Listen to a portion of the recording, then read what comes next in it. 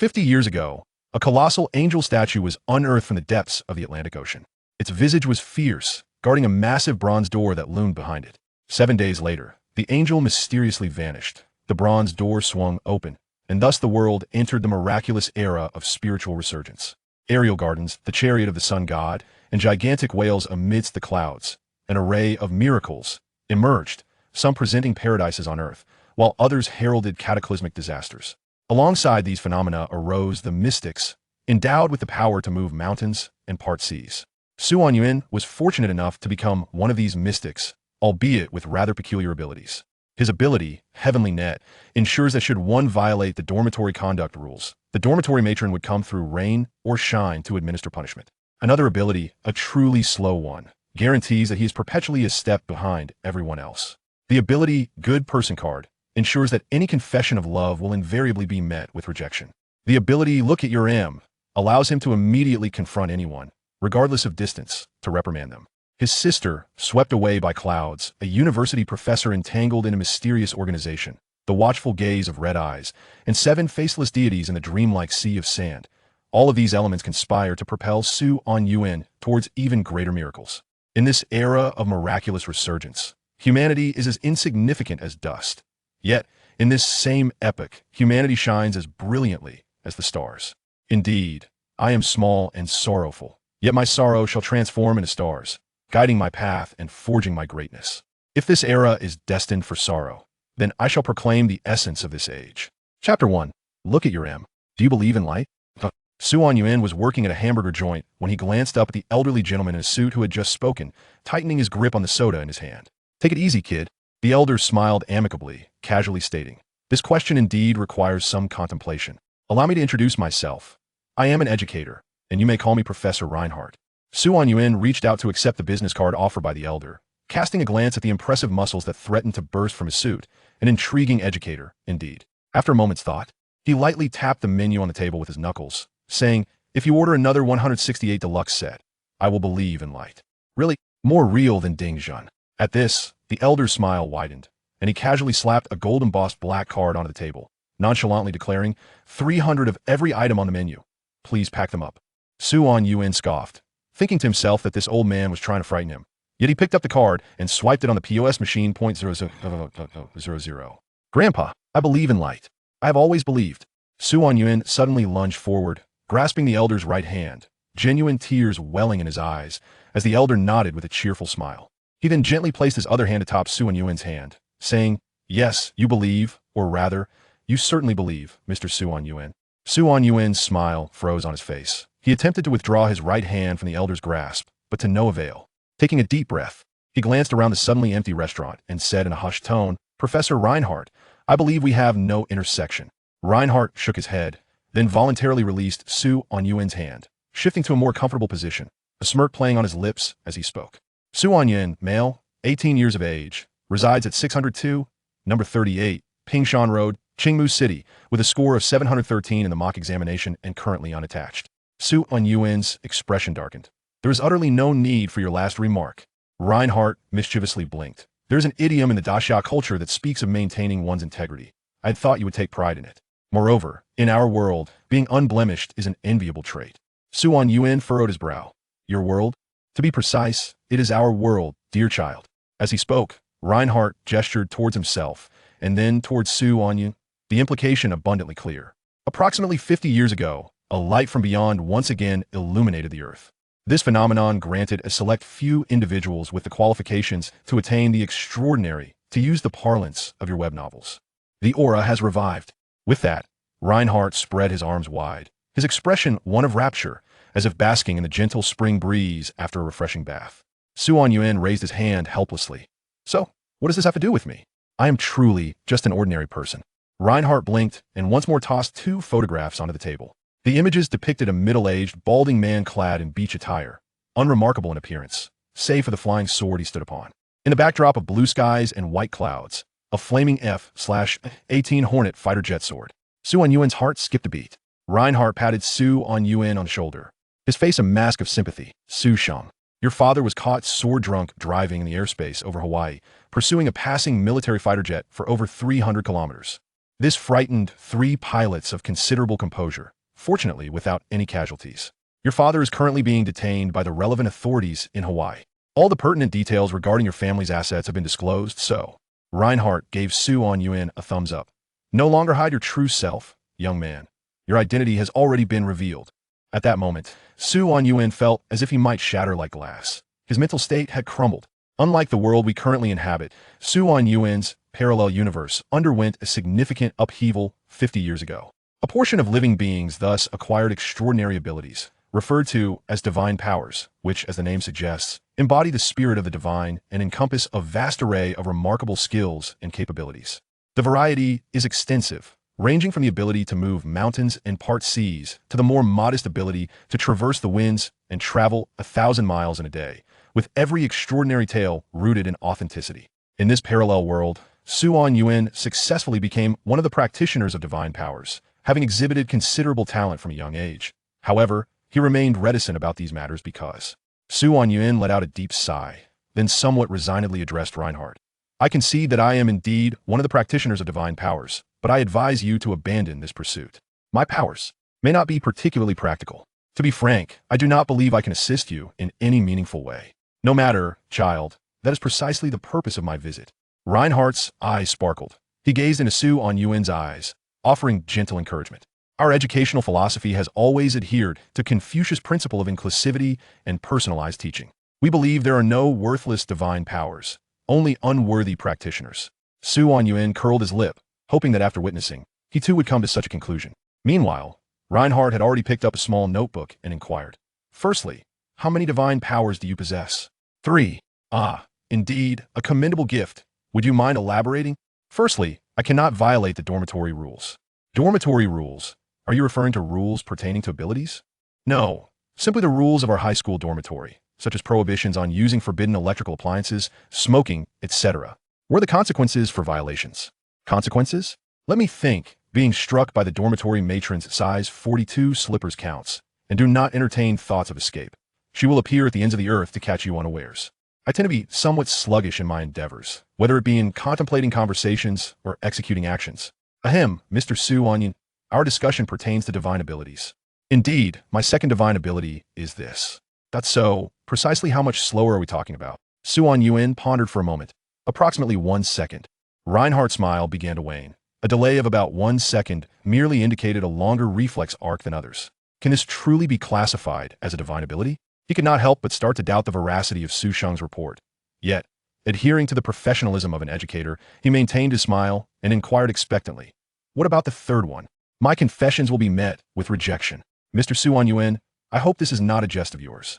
This is certainly no joke. Just see for yourself, Professor Reinhardt. I harbor feelings for you. I must decline, child. This is not an excuse to evade the issue.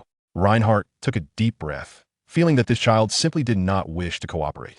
Given this, there seemed to be no necessity to continue the interview. However, just as Reinhardt stood to depart, Anyuan suddenly called out to him, Actually, I possess another divine ability.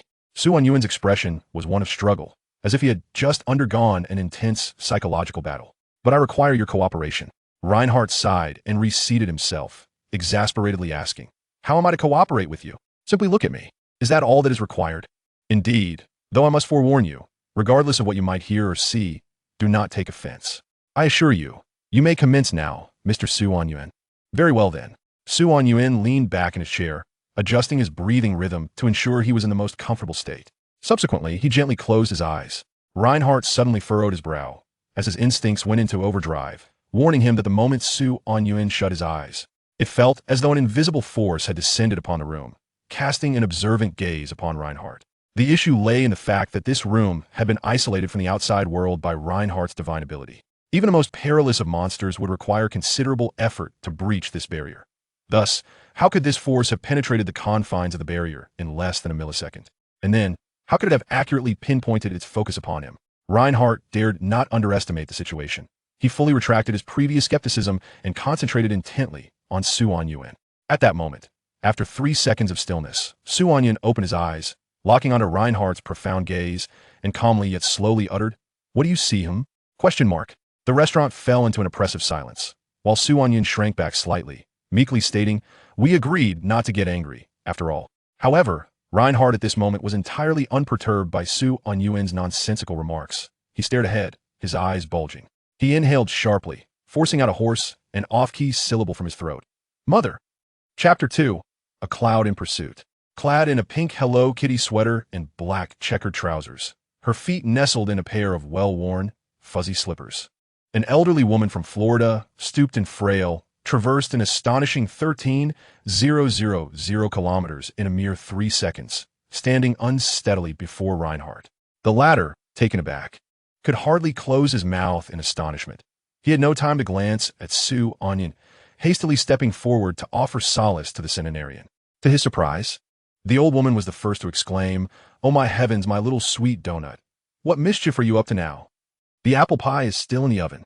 You summoned me here at such a crucial moment. Do you comprehend the implications of this, my dear?" "Goodness, Mom. This is utterly unbelievable. Let me explain. It means the apple pie is going to burn, you fool. Do you understand what the apple pie signifies? It embodies my delightful afternoon and cherished moments. And you have ruined it all. Now, return me at once. If the apple pie is ruined, I swear I will shove your head into the oven. Yes, I swear." The old woman's furious roar was still powerful and resonant. Confronted with this innate bloodline intimidation, the octogenarian Reinhardt felt as though he were a wayward child, unable to lift his gaze. In desperation, he turned to Su Anyuan for assistance.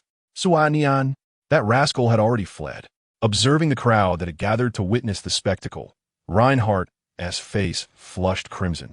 Yet a glimmer of something unusual flickered in his eyes. Su Anyuan was indeed extraordinary. His father was right. He truly was a remarkable boy. "Fool, are you even listening to me? I should never have given birth to you. I ought to have let your idle father toss you onto the bed instead." Reinhardt, what a naughty child. Outside the walls of Aoki High School, Su Anyuan glanced around furtively, like a thief, before swiftly shedding his hamburger joint uniform, neatly folding it and tucking it away.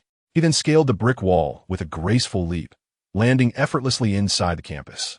Upon looking up, he found himself face to face with a pair of impeccably polished leather shoes. Su Anyuan, the dean of students. The sudden silence in the air was palpable.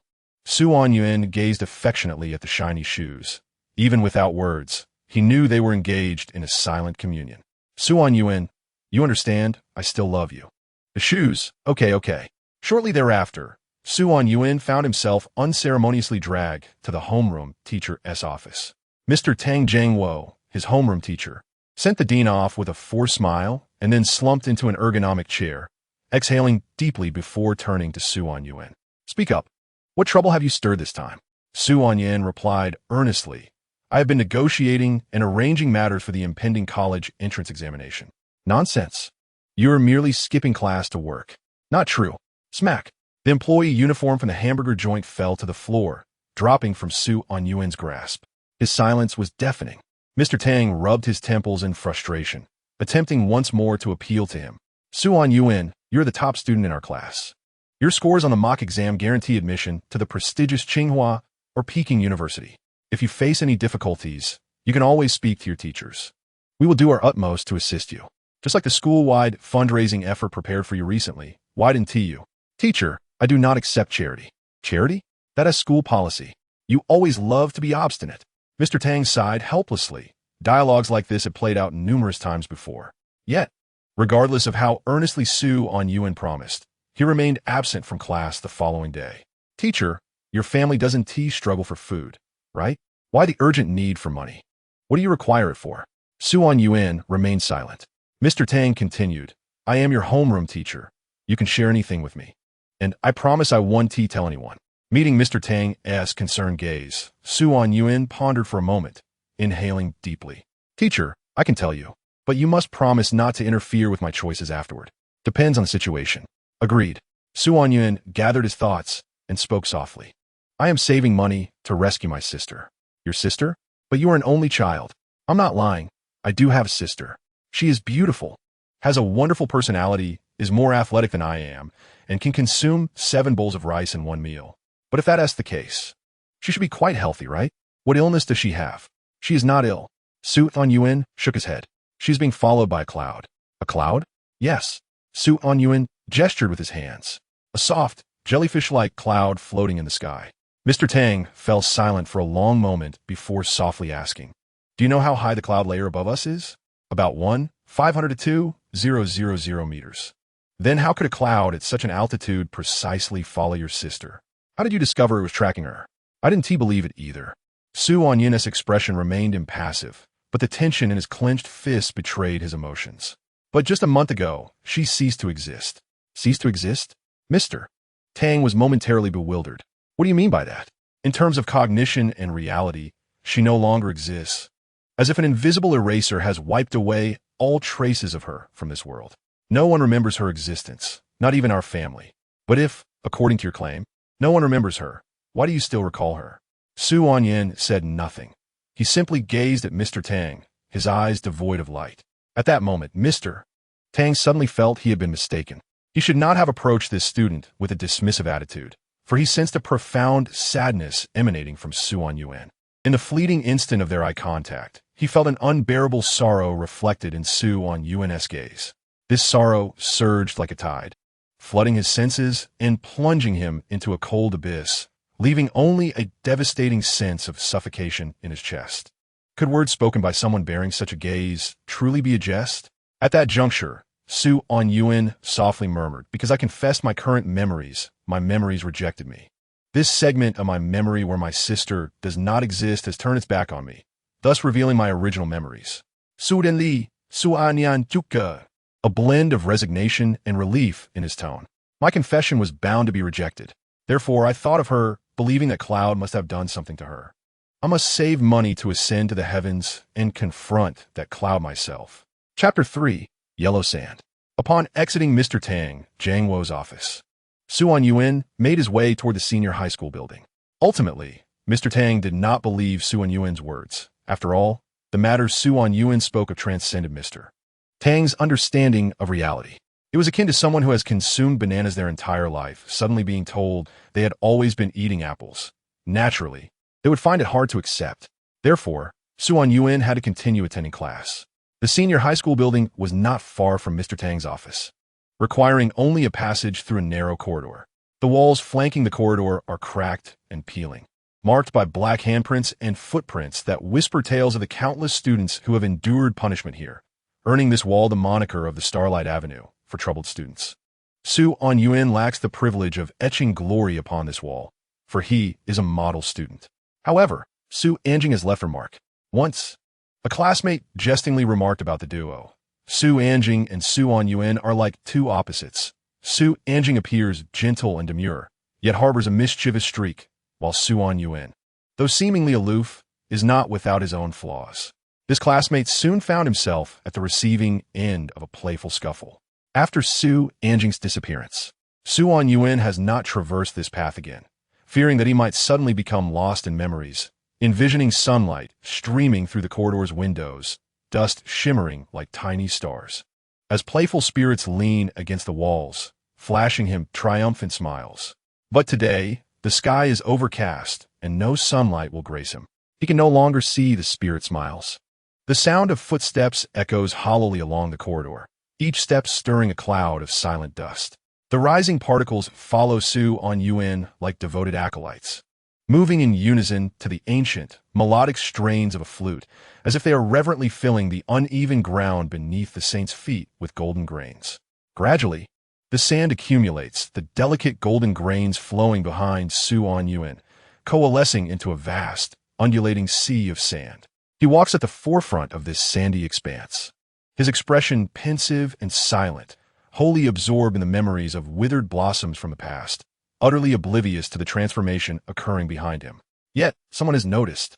Across the corridor, a student who had skipped self-study gaped in astonishment, his lollipop tumbling silently from his mouth as he beheld Su Anyun approaching, along with the swelling sea of sand behind him. In that moment, it seemed as though time itself stretched infinitely for him. He glimpsed ancient ruins emerging from the swirling yellow sands, a faceless giant trudging through a sandstorm with a sword in tow, and colossal sandworms roaring skyward. It was a glimpse of a long-gone calamity, a fragment of an apocalyptic vision. "Oh heavens!" Lu Zitao gasped, initially seeking only a serene spot to engage in a delightful game with his newly acquired iPhone 13. never anticipating such an extraordinary spectacle. His right hand instinctively reached for his pocket, eager to capture this wondrous moment. But after a prolonged search, all he retrieved was a handful of yellow sand. Damn! True to its name, the iPhone turned to sand before I could even take a picture. The pixel quality is astonishing. Is something amiss? Anyuan.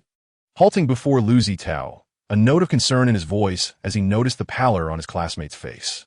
Why you, behind you? Lu Zitao stammered, but fell silent, as the sea of sand had vanished without a trace, leaving only an empty corridor in Su Anyuan's wake. What is the matter behind me? Su Anyuan asked, curiosity piqued, yet he did not turn around. Lu Zitao shook his head. I thought I saw a sea of sand behind you. Apologies. I might have been mistaken. A sea of sand? Quite an intriguing notion. Su Anyuan nodded, then raised his thumb in appreciation. You possess a remarkable imagination. Indeed, he continued, but it would be wise to retire early. Frequently witnessing illusions could be detrimental to one's health. Oh, Lu Zitao watched as the peculiar youth walked away, scratching his head in bewilderment. Yet, as he did so, inspiration struck him, and he abruptly reached for his pocket. My phone. It's gone, he exclaimed. Wait, the yellow sand. My phone transformed into yellow sand. Everything that just transpired wasn't an illusion. It was real. Superpowers. Could this be a warning for me to keep my mouth shut about what I witnessed today? As this realization dawned, Lu Zitao's expression morphed into one of mounting horror, beads of cold sweat forming on his brow, his imagination conjuring enough material for a 30,000-word narrative in mere seconds. Lu Zitao, why aren't you in self-study? A sharp voice jolted Lu Zitao from his reverie, revealing Tang Jiangwo standing before him, having appeared seemingly out of nowhere. Tang Jiangwo cast a disdainful glance at the retreating figure of Su Anyuan, then turned his gaze back to Lu Zitao, his expression laden with meaning. I trust you weren't seeking a classroom for a game? In that instant, Lu Zitao understood the weight of a single glance. Tang Jiangwo's gaze was enough to make him contemplate a place where he could bury himself for a millennium. But then a thought struck him. No, wait. My phone has vanished into the ether, without evidence. I have nothing to fear. Thus, Lu Zitao resolutely declared, old class, I assure you. I was not playing with my phone. My sole focus is studying. I am eternally devoted to learning. If any phone were to appear before me, I would promptly send it to the netherworld. Oh, is that so? A heartfelt declaration. Very well, let me witness your sincerity. The heavens bear witness. Lu Zitao found himself at a loss for words as Tang Jiangwo produced a very familiar iPhone 13. Instinctively, he reached for his pocket, a wave of panic washing over him. He had just checked his right pocket, while his phone lay safe and sound in his left. The phone is supposed to have turned to sand, yet here it is. What a disaster. With a deep sigh, Lu Zitao raised his thumb in a gesture of defeat. Old class, you truly are a master of deception. Tang Jiangwo replied with a confident smile. As a second-time player, I have seen all tricks. Your little schemes are but remnants of my past exploits. You now have two choices, send it to the netherworld, or, as he spoke, Tang Jiangwo rolled up his sleeves, revealing his muscled arms, cracking his knuckles with a grin that gleamed with mischief. I will send you to the netherworld. Chapter 4, Beware of Miracles. Su Anyuan pushed open the classroom door, and an immediate hush fell over the room, all eyes fixated on him with shock. Su Anyuan, Poset, bewildered. Am I in the wrong class? He took a step back, glancing at the doorway. No one else appeared to be lost. Just then, a commotion erupted from within the classroom. Brethren, as Su Anyuan's gaze swept across the room, a portly boy bolted from the back row, hurtling towards him like a freight train and crashing into his embrace. Crack! Su Anyuan felt several ribs give way. Brethren, I've missed you so much. The chubby boy exclaimed, his overpowering scent of laundry detergent enveloping Su Anyuan like a heavy hand, ruffling his hair and delivering a playful slap to his face.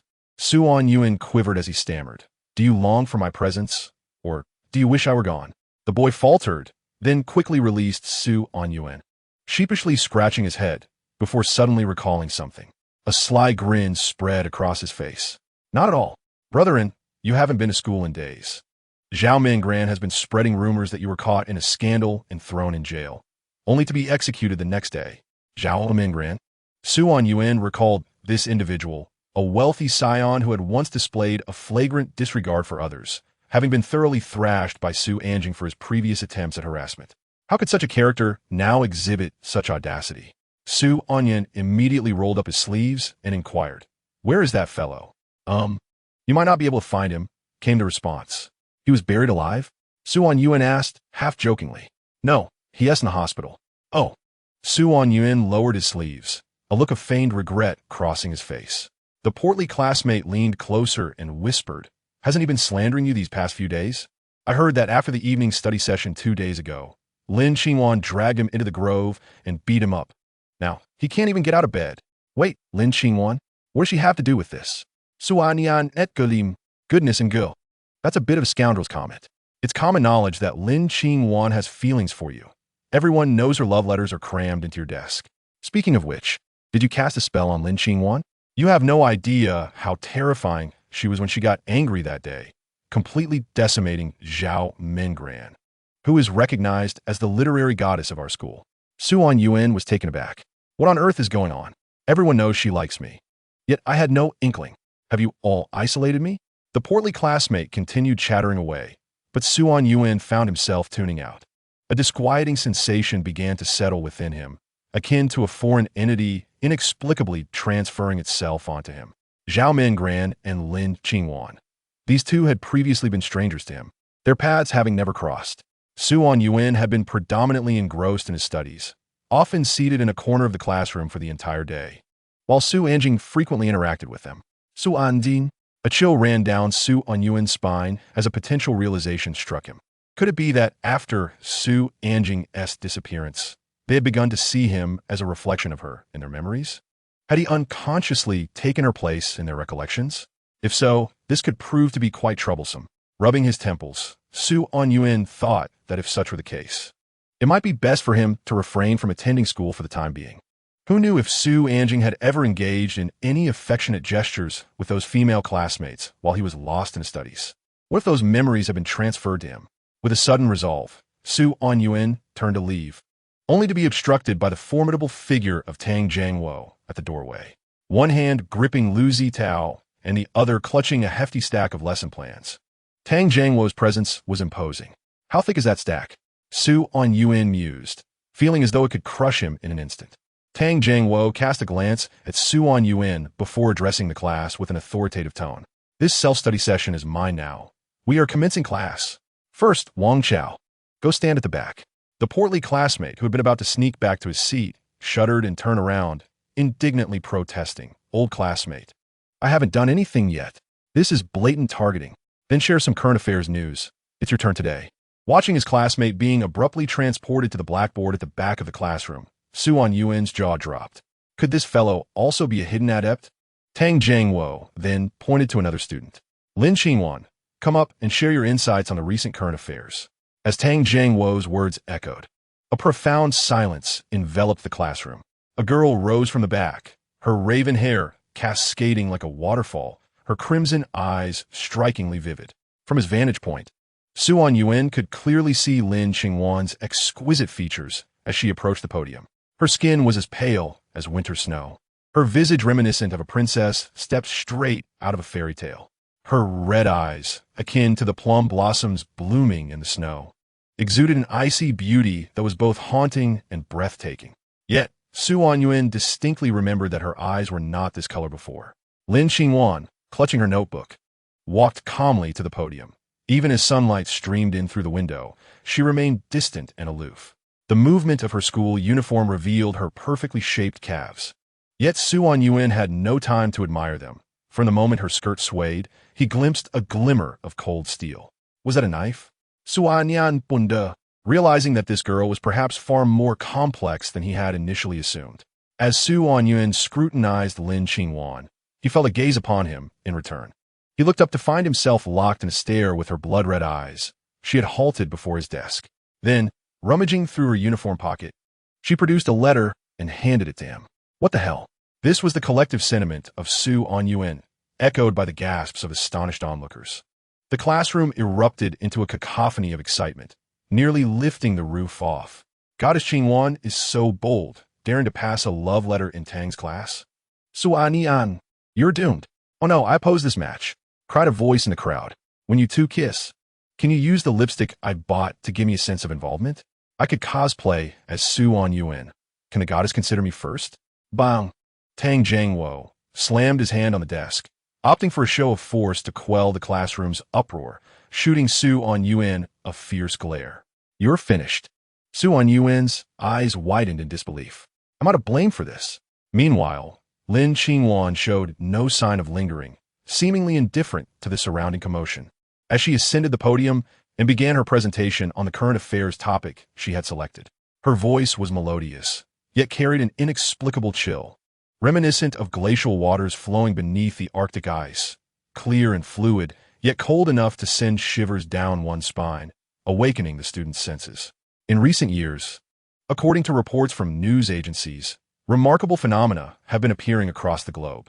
In May of 2002, the North American military detected a colossal bronze statue deep in the Atlantic Ocean, estimated to stand over 600 meters tall, depicting a mythic angelic figure, grotesque in appearance, with its hands clasped in prayer. Approximately 200 meters beneath the angel, a portal adorned with angelic wings was discovered, sealed by 7 chains.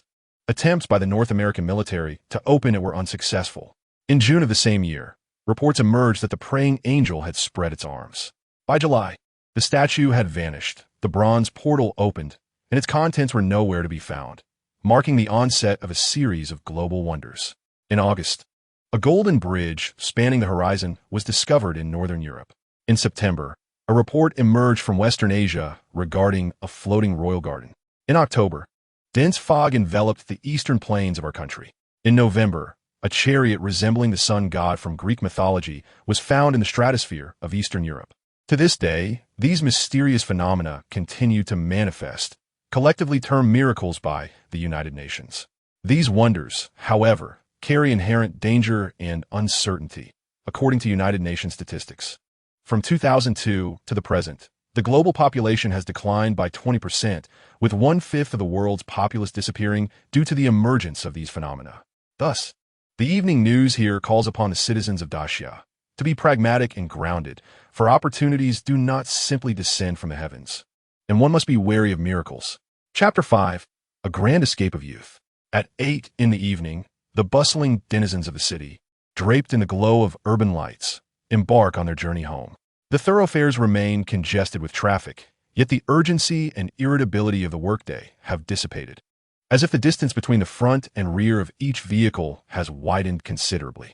Amidst the sounds of car radios and music, the machinery of the city appears to gradually disengage from its high-speed operation, except for one location.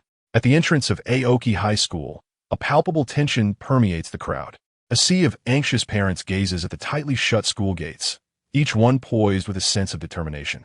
Their cold and serious expressions reminiscent of generals facing the battlefield, for their decisions will influence the course of the entire nation. Amidst this assembly of parents, a tall figure stands out conspicuously. Reinhardt observes the throng of student guardians and cannot help but reflect the profound bond of parental love, regardless of the day's demands. Parents invariably carve out time to accompany their children home. Beside Reinhardt, a casually dressed middle-aged man, cigarette dangling from his lips, shrugs. I beg to differ. If this were Japan, I might assume I'd encountered some local gang. Mr. Fuma, this is Dacia. It is precisely because I am aware of this that I can stand here idly chatting with you, rather than fleeing at the sight of these individuals. Fuma surveys the bustling crowd, the mingling scent assailing his senses, akin to a blade piercing through his olfactory nerves, and he cannot help but frown. Professor, we have been here since 7 o'clock, waiting for nearly 3 hours. Damn it, I could hardly believe that a school would dismiss students after 5.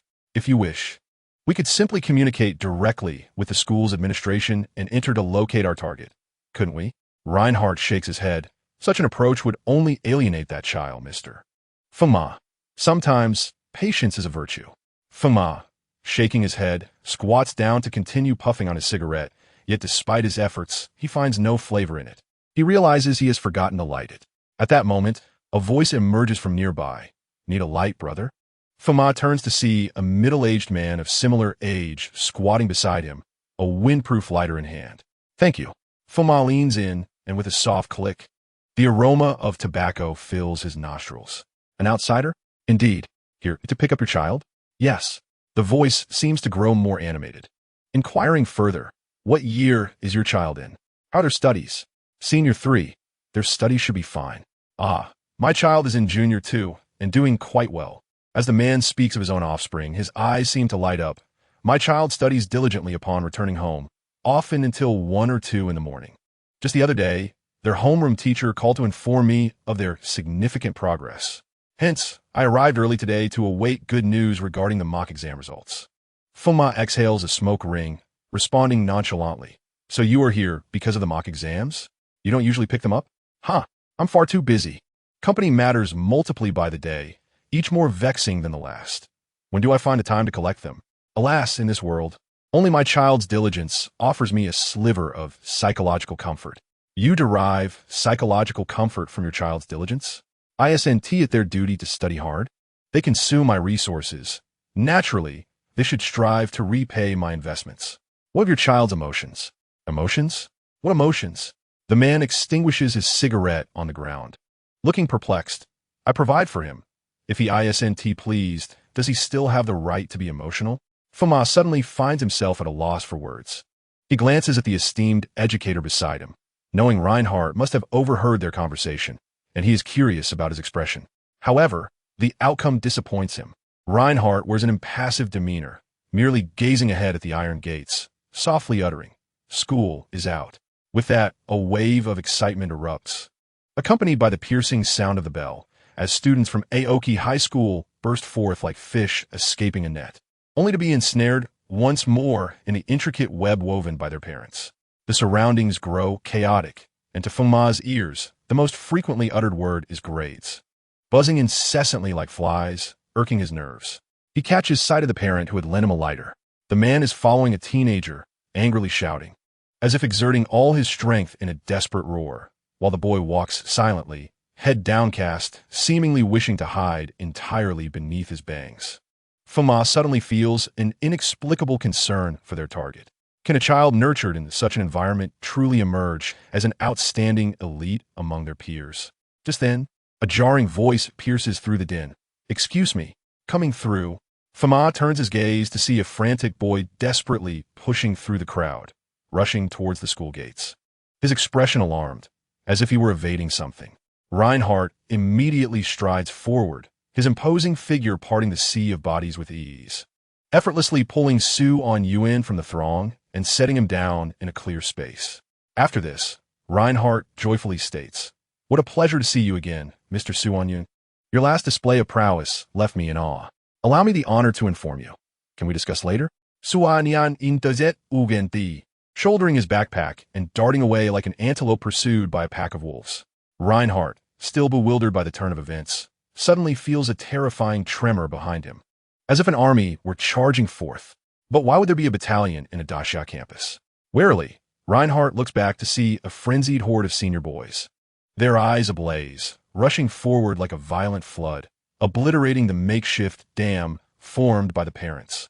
They charge towards Reinhardt, bellowing a name, "Su-on-Yuan, you scoundrel! Su-on-Yuan, get out here! You beast, don't run! Return our goddess Lin Qingwan to us! Capture him, strip him, and tie him to the lamppost to commemorate our youth." The spectacle before him is as shocking as witnessing interstellar travel for the first time. Reinhardt stands in stunned silence, while Fuma suddenly feels his earlier worries were unfounded. A person capable of inciting such tumult is destined to become a leader among the extraordinary. Just then, Su-on-Yuan's voice echoes from afar. "What are you waiting for? Keep up." "Huh? Oh." Without further exchange, an octogenarian, a middle-aged man in his 30s, and a teenager launch into a fervent and grand escape. The long-lost vibrancy of youth blossoms in this moment. Chapter 6. The one who disappeared is me. If one were to inquire about the liveliest spot in the nocturnal Qing city, the barbecue uncle donned in a floral apron would offer you a knowing smile. The barbecue stalls have long been a hallmark around Qing City High School, particularly the beloved Heartbeat Barbecue.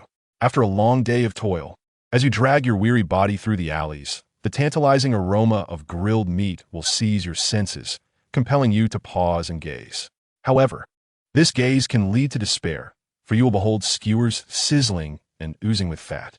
Under such an irresistible scene, Even the passing dogs are tempted to wander in for a plate of edamame. Perhaps the owner might even generously offer a bone. But alas, don't expect any favors for the solitary souls. At this moment, a rather conspicuous group is seated at the Heartbeat barbecue stall. An elderly gentleman in a suit towering at nearly 3 meters, a middle-aged man languidly puffing on a cigarette, and a high school student clutching a backpack. This peculiar ensemble invariably sparks passers-by's imaginations regarding their identities, perhaps a butler, a chauffeur, and a young master. Clearly, our charisma is potent enough to attract quite a few curious glances. Let us have 30 skewers of chicken feet, 30 of the oily breast, and 3 servings of that clay pot noodles, Reinhardt declared, his mood buoyant as he marked the barbecue menu with checks. Feng Ma, seated beside him, seemed hesitant, visibly uncomfortable in the current environment, unable to reconcile the drooling old fool before him with the ruthless figure he had envisioned in a suit. Suaniang, on the other hand, felt compelled to point out that this foreigner did not quite grasp the essence of barbecue. How could one indulge in such a feast without ordering a portion of the wickedly spicy chicken wings? All right, that will suffice. Thank you, young one. After returning the menu to the server, Reinhardt smiled at Anyuan. I ordered the grilled sea fish for you. As I've heard of your fondness for seafood, if the opportunity arises, do visit my estate in North America, located on a remote island surrounded by the sea, where the seafood is exquisite. Thank you. Are all you psychics so affluent? Suanian inquit. Wealth is merely a measure of value. And when your worth transcends the confines of monetary assessment, such matters become trivial, Reinhardt replied, raising a glass of ale. I believe you will soon reach such heights, Mr. Su Anyuan. Your excellence is beyond question. Su Anyuan shook his head. I am not an exceptional person. Many consider me quite obstinate. For instance, although I relish this barbecue, I still wish for you to speak candidly. Indeed, such directness is quite efficient. I assent it. Reinhardt sat up straight, adopting a serious tone. Allow me to reintroduce myself. Reinhardt, a distinguished professor at the Sky Garden. This is my student, Feng Ma. Feng Ma nodded. Class of 82, Restriction Department, Feng Ma. Currently a member of the 7th Mobile Task Force, Mongoose Squad. Su Anyuan chuckled. Sounds like a setting from a fantasy novel. A clever observation. Yet reality often surpasses fiction in its fantastical nature. Wouldn't you agree? As Reinhardt produced a document and placed it on the table, its cover depicted a weeping angel statue concealing its face. Designation 0013, Deep Sea Angel, publicly heralded as the dawn of the era of wonders. Yet various miracles have existed long before its emergence. However, miracles do not always bestow hope. More often than not, they serve as gateways to hell on earth, unleashing unfathomable horrors that bring forth endless despair and death. And we're the ones who covertly bury these wonders. With that, Reinhardt lightly tapped a golden emblem in the upper right corner of the document, resembling a magnificent aerial castle surrounded by outstretched olive branches. The 4-pointed star atop, resembling a Damoclean sword suspended above. Sky Garden, a school established by the United Nations aimed at nurturing psychics worldwide, seeks to uncover and assist them in mastering their abilities, cultivating fresh talent to combat the surging tide of miraculous phenomena. In the 50 years since the emergence of miracles, the United Nations has founded 4 similar institutions, with Sky Garden being the most distinguished. We possess the most advanced miracle positioning system, a formidable faculty, an exceptional learning environment, and generous scholarships. Virtually all of the world's outstanding youth converge here, including royal princesses and daughters of the underworld, implying that you will not lack companionship at Sky Garden. Reinhardt winked at Su Anyuan, jesting. However, it seems you do not require such, do you? Su Anyuan's expression darkened, but he swiftly regained his composure, his gaze earnest as he replied, You are right. But I believe it is time for a different conversation partner, perhaps that elegant elderly lady from this morning. What do you think? As he opened his mouth to call out, Reinhardt quickly gestured for him to desist. Ahem, she is far too old. Let us not trouble the elderly. Wiping his brow, Reinhardt took a bite of the lamb skewers served by the waiter, his eyes lighting up. Delicious. The cumin and chili powder dance upon my tongue. Mr. Su Anyuan, would you be willing to enroll in Sky Garden, or did you have further inquiries? Su Anyuan remained silent, glancing at Feng Ma, who was quietly sipping his beer. Feng Ma raised an eyebrow, signaling him not to look to him for assistance. He was merely a worker. Thus, Anyuan asked, "In your dealings with miracles, have you encountered a cloud resembling a jellyfish?" Reinhardt appeared to anticipate this question, shaking his head regretfully. "I'm afraid our database does not contain information on such a miracle. You know that I am not seeking that answer." Anyuan tapped the table. "I wish to know your perspective on the matter.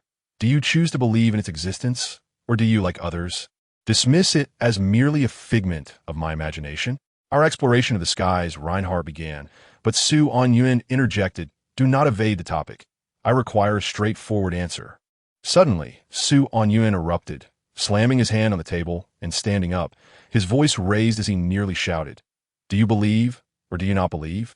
The surroundings fell abruptly silent, and the diners who had been eating vanished without a trace, leaving only the three of them in the vast Heartbeat barbecue stall.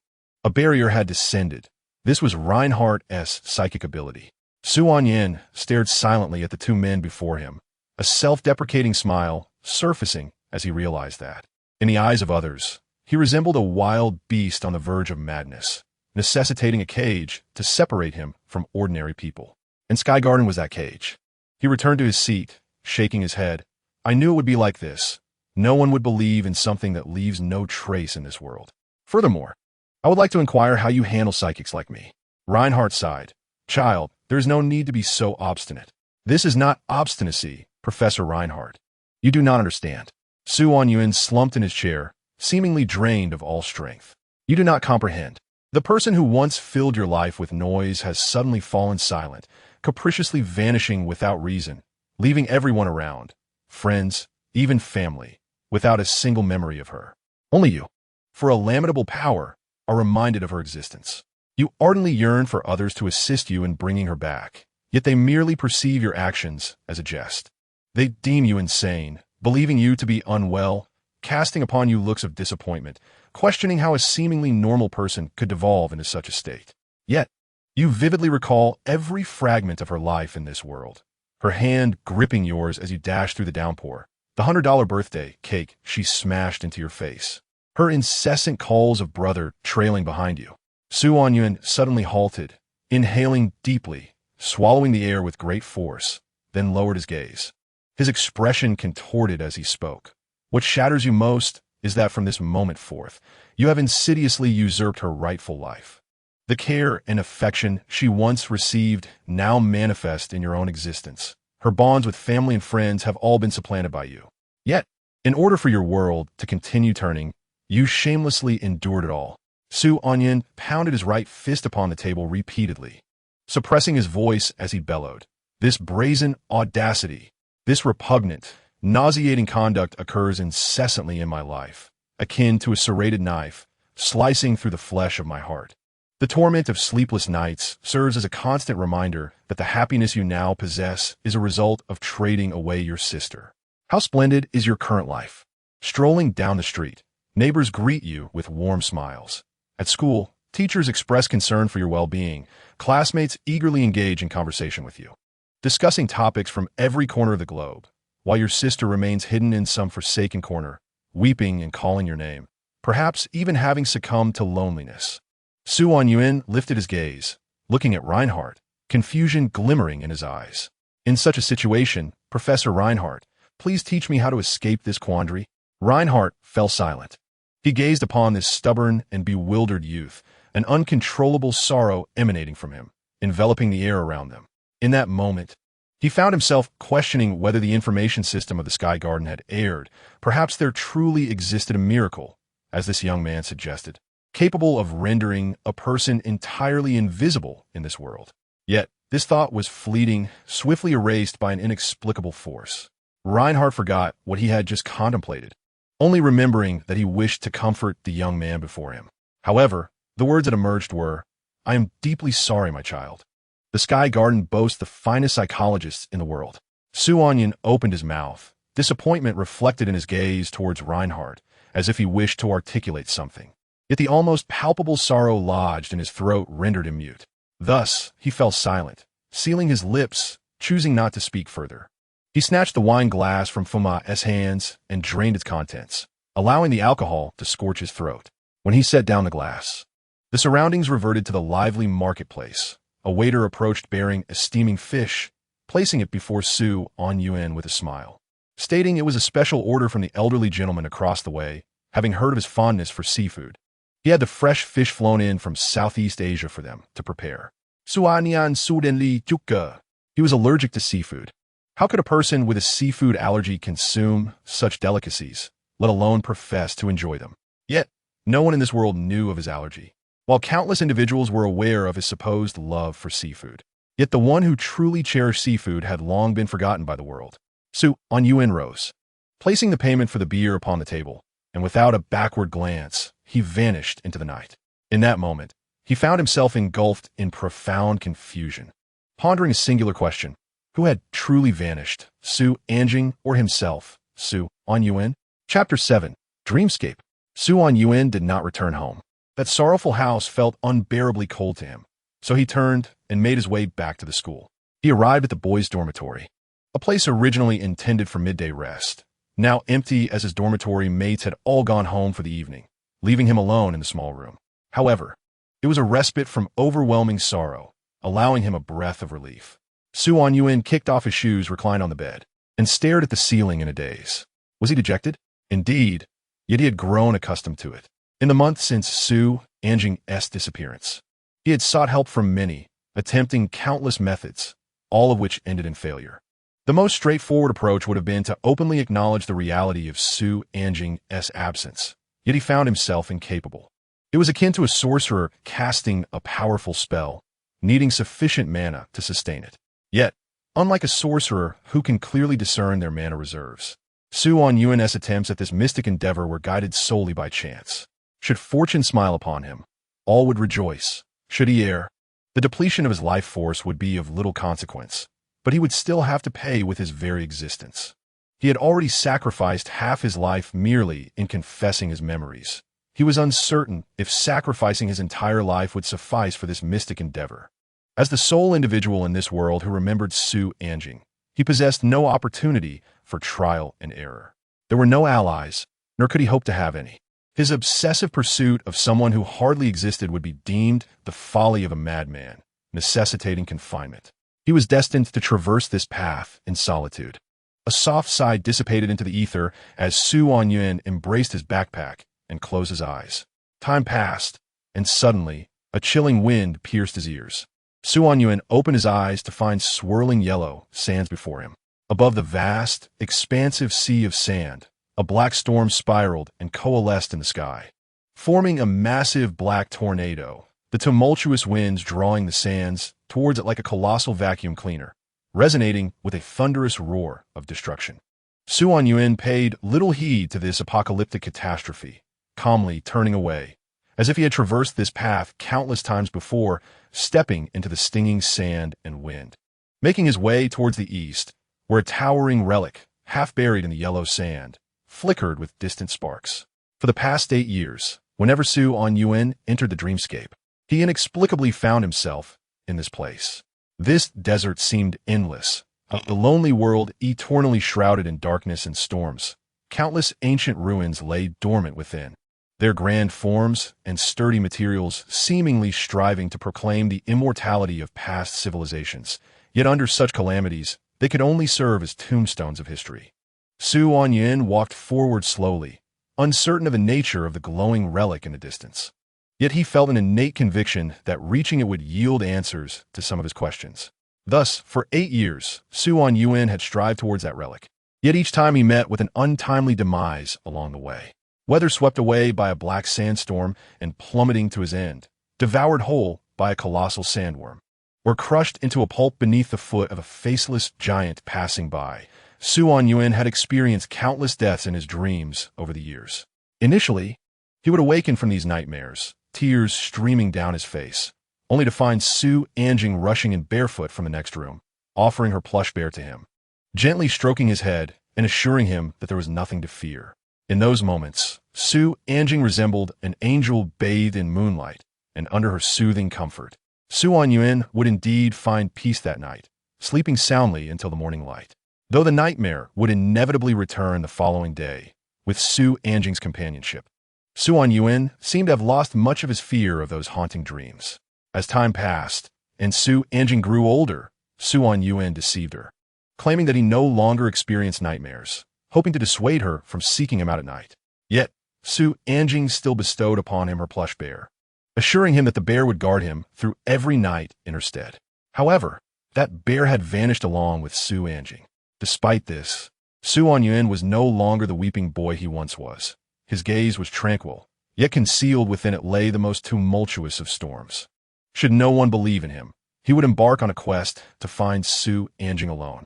For this, he required greater strength. In the distance, the ruins shimmered like beacons, and an inexplicable premonition surged within Anyuan, suggesting he would uncover something therein, a pivotal aid, a fleeting opportunity, the sole straw to grasp as he floundered. He was determined to seize it with all his might. The tempest in the desert grew increasingly ferocious, as if rebuking the impudent intruder. Suddenly, the sand dunes ahead began to swell, accompanied by a violent tremor. Perhaps it was not an illusion, for it appeared the dune was inching toward Anyuan. Anyuan's complexion shifted drastically. Countless brushes with death echoed within his mind, issuing frantic warnings. This was a sandworm, a colossal sandworm, unprecedented in size. He swiftly scanned his surroundings, recalling his successful evasion of a sandworm once before, when he had hidden beside a colossal statue whose features were obscured. Yet this time, there was nothing nearby. The terrain was as barren as an open field before a city gate, leaving him as exposed as $100 bill dropped in an arena of ravenous hunters. With no recourse, Anyuan could only watch helplessly as death approached. The sandworm's gaping maw opened wide, and in an instant it swallowed him, along with a torrent of yellow sand. Endless darkness, excruciating pain. Anyuan jolted awake, but instead of the ceiling of his dormitory, he was greeted by an expanse of swirling sand. He had not departed this place due to death. Was it because he harbored no desire to leave? Rising from the sand, he examined his hands, glanced toward the distant lights, and stood up, embarking upon his journey anew. This time, a massive stone fell from the heavens, crushing him. The next time, a skeleton soldier hidden within the ruins severed his head with a single strike. Again, he was consumed by quicksand, suffocating to death. Yet another time, he was overtaken by a sandworm mid-flight, obliterated in a single bite. Time and again, he perished. Anyuan could scarcely recall how long this dream had persisted, nor how many times he had died. He had grown numb, his face devoid of expression. Even the pervasive sorrow had dissipated, replaced by an inexplicable pressure swelling within his chest. So diminutif, so pitiful. He could scarcely traverse 100 meters in this desert. The laws of survival were starkly evident here, with the relentless cycle of the strong devouring the weak. And Anyuan found himself incapable of besting even the most rudimentary skeleton soldier. The more he pondered, the more despondent he became, his stubbornness igniting a fierce determination. He began to fight back, to claw at the attacking skeleton soldiers with his teeth. Was it so ardently desired that he should not reach those ruins? Today, he would make it happen. With each subsequent death, his frustration mounted, swelling to the point of nearly bursting his chest. Awakening once more from the sea of sand, he inexplicably began to rage, to scream in fury. He cursed the sky, the sandstorm, the tornado, the sandworms, and this world itself. Come at me then. Bring it on. If you can't kill me, I swear I will turn this cursed place into a toilet. I will hang the head of a sandworm on my toilet seat. Anyuan's eyes blazed crimson as he fiercely twisted the spine of a skeleton soldier, dragging its rusted sword, step by step, toward the encroaching sand dune. A resonant, ancient roar echoed. This was the sandworm's bellow. It was displeased. It was furious. It was issuing a warning to the blasphemer. Anyuan's own roar erupted in defiance against the sandworm's growl. In terms of fury, he, Anyuan, surpassed the sandworm. In that moment, Anyuan seemed to transform into a fearsome ancient beast, raging and charging toward the hill. As if the ground had sounded the horn of counterattack against hell, a mortal storming forth against death. Death, thunderous roars, a furious charge, collision, the pressure of the winds, the swirling yellow storm, the deafening battle cries, carnage, bloodshed and grandeur. The black sandstorm swirled and dispersed, and after an indeterminate number of epochs and cycles, The relentless clashes in the boundless desert finally ceased. At that moment, the world appeared to welcome the light. A radiant glow pierced the darkened realm, and the swirling yellow sand shimmered like a constellation of stars. Under the watchful gaze of the stars, the boy emerged from the dust, dragging the colossal heart of the sandworm, resolutely advancing toward the ruins ahead. The path stretched ahead for 1,000 meters, all smooth sailing. Yet, just as he reached 1,001 meters, a thunderous crash resounded, and a towering faceless giant loomed before him. Anyuan looked up at the giant, and it gazed back at him. Slowly, he raised his right hand and extended his middle finger skyward. Thus commenced a new round of death and collision. Chapter 8. The Eerie Letter. The following day, at the corner of the teaching building, two figures, one stout, the other slender, squatted in the shadows, engaged in a clandestine meeting. Brethren, I feel as though you've changed. What? Your eyes. You're not suggesting I have lions hidden in them, are you? How could I resort to such an antiquated joke? The stout one contemplated for a moment and elaborated. Previously, your eyes resembled the gentle stream of autumn, flowing with a hint of melancholy, but now, well, though the sorrow remains, it seems as if the water has been drained. Anyuan, with a lollipop in his mouth, gazed into the distance with a visage marked by the passage of time. If you were to die 100,000 times in a single night, you might understand how I feel. Huh? Never mind such trivial topics. The reason I summoned you here is for a daunting task. Are you planning to bury Zhao Mingren alive? How is that daunting? I'm asking you to help me keep an eye on Lin Qingwan. The stout one inhaled deeply, then raised his thumb. Brethren, so you called me over this early just to make me a part of your play? That's quite perverse. I like it. You've misunderstood. We aren't together at all. That makes it even more perverse. Anyuan rolled his eyes in exasperation.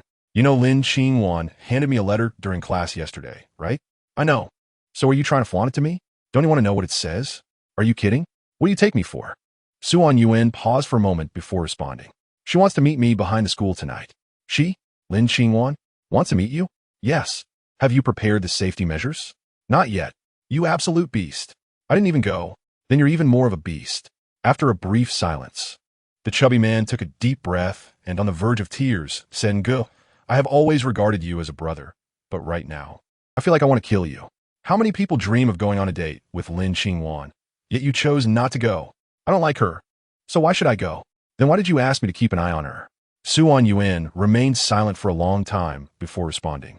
I didn't want to either. It wasn't until this morning, when the dormitory supervisor's knock on my door woke me, that I realized I had spent almost the entire night lying in blood. The letter, as if imbued with life, began to bleed profusely after I tossed it aside. Each time it bled, it was not much, but it didn't flow out through the cracks of the door. Instead, it accumulated in my dormitory in an eerie manner. I felt that if the supervisor hadn't woken me, I would have drowned in blood. It was compelling me to find Lin Qingwan. Having said this, Anyuan looked at the chubby man with gravity. Wang Chao, I understand that what I am saying may seem beyond reason, but you must believe me. Reality is often more absurd than fiction. I need you to monitor Lin Qingwan's movements at all times while I make a trip to the grove. What uses it to go there now? Lin Qingwan must already be gone. Precisely because she's gone is why I dare to go. I suspect that the letter is directional. If I go to the grove, perhaps it will cease to bleed. And the letter? I tossed it into the supervisor's foot bath. You truly are my biological father. At this moment, across from Aoki High School, in an unoccupied cafe, Reinhardt faced a virtual screen, his fingers dancing across it swiftly, his expression growing increasingly grave. Is there a situation? Feng Ma inquired beside him, to which Reinhardt nodded solemnly. The apocalypse has detected abnormal fluctuations. The space in this area shows signs of inward collapse. Feng Ma was taken aback. Then his previous despondency vanished as he straightened up, saying, "A miracle?" "Yes." Was the scale level temporarily classified as safe? "Oh." Feng Ma instantly lost interest, reverting to his earlier demeanor as he puffed on his cigarette. "You could just go take a look, couldn't you? The Sky Garden has sent a temporary assignment, instructing me to assist with the containment of miracles in the neighboring city." With that, Reinhardt closed the virtual screen. "I regret to inform you, my child, that we may have to part ways here. The formation of the ruins in Aoki City will require some time, though not too long. When the time comes, I will be entrusting you and the Meerkat squad with the task." "And our target this time?" Reinhardt paused for a moment, sighed, and replied, He is an excellent child. I have always believed so. However, his state of inspiration is not very good. After this matter, I plan to communicate with Su Sheng first, as I feel he hasn't been entirely truthful with me. Having said this, Reinhardt gently tapped the table, and the cafe instantly filled with patrons. Then for now, farewell, my child. May all go well, Professor. Reinhardt exited the cafe, while Foma exhaled a smoke ring, gazing out at Aoki High School, suddenly stating, "Are we all prepared?" All in position. From behind, 3 synchronized responses rang out, revealing 3 casually dressed members of the Meerkat squad who had sat down around Foma. One member, dressed as an office worker, quietly reported, East Aoki City, 200 meters from Aoki High School, behind the rockery and Unity Garden. Huali is evacuating the crowd. Foma extinguished his cigarette, his expression turning serious as he commanded, "Move out." He then rose first, sweeping his coat aside, striding forth like a gust of wind. The other 3 team members followed suit, their lips curling in a smile, thinking their captain looked quite handsome when serious, but soon a voice interrupted, "Oh, pardon me. I almost forgot to settle the bill. 2 cups of coffee for 130? Did that old rogue who just left not pay for himself? Damn. Can a police badge get a discount?" The 3 team members thought. Can we take back what we just thought? Outside the cafe, a raven with red eyes withdrew its gaze, flapping its pitch-black wings as if laughing maniacally. Reinhardt has left. This is truly an immensely joyous comedy. Ha ha ha. The laughter was drowned out by the voices of people on both sides of the road, and as Foma stepped out of the cafe, he felt a chill run down his spine. It's freezing. Chapter 9. Let's have a fight. Handsome guy, this is the idol, please respond, over. Idol. This is the handsome guy. Quickly report Lin Qingwan's whereabouts, over. Lin Qingwan has appeared in the corridor of the senior building. She seems to be heading to the classroom. Over. Received. Idol, keep a close eye on the target. The handsome guy is heading to the Grove. Within Aoki High School, 2 suspicious figures clad in burger shop bags were acting independently, their movements synchronized and professional, resembling 2 operatives on a mission. Idol Wang Chao was responsible for monitoring the boss's whereabouts, while the handsome guy, Suan Yuan, took on the role of a secret infiltrator. Idol calling handsome guy. This is the handsome guy, what's up? I feel like what we're doing isn't quite right. Just now, a few passing schoolgirls seemed to look at me with disdain. You misread them. They were merely shyly averting their gazes because they found your outfit too cool. I thought so too. Handsome guy, your idea of using a disguise is simply brilliant. Trust me on this. As Suan Yuan encouraged the chubby man over the phone, he casually tore off the burger bag from his head and tossed it into the trash can, hastening towards the school's rear wall. Idol. The handsome guy is nearing the rear wall. Report Lin Qingwan's position. Rest assured, handsome guy, go boldly. Lin Qingwan has entered the class. Wait. She is out again. She is going downstairs. Damn. She is quick, really quick. Su Anyuan was taken aback, his legs pumping harder as he yelled into the phone. She must have sensed something. Find a way to delay her. Damn. How am I supposed to delay her, handsome guy? The danger has passed. She just went to the restroom. The restroom? I suspect she's just trying to throw us off the scent. Idol. Charge in and follow her closely. The chubby man's curses nearly exploded from the screen. Screw you. Do you want me to be a pervert? Don't you want to? Get lost. Suan Yuan quickly pulled the phone away. Now having reached the rear wall of the campus, his gaze swiftly scanning the area before he dashed over to a patch of ivy, parting it to reveal a hidden crevice. Suan Yuan breathed a sigh of relief. Thankfully, it was still there. This crevice had been created by Su Anjing for easier climbing over the wall during class skipping, and Suan Yuan, having caught her many times, was well aware of its existence. He stepped into the crevice, gripping the wall's edge with both hands, using his forearms to push his body over, executing a series of fluid and graceful movements before preparing to land with a flourish. Thud. Handsome guy, did something happen on your end? I heard a loud explosion. No worries, you misheard. Suan Yuan grimaced as he got up from the ground, wiping the dirt from his face as he lifted his gaze forward. Qingmu Middle School is nestled against a verdant area, much of which has been transformed into various theme parks. Yet, the patch of locust trees adjacent to the school remains in its pristine, natural state, untainted by human intervention, exuding an earthy aroma mingled with the scent of moss.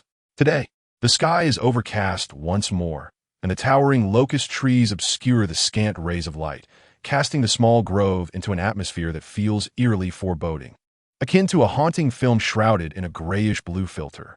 It is truly an uninviting place, and one cannot fathom how it has earned the title of a romantic rendezvous spot. Anyuan expresses his discontent, yet finds no one to share in his sentiments. A sudden sense of unease washes over him. Typically, such woods are alive with sounds, rustling leaves, the chirping of insects, and the occasional birdsong, elements that constitute the very essence of a woodland ecosystem. However, since he stepped into this grove, silence has enveloped him. The clear birdsong he had previously heard at school has ceased, the leaves remain still, and the phone call from the portly friend on the other end has fallen into a disconcerting quiet. The surroundings are unnaturally silent, instilling a bone-chilling coldness within him. Anyuan furrows his brow. Drawing closer to his phone, he whispers a query. "Is that you, my idol?" Silence replies. Anyuan exhales, sensing something amiss. Something has happened. Without a moment's hesitation, he turns to leave, but at that moment, the voice of his friend breaks through the stillness. "Ange." Anyuan hastily answers the call, rebuking. "Where have you been?" "Just a little incident." The voice on the line responds, devoid of emotion, unnervingly calm. Just as Anyuan is about to inquire further, his friend suddenly says, "Ange, have you entered the grove?" Anyuan is taken aback, his body tensing, his expression darkening as he presses on. "You don't know where I am?" "Ange, walk further in." "Why should I venture deeper?" "Just a few more steps, please." The tone from the other end shifts to one of desperation, the voice quivering with suppressed sobs, the ambient noise from the phone eerily magnified in the quiet surroundings. Anyuan stands still, listening to the weeping on the other end, and amidst such an uncanny atmosphere, he finds himself inexplicably devoid of fear. He feels like a block of ice, unnervingly composed. "You are not Wang Chao," he states flatly. "You are Lin Qingwan." The sobbing abruptly halts, and the world seems to momentarily freeze, until Anyuan's phone alerts him of low battery, at which point the voice returns with urgency. "Just take 2 more steps. Only 2 more steps, and I can embrace you." The tone escalates, as if a long-buried emotion has been unleashed beneath a facade of madness. Anyuan dismisses the frenzied voice. The instant it sounds, he swiftly sidesteps, and simultaneously, a sharp dagger plunges into the very spot where he had stood moments before. With wild hair and bloodshot eyes, Lin Qingwan remains poised for attack, tilting her head in confusion as she gazes at Anyuan, murmuring, "Oh, you actually dodged." Her eyes brim with bewilderment, her innocent expression almost endearing, though it remains unclear whether she is puzzled by Anyuan's evasion or by the very act of evasion itself. Anyuan stands before a locust tree as wide as 2 people, slightly hunched, his fists clenched protectively in front of him, a stance derived from countless experiences of death he endured last night. Though his movements lack finesse, they prove effective in close combat. Those thousands of deaths were not in vain. He continues to learn, to grow, honing his acute awareness of external dangers to perfection. This is why he remains unafraid when faced with change. He has experienced fear too often to find it comforting. He understands that fear will not grant him a more pleasant demise, while calmness may afford him a modicum of dignity, perhaps even the chance to bare his fangs and bite down on an enemy's neck. Avoiding harm is a primal instinct. "Suanyan wat lin kingwan wadi li." A sardonic smile, curling his lips. "If I were to stab you, would you not evade?" "Of course not," she replies. Anyuan is momentarily taken aback. But Lin Qingwan seizes the opportunity presented by his surprise. In an instant, the cold glint of her blade dances like a fleeting flower, and Anyuan barely perceives her motion before the sharp knife grazes his cheek and embeds itself into the tree behind him. The splintering wood erupts like faded fireworks, both tragic and cruel. Anyuan's eyes widen instinctively. He yearns to flee, yet muscle memory from countless battles compels him to grasp the knife as hilt beside his face, yanking it free and positioning it defensively across his chest. Suddenly, he feels a fragrant breeze wafting before him, and the tip of his reversed blade meets an unexpected resistance. It is Lin Qingwan's body. This madwoman disregards the knife in Anyuan's hand entirely, recklessly lunging at him with a wall slam maneuver that pins him against the tree. Their faces draw uncomfortably close. Her crimson eyes shimmer with excitement, and Anyuan can discern the strands of hair on her forehead, hearing her rapid breaths. Yet, a disturbing patch of deep crimson blooms across her abdomen. Yuan's eyes widen in alarm. He swiftly retracts his knife, rolling away from her, and exclaims, "Have you lost your mind?" Lin Qingwan turns, a hint of grievance lacing her voice as she replies, "I sent this what you asked of me. I simply had to prove it to you. You lunatic." Yuan believes her mind is utterly fractured. Even more perilous is the fact that she is a practitioner of supernatural abilities. He begins to understand Reinhardt's perspective. Mad practitioners truly ought to be confined. Damn it.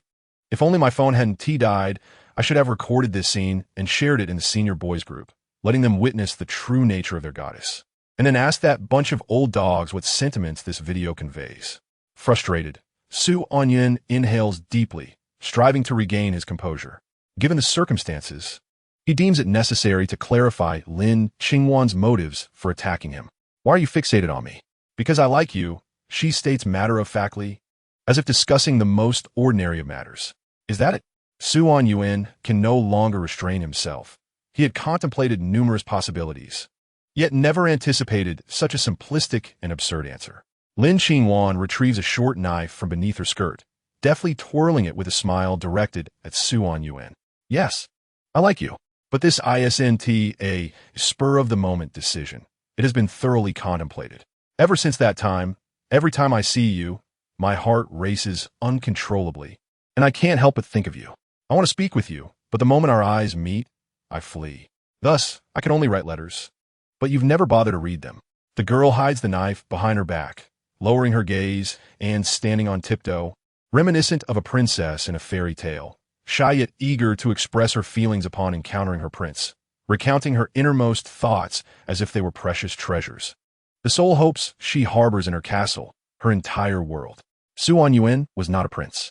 He merely stumbled upon the prince's sword and happened to pass by her window.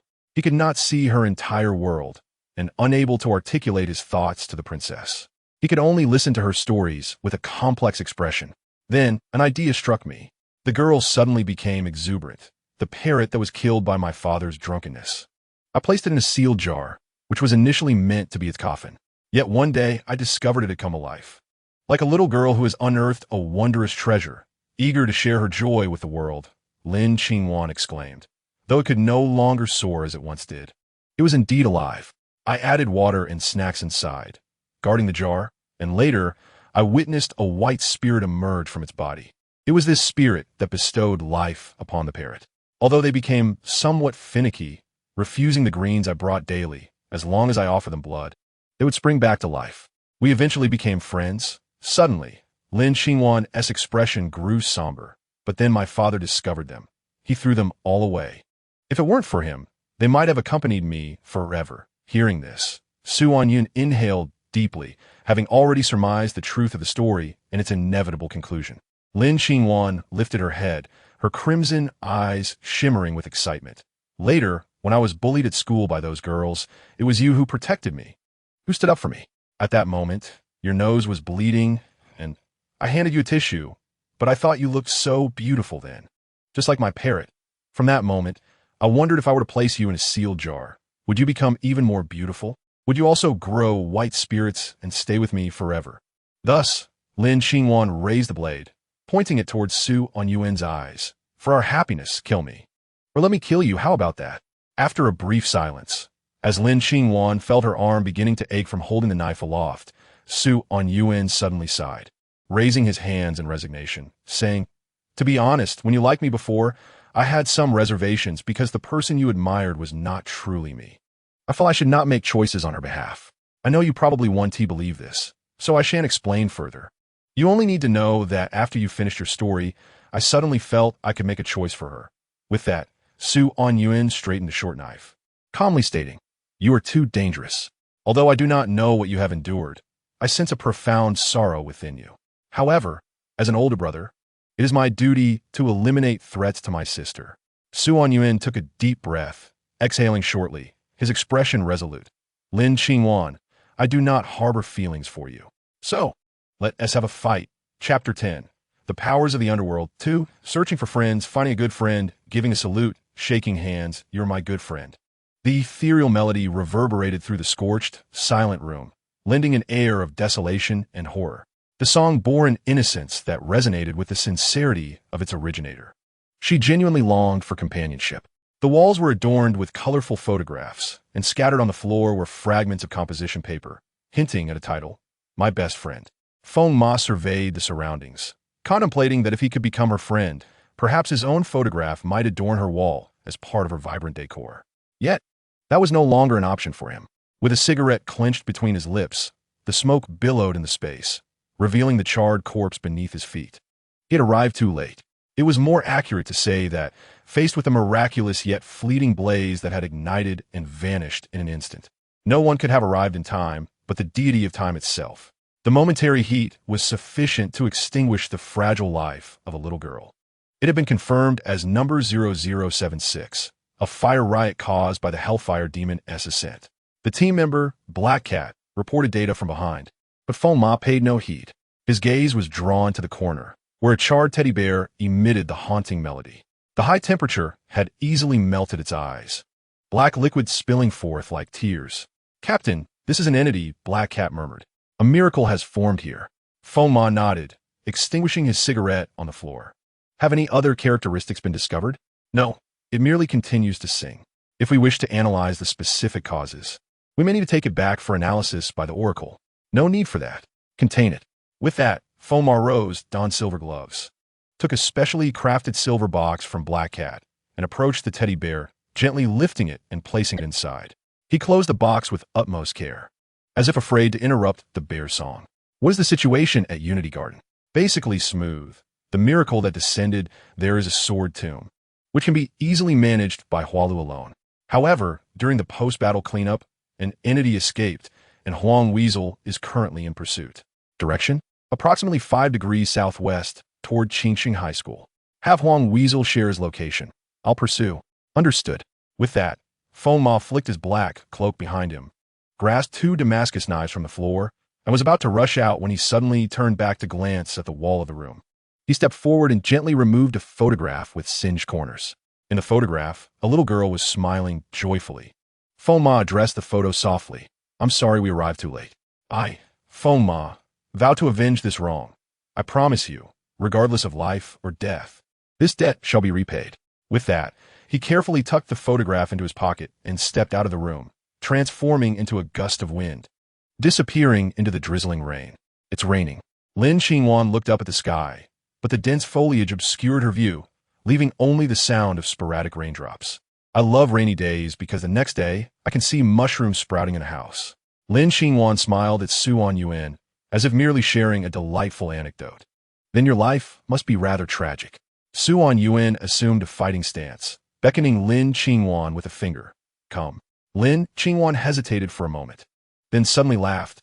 "I like your gesture, so I shall first cut off that finger of yours."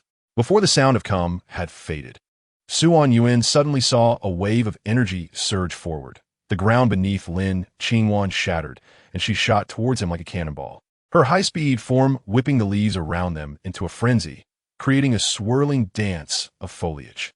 In this stunning tableau, a flash of cold light emerged, and Suan Yuan barely had time to react as the sharp, short knife plunged into his throat, shimmering with a crimson glow.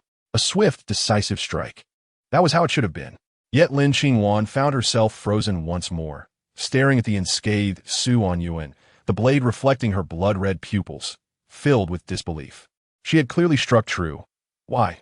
Why could Suan Yuan still evade it? It was as if time had suddenly slowed by a second.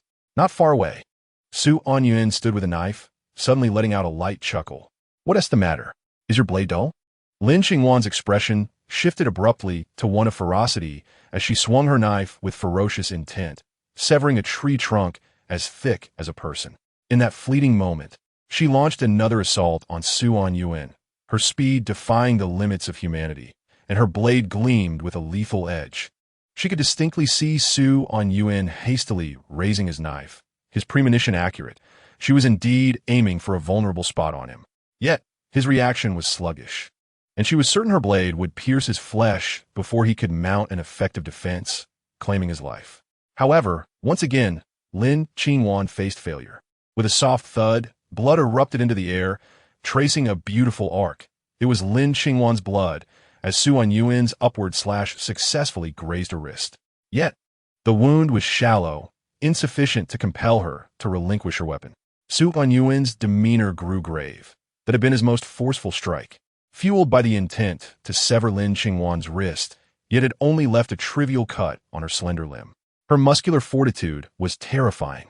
Taking a deep breath, Su Anyuan felt the cold air fill his lungs, calming the turmoil within him. His faculties always seemed to lag a second behind others, whether in thought, movement, or even the rhythm of his heartbeat. Even the sensation of pain arrived a moment too late. While an ordinary person would bleed the instant a blade made contact, Su Anyuan experienced that delay, meaning unless Lin Qingwan's blade lingered on him for over 2 seconds, she would not inflict harm. This peculiar ability, coupled with Su Anyuan's remarkable reflexes, allowed him to navigate the perilous onslaught of Lin Qingwan's fierce attacks. As for Lin Qingwan's formidable physical prowess, was it a manifestation of her own abilities? Did her power possess any temporal constraints or weaknesses? If so, where lay the vulnerability? Su Anyuan's mind raced. Although he bore no injuries, the situation was decidedly unfavorable. Lin Qingwan could effortlessly cleave a tree trunk, and a single strike from her could spell his doom. Thus, Su Anyuan frantically anticipated and evaded Lin Qingwan's dagger, while simultaneously contemplating any possible strategies to turn the tide. Even if Lin Qingwan had not exerted her utmost strength, Su Anyuan still held hidden cards. He would not yield, confidently steering the rhythm of their combat. The blood-soaked envelope, the voice reminiscent of a plump figure, and the terrifying physicality. All these vital clues began to weave together in Su Anyuan's mind. Then, as he dodged the blade, he caught a glimpse of the wound on Lin Qingwan's wrist, still oozing blood. Another strike was upon him, yet Su Anyuan chose not to evade. From Lin Qingwan's perspective, he seemed to strike simultaneously with her, their blades clashing with a resounding spark. The dynamic shifted from a playful cat and mouse to a sheer test of strength. Lin Qingwan's blade bore the weight of 1,000 pounds, forcing Su Anyuan to retreat until he crashed into a locust tree. Lin Qingwan, who was furrowing his brow with curiosity, she appeared almost playful, effortlessly wielding her knife, the force of which seemed capable of driving Su Anyuan's blade into his collarbone. She could not fathom why he had opted to abandon evasion in favor of confronting her blade head-on. Have you given up? Lin Qingwan's eyes sparkled with intrigue, seemingly delighted by Su Anyuan's boldness. Yet, Su Anyuan remained silent, his gaze fixed on her. Just as Lin Qingwan's blade grazed his neck, he suddenly exclaimed, "This area, within my delineated boundary, constitutes the dormitory." Lin Qingwan froze, abruptly surveying her surroundings, only to discover that the ground had been encircled by a series of knife marks, with the locust tree before her serving as the final point of connection. However, before she could comprehend the significance of this encirclement, Su Anyuan bellowed, "Auntie, there's a fight happening." In the next instant, a terrifying presence descended upon the scene, as a far more robust arm seized her wrist, rendering Lin Qingwan unable to press down any further. Her expression twisted into one of fury as she turned to see who dared interrupt her moment with Su Anyuan. A shadow loomed over her, a middle-aged woman clad in a gray sports top and shorts, her feet adorned with pink slippers, appeared before her. A figure reminiscent of a monumental wall, obscuring her vision. Lin Qingwan was taken aback. Why had the dormitory supervisor materialized in such a moment? Was this Su Anyuan's unique ability? Yet why would such a power manifest as a dormitory supervisor? Before Lin Qingwan could further ponder, the imposing figure straightened. The dormitory supervisor adjusted her glasses, her brows furrowing into a tight frown, and with a voice imbued with authority, she proclaimed, "A fight? Huh?" Lin Qingwan snapped back to reality, her expression darkening further. "Do you wish to die too? Do you dare threaten a teacher?" Suddenly, in the supervisor's hand appeared a size 42 pink slipper, raised high above her head like an unchallenged monarch poised to deliver judgment.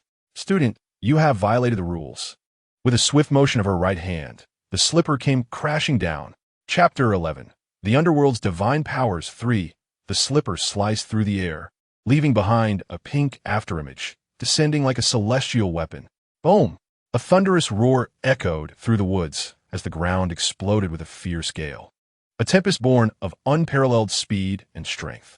Lin Qingwan's arm remained firmly gripped by the dormitory supervisor, and faced with this onslaught, she had no means of escape.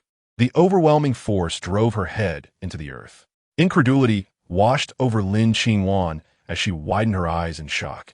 She could hardly fathom losing in a contest of strength to a middle-aged woman. Even more bizarre was the absence of any trace of supernatural power emanating from the supervisor. It seemed she was exerting pressure solely through her physical form, an oppressive force perfectly calibrated to crush her. It hurt. Lin Qingwan felt the impact resonate through her head.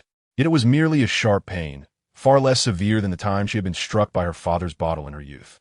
Boom! Boom! Boom!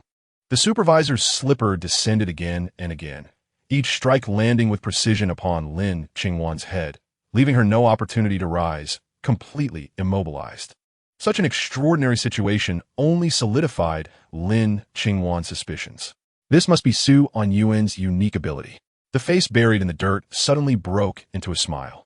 Lin Qingwan felt an overwhelming sense of joy, as if a lonely little monster had finally found another kindred spirit. In this world, she had finally discovered companionship. A true friend. No wonder Su Anyuan had stood up for her. No wonder he had agreed to engage in combat with her. It all made sense now. At this moment, all doubts seemed to be abruptly dispelled. She laughed joyfully, undeterred even as her aunt's slippers repeatedly pressed her into the earth.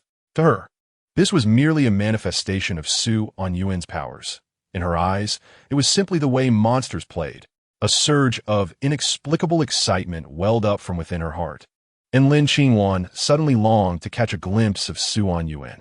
She struggled to lift her head, akin to a young rabbit emerging from its burrow, casting an eager glance toward the new carrot she had just discovered. Yet in the next instant, she was struck dumb. She did not see Su Anyuan. Panic seized Lin Qingwan as she frantically scanned her surroundings, anxious as though she had lost the most dazzling of treasures. However, despite searching every corner of her vision, there was no sign of Su Anyuan. The desolate world seemed to cruelly inform her of a harsh truth. Su Anyuan had fled. But why would he run away? Did he not wish to befriend her? Lin Qingwan's gaze suddenly dimmed, and she curled up in fear. She recalled the words Su Anyuan had spoken earlier. Indeed, he did not like her. Even if she found another little monster, what difference would it make? She would still be alone. Embracing herself, Lin Qingwan lay motionless in the dirt. It was unclear whether it was her cessation of struggle or the expiration of the power that caused her aunt's hand to abruptly loosen, rendering her figure exceedingly ethereal before ultimately vanishing into thin air. The forest descended into silence once more, and Lin Qingwan remained unmoving, her eyes wide and vacant, as if she were lifeless. Yet, blood flowed from her wrist, as if imbued with vitality, spreading across the grass, over the leaves, and past the corpse of a dead mouse. Suddenly, everything seemed to awaken. They stood up with newfound consciousness, rhythmically trembling and casting gazes in every direction. All the while, Su Anyuan, who had been observing from the shadows, took it all in. He had not departed.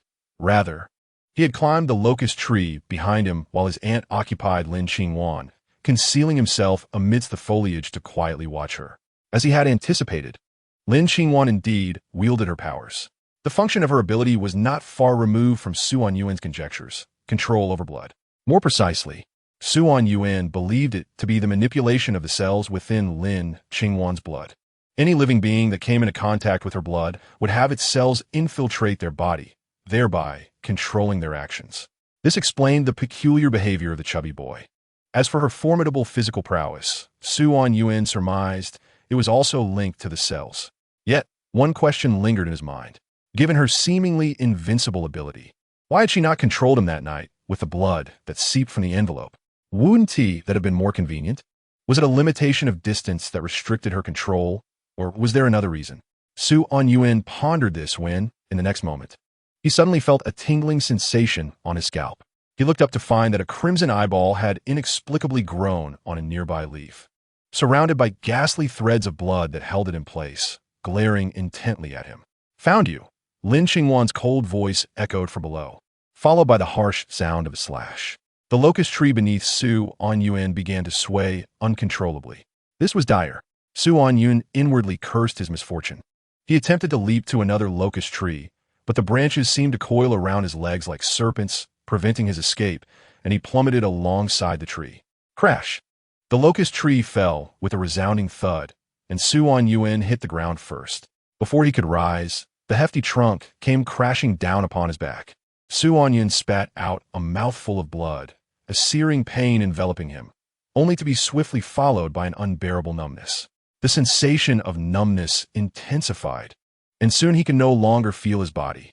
Just then, footsteps approached, and a disheveled Lin Qingwan slowly walked up to him. She crouched down, scrutinizing Anyuan's distorted face, trembling in agony, yet her expression bore no trace of a smile. In that moment, she seemed to transform into the high and aloof flower of the campus, exuding an aura cold enough to wilt blooming blossoms. "Why?" she asked, her voice frigid, resting one hand on her cheek while the other caressed Anyuan's head. "Is it not good to obediently be my friend?" Her tone was icy, yet Anyuan detected an undercurrent of profound sadness. That sorrow resonated with the melancholy within him, and he could genuinely perceive Lin Qingwan's current state: lonely, fearful, and lost. Anyuan suddenly ceased trembling. He opened his eyes and gazed calmly at Lin Qingwan.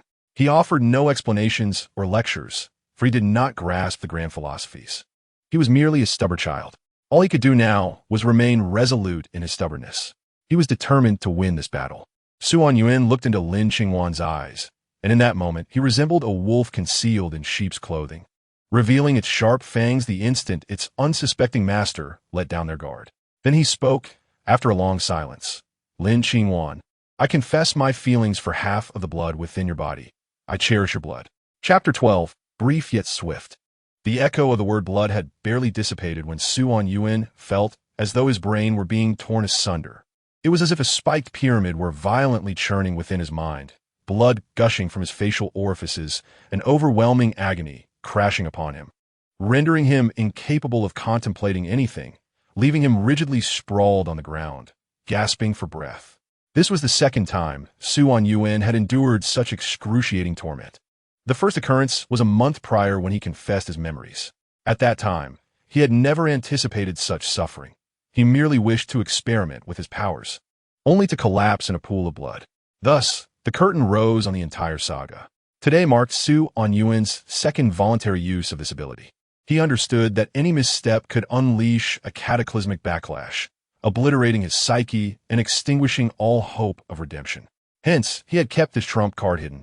Much like a seasoned hunter buried beneath the snow, waiting for his prey to pass by and lower its guard before he pulled the trigger, unleashing a fatal shot. He was resolute in his aim to succeed. Lin Qingwan's body trembled violently, and blood erupted from every pore, painting the air with splashes of crimson, reminiscent of a grand and bloody mass. A haunting beauty accompanied the spectacle. Thud! Lin Qingwan collapsed. Her eyes widened as she trembled, gazing at Anyuan. Yet she lacked the strength to rise again. Anyuan, too, watched Lin Qingwan, breathing in short, spasmodic gasps, desperately drawing in air to fortify his strength. He needed to escape from beneath the weight of the wood, or neither he nor Lin Qingwan would survive. But just as Anyuan struggled with all his might, a chilling cacophony of cackles echoed through the forest. It sounded like the collision of bones, or perhaps a sinister laugh, stirring nausea within Anyuan's stomach. The sound reverberated through the woods, drawing ever closer to Anyuan's position. Why must it be so unfortunate? Anyuan suddenly felt a surge of panic. He was oblivious to the true identity of the voice's owner, yet an instinctual dread informed him that this entity would certainly not usher in any semblance of joy. He hastened his struggles, but the tree behind him, a hulking locust, bore down upon him with a weight akin to that of a devil's finger, pinning him mercilessly to the weathered iron tracks. In the distance, the thunderous whistle of a train reverberated, leaving Anyuan with no recourse but to await the inevitable arrival of death. As the loathsome voice drew nearer, Anyuan beheld the visage of the figure. No longer could it be referred to as a human. It was a desiccated corpse clad in bronze armor. Its skin, shriveled and wrinkled, bore an unnatural reddish-brown hue, with multiple injuries revealing darkened bones beneath. It stood at an angle, an ancient, battered sword piercing its chest, yet this was not its sole weapon. In its hand, it wielded a dark red cleaver. Seemingly aware of the two staccato breaths, the corpse turned its head towards them and began to approach. its body swaying as it took one step, then another. The sound of its gait resonated with a chilling clatter. It halted before Lin Qingwan, bowing its head and casting a shadow of death upon her. Paralyzed, Lin Qingwan found her strength ebbing away with her blood, helplessly witnessing the corpse raise its hand. The cleaver hoisted high. With a swift motion, the cleaver descended. Crack! The weapon shattered, transforming into a cascade of starlight. The corpse momentarily froze, seemingly bewildered by the fleeting event. Yet Lin Qingwan perceived the truth. In that instant, as the fatal cleaver fell, Su Anyuan pinned beneath the trunk, strained with all his might, forcing a few hoarse syllables from his throat. "I want to confess about the knife in your hand." Lin Qingwan heard him clearly, her eyes widening. She understood the formidable power of Su Anyuan's ability and had borne witness to its terrifying repercussions. Observing him spitting blood once more, she found herself overwhelmed with confusion. She could not comprehend why, despite his apparent disdain, he was unwilling to let her perish. She recalled the gaze Su Anyuan had cast upon her moments earlier. Devoid of envy or malice, it was filled instead with urgency and trepidation. What was he afraid of? Was it death that instilled such fear? Lin Qingwan trembled, realizing that perhaps death was indeed a profoundly terrifying matter. Yet, her father did not love her, nor did the neighbors or the girls at school. They all regarded her with eyes that could freeze one in place, wishing for her demise. Were they all mistaken? For the first time, she questioned the validity of her past life, and an unprecedented tremor coursed through her. An emotion rising from the depths of her being, one she recognized but had never allowed to manifest on her face. This time, it surged forth like a flood, bursting through the dam of her heart, pouring from her eyes in a torrent of crystallized sorrow that stained her cheeks. "You can cry," Su Anyuan remarked, rolling his eyes despite his dire predicament, as if such banter might alleviate his own suffering. Yet Lin Qingwan offered no response. Her weeping intensified, mingling tears with blood and dark earth, rendering her visage as grimy as that of a calico cat.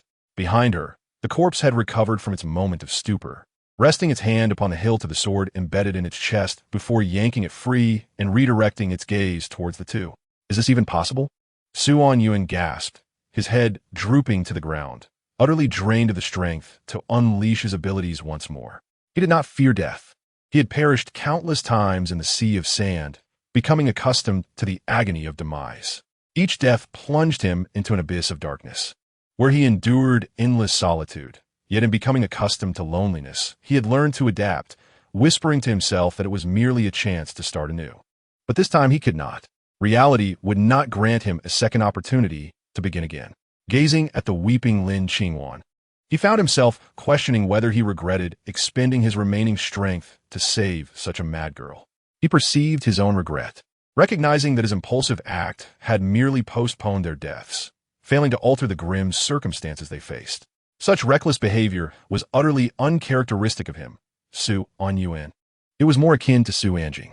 A bitter smile crossed Su Anyuan's lips as he pondered his motivations, perhaps driven by a desire to avert further sorrow, or perhaps merely a lapse of reason, or perhaps compelled by Lin Qingwan's influence over him. Or perhaps it was the voice of a would-be hero whispering in the crevices of time, urging him onward. "You take my place. If I were there, I would undoubtedly act thus." Thus, he had acted, without hesitation, succinctly, and with swiftness. Just as now, the corpse swung its arm violently, the ancient sword descending. Yet no sound of wind accompanied its arc, for the wind behind it had surged forth, the fierce gust shredding the very fabric of all surrounding sound. Equally succinct and swift, the tempest bore down, accompanied by thunder, and in that blinding flash of lightning, a glimmer of blade materialized. In an instant, the ancient sword was sent flying, the corpse's head soaring skyward. Amidst the howling of myriad leaves, Feng Ma emerged from the wind, sheathing two magnificent Damascus blades with finesse, his eyes devoid of malice, casting a fleeting glance at Su Anyuan as if a master swordsman effortlessly vanquishing his foes, exuding immense confidence in every motion. Thud!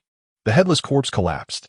Feng Ma did not turn away, but instead regarded Su Anyuan, his emotionless eyes appraising him like a prime prey. A shiver ran down Su Anyuan's spine. Yet the next moment, Feng Ma raised an eyebrow, smirking as he quipped, "Classmate, This is no place for a nap. Chapter 13. The patient's lower limbs paralyzed. Qingmu City First Hospital. Outside the emergency room, Fengma sat in the waiting area, listlessly chewing on a thermometer and occasionally casting glances at the tightly shut door. He suddenly felt as if he had become a stay-at-home parent, not only tasked with picking up the child from school in the evening, but also having to bring them to the hospital after a scuffle. Yet, he had not even married. How had he found himself in such a predicament? Slumped in his chair, Fengma stared blankly at the ceiling, a wave of melancholy washing over him. A cacophony erupted around him as a child clung to his father's arm, wailing and promising to study diligently henceforth, pledging to contribute a monthly allowance in hopes of swaying his benevolent father to spare him from a fate of injections. The father, visibly swayed, furtively glanced at his wife at the registration desk before resolutely turning back to reject his son's plea. After a brief tumult, he finally watched as his son was dragged into the examination room by his wife, letting out a long sigh of relief. Subconsciously, he reached into his pocket and retrieved a pack of cigarettes, contemplating it for a fleeting 2 seconds before returning it. He then picked up a gel pen, holding it between his teeth in a manner akin to smoking, and gazed upwards in melancholy. To his surprise, he found himself locking eyes with Fengma, who mirrored his pose, a thermometer dangling from his lips. In that moment, an unspoken connection seemed to bridge their souls, and they exchanged sympathetic glances. Yet, despite their shared understanding, they merely smiled bitterly and nodded at one another, neither daring to suggest stepping outside for a smoke. There existed a treasure far more precious than cigarettes just behind them, and they felt compelled to remain vigilant and at ease. Before long, the door to the emergency room swung open abruptly, and a doctor clad in a white coat emerged, calling out, "Which of you is a relative of Anyuan?" Fengma stood up and inquired, "Hello, how is he?" The patient has regained consciousness, but his spinal nerves have suffered severe damage. The likelihood of him standing again is exceedingly slim. Be prepared for a life in a wheelchair, the doctor replied. Fengma nodded, maintaining a neutral expression, but suddenly queried, "Is his mind intact?" The doctor sensed an ambiguous undertone in the question, but dismissed it, assuming the relative was referring to the patient's mental state. He patiently responded, "His spirits are indeed high. To be honest, I've never encountered a patient with such formidable willpower. The agony of shattered spine is not something most can endure." Regrettably, he was brought in a bit late. "Treatment is a race against time," he continued, shaking his head regretfully. "Once the optimal window for intervention is missed, no matter how skilled the physician, there is little hope unless a miracle occurs." With a sigh, he lamented, "But where in the world do so many miracles exist?" Fengma's expression shifted slightly at those words, yet he replied, "As long as his mind is sound, that's all that matters." "May I see him now?" "Of course, but I must caution you, sir. The patient is not in good condition. He has just emerged from a state of severe trauma and coma, and his emotional state may be fragile. Please be mindful of his feelings," the doctor warned. Fengma nodded confidently, asserting his expertise in such matters. The doctor acknowledged him with a nod before leading Fengma through the emergency room door. However, the next moment, both men froze in shock.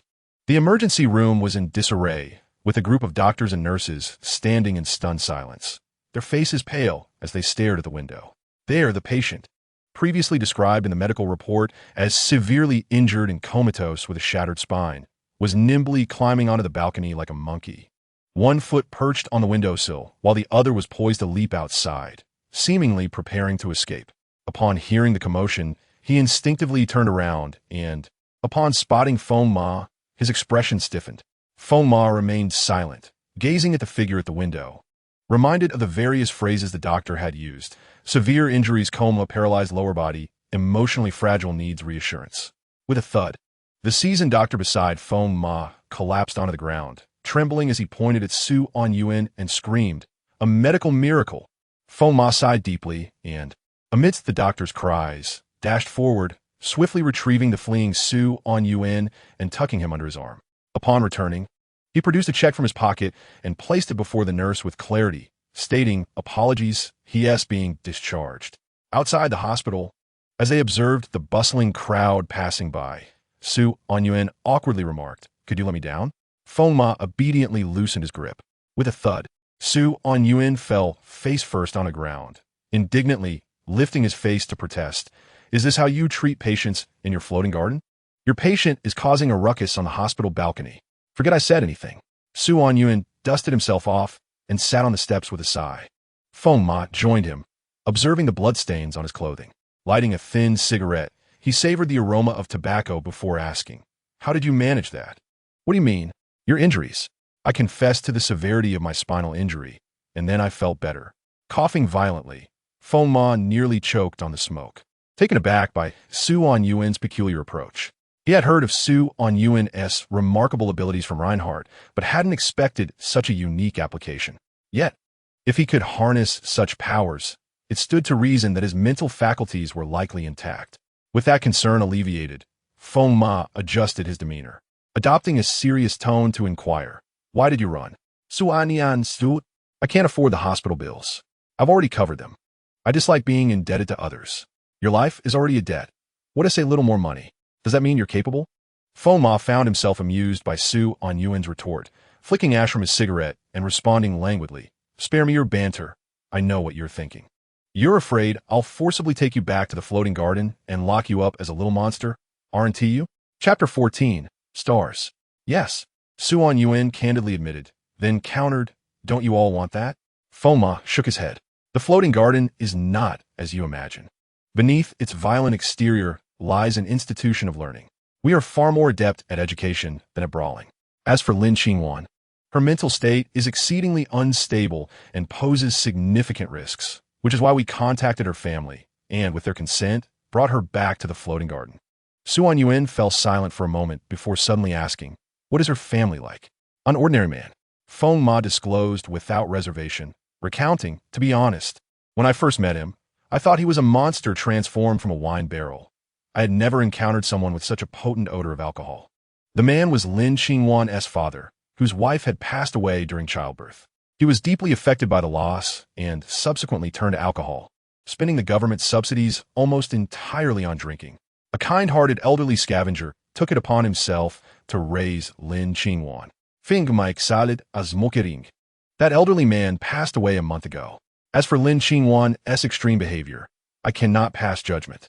I have encountered too many similar families and can only lament after each encounter. Feng Ma paused before slowly articulating, "What unfortunate circumstances." Su Anyuan suddenly comprehended the sorrow reflected in Lin Qingwan's gaze. It was a profound, uncontainable grief, like a rose princess exuding an alluring fragrance. She shone brilliantly and gracefully in the eyes of others, merely standing there. The swaying hem of her dress could draw a line of suitors from the southern to the northern city. Yet roses bear thorns. No matter how radiant she appeared, she could not embrace anyone, relegating herself to the corners, enduring countless lonely nights. But she never perceived this loneliness as sorrow, believing everyone else also spent their nights in solitude, wrapping themselves in their little blankets and drifting into peaceful slumber, until one day, an unreasonable beam of light appeared before her, shining beside her like a little sun, constantly whispering in her ear about the warmth and beauty of companionship and embrace. In that moment, the Rose's world was thrown into chaos. She glimpsed a brightness she had never known, rendering her unable to tolerate the darkness any longer. Thus, for the first time, she rebelled against the world she inhabited, desperately lunging towards the sun beside her, striving to retain its light and warmth forever, even if it meant being scorched until she turned to ashes. How tragic it was. Su Anyuan shook his head. Yet he was ultimately not the true sun and could not permit her to inflict harm upon the real sun. Thus, he and Lin Qingwan were destined to clash. Su Anqing, oh Su Anqing, how you love to present your beleaguered elder brother with conundrums. Feng Ma silently observed Su Anyuan's reaction, suddenly inquiring, "Do you have no thoughts?" "What thoughts could I possibly have?" Su Anyuan replied with a bitter smile, then pointed towards the sky. "It's like trying to pluck stars from the heavens. They are abundant, each a representation of an individual sorrow, visible by the thousands. Those obscured by clouds or too distant. Although unseen, you know they undoubtedly exist, their numbers only greater." Su Anyuan gestured animatedly in the air. "So many stars, some of which may have perished in the night sky even before you soared into the heavens. Do you have time to gather them? Can you even reach them?" The night breeze whisked away the smoke, carrying with it a hint of tobacco's rich aroma. Feng Ma flicked away the ash and leaned against the steps behind him, calmly stating, "I will first gather those I can see. There will always be more than you can collect, brother. Collect as many as I can." Anyuan chuckled. "So when you plan to stop?" "Until death. But even then, you won't have finished? There will be others to follow." Feng Ma's expression remained composed, yet there seemed to be stars twinkling in his eyes, even though today the sky was overcast and devoid of stars. He gazed at the myriad lights from countless homes. Anyuan was momentarily at a loss for words, suddenly unsure how to respond, feeling that whatever he said would fall short, and thus he could only chuckle and tease. "You don't seem like someone with a wife. Where would these successors come from?" "You," Feng Ma retorted, turning his head to regard Anyuan with a serious expression. Anyuan opened his mouth, then grimaced as he said, "You're not trying to take advantage of me, are you? At my age, I could be your father. Isn't that a bit unfair? My old drunkard of a father would surely beat you up. That much is true." The two fell into a lengthy silence, each wary of the other's emotions, one too burdened to speak, the other hesitant to breach the topic. Thus, the two fools could only sit on the steps, braving the cold wind. Time passed without notice, and Feng Ma finally exhaled a smoke ring, hesitating before saying, "Reinhardt is actually a remarkable teacher. Many of his students have become the backbone in the fight against miracles. He carries no airs, fiercely protective yet immensely powerful, and everyone adores him. Do not blame him for what transpired last night. Unlike me, he stands upon a higher pedestal and bears greater considerations." "I understand. That's good." Feng Ma seemed to release a sudden breath of relief, then looked at Anyuan with hope. "What about the aerial garden?" "I won't go. University life is wonderful." "I know. Defending the homeland is also admirable." "I am aware. And you?" Anyuan shook his head, gazing into the distance at the kaleidoscope of lights, softly speaking. "I genuinely respect you all, traversing the darkness alone, wielding swords against the abyss, safeguarding the flickering lights of countless homes. Your relentless efforts to counsel me have truly moved me. There was a moment when I contemplated joining you. But alas, I lack your noble spirit." Anyuan slowly raised his head, the glaring streetlight above him illuminating his visage. "My soul is far too narrow," he murmured. "I do not possess your grand ambitions or magnanimity. While you aspire to pluck the stars from the entire sky, I cannot even grasp the one that belongs to me. I am incapable of coveting the vast expanse of the cosmos." Chapter 15. Wandering Souls. Anyuan clutched his heart. That star was overwhelmingly vast, suffocating his spirit. "Do you know what I pondered after I left that night? I wondered what the meaning of my existence was. I am Anyuan, yet everywhere I turn, I see the shadow of Anyuan.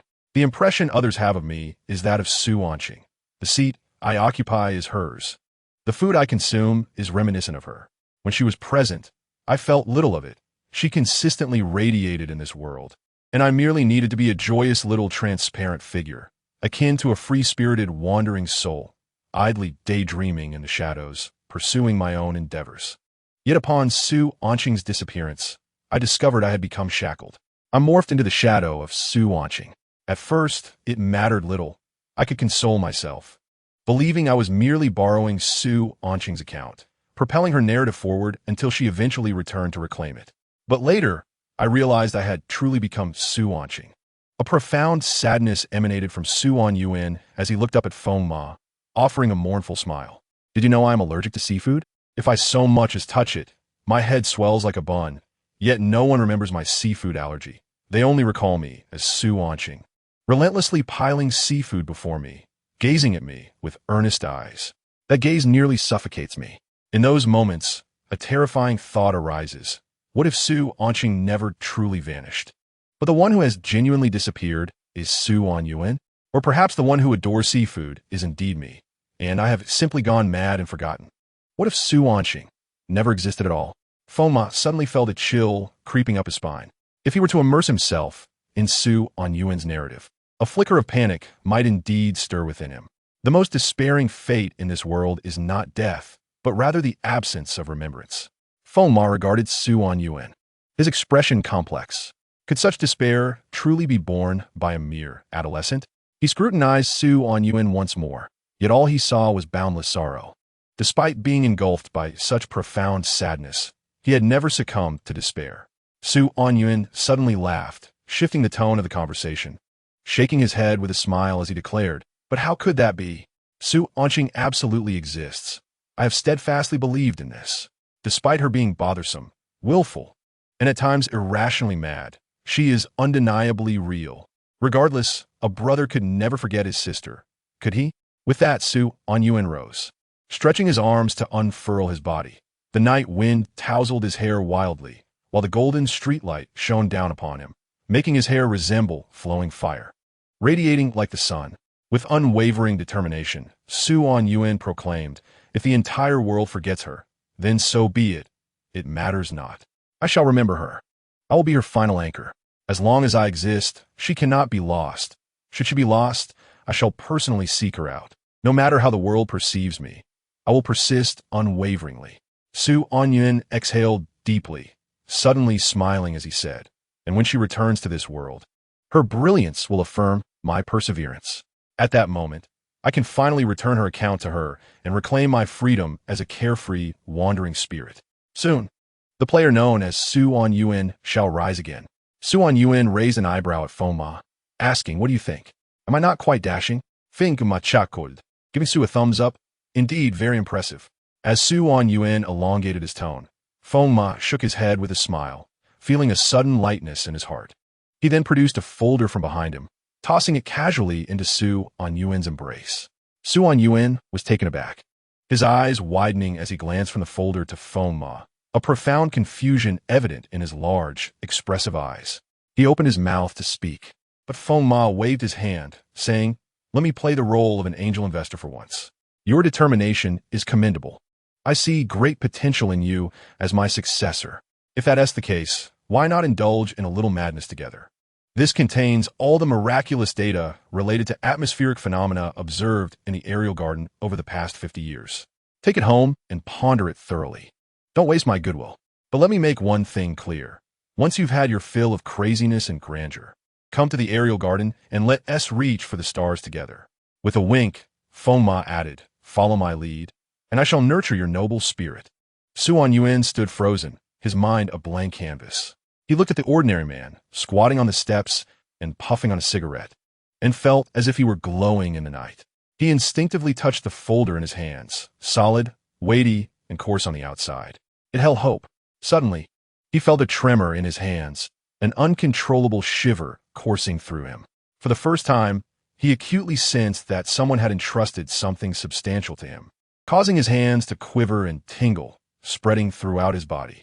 It was akin to a destitute soul in the dead of winter discovering a scalding hot sweet potato. He couldn't hold on to it, yet he was reluctant to let go, clutching it tightly to warm his frigid heart. This was a long-awaited warmth, a sensation named trust. During Su Anyuan's absence, he had never experienced trust.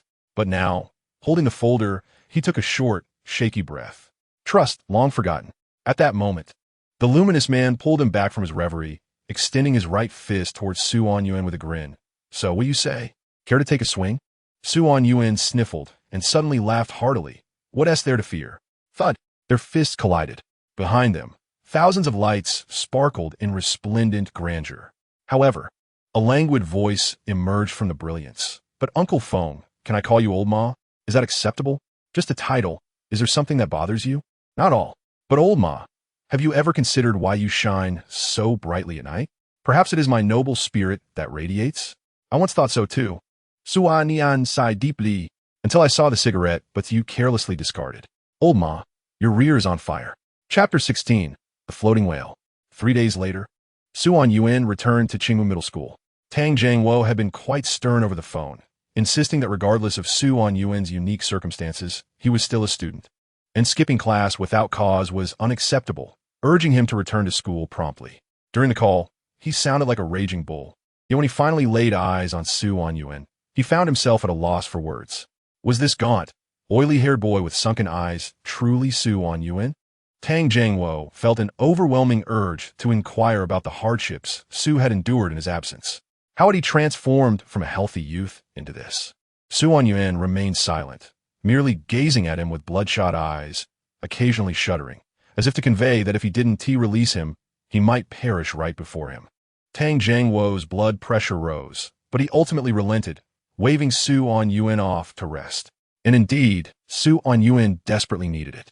Since that day he received the data from Feng Ma about the aerial garden, he had worked tirelessly for 3 days, his notes densely packed with scribbles. Yet the useful information gleaned was scant. However, scant did not equate to none. He had come across a hand-copied document featuring a project outlined in red ink. Miracle number 0168, the floating whale. Miracle level, Euclidean. Project description, resembling an ancient and colossal blue whale, approximately 29 meters in length, its fins adorned with a cloud-like pattern. Seemingly a unique emblem of an ancient civilization. In 1981, the floating whale was first observed in Antarctica, floating at an altitude of 100 meters, about 30 stories high, emitting a distant and majestic lament. Its body was damaged, as if it had been assaulted by some creature, plummeting from the heavens into the deep sea, subsequently disappearing from sight. In 1991, it was rediscovered in South America, with a third special task force of the aerial garden attempted containment but failed. In 2004, it was spotted again at an altitude of 800 meters over the southern Pacific. In March 2023, the floating whale last appeared in the southwestern region of the Great Xia, seemingly avoiding Miracle 009, the white jade capital in the southeastern battle zone of the Great Xia. The information concluded there, offering little insight. Yet Su Anyuan had etched this miracle into his memory. March was merely 2 months prior. The floating whale had arrived in the Great Xia, and a month later, Su Anjing had vanished.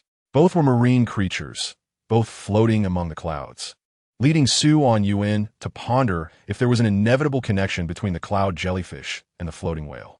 A piercing headache struck Su Anyuan, rendering him incapable of further contemplation. The sleepless days had pushed his body and mind to their limits, and all he could think of now was to sleep immediately. Fortunately, his classroom lay just ahead, prompting him to stride forward and pull open the classroom door. With a swish, the classroom fell into an eerie silence. Su Anyuan seemed to have grown accustomed to the attention he garnered upon his return, yawning as he entered. However, he soon sensed a peculiar atmosphere in the classroom. Glancing around in confusion, his eyes landed on his desk, where he noticed a boy clad in a designer t-shirt boldly occupying his seat, casting a defiant glare in his direction. Ngu, the chubby boy scurried over, whispering an apology beside Su Anyuan. I'm sorry, Ngu. I don't know how I fell asleep that day, and when I woke up and called you, you wouldn't answer. I thought you were upset with me, so I didn't dare to find you. Su Anyuan paid no heed to the chubby boy's words. Instead, he quietly surveyed the room before calmly addressing the arrogant youth. This is my seat. Oh, the boy dug at his ear, scoffing. Did you write your name on it? No, but I did spit on it. The boy abruptly leaped off the desk, patting his backside and cursing. Are you kidding me? Who in their right mind would do that in a classroom? Seizing the opportunity, Su Anyuan reclaimed his seat, responding nonchalantly, well, I was just messing with you. In the classroom, someone could no longer contain their laughter, which erupted like a spark igniting a tranquil sea of silence. The students burst into an uproar of joyous laughter. I could sense that Zhao Mingran was in for a rough time. Ha ha ha. It was utterly hilarious. I won the bet. I won the bet. You write my homework today. Su Anyuan is amazing. Amidst this tidal wave of laughter, Zhao Mingran's complexion shifted between shades of green and purple. For he had long dominated Qingcheng No. 1 high school, and never had he endured such humiliation. All of this was due to that detestable man. Thus, Zhao Mingran cast a furious glance at the instigator. But then he froze. Where was Su Anyuan? As his gaze lowered, his face turned ashen. That rascal had fallen asleep. This was an outright disregard for his presence. Zhao Mingran, infuriated, flushed red, gritted his teeth, and spat out a harsh remark.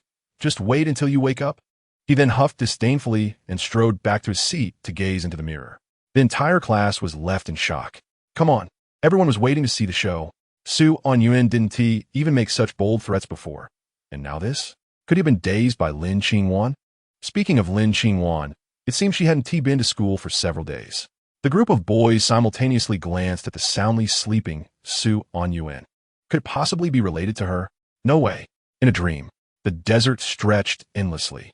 Su Anyuan opened his eyes to see flickering lights in the distance. The ruins that had captivated him were right ahead. But then, with a thunderous roar, darkness enveloped the sky. A faceless giant, towering as high as a dozen stories, descended from the heavens, crashing down in front of Su Anyuan, sending a surge of yellow sand flying and forcing him to stagger back from the immense pressure. As the winds calmed, Su Anyuan gazed up at the faceless giant. The giant did not attack. Instead, it bowed its head, its smooth, round visage seemingly observing him. Su Anyuan took a deep breath. It appeared he had to overcome this final challenge to enter the ruins. He stepped back 2 paces, yanked a skeletal warrior from the sands, swiftly snapped its neck, seized its broken sword, and pointed its blade at the faceless giant. Come, let us fight. Chapter 17. Request for the Experience Package. Boom! A tremendous explosion echoed across the desert, and the dust, rising from the ground, sounded like artillery firing into the heavens, shattering the clouds and resounding through the sky. Amidst the chaos, a figure shot out from the dust at an alarming speed, propelled by the violent cyclone. Su Anyuan was flung like a rag doll, perhaps even more pitiful than one, his bones seemingly shattered, every piece of flesh cracking apart, dissipating into a mist of blood. And this was merely the result of taking a single punch from the faceless giant. It was futile, completely futile. Su Anyuan quickly recognized this harsh reality. Before absolute power and speed, any technique became a mere decorative vase, crushed into fragments in the raging torrent. However, amidst devastation, a glimmer of hope still remained, let alone a mere forceful tide. As he soared through the air, Su Anyuan suddenly opened his eyes and mustered all his strength to utter a few words. I confess my injuries. I confess the pressure I endure. I confess the distance I've been blown away. Almost instantly after he spoke those words, he found himself back at the spot just before being struck by the faceless giant. And at that moment, the giant's raised fist had yet to retract, leaving a gaping opportunity before Su Anyuan, as if a tempting piece of flesh had been laid bare. Naturally, Su Anyuan would not let this golden opportunity slip away. So he swiftly picked up the broken sword beneath him, assumed a javelin-throwing posture, leaned back, and hurled it fiercely towards the giant's waist. Whoosh! The broken sword traced a dazzling arc through the air, accurately striking the faceless giant's midsection. But then came a light clang, as if a fragile, rusted nail had struck steel. The sword failed to leave even a scratch on the giant's waist and shattered under the impact. Damn, is its physical prowess that formidable? Su Anyuan's expression darkened, and he muttered a curse, standing helplessly as he watched the colossal hand descending from above. Just as the hand was about to descend, Su Anyuan suddenly looked up, took a deep breath, and slowly uttered to the towering palm, I admire your life. Damn! Su Anyuan abruptly leapt from his seat, startling his classmates. Su Anyuan, be mindful, don't go too far. The English teacher, with a stern expression, rapped the blackboard, but Su Anyuan was oblivious, staring blankly at his hands and then quickly scanning the classroom, finally comprehending the situation. He had been ejected from a dream. So he had died? Su Anyuan sighed in relief, collapsing against the back of his chair. This time, he had no strong desire to remain in the dream, so upon death, he was promptly expelled back to reality. However, it is noteworthy that Su Anyuan's demise was not due to the terrifying strength of the faceless giant, but rather his own abilities.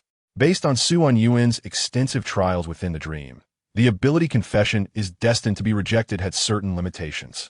When activated, the ability would compare Su Anyuan's value against that of the object of his confession, determining that if the latter's value fell below his own, he would be forcibly removed. Conversely, if the target's value was higher, it would be Su Anyuan who departed. It was akin to a seesaw. Whichever side weighed, less would rise first. Regarding this value, Su Anyuan believed it was a comprehensive assessment based on aspects such as strength and life level.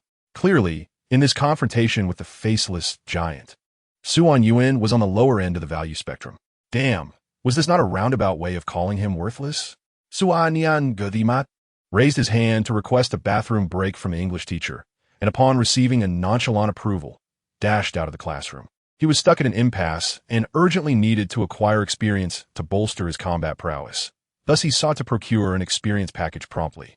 Although Su Anyuan previously had experience battling sandworms, their life level was not particularly high, and their strength and defense were limited, allowing him to whittle them down gradually. However, the faceless giant was a different beast altogether. It was akin to a tank, swift, powerful, and incredibly resilient. A single punch, could shatter Anyuan into pieces. Faced with such an opponent, the most effective method of reinforcement was to find an experience package for guidance. Hence, Anyuan made his way to the rooftop of the school and dialed a phone number. Beep, beep. Hello, what is up? Ma's voice crackled through the phone. The background noise chaotic, as if he were in the midst of some tumultuous scene. Anyuan cautiously inquired, "Are you busy?" "Not too bad. What's the matter?" "Speak." On the other end of the line, in a dimly lit underground parking garage, Ma casually swung a knife, dispatching a corpse, while continuing to converse over the phone. "Have you made any progress with your star?" "Not yet, but I sought you out for another matter. Have you ever faced one of those colossal bosses?" "Colossal?" Ma paused, initially thinking Anyuan had developed an interest in the aerial garden after reviewing the files. He pondered for a moment, then chose to sit on the ground, lighting a slender cigarette with a cheerful demeanor. "Be more specific. How colossal are we talking about?" "Well, approximately 15 or 16 stories high." "That high? Are you dreaming of battling Godzilla?" You could say that. "Is there any way to defeat it?" "Are you joking? That's Godzilla we're talking about. Do you have any idea how much it weighs?" "Nearly 100,000 tons of sheer mass. Just consider the sheer force required to mobilize such a weight, not to mention its skin's resilience against nuclear blasts. What do you expect to do against it?" Ma sat there, animatedly gesturing with his hands as he spoke, his enthusiasm evident, causing the members of the mongoose team behind him to exchange glances. Was this really their captain who once seemed ready to give up? "What is the captain doing?" Huang Weasel asked curiously. "I don't know," Huali replied, shaking his head. "Perhaps he has lost his mind?" "You don't understand," Black Cat interjected, wiping the blade of his knife. "What our leader is discussing is akin to an enrollment brochure. You have no idea. He has recently unearthed a treasure and is desperately trying to attract it to the aerial garden." Huali leaned in, her face alight with intrigue. "Is that true? What kind of treasure could possibly excite him this much?" Black Cat chuckled. "It must be something that promises to yield a prodigious talent. If he can indeed bring it in, he might even become the top student of the class of 23. Huang Weasel shook his head. "That is hard to say. You don't understand. This year's class of 23 is rumored to be the strongest in history. Various formidable powers are sending their best candidates. Like the prodigy from the Frant family, hailed as the most qualified hero in 3 millennia. And don't forget that 17-year-old alchemy master from the Albert family, the princess from a Nordic duchy, and the heir to the Cheeman lineage. Are you sure the treasure our leader has unearthed can compete?" Black Cat scratched his head, grinning foolishly. "Well, I wouldn't be so certain. Regardless, I have faith in our leader. If you believe in him, then I do too. Hey, Ma, take this." "Hey, are you serious? Do you dare to tell the boss?" "Fine, you win this time, acting like a schoolchild." Hee. Chapter 18, Breakthrough. Several team members were laughing and chatting behind, completely oblivious to the tense atmosphere of miracles unfolding around them.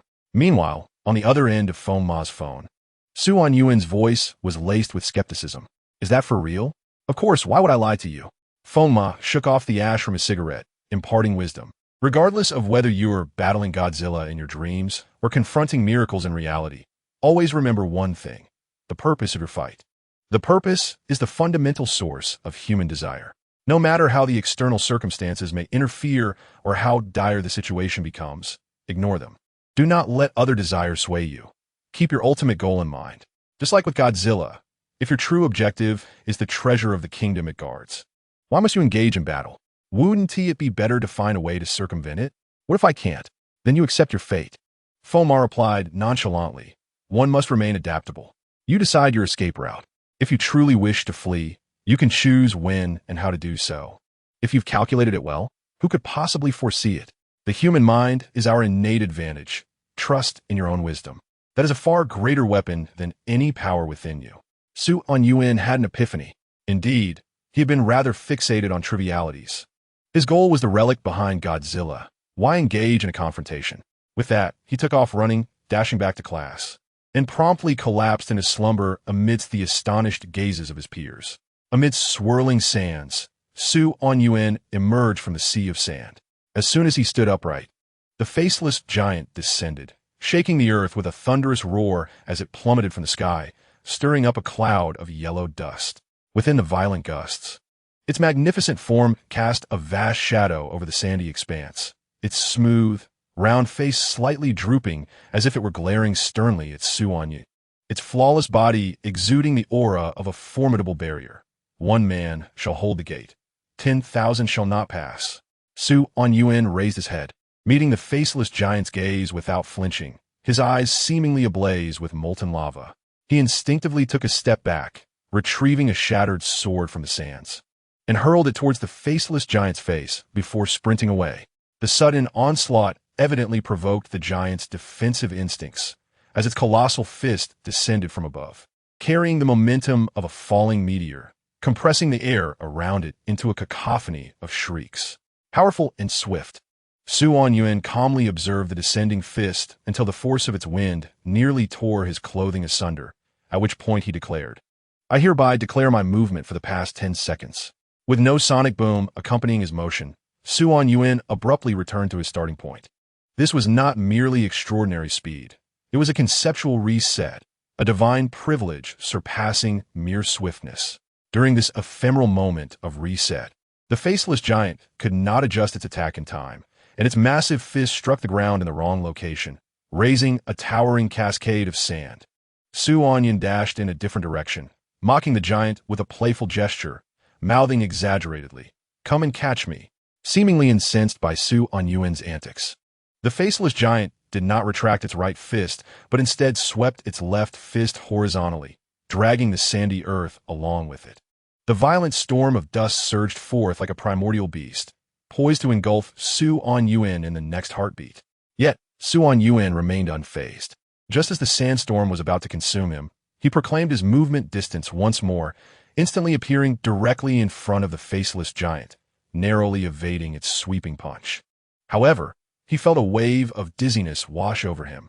Utilizing his declaration ability within the dream realm, although he wouldn't experience the bodily harm akin to reality, he still felt fatigued. This exhaustion served as a reminder that he had reached the limit of his powers, akin to a red line demarcating his proximity to death. As for how to comprehend this boundary, Su Anyuan had yet to grasp it. Sometimes he could use his ability 3 or 4 times in succession without issue, while other times he could barely manage a single use. He suspected that, in addition to the inherent limitations of the ability itself, there existed a more direct constraint, his own strength. However, he didn't need to dwell on those constraints now. His objective had been achieved. Su Anyuan found himself positioned perfectly within the faceless giant's moment of vulnerability. The giant would require a minimum of 6 to 7 seconds to switch its attack, and that window was ample for Su Anyuan to sprint. Thus, he ran with all his might, aiming for the space beneath the giant's massive form. The faceless giant seemed to grasp Su Anyuan's intent instantly, turning its gaze toward him. Instead of retracting its right fist, it unleashed a devastating left punch, crossing over from beneath its right arm while twisting its waist, amplifying the punch's speed. The velocity of this strike surpassed Su Anyuan's expectations, and an ear-splitting sonic boom reverberated as he was once again sent flying like a ragdoll. The faceless giant stood momentarily stunned, gazing vacantly at Su Anyuan's trajectory as he suddenly went mad with fury, sprinting at full speed towards him. Unbeknownst to him, his position had long since shifted from directly in front of the ruins to a location slightly to the left, where Su Anyuan had cleverly maneuvered. The left punch he threw inadvertently became Su Anyuan's propellant, propelling him directly towards the ruins. This was indeed Su Anyuan's escape route. Ha ha ha! Su Anyuan's maniacal laughter echoed through the air, streaking across the sky like a meteor. The running faceless giant desperately extended its massive hand, seemingly attempting to grasp that dark meteor. But Su Anyuan's speed was too swift. It could only watch helplessly as a black arc traced across the heavens, culminating in a thunderous crash into the brilliantly lit ruins. A towering sandstorm erupted, as if to honor the arrival of a king. Thus, after enduring countless deaths, Su Anyuan successfully reached his destination. Upon witnessing this scene, the faceless giant ceased its struggles, suddenly sitting down as if transformed into a statue. Its mission was complete, and there was no longer any purpose in continuing to move. Gradually, its form faded into the endless winds and sands, merging once more with the vast ruins. Inside the brilliantly illuminated ruins, Su Anyuan slowly rose, surveying his surroundings. The interior was remarkably bright, the spacious expanse starkly contrasting with the outside world, appearing clean and orderly, as if regularly maintained by occupants. At the center of the space stood a long bronze table, flanked by 6 chairs on either side, with a singular chair of prominence at the head. Anyuan approached the long table, observing it closely when suddenly a thought struck him. He pulled out a chair and seated himself at the far left end. At the moment he settled down, he noticed that the other seats were also occupied. The occupants bore no features, resembling sculptures crafted from clay, yet their limbs exhibited remarkable agility, revealing their habits and likely professions through subtle movements. Anyuan remained silent, merely observing these faceless beings, who in turn seemed to be watching him, waiting for an opportunity. Ultimately, the faceless one seated at the head of the table spoke, its voice deep and resonant. Today is Saturday. You possess 3 privileges. Privilege 1. You may pose 3 questions, which will be answered. Though some may contain falsehoods, yet there shall be no more than 1 falsehood. Privilege 2. You may eliminate any one seated individual and acquire all their powers. Privilege 3. You may choose to view a film. You are free to select any one privilege. From this moment forth, the countdown begins, the fall of 7 stars. Chapter 19. 3 questions. As the voice from the head of the table resonated, the dome of the ruins transformed into a vast starry sky. The stars shimmered brightly, seemingly gazing down upon Anyuan, patiently awaiting his decision. Anyuan did not respond immediately. He pondered the nature of this gathering. Could the inexplicable allure he felt towards the ruins stem from this assembly? Who were the individuals present, and what brought them together? What significance did his presence hold for this gathering? Anyuan's mind was flooded with questions, yet at that moment, a star above suddenly dimmed, plummeting tragically from its position, transforming into a dying ember that vanished at the edge of the starry expanse. 1 star had fallen, a reminder to Anyuan to heed the passage of time. In that instant, Anyuan made his decision. With no retreat behind him, he resolved to plunge into the depths of this enigmatic pool before him rather than remain stagnant. He turned to the head of the table and stated resolutely, I choose privilege 1. Anyuan looked towards the head of the table, affirming his choice. Privilege 1 is now in effect. Please select your question target. As the grand voice echoed, Anyuan distinctly sensed a shift in the atmosphere surrounding the bronze table. It was as if a hand tightly clasping a sponge had released its grip, and now no droplets would be squeezed out, allowing the contents to relax and consider how to lie comfortably within the sponge. Anyuan observed this transformation, then began his examination as usual, starting from the far right seat across from him and moving counterclockwise. The occupant of the far right seat was a faceless one clad in a middle school uniform, whose head hung low, arms tightly pressed against his body, incessantly rubbing his finger joints, appearing either lost in thought or in a trance. A child plagued by insecurity and self-doubt.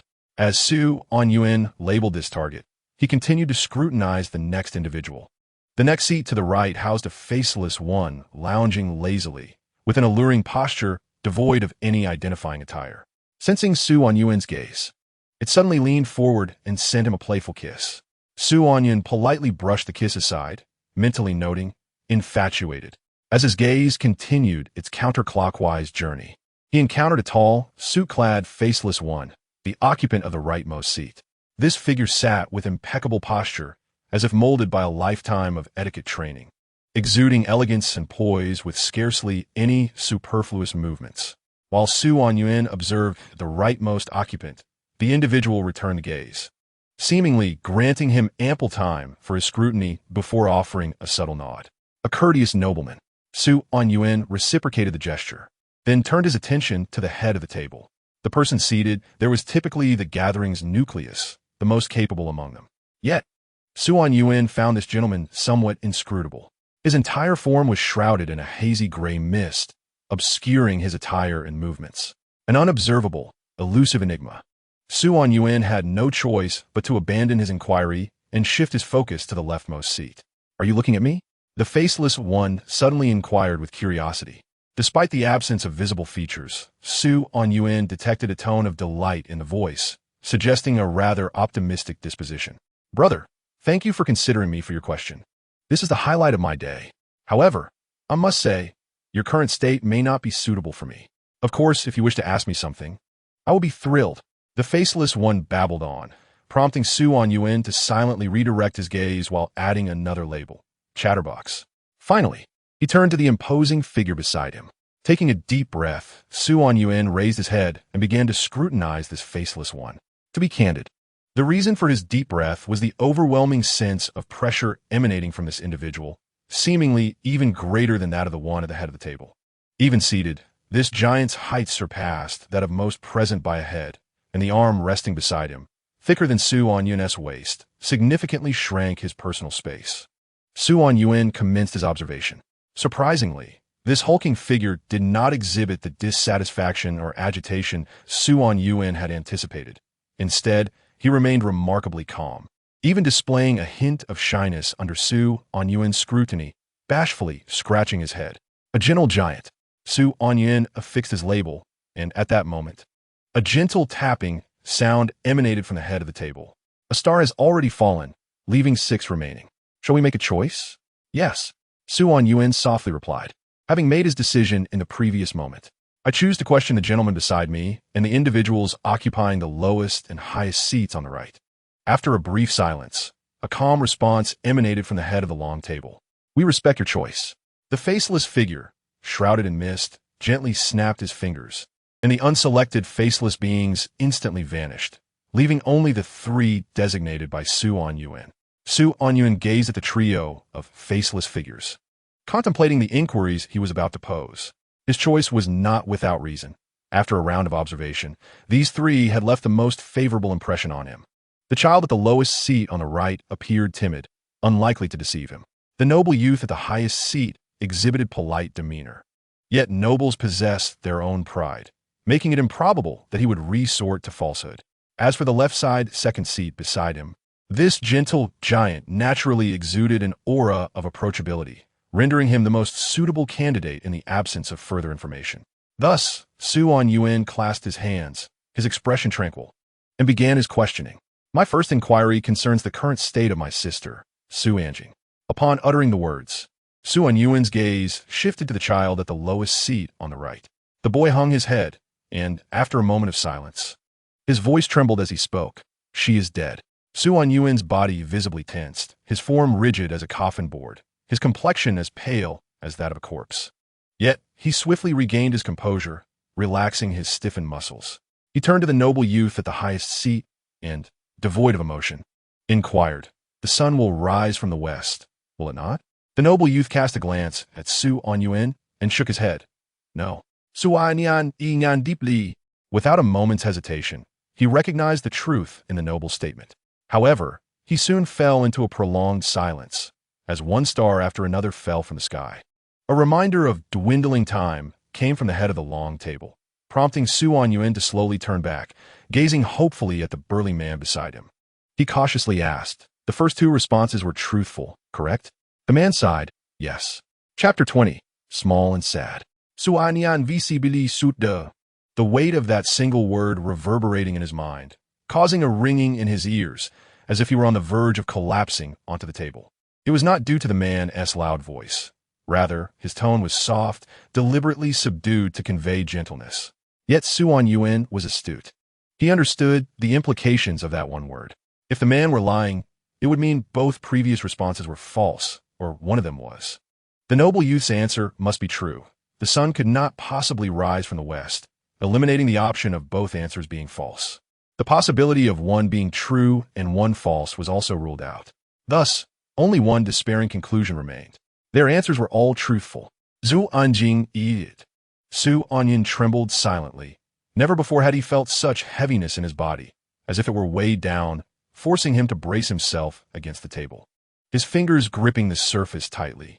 In the month following Anjing's disappearance, he had endured constant doubt and torment, a sensation akin to a searing iron pressing against his heart. Yet he had never considered surrendering, even in the face of such a despairing answer after prolonged endurance. He refused to accept it. Thus, he took a short, spasmodic breath, resolutely proclaiming to the bronze table, I do not believe it. I can still feel her presence. She must still be alive. The last star fell, signaling the end of the questioning time, and the faceless beings that had originally departed returned to the long table, completely indifferent to the atmosphere. They began conversing before Su on Yuan. Heavens, poor child, what have you done to him? He appears quite unwell. The noble at the left side highest seat stood, animatedly gesturing. Though his words were sympathetic, his demeanor exuded delight. Small and foolish. The noble at the right side highest seat offered a blunt critique. Unwarranted stubbornness has morphed into obsession. For one as insignificant as you, there is no hope. And it is not worth the effort to pursue desire. How cruel you all are. The left side highest seat exaggeratedly elongated his words, then suddenly pointed to the child at the lowest right seat and exclaimed, "Little friend, what do you think?" I think that might not be quite right. No matter. Everyone is just chatting freely. If I were to say something. The child, eyes cast down, awkwardly spoke. I think yes, just imagining things. Su Anyuan abruptly lifted his head. He looked at the faceless figure at the lowest right seat, the same child who had just declared Su Anjing's death. Now reclining casually against the chair, feet propped on the table, displaying a brazen and flamboyant attitude. What clouds like jellyfish, what erasure of existence. Such notions simply do not exist. Small beings often find excuses for themselves in their moments of inner weakness, much like a snail retreating into its shell when faced with the harshness of reality. He demonstrated, forming a circle with his left hand's index finger and thumb, then using his right index finger to mimic a snail, diving into the circle with exaggerated glee, quickly hugging himself and feigning surprise. Goodness, did I just make an inappropriate gesture? This won't do. It could lead to bad influences on little children. A sharp wave of laughter erupted in the space, nearly all the faceless beings shaking with mirth, with the left side highest seat laughing the loudest, clutching his stomach. Su Anyuan remained expressionless. He observed the chaotic scene on the table, suddenly realizing the nature of the company he was keeping. He was not partaking in some mysterious gathering of high society. Rather, he had crawled into hell to dance with grotesque phantoms. The uproarious laughter continued at the long table. These individuals seemed to be releasing a lifetime's worth of joy in this moment, bending over in laughter, rolling on the ground, gesticulating wildly. The child at the lowest right seat finally offered a final summation. In my view, his sister doesn't even exist. Perhaps she was merely a figment created to alleviate his midnight loneliness. So he conjured her up. The child threw back his head and laughed heartily, as if sharing the most amusing joke of his life. Yet as he laughed desperately, the laughter around him began to dwindle. The sound of a pin dropping could be heard within the ruins, his laughter feeling jarring and discordant. Thus, the child at the lowest right seat stifled his smile, casting an annoyed glance at the others, as if reproaching them for not applauding the splendid joke. But as he scanned the room, he found only one person smiling back at him. That was Su Anyuan at the lowest left seat. Su Anyuan smiled Li, as though the events unfolding around him were of no concern to him. He was merely observing an amusing farce. When the child at the lowest right seat looked over, he gently inquired, "Why have you stopped speaking?" The child the lowest right seat squinted. "You seem quite composed." Su Anyuan shook his head. "No, your provocation was indeed successful. I was angered, but then I came to a realization." Su Anyuan leaned against the back of his chair, speaking in a relaxed tone. "I have merely just arrived at this place, unfamiliar with its rules, unbound by them. I am but a mere spectator. And look at you all, devoid of faces. I cannot even discern whether you are human or ghost, or what you truly are, obscured like clowns concealing their visages. Why should I heed your judgments? What right do you possess to critique me?" His voice gradually deepened, and the air around him suddenly grew heated. Waves of scorching heat rising from the bronze table. This shift caused a burly man seated to the left to tremble violently. "You are correct. I am indeed small and pitiful, so diminutive that I cannot save my sister, so insignificant that I can only listen to fools speak, so feeble that I cannot remove the sorrowful star from my own being. But what of it?" Su Anyuan slowly surveyed his surroundings, resembling a wrathful monarch ready to devour the world. He spoke in a low, commanding tone.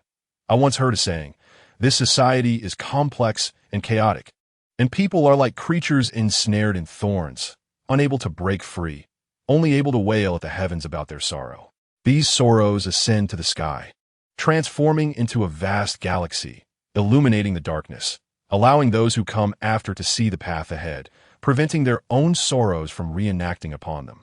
Thus, they shall journey further." Su Anyuan rose slowly, and within his black eyes, it seemed as though molten gold flowed. My insignificance shall forge my sorrow, and my sorrow shall create my greatness. I declare my sister exists. She undoubtedly exists. Regardless of what you say, it matters not, until I can remove them. The sorrowful galaxy shall serve as my guiding star. It shall aid me in shining forth, and I shall prove my resolve. Anyuan shouted, kicking over a long bench, tearing off a sharp wooden stake and pointing it like a sword at the cheek of the man seated at the far right, commanding from a high position. Stand up, feel my insignificance, confront my sorrow. I profess my admiration for your life, man at the far right. Chapter 21. The Little Donkey and the Stubborn Donkey. It was as if an indescribable force suddenly descended, illuminating the ruins as bright as day. The man at the far right abruptly changed color, leaping from his seat, instinctively reaching out to shield himself from that beam of light. Yet the light flowed past his fingertips like a dazzlingly flawless slender hand, penetrating his decaying shell and directly grasping something within him. The man at the far right understood. It was his life. Anyuan's powers had seized hold of his very existence. His expression morphed into one of terror, and he swiftly turned, grasping at the void behind him, attempting to retrieve something. That was his last card for survival, his only remaining hope. But in the next moment, that lethal brilliance suddenly vanished.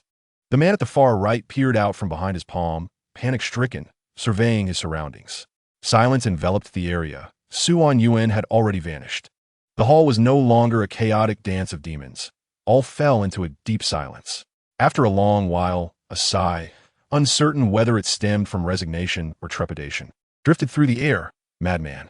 Anyuan abruptly sprang up from his desk, only to find himself staring at the classroom ceiling and the grim-faced English teacher, cursing inwardly. Damn it, the powers didn't team manifest successfully. That little brat got lucky. Otherwise, he'd definitely be in for a rude awakening. He vented his frustration upon the faceless figure, blaming all his misfortunes on that wretched entity. As for his own worth being less than those faceless clowns, preposterous. What could a gaggle of lurking rodents possibly compare to Emperor Anyuan? It was all the fault of that wretched power. What cursed faceless being, what accursed water mother. Once Emperor Anyuan fully developed, those who offended him would find their yokes scrambled. And to realize this grand ambition, Anyuan must begin to seize the three paths of soldiers. Anyuan must rise. Anyuan must attain greatness. Yet here he stood in punishment.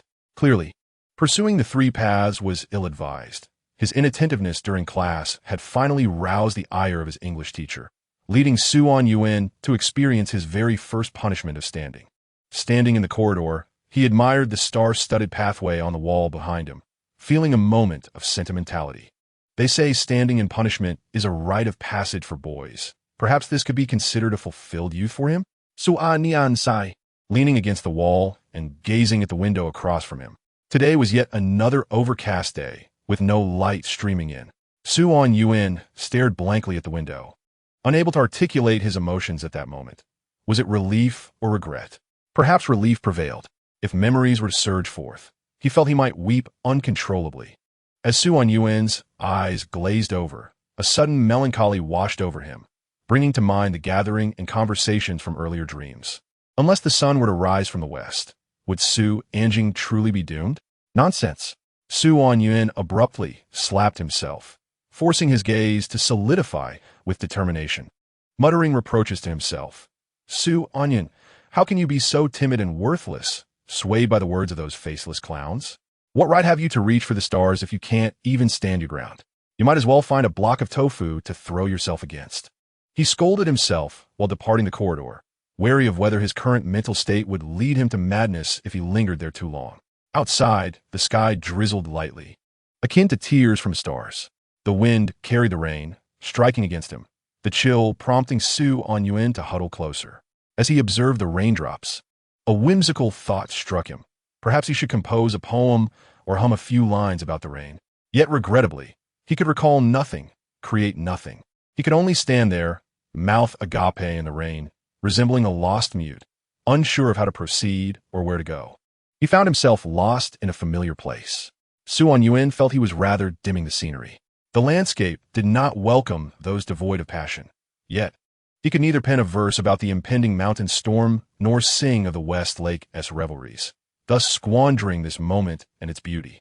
It would be better for him to return home and sleep. It was only when this thought crossed his mind that he realized he had already stepped beyond the school gates. Yet, lost in his musings, he had not noticed his path, nor did he heed the stern admonitions of the gatekeeper. The reprimands were loud, yet to his ears, it was as if a dense mist enveloped him, the sounds moving sluggishly, and before they could register, they were drowned out by the ripples of his thoughts. Anyuan continued to walk slowly, allowing his mind to wander, letting his ears be clouded. He found that by isolating himself within his own world, he could maintain his resolve, shielding himself from the turmoil of external news. He had always lived this way. However, this time, he could not sustain that isolation. An extraordinarily cool black Land Rover roared to a stop beside him. The door swung open, and a powerful arm abruptly wrapped around his neck, dragging him unceremoniously from his enclosed world.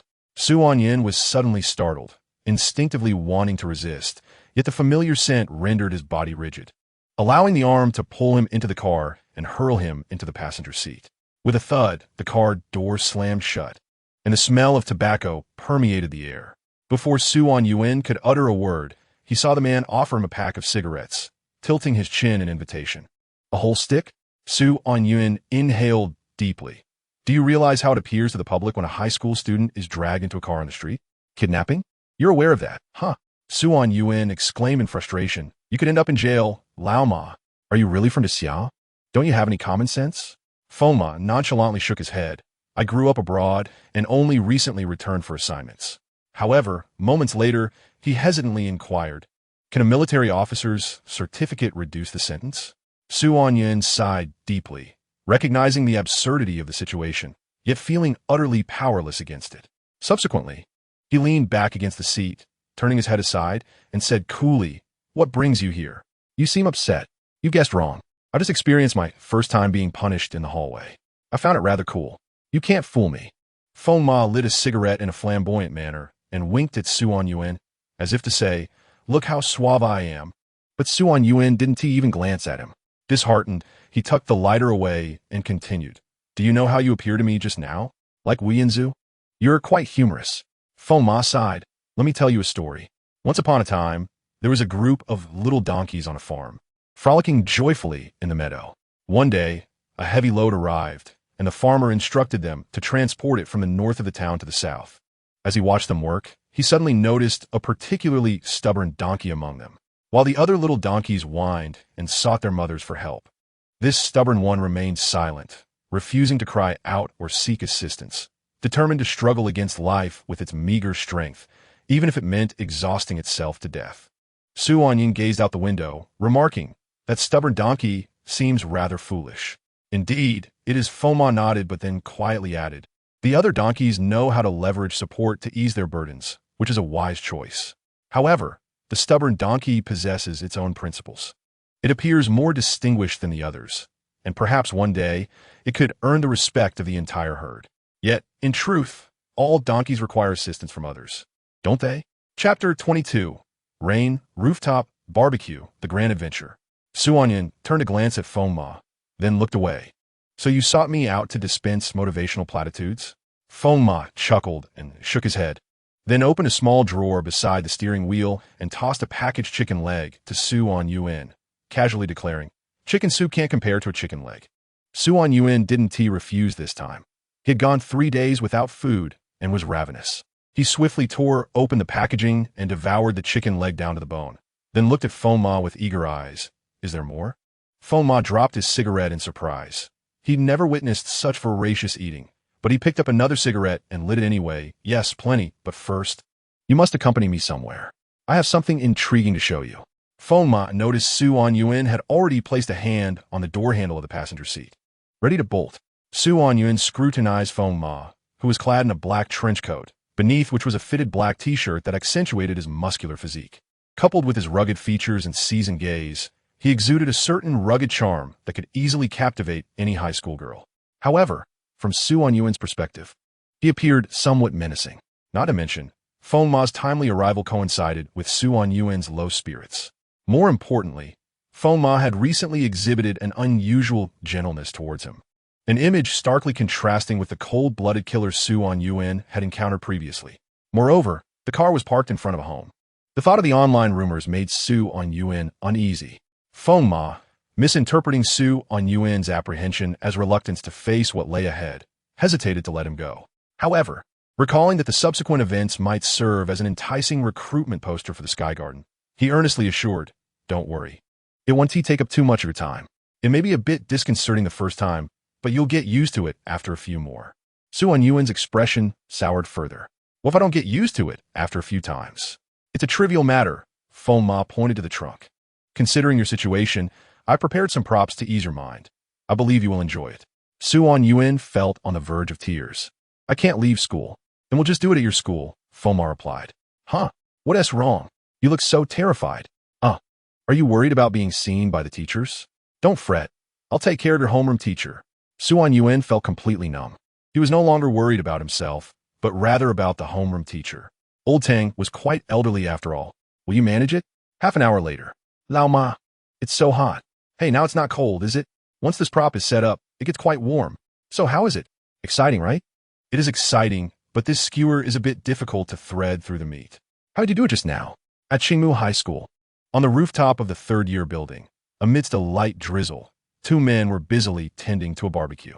Feng Ma wielded a Damascus knife, swiftly chopping chunks of lamb into uniform pieces, adeptly skewering them and placing them on the grill.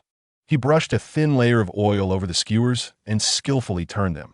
As the flames rose, the vibrant red of the lamb began to fade, and the sizzle of oil echoed in the damp air.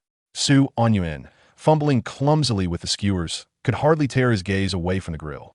He regretted missing the barbecue Reinhardt had hosted. He'd been kicking himself ever since.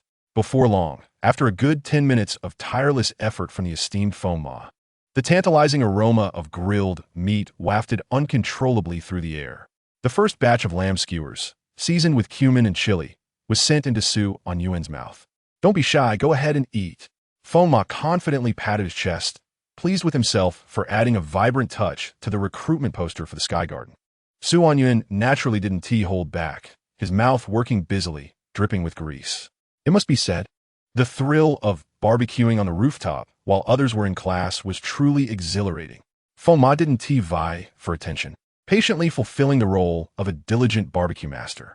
However, he gradually realized that his grilling pace was struggling to keep up with Su Anyuan's eating speed. This simply wouldn't do. Feng Ma's gaze sharpened, igniting an inexplicable desire for victory within him.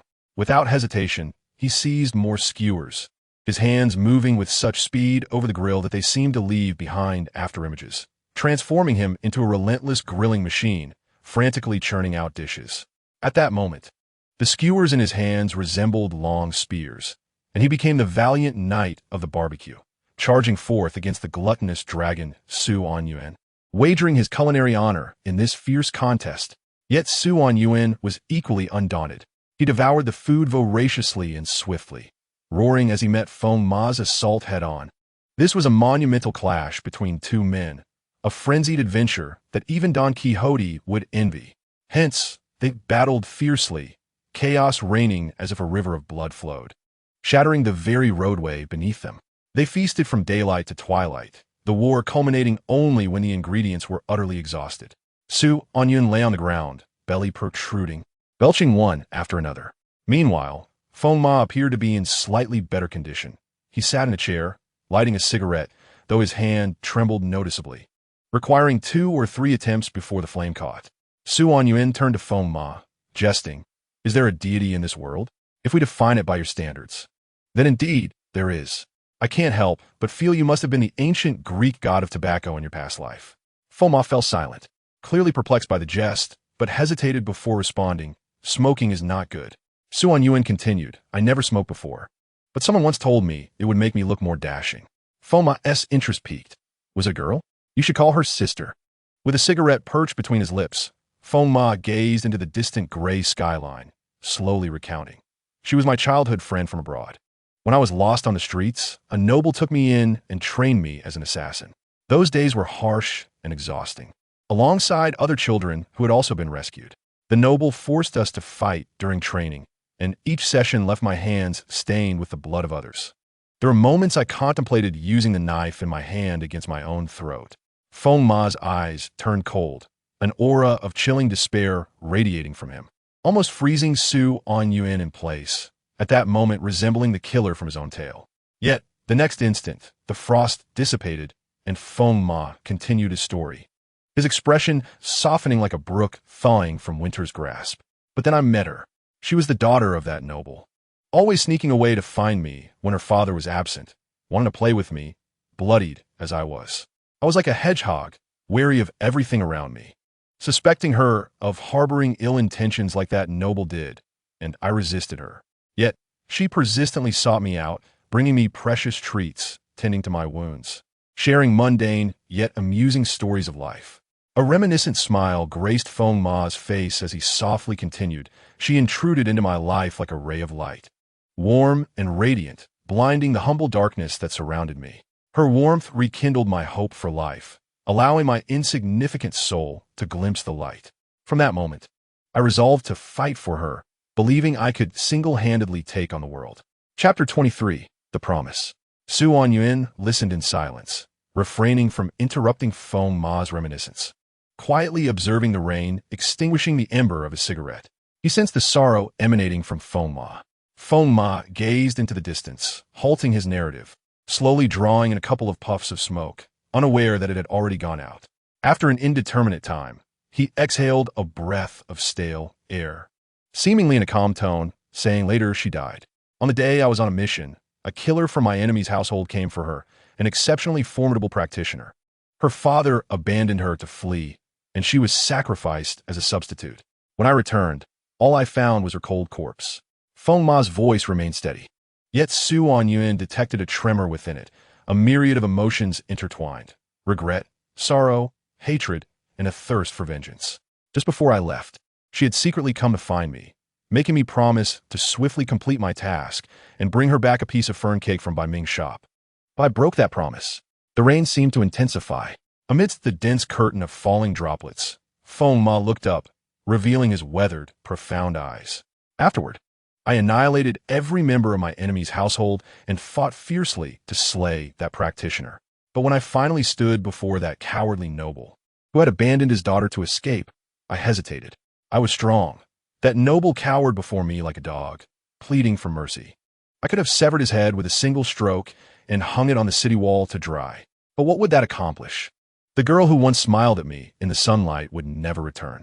I was too late, and some things, once missed, can never be reclaimed. Feng Ma fixed his gaze on Su Anyuan, each word deliberate and earnest, as if exerting every ounce of strength. He said solemnly, "Never break a promise, Su Anyuan. Never break a promise. As long as there is a glimmer of hope, do not give up. Reach for that star and bring your sister back.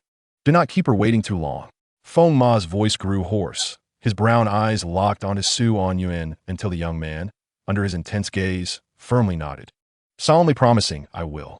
Those three words carried a weight heavier than the sorrowful air surrounding them, yet they brought an unexpected lightness to Feng Ma's heart, prompting a relieved smile to grace his lips. "Good lad," Feng Ma said with a smile, then abruptly flicked the extinguished cigarette away into a nearby puddle and slowly rose from his chair. "All right, we must proceed to the main topic. I did not bring you here merely to vent my frustrations." As he spoke, Feng Ma suddenly drew a black card from his trench coat.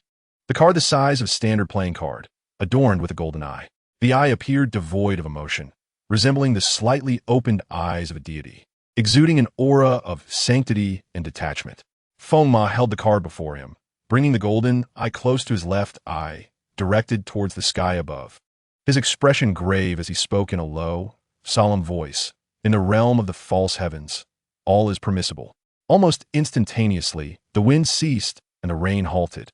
The clouds dispersed, the gray sky vanished, and what had just been witnessed seemed to dissolve into ephemeral illusions, leaving only a vast expanse of deep blue sky before Su Anyuan's eyes. Su Anyuan stood transfixed, his mind swirling with countless speculations. An illusion? A supernatural ability? Or merely a dream? He glanced at Feng Ma with uncertainty, but Feng Ma winked at him, a hint of mystery in his voice as he said, "This is a confidential project, not commonly disclosed. However, you, my fortunate lad, are in luck today. I'm in a good mood and will let you witness a glimpse of this grand world iceberg." With that, Feng Ma walked to the western edge of the rooftop, facing Su Anyuan, his back to the sky, and slowly raised his arms. The golden afterglow bathed him in light. Though it was already evening, the sun had long since retreated beyond the horizon. Yet at that moment, a divine voice proclaimed that the sun would rise once more. In the midst of Su Anyuan's incredulous gaze, the once darkened sky illuminated anew as a sacred and resplendent radiance emerged from the western horizon. Suddenly, the air reverberated with the thunderous sound of galloping hooves. Su Anyuan fixed his eyes upon that brilliant light, and an electric shock coursed through his being. It was a magnificent chariot of gleaming golden hue, reminiscent of the legendary sun god Apollo's celestial vehicle from ancient Greece. Before the chariot, 8 fiery steeds galloped fiercely. Following them, 7 immensely robust golden chains tethered a colossal fireball, surging skyward.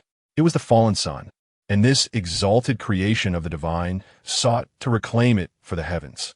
It embodied the will of the deities, representing the very laws governing the universe. Thus, the sun ascended at an unfathomable speed, retracing its preordained path back to the sky, unleashing its brilliance. The sun, indeed, rose from the west. Under this unparalleled spectacle, Su Anyuan's gaze could not waver for an instant. He beheld the blazing or plummeting from west to east, feeling an overwhelming surge of emotion, akin to a nuclear explosion reverberating within his chest, his blood racing, his face flushed. Such was the awe. Su Anyuan nearly cried out in exultation. He had long understood that this world was far more complex than it appeared, having heard tales of magnificent relics time and again. But witnessing it firsthand surpassed any written word. Yet, at the pinnacle of this breathtaking display, Su Anyuan suddenly found himself in a stupor. He recalled the gathering from his recent dream. Would the sun truly not rise from the west? No, he had just witnessed a miracle unfold. This signified. Su Anyuan's body began to tremble uncontrollably, his excitement bordering on madness, tears glistening in his eyes. The grim fate of Su Anyuan had been shattered. The sun could indeed rise from the west. The inevitable demise of Su Anyuan had been forcefully pulled back to a draw by this overwhelming might. Su Anyuan's chest heaved violently, unable to quell the tempest within, until the divine chariot, bearing the sun, vanished beyond the horizon, clouds once again shrouding the sky. And cold raindrops fell upon his face, gradually restoring his composure. He turned to Feng Ma, gesturing towards the sky.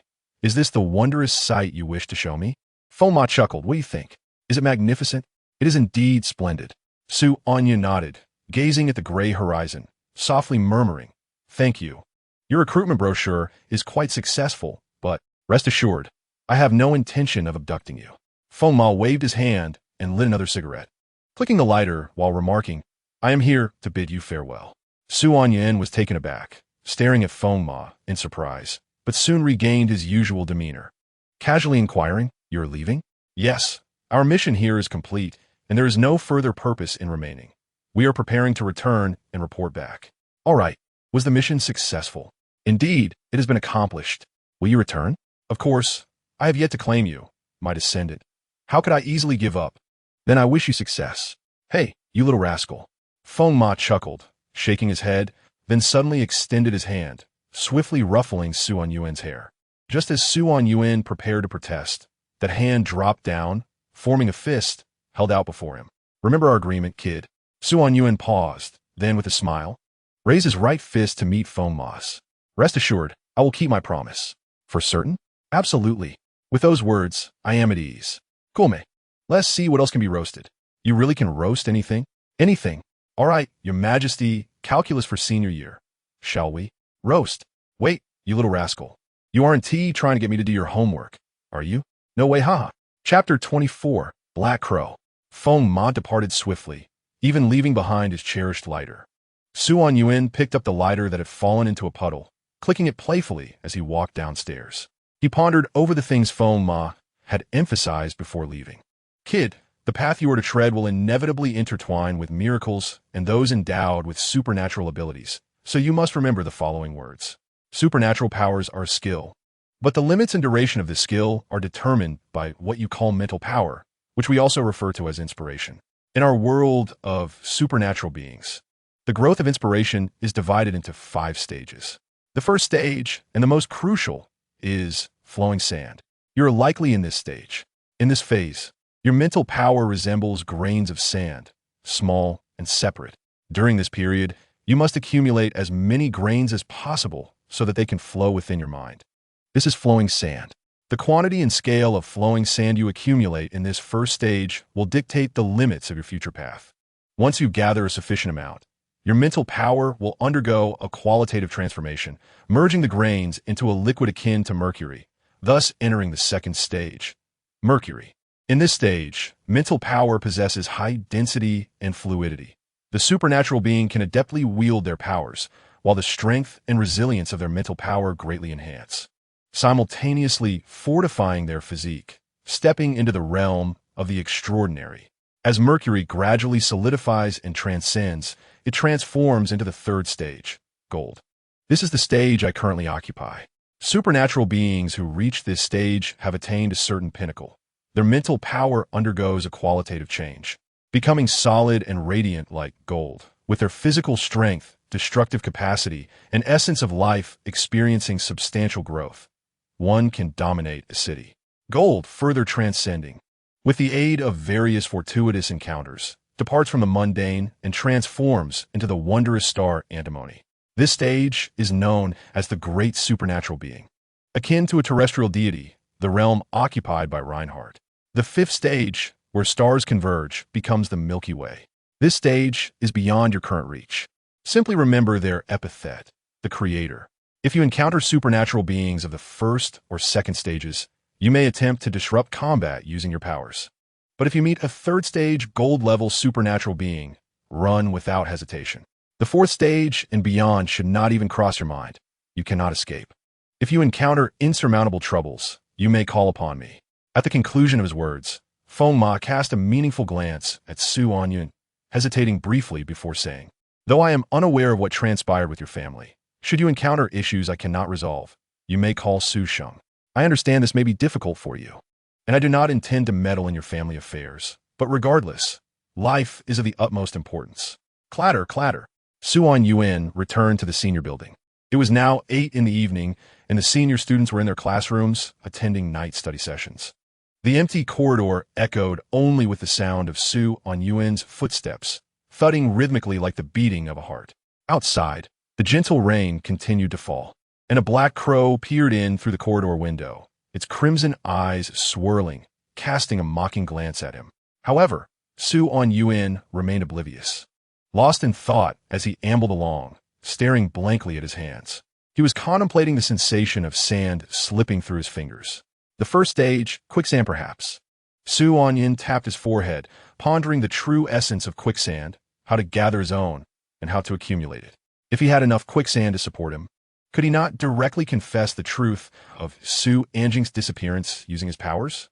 Su Anyuan's mind was awash with thoughts. Today, Feng Ma had described to him a plethora of unfamiliar terms, yet the word quicksand resonated deeply with him.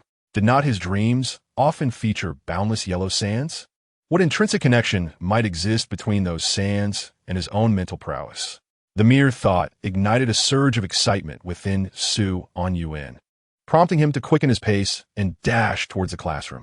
As for Feng Ma's mention of contacting his parents, he decisively cast that concern aside. Bursting through the classroom door amidst curious gazes, he rushed to his desk and promptly laid his head down to sleep. Within 2 minutes, the sound of steady breathing emanated from Su Anyuan's seat. This time, his classmates and the teacher were hardly surprised. They had grown accustomed to his habit of treating the classroom as a bed and merely cast a fleeting glance before returning to their own affairs. Yet, why did it suddenly feel as though his eyelids had grown heavy? Was it the influence of that fellow, Su Anyuan? It seemed as if black feathers were drifting before his eyes, like ashes descending from the heavens, only to vanish upon a blink. Was that merely an illusion? A wave of bewilderment swept through the students, yet they soon found it impossible to continue pondering. A profound drowsiness enveloped the classroom, quickly shrouding it in a thick blanket of lethargy. Students began to yawn uncontrollably, and the teacher, noticing the trend, picked up her pointer and, while striking the blackboard, fervently recited the pledge of 100 days of hard work in an attempt to rouse her students. However, her voice dwindled, and eventually, Her eyelids, too, succumbed to the heaviness, causing her to collapse in slumber atop the podium. Yet, this phenomenon of drowsiness was not confined to just this classroom. The entire Qingmu Middle School, and indeed the whole of Qingmu City, began to struggle under an irresistible wave of sleepiness. Above the city, countless black crows soared through the sky, continuously showering the ground with black feathers. The rain fell through the feathers, yet failed to dampen them, resembling the enchanted ashes sprinkled by the goddess of night, weaving a soft and fluffy veil over the city, quietly waiting for it to succumb to slumber. Atop the tallest building in Qingmu City, a figure clad in a black suit stood elegantly, the golden crow mask adorning his face, appearing eerily charming against the backdrop of raindrops. Countless black crows circled above him, their cacophonous cries ringing out, seemingly in celebration of their master's arrival. Beneath the embrace of the night, Mr. Crow gazed down upon the vibrant lights of the city and suddenly extended his arm. He reached towards the flames, attempting to grasp all the lights, then tightened his grip, extinguishing them within his palm. He loathed the light. For the night, crows dwelling in darkness, these lights were far too blinding. At that moment, a door materialized behind Mr. Crow, and a figure clad in a brown suit stepped through, also wearing a golden mask, though this one resembled a closed door. "Good evening, Mr. Crow," the door cheerfully greeted, walking to his side and gazing down at the city lights, casually inquiring, "Is the stage set?" "It still requires time." "My friend, you always say that. Yet the progress is quite promising, is it not?" The door's tone was relaxed and casual, while Mr. Crow shrugged, suddenly turning to ask, "What do you intend to do about those in the sky gardens?" "Do not worry, dear sir." The door's voice rose in pitch as he suddenly raised both hands, proclaiming as if reciting an oracle, "They shall serve as the prologue to our performance. They will become the most brilliant supporting characters, and I believe their exceptional portrayals will add a vivid stroke to our production. They will interpret the sorrow of life through death, revealing the insignificance of all beings. This shall be our finest gift to the master." With that, the door dropped his hands and pondered, stroking his chin, and the title of the performance shall be "The Poem of Frost Chasing Fire." The rain seemed to intensify. The patter of raindrops against the windshield of the Land Rover echoed like a rhythmic beat. Feng, wearing headphones, hummed a tune as he sped along the empty highway, one hand gripping the steering wheel while the other instinctively reached into his pocket, only to find it empty after a thorough search. His cheerful expression immediately fell. It seemed he had left his lighter with that kid. Great. It would be a long while before he could smoke again. How lamentable. Yet, just as Feng lamented the misfortunes of life, his headphones suddenly vibrated, and the anxious voice of Black Cat burst forth. Feng listened intently, and soon, a tremor coursed through his body. He suddenly yanked the steering wheel, and the Land Rover burst through the rain curtain, racing towards the direction he had just come from. Outside, the torrential rain poured down, and the reflection in the glass illuminated Feng Ma's fiery eyes. Chapter 25, Come Out. The wind howled in his ears. Anyuan opened his eyes to a vast expanse of yellow sand.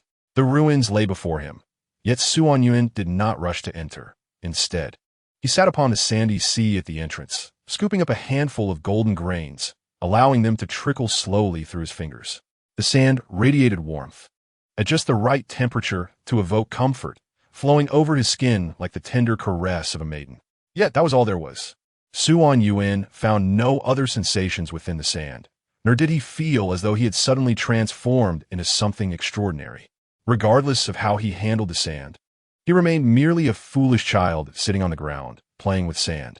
Anyuan felt utterly lost, gazing into the vastness of this space, the stormy sands, the relics, and the myriad monsters lurking in the shadows. These were the very components of the sandy sea. He often pondered whether this sandy expanse had once been a grand civilization, with the wandering skeletons in the ruins being its former inhabitants. They had thrived and evolved in this world, experiencing their own joys and sorrows, dreaming of their own poetry in distant lands. Perhaps there was even another Anyuan, sitting on the ground, daydreaming about the stars and seas somewhere far away. But what had transformed this world into its current state? Anyuan lay back on the ground, envisioning a day when yellow sand would pour down from the sky. Countless beings wailing in despair, fathers desperately holding up enormous umbrellas in a futile attempt to shield against the sand, and mothers shielding their infants beneath them, seeking a glimmer of hope. Yet, the power of humanity appeared minuscule in the face of such a cataclysm, ultimately leading them to be buried alive beneath the sands, becoming the wandering bones within the ruins. Suddenly, Suan Yuan heard sound. It was the lament of an era, the sorrow of a fragile civilization. The vast and profound sorrow resonated with the melancholy that enveloped Suan Yuan, intertwining in a poignant symphony. In that fleeting moment, Suan Yuan felt his mind empty, a gentle warmth emanating within him, akin to being embraced by a comforting presence or receiving the tender caress of an elder. This warmth, capable of melting the heart, compelled Suan Yuan to close his eyes, yearning to draw nearer to it, just a little closer, wishing to preserve this warmth eternally within his heart to soothe his gradually chilling soul. Yet, that warmth seemed to gently repel him, and in a daze. It appeared as though someone, caught between the crevices of time, shook their head at him, softly whispering in his ear that the moment was not yet ripe. Suan Yuan opened his eyes, a glimmer of golden light flickering within them, reminiscent of the subtle shimmer of sands beneath the sun. "You seem to harbor many questions." A tranquil voice emerged from behind him, prompting Suan Yuan to whirl around. He found himself shrouded in a haze of gray mist, where a shadowy figure, indistinct in visage, stood amidst the ruins, casting a gaze upon him. It was the figure seated at the head of the long table during the gathering. "Who are you?" Suan Yuan inquired, cautiously rising, his vigilance trained upon the faceless entity ensconced in the fog. The figure remained silent for a moment, scrutinizing Suan Yuan before suddenly proposing. "Would you care to engage in a game?" "A game?" Suan Yuan echoed, perplexed. "What prompts this sudden notion? Will you compensate me? It is but a spontaneous idea. Should you triumph in the game, I shall reward you." The faceless figure glanced at its wrist, seemingly checking the time.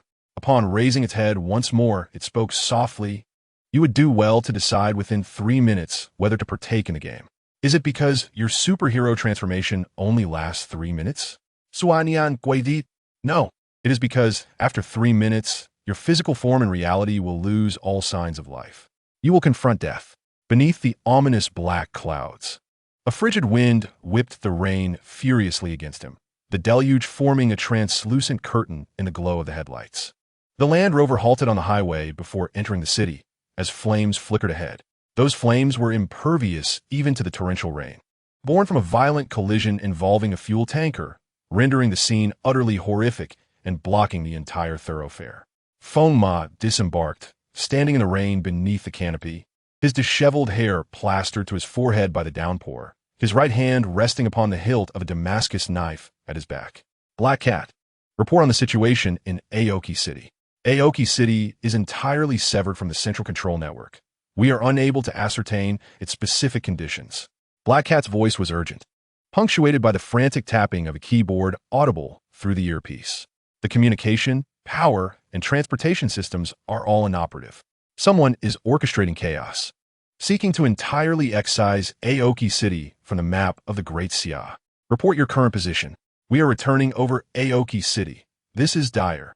Suddenly, a cacophony erupted on the other end of the earpiece, as if the signal were under severe assault. The fragmented audio that reached Feng Ma's ears was sharp and menacing. Feng Ma stood still in the torrential rain, motionless, merely listening intently to the commotion on the other end of the earpiece. 57 seconds, 58 seconds, 59 seconds, 60 seconds. Silence persisted on the earpiece, and Feng Ma's left hand, which had been pressed against the device, abruptly fell. A terrifying gale surged forth from him, shattering the chaotic rain and clouds into fragments. 60 seconds represented the limit established by Feng Ma and his teammates for response. Exceeding that time frame indicated that the others had encountered insurmountable troubles or were simply unable to reply. In that moment, as the only third-tier golden transcendent in the team, Feng Ma would assume command over all members' authority and address the emergency alone. Thus, in that instant, the gale erupted fiercely, the roaring thunder emitting a sharp blast. Feng Ma transformed into a radiant flash, slicing through the dense curtain of rain, hurtling straight toward Aoki City. At that moment, the thunderous momentum was unstoppable.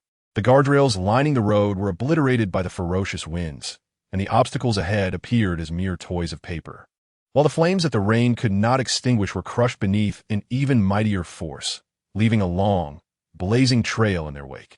Unyielding, irresistible, yet, just as this bolt of lightning was poised to breach the borders of Aoki City, it came to an abrupt halt, not due to a new obstruction ahead, nor because the transcendence duration had reached its limit, but because he detected a nauseating scent of burning. The burnt odor was familiar. It reminded him of the earlier fuel tanker incident and Reinhardt's burnt donuts. However, none bore the same repugnant quality that unsettled Fong-ma to his core, a stench that made him feel physically ill. He had encountered this odorous essence just 2 days prior, upon the corpse of that unfortunate little girl. Consequently, Fong-ma did. He drew forth 2 Damascus knives, their blades glinting in the rain-soaked night, and fixed his gaze upon the dumpster by the roadside, coldly commanding, "Come out." Inside the dumpster, silence reigned for a few moments before a weary sigh broke it, accompanied by the rustling of several black garbage bags, as a disheveled, ragged man emerged. One of his eyes was larger than the other, his face marred by sores, and his frail body rendered him indistinguishable from the refuse surrounding him. Yet at that moment, this man bore the aura of a lion awakening from a dream, fearlessly confronting Fong-ma. He gazed up at Fong-ma, calmly stating, "Officer, I believe your primary concern should not be with me, a wild transcendent." He gestured towards Aoki City, where the sleeping steel forest stood silent, and within the dense, twisted darkness, something monstrous seemed to be stirring. Transcendent, nightmare crow, its black feathers induced slumber, descending upon the shadows of sleepers, awakening their malevolent thoughts. These thoughts manifest as nightmares, rising from the shadows to indiscriminately slaughter any living being they encounter. The longer you delay here, the greater the toll of lives lost in the city. Fong-ma remained silent, merely regarding the man with a cold stare. This led the man to believe he had swayed Fong-ma, and so he smirked, extending a hand toward the officer, saying, "Zhao Yan, an ordinary vagabond, officer. Let's be friends." But Zhao Yan fell silent abruptly. The echo of his invitation had barely faded when he realized his outstretched right hand had vanished. The wound was smooth and clean, his blood seemingly slow to react, until a second later, it erupted forth in a violent spray. The man crouched in agony, clutching his arm, glaring up at Fong-ma with fury. "Have you lost your mind? Are you insane? You disregard the lives of the entire city, only to pursue me, an innocent wild transcendent." Fong-ma looked down upon Zhao Yan, producing a charred photograph from his coat. In the tempest, he demanded, each syllable resonating with a deep, thunderous timbre, "Do you recognize the girl in this photograph?" Zhao Yan's expression contorted in disbelief as he glanced at Fong-ma. "Is it for her? An orphan? It appears you remember." Fong-ma suddenly stepped forward, the sharp tip of his blade slicing through the raindrops, a glimmer of arcane light flickering as it approached Zhao Yan's brow with alarming speed. Yet this time, Zhao Yan was not filled with trepidation. He recognized that the situation had devolved beyond the realm of salvation. With a fierce eruption, flames erupted from within him. Akin to a gasoline bomb exploding on the spot, the intense heat instantly vaporizing the raindrops within a radius of several dozen meters. Fong-ma immediately withdrew his blade, and as the terrifying crimson flames subsided, Zhao Yan emerged slowly from the epicenter of the explosion. "You have made a grave error in judgment." Zhao Yan's body was enveloped in flames, his features radiating a golden glow, resembling a fiery demon risen from the depths of hell. His voice was deep and hoarse, and the hatred in his gaze was palpable enough to seem as if it could draw blood. "I can feel it. 231 nightmares within the city will awaken in 5 minutes. Over 200 souls will languish in a sorrowful slumber, brutally slain by their own shadows due to your folly." Zhao Yan's words dripped with malice, a devil's incitement, as he purposefully revealed this information, hoping to sow doubt in Fong-ma's mind. However, the demon king who commanded wind and thunder remained unfazed, his emotionless gaze fixated unwaveringly on Zhao Yan's throat. That stare sent a chill coursing through Zhao Yan's flame-wreathed body. At that moment, Fong-ma's earpiece suddenly crackled to life once more, the voice of Black Cat emerging from the device. "Captain, we have been shot down. It's the theater company. They are employing an immense divine power, affecting the entire Qingmu city. It's expected that in 4 minutes, casualties will exceed 100. Huali is severely injured. Huang Weasel is undergoing emergency treatment, and we've called for assistance from the Sky Garden, but currently, all fixed-point teleportations are occupied by the Southern War Zone. The nearest adept will take half an hour to arrive. What is the Central Control Room saying? The Central Control Room has ordered us to retreat. Transfer the channel from the Central Control Room to me. Understood. The channel was quickly redirected, and a mechanical female voice resonated in the earpiece. Captain Feng Ma, this is Central Control. To hell with that. Feng Ma abruptly severed the audio link to the control room, then turned his fierce gaze toward Zhao Yin, who was preparing to flee. Akin to a reaper's gaze upon his prey, Zhao Yin felt a sudden constriction in his breath, his scalp tingling. Just as he prepared to fight to the death, he observed the man before him tighten his grip on the Damascus blade, ultimately lifting it and weakly gesturing aside. Get lost. Zhao Yan's expression brightened with relief, and without a moment's hesitation, he transformed into a spark and fled at breakneck speed. Feng Ma dissipated the surrounding barrier winds, allowing the torrential rain to pelt against him. He suddenly yearned for a cigarette. However, he lacked a lighter. Taking a deep breath, he turned to gaze back at the city. Black Cat, give me the coordinates. Yes, a total of 231 locations.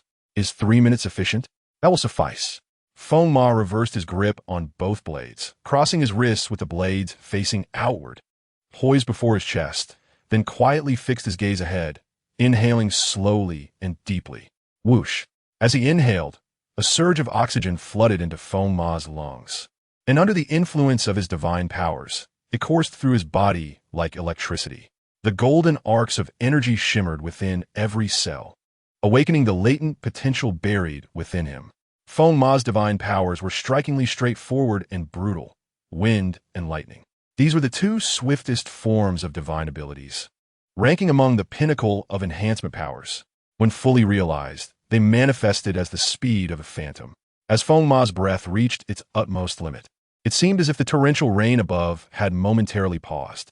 The ground shattered beneath the violent impetus, and in the blink of an eye, he darted forward like a flash of lightning. The air around him erupted with sonic booms, the crackling of electricity resonating throughout the city, slicing through floors, withdrawing, and striking again. The blades mirrored the tempestuous lightning, resembling scattered sparks. Even as the entire city threatened to plunge into darkness, there remained a flicker of light, striving to illuminate the stars. Northwest 3, Central South 2, Central North 1. Black Cat's voice roared through the earpiece, his updates relentless. He hoped to announce as many locations as possible within 3 minutes, firmly believing in his captain's speed, who had never let them down. The estimated number of victims is plummeting rapidly. The electric currents racing through the city showed no signs of slowing, only accelerating further. Feng Ma's spirit had long been expended at a pace far beyond what his body could endure. As blood seeped from his features, it was swiftly consumed by the relentless winds, and the only sound left in his mind was Black Cat's voice. His body moved like an overheated machine, painfully yet accurately, maintaining efficiency. A man cannot break his word. He spoke beautifully.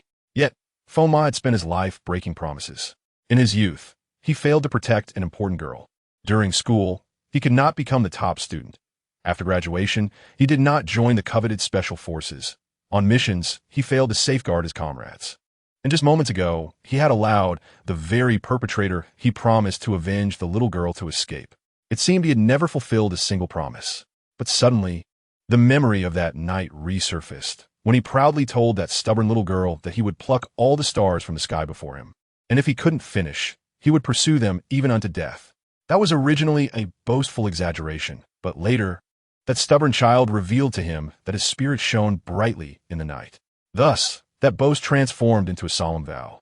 With only 1 minute remaining, Feng Ma's skin cracked and bled, his eyes burning with fervor. Kill.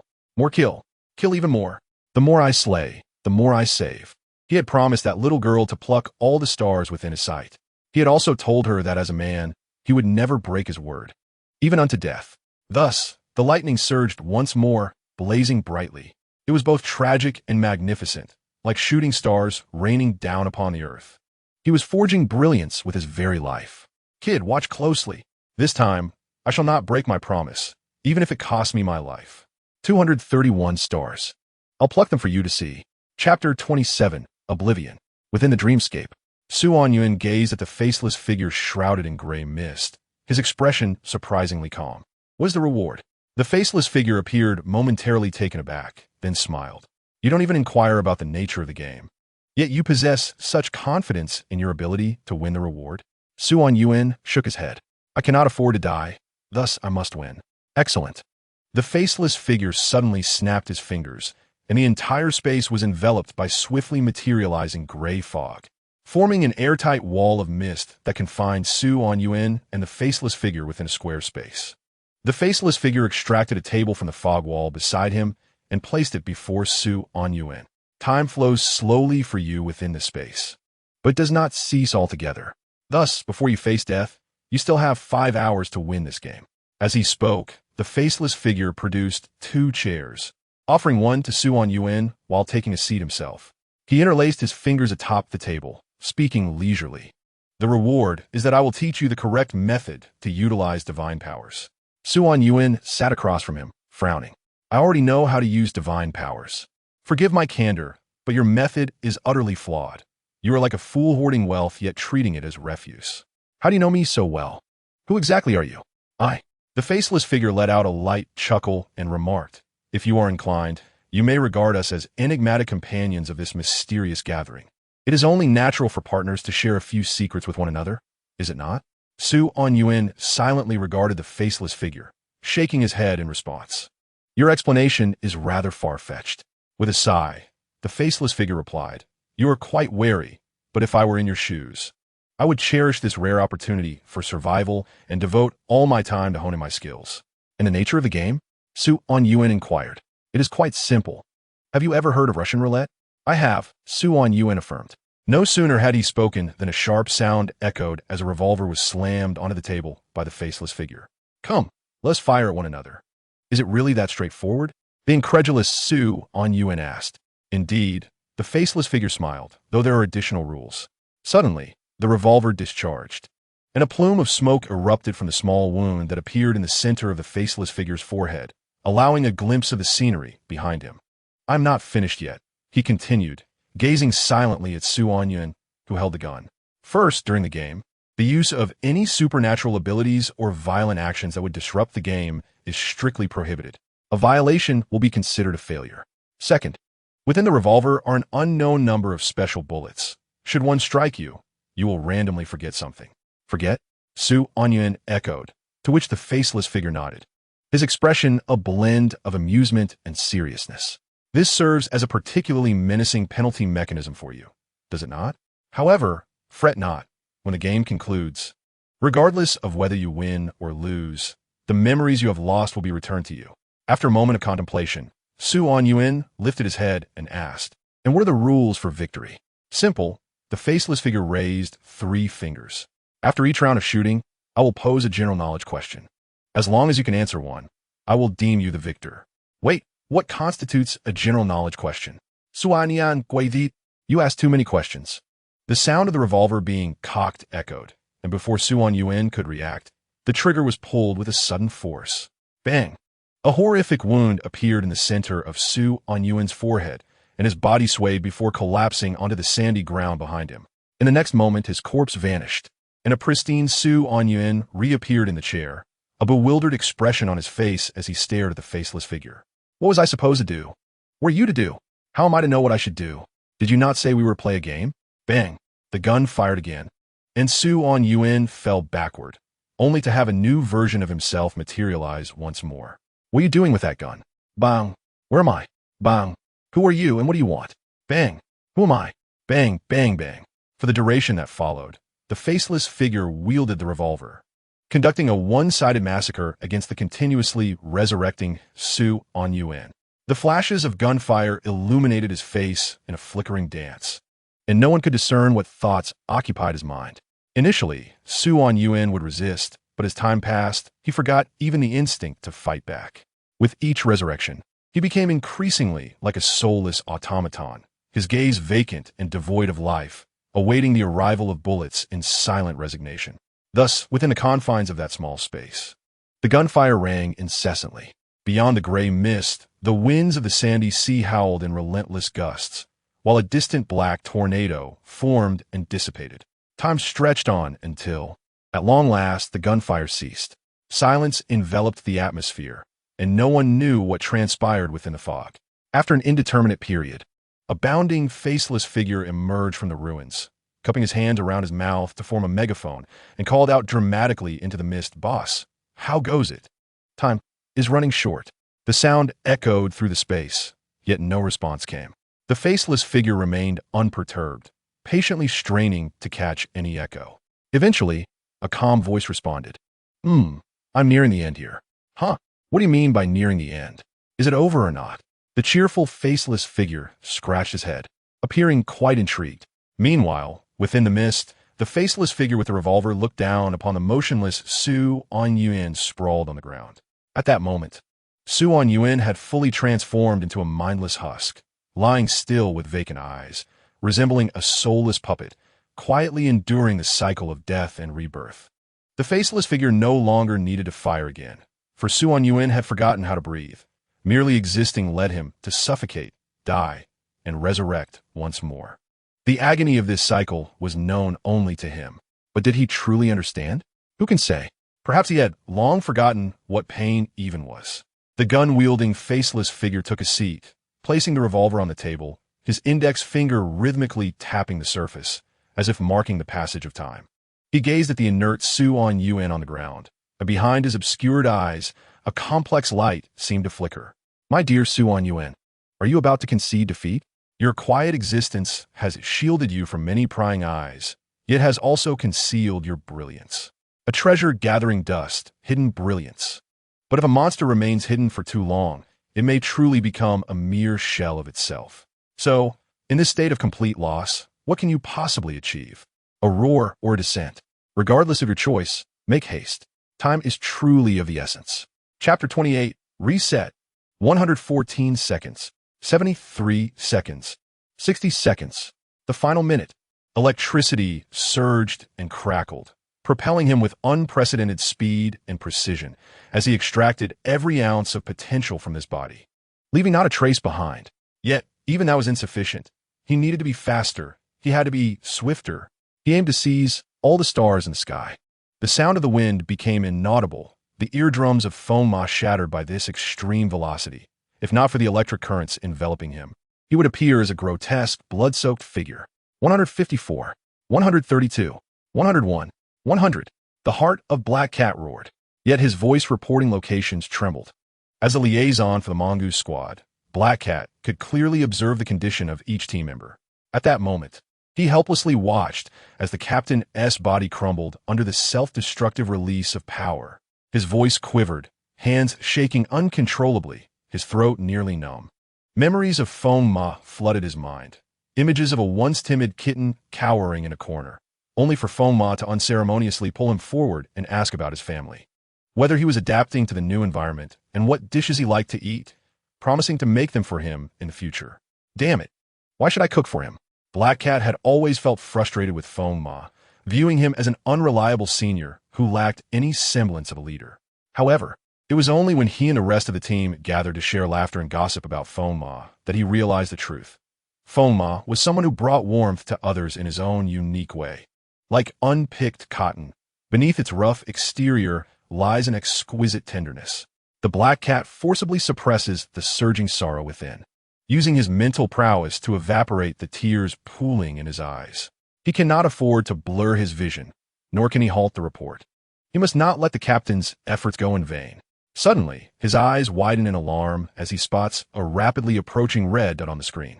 His gaze bulges, and with the greatest volume he has ever summoned, he bellows, "Beware!" A golden portal abruptly bursts open from the void, materializing beside Ma, from which a dark barrel emerges, resembling the hollow eye socket of the Grim Reaper. Bye-bye. Bang! The cold gunfire detonates violently in the air, as the Grim Reaper extends his scythe, cold and lethal, resting its blade upon the rushing thunder. In that instant, the Black Cat's heart nearly ceases. Possessing the strongest dynamic vision in the team, he perceives every detail of the bullet's flight, watching helplessly as it pierces through Ma's billowing cloak, heading straight for his back. A precise and ruthless strike. It seems utterly unavoidable, yet the wind shifts. It moves faster than the bullet. The condensed gale takes on a near-physical form, instantaneously enveloping Feng Ma in a flowing armor, effortlessly disintegrating the deadly bullet into ashes. The portal momentarily falters, as it did not anticipate that Feng Ma could be so prepared at such speed.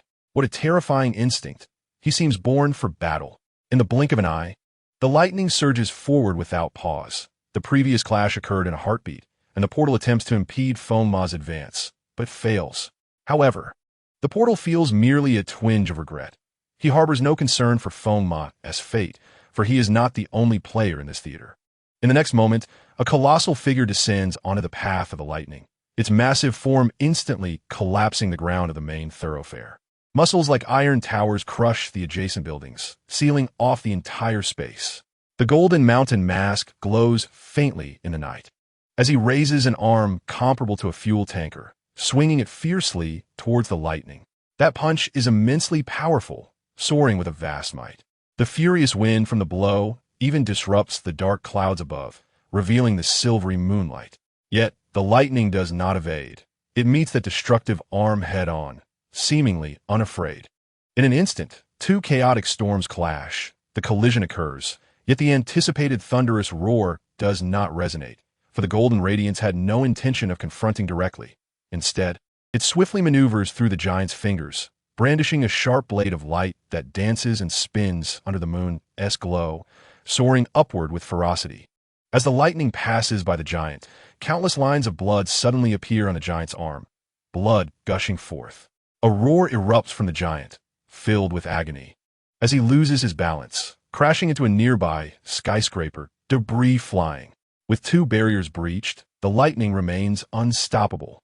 However, the next moment, a multitude of black crows converges ahead. Mr. Crow can no longer remain idle, leaping from the high building, descending amidst the swirling clouds of crows like a divine apparition.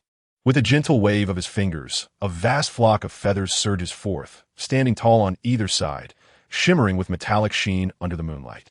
Simultaneously, the portal opens from the void, and the gatekeeper emerges, dual pistols in hand, followed closely by the towering giant, rising once more. You have performed your role exceedingly well. It is now time for your exit. The gatekeeper pronounces a merciless judgment, and in the next moment, an onslaught of attacks surges from all directions towards Feng Ma, forcing him to halt his advance for the first time, desperately dodging amidst the relentless barrage. 3 top-tier golden mystics. The black cat feels as if his teeth might shatter, his eyes nearly bulging with blood, yet as a secondary mystic of the support type, he is powerless to assist. Feng Ma frantically evades the assaults, but the myriad of mystical weapons envelopes him like a net from the heavens, driven by lethal intent, determined to ensnare this sparrow without granting him a moment's respite. Yet, what denies Feng Ma respite even more is time. Time waits for no one, offering no second chance, and it continues to slip away at an alarming pace. Only 13 seconds remain until the anticipated demise, but Feng Ma still has 5 lives to save. Among them is one from his intimately familiar Qingmu High School. There is no time, absolutely no time. The black cat's tears flow uncontrollably, no matter how swift Feng Ma may be. He cannot possibly breach the full force of 3 top mystics in an instant, let alone save 5 more lives. Despair seems to have enveloped him completely. Darkness. Endless darkness. It is akin to the primordial chaos before Pangu separated heaven and earth. Su Anyuan stands dazed in this void of darkness, bewilderedly gazing around. He knows not where he is, nor who he is, nor the purpose of his presence here. Yet deep within, he harbors a sensation that his arrival is for something profoundly significant. Thus, he steps forward, only to realize he has forgotten how to walk, and stumbles to the ground, clawing at the void beneath him, slowly inching forward. 1 crawl, 2 crawls. He knows not how far he has traversed, nor how long he has been crawling. In this dark void, there is no concept of time or space, only solitude and despair. Perhaps Su Anyuan was mistaken. There is no significant purpose awaiting him, and no matter how much he struggles, it is in vain. Yet, Su Anyuan still persists in crawling. He has forgotten many things, but the stubbornness ingrained in his very being remains resolute, serving as his sole motivation to endure this protracted darkness. After an indeterminate time, The chaotic void surges and expands, as if preparing to give birth to a new darkness. Suddenly, Anyuan fiet. He sees a light. The light shines brilliantly in the distance, resembling a star fallen to the mortal realm. It is small, it is dim, yet it remains the first beam of light in this world. Anyuan gazes at that flickering glow, sensing a familiar feeling emanating from it. Thus, he quickens his pace, fervently chasing after the light. In pursuit, he suddenly remembers how to walk. He rises and moves forward, traversing through fresh greenery. He recalls the act of running, and thus he dashes forward like the wind, crossing rivers and mountains. He suddenly remembers how to breathe, and with an open mouth, he inhales the fragrance of nature. He looks up, the azure sky spreads above him, and he gazes into the surging sea that raises colossal waves. Finally, he casts his gaze downward. Beneath him lies a shallow lake, reflecting Anyuan's visage. The water is crystal clear, revealing the distinct grains of golden sand beneath. And that star is rippling on the surface of the lake not far away. Anyuan takes slow steps towards it, but true time no longer grants him any opportunity.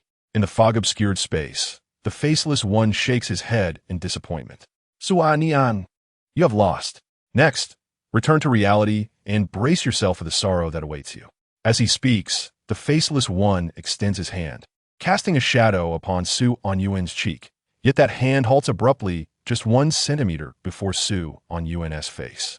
It seemed as though an unseen force impeded the actions of the faceless man, rendering his palm unable to descend. Despite exerting every ounce of strength, he could not bridge that minuscule distance. The faceless man abruptly raised his gaze to the heavens, bewilderment washing over him. He had never anticipated such an outcome. He had not foreseen that amidst this moment destined for Anyuan to be forgotten by the world, there would still exist a variable. Anyuan was delayed. He should have paid with his life for his tardiness. Yet someone had forcefully intruded, grasping death by the throat, granting him the precious gift of time. Had Anyuan foreseen this himself? No, he should not yet possess such foresight. The faceless man's eyes widened in shock as his gaze traversed countless spaces and times, piercing through the pitch-black clouds, cutting through the cacophony of screaming crows, crossing the campus of Qingmu High School, and shattering windows. Amidst the surging darkness, a tempest wrapped in lightning howled wildly, as Fengma stood resolutely before Anyuan's seat, golden radiance spilling from his eyes. The blade glimmering with the light of the silver moon, severing the last head of the nightmare. 1,000 miles away, the screen before the black cat shifted rapidly. Remaining time, 0. Projected death toll, 0. Chapter 29, The Fall. The captain is magnificent. Magnificent. The black cat's voice was hoarse yet exhilarated. That man had done it. He had truly accomplished it. He had safeguarded countless homes, preventing the city from succumbing to darkness. Yet, his voice faltered into a choked whisper. For the captain's physical condition was dire. Moonlight streamed through the broken window, illuminating Fengma, drenched in blood, sharp feathers protruding from half of his body. His left hand and right leg having vanished without a trace, every inch of exposed skin marred. Such grievous injuries instinctively prompted observers to wonder, how could he still stand? How could he possibly stand? Yet he stood, upright and rigid, his gaze imbued with gentleness. He looked upon the lifeless child slumbering at the desk, his heart as tranquil as a still lake. Had it been an ordinary day, he would likely have roused the boy, reveling in the opportunity to boast. Fengma regarded Anyuan, and 2 seconds later, he resolutely turned, enveloped by the fierce wind, slowly drifting out of Qingmu High School, standing proudly in midair. Opposite him, beneath the moonlight, 3 grotesque figures silently observed him. This scene appeared tranquil, yet a tempest of fury had already surged within some hearts. The door heaved with labored breaths, trembling with rage. No, this was not right. It was meant to be a splendid performance. The frost would inevitably succumb to the flames, destined to lose everything. The thin frost could never touch the blazing fire, yet for the sake of that ridiculous obsession within, it ultimately melted away, leading to the realization that all perseverance was but a delusion. Yet the protagonist of the unfolding drama had deviated from the preordained script. He had torn asunder the original play, crafting a brand new fate for himself. The expression concealed beneath the golden mask twisted grotesquely as he glared at the shattered figure ahead, memories involuntarily surfacing in his mind, in the entrapment of divine powers. That figure, forsaking all, surged toward its goal. That figure resembled a devil driven by desire, undeterred by any assault or injury, unwavering in its pursuit of longing. To attain its objective, it would even forfeit its life. The tears glimmering in those eyes, now dull and void of emotion, haunted the man for an eternity. Such a gaze was not that of a normal person. It belonged to a true outlaw. Mr. Crow glanced disdainfully at the man beside him. Then, with a sudden flourish, his myriad wings unfurled, shrouding the full moon in a veil of dark feathers. In that moment, he appeared as the Angel of Night, looking down impassively at Feng-Ma, stating, "You have disrupted the elegance of the sovereign. This is your gravest and most foolish error. Such a mistake necessitates an even grander banquet for atonement." With that, Mr. Crow's wings shot forth towards every corner of Qingmu City, deploying in the blink of an eye. 1-800. The golden crow mask, cloaked in shadows, emanated a voice akin to a malevolent specter. 10 minutes, 1-800 nightmares on the verge of resurrection. Can your broken body keep pace? Feng-Ma remained silent, his gaze unwavering upon the three figures, his expression betraying no change. For what he had set out to do had never wavered from its course. To wield the blade, to seize the stars. Even as his body lay in tatters, even as his spirit had been drained, he still raised his knife towards those three silhouettes. Just as he had before, the clash and slaughter commenced once more. A tempest of blood and sparks erupted, akin to the blooming of a red spider lily in mid-air. Both tragic and brutal, this bout of slaughter was particularly savage. Feng-Ma could no longer count how many times he had swung his blade, nor how many times he had been struck by the edge of a knife. The black feathers of the avian adversary were overwhelming. He could not fend them all off with a single hand, and the lurking guard, indifferent to his dwindling ammunition, seemed frenzied in emptying his magazine. Not to mention the towering giant, whose punch, if it were to land upon him, would surely reduce him to mere fragments. As Feng-Ma pondered this, his thoughts began to scatter. In that moment, he felt as though he were no longer on the battlefield. He beheld the setting sun. When Feng-Ma regained his senses, he discovered that everything had changed. No longer was there the spattering of blood, nor the flurry of black feathers. Only a familiar and warm courtyard remained. The sunlight illuminated the tiles, casting a rosy glow as the ivy on the walls grew wildly, cascading down in a disheveled manner. A nearby pear tree had lost a branch, adorned with strips of red cloth that danced in the wind. Amidst the cicada song during the summer sunset, Feng-Ma stood in a daze, walking through the courtyard, gazing at every corner etched with memories, as the past surged forth like a tidal wave, nearly overwhelming him. "Feng-Ma?" A clear voice rang out, warm and gentle, almost melting his very soul. Feng-Ma turned around at the speed of light, and before he could behold the figure that had appeared countless times in his dreams, tears had already soaked his cheeks. She remained just as he remembered, clad in a white dress, leather shoes, and white socks, golden hair shimmering in the afterglow of the sunset, offering him a sweet smile. As the sun descended, the cicada's chorus seemed to quicken 100-fold.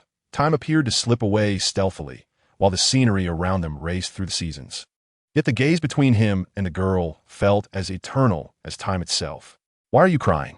"It's nothing. I just suddenly miss you. I've always been here." She stepped forward gently, embracing Feng-Ma. "But I did not fulfill my promise." Feng-Ma's voice trembled, clutching the girl as he wept like a fragile child. "You have already come to protect me as promised, haven't you?" The girl caressed Feng-Ma's head, smiling as she spoke. "You've already become a grown-up. Yet you still cry like the little Feng-Ma of yore. But I couldn't accomplish many things. I couldn't keep my word. I couldn't pluck all the stars. Yet you have said before, others will come after, haven't you? You have done exceptionally well." Suddenly, the girl extended her delicate fingers, pointing to a spot within the courtyard. "Look, the star you plucked is poised to shine behind you, amidst the darkened night sky." The stars fell. A ragged beggar abruptly appeared on the battlefield, his fiery arms delivering a punch that pierced Feng-Ma's back. The headset fluttered in the air, stained with blood, emitting the anguished wails of the black cat. "What is that boy crying about so sorrowfully? Listen to that ridiculous sound, as if he has lost his father. The next time we meet, I must teach him a lesson." Feng-Ma plummeted from the heights, a myriad of landscapes flashing past his eyes, akin to experiencing a tumultuous film, with himself as the lead. "Is this the revolving lantern?" Feng Ma mused, the thought amusing him. If Anyuan heard this, he would surely mock him for an entire year. I'm sorry, I can no longer take you stargazing. A noble soul must rely on itself. In truth, Feng Ma wished to convey that he too lacked a noble and radiant spirit, and even if he were to take Anyuan to pluck stars, the latter would still need to fathom the profundities on his own. Yet, Feng Ma could no longer voice his thoughts. He cast one final gaze in a certain direction, a sudden smile gracing his lips. Old horse, I've spent my life breaking promises, but this time it is the last. Please forgive me. His consciousness faded into oblivion. The captain of the 82nd grade students of the Sky Garden, the leader of the 7th Mobile Task Force, Meerkat Team, Feng Ma, deceased. The fallen stars lay dim upon the ground. In the heavens, a grotesque flame demon roared with maniacal laughter, while masked fiends mocked with cold derision. The world descended into chaos. The flickering lights of the city extinguished, unnoticed in their demise, while the victorious devil reveled in mockery. Hence, someone declared, I admire your voices. In the next moment, silence enveloped the world. Sounds fled as if in a desperate escape. The multitude of spirits fell into fearful silence, bowing their heads in unison to gaze below. On the ground stood a youth before the fallen star, gently closing its eyes. The sorrowful celestial body radiating an overwhelming brilliance akin to the Milky Way. No, that was not mere sorrow manifested. It was an endless expanse of spiritual grains, boundless and shimmering with silver light. At the moment of witnessing this miracle, the door suddenly birthed a thought so absurd it startled even itself. They seemed to be gravely mistaken to an outrageous extent. The tragedy of frost meeting fire continued to unfold. However, they had misidentified the protagonist, mistaking the igniting alcohol for the sorrowful frost. Thus, the flames intensified. They grew uncontrollable. They surged with fervor. They became a conflagration consuming heaven and earth.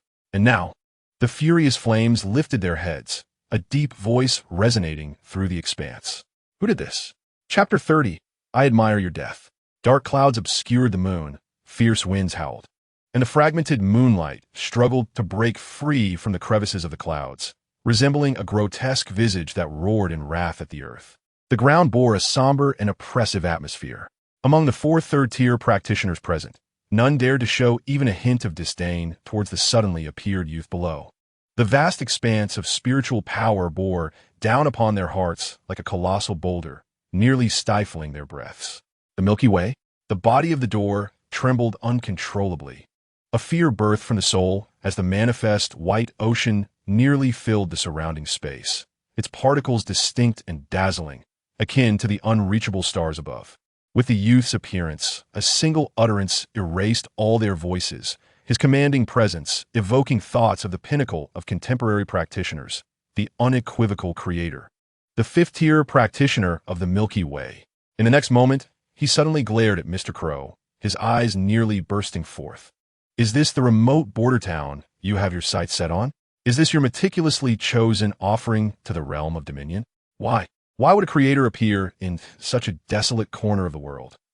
Was the advanced preparation for this performance conducted by your feet? To provoke such an existence, do you wish to bury our entire troop alongside it? The door could not speak, only pouring forth anger and despair through its gaze at Mr. Crow. Initially, Mr. Crow was equally astonished, his complexion beneath the mask paling to a hue even more ghastly than the moonlight above. Yet, he soon discerned something amiss. The moment the youth appeared, the pressure corresponding to a creator did not descend. Otherwise, merely facing that overwhelming force would have caused the 4 present to lose consciousness in an instant. Mr. Crow's eyes darted beneath the mask, and then he suddenly looked skyward, soon breaking into a smile. The youth before him was not a creator at all. He was merely an ordinary 1st-tier practitioner of the Sansea realm, who, for reasons unknown, had his spiritual grains mutated into a radiant silver. Observing his furious demeanor, could he possibly be a descendant of that practitioner from the Sky Garden? What a grand comedy this is! The corners of Mr. Crow's mouth nearly stretched to his ears, and in the next moment, he vanished from his spot, a glint of cold light flashing in his hand as he grasped a sharp black feather, aiming directly for the youth's head. Such a 1st-tier practitioner could be extinguished in the blink of an eye. He intended to personally sever the head of the descendant before the practitioner from the Sky Garden, splattering blood upon his corpse humiliating his soul. The 100-meter distance vanished in an instant. Yet Anyuan did not even glance at the attack. From his perspective, time seemed to stand still. In this tranquil world, a thick gray mist coalesced behind him, the mysterious, faceless man resting a hand upon his shoulder, gazing at Mr. Crow, who was suspended mid-air, speaking with ease and pleasure, although aided by an outsider, as a reward for successfully opening your spiritual space. I shall fulfill my promise to reveal the correct usage of your spiritual power. The faceless man raised a finger. You were correct in your previous assumptions. All your powers correspond to value. However, it is crucial to note that the correspondence is not of a narrow value, but rather a broad value. A narrow value is akin to a stone worth trillions. Its monetary worth is its narrow value. Conversely, a broad value pertains to the impact of that stone's existence or absence on the workings of the entire world. From this perspective, the higher the influence of the object of the power on the world, the greater its broad value, and the more spiritual power you must expend to affect it. If one were to rank their values from low to high, it would be T4, entity, such as knives, hammers, and sand. T3, spirit, such as thoughts, memories, and cognition. T2, rules, the rules necessary for operational functioning, such as rule-related anecdotes. T1, reality, distorting and altering the present and future, both that which has occurred and that which is yet to occur, such as death and rebirth. T0, concept, creating entirely new concepts, destroying existing ones, and altering established notions. As your own rank ascends and the quality of your spiritual power improves, the value you can influence will likewise increase. If we adhere to the conventional developmental trajectory, then the first to third tier practitioners correspond to the dualities of the physical and the mental, while the fourth tier aligns with the principles of order, and the fifth tier and beyond relate to the realms of fact and concept. Incidentally, the reason you were able to successfully articulate your affliction earlier is due to the advance I granted you. Do remember, you shall owe me interest in the future. However, should you possess a sufficient reservoir of mental energy, it could certainly compensate for any deficiencies in your tier. As he spoke, the faceless one abruptly raised his arm, revealing the vast expanse of shimmering silver sands that lay behind Anyuan. Mental energy is the most enigmatic treasure within the human body, concealed beneath the waters of the spiritual realm, akin to the glaciers on the surface of the Antarctic Ocean, revealing only the tip of the iceberg, while the mighty form remains hidden in the abyss. And you, my beloved Anyuan, have thus far only utilized the floating ice of the surface, barely scratching the surface of the iceberg.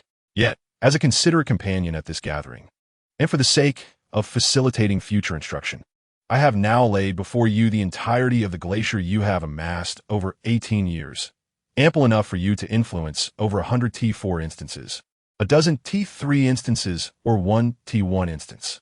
Such formidable power, as long as your mental energy does not wane, would render you the rightful deity of concepts before the gods manifest. Now, without hesitation, go forth and test your abilities. A sharp crack echoed through the air, and wings descended in an instant.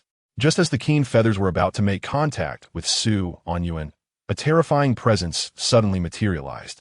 A muscular arm gripping the wrist of Mr. Crow with unyielding strength. In her obstruction, the blade and Anyuan were separated by an insurmountable chasm. A great practitioner? A mere mortal? Mr. Crow was taken aback, unable to comprehend the middle-aged woman in floral shorts who had appeared at his side. He had not even noticed her arrival, as if she were a deity woven into the fabric of reality, omnipresent in every corner surrounding him. With a mere flick of her hand, she restrained Mr. Crow without exerting any force, and under the dim moonlight, her pallid mask exuded an aura more oppressive than his golden visage. Under the weight of such pressure, the aunt's voice drifted forth, carrying a controlled weapon. You are in violation. What the hell is this? Do you think I'm a boarding school student? Mr. Crow's seething anger surged within him, and in the next moment, countless wings violently unfurled behind him, an overwhelming torrent of mental energy cascading forth as the dark, razor-sharp feathers surged towards the dorm matron like a rain of flying swords. But the very next instant, a deafening crash reverberated, and before Mr. Crow could even react, his head was forcibly pressed into the ground. The terrifying force of the pink size 42 flip-flop showcased its overwhelming dominance, descending with tremendous power, forcing Mr. Crow to kiss the earth. What the hell? The remaining 3 third-tier practitioners were momentarily stunned. The preceding events had unfolded within mere seconds, and the once flamboyant Mr. Crow was now being mercilessly hammered into the dirt by the suddenly appeared ant, leaving them all utterly bewildered. The beggar-clad Zhao Yan was the first to grasp the situation. Rendered speechless, he could only conjure the flames to form the words in midair. "Kill that boy." He then charged towards the battlefield. Little did he know that in the next second, his head too was buried in the mud, right beside Mr. Crow. No one had seen Zhao Yan's actions. All they witnessed was his charge, his flames igniting, and then extinguishing in the earth, as if a video editing software had cut out the entire sequence, leaving only the final outcome. Mr. Min shook off his stupor, discerning that this was a manifestation of causal law. Once the cause was triggered, no matter what actions followed, it would inevitably culminate in that predetermined effect. Mr. Crow and Zhao Yan had inadvertently triggered the cause, thus were now subjected to that bizarre suppression. However, it appeared that the trigger had a certain range. Mr. Min swiftly raised his dual firearms, aiming them at Su Anyuan, and pulled the trigger with fervor. 2 resounding shots rang out, the bullets whistling towards Su Anyuan's head without encountering any obstruction, flying straight and true. The speed was blinding, impossible for a normal person to react to. However, in Mr. Min's rapidly constricting pupils, the boy lifted his head within the interstice of time, his eyes shimmering with molten lava, the intense heat almost capable of incinerating the world. In that fleeting moment, his voice resonated, "I admire your bullets." With a whoosh, the brilliant projectiles instantaneously turned to ash, dissipating in the air, leaving behind a curling wisp of smoke. "This," Mr. Min gaped, nearly screaming. "Is this even possible?" From the moment that boy appeared until now, no more than 2 minutes had elapsed, yet he had effortlessly suppressed 2 third-tier practitioners without even lifting a finger. Such a bug-level application of abilities rendered him untouchable, impervious to attack. What method could possibly be employed to extinguish his life? More importantly, Mr. Min had no inkling of how many bizarre and strange abilities the boy had yet to unveil. Would he erase our very existence in the next moment? As this thought crossed his mind, Mr. Min trembled anew, contemplating retreat, but the giant beside him suddenly stepped forward, blocking his escape. The giant leaned down, and his body began to crack, an array of light particles converging before his golden mask, the terrifying power surging forth like a laser cannon charging up. Mr. Min's scalp prickled. This madman was actually going to use that technique here? The power of that move was comparable to the full-force strike of a 4th-tier destruction practitioner. It was the force of hundreds of gasoline bombs detonating simultaneously, sufficient to raze the entire area to the ground. Madness. They've all lost their minds. At this moment, even Mr. Crow, who had been mercilessly hammered into the earth, was thrown into a panic, uncertain of how long he would remain under control. If the mountain deity's strike landed squarely upon him, he would surely be obliterated. Yet the more he struggled, the more ferociously the ant's flip-flop rained down. In desperation, Mr. Crow turned his gaze towards Su Anyuan, pleading for action. He too was within the blast radius. But Su Anyuan remained indifferent to the impending cataclysm, calmly walking toward the corpse of Feng Ma and bending down. He could have directly invoked his powers to declare the death of these scoundrels, or attempted to use his abilities to retrieve his sister. But as he looked upon the face, now covered in grime, he recalled their first meeting, his aloof and cool demeanor, the spirited declaration of wanting to pluck the stars, the carefree manner in which he had dragged him into the Land Rover, and the fierce battles he fought to buy precious time, ensuring his own survival. This life was given to him by Lao Ma. "My apologies, little sister. Let me indulge my brother just this once." He closed his eyes, envisioning the myriad scenes flashing through his mind, softly murmuring, "Lao Ma, this place does not permit rest." In the next moment, his eyes, aflame with the essence of molten rock, burst open, gazing at Feng Ma's visage as a deep and resounding voice emanated from him, shaking the space as if a deity whispered, "I relish your death." Chapter 31. Are you polite? Disaster. At this moment, the light particles gathering in the mountain deity's mouth intensified, the chaotic energy rendering the surrounding air blistering, the bright light sphere resembling a blazing sun. In this perilous predicament, Mr. Min, without a moment's hesitation, flung open the portal behind him and swiftly made his escape, disregarding the fate of his comrades. Let the dead friends perish, but not the Taoist. In the next instant, the very fabric of space erupted with a violent tremor, akin to the explosion of a neutron star, illuminating the night as brightly as day. Only after a few seconds did the resounding roar follow, cascading outward with a tumultuous wave of energy, sending scorching matter skyward, where the extreme heat vaporized rapidly in the frigid air, then, under the force of gravity, descended and spread out, forming a dense black cloud that poured forth in all directions. The thunderous explosion reverberated for a good 10 seconds before gradually dissipating amidst the continuous echoes.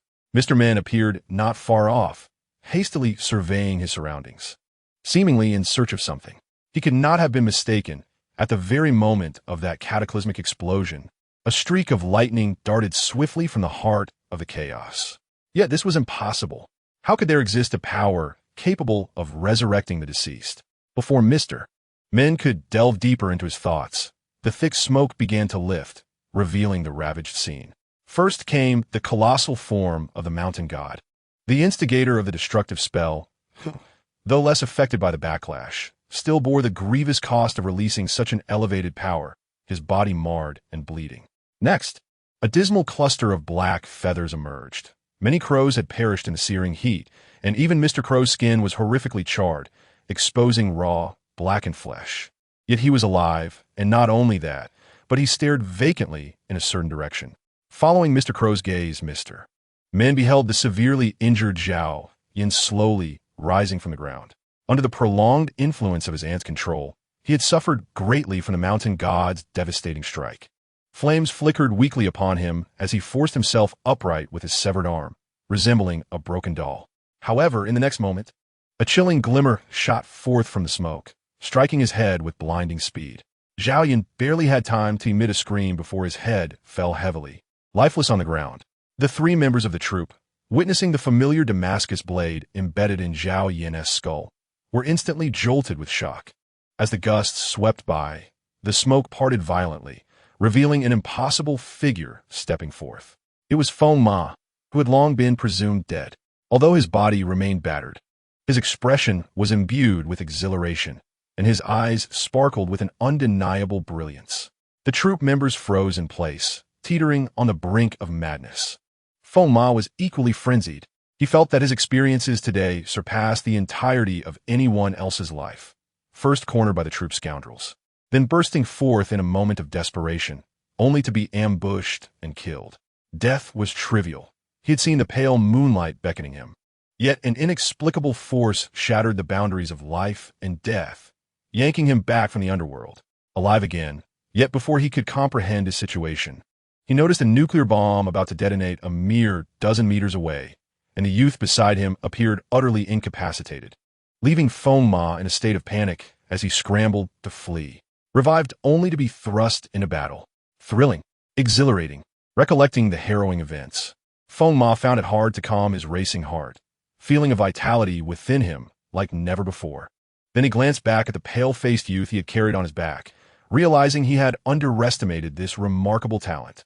Such terrifying gifts, such formidable powers. Reinhardt's ability to assess others was evidently on the rise. Feng Ma turned his gaze toward the trio of troop members, his resolve hardening. In his eyes, Su Anyuan's abilities held profound strategic significance for the survival of humanity. Today he must protect this young man, not merely for his own sake, but for the sake of the world. Thus Feng Ma took a deep breath, raising the Damascus blade with his one arm, pointing it at the three opponents, and sneering. "You three scoundrels, who will be the first to meet their demise?" The three troop members exchanged glances. Feng Ma's demeanor and presence suggested that they were the ones surrounded. Meanwhile, the voice of Su Anyuan, still constrained by the troop's powers, broke through with a hint of apprehension. "Old Ma, it seems they are about to get serious." Yet Feng Ma appeared unfazed, snorting derisively. "Just 3 worthless golds. Help me restore my limbs, and I can easily dispatch them." "Sorry, that's impossible." Feng Ma's expression fell instantly. Confusion etched on his face as he turned to Su Anyuan. "Didn't you heal yourself before? Look at me. I'm in no condition to unleash any powers. By the way, the previous restoration was also borrowed at high interest. I have over 300 installments to repay. Old Ma, don't look at me like that. Speak up. Aren't you supposed to guarantee victory? Feng Ma's face turned ashen, his mental energy depleted, his body shattered, his limbs broken. How could he contend against 3 foes of equal rank? Guaranteed victory, my brother.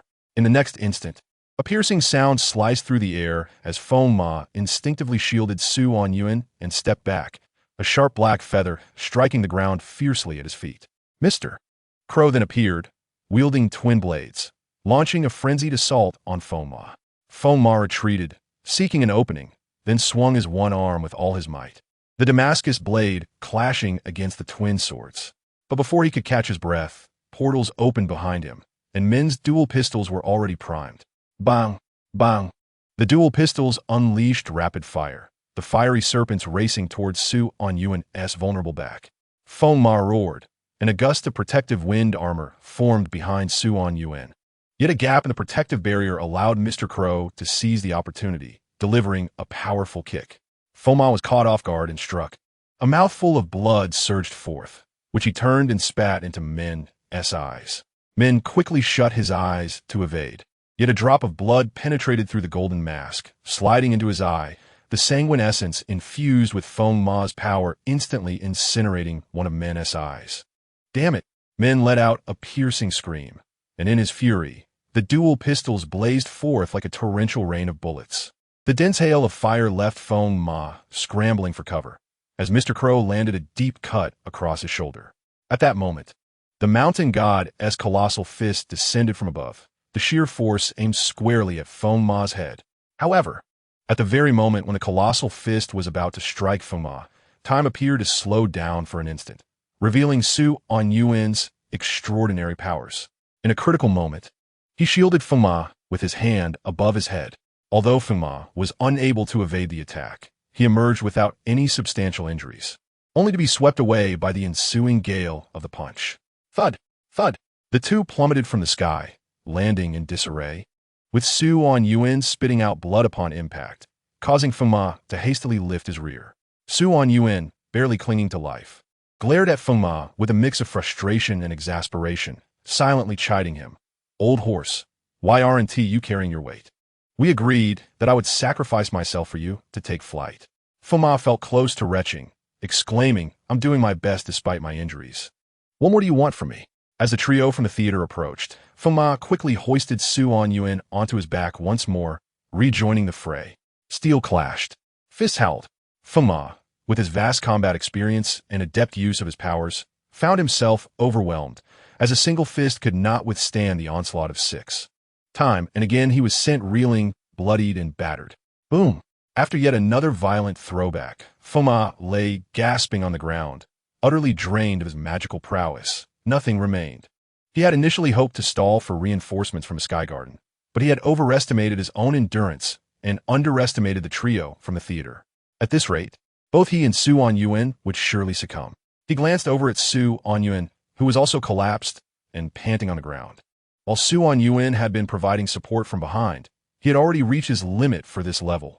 Gritting his teeth, Feng Ma stood up, fire blazing in his eyes, determined to protect this fledgling even if it meant his own demise.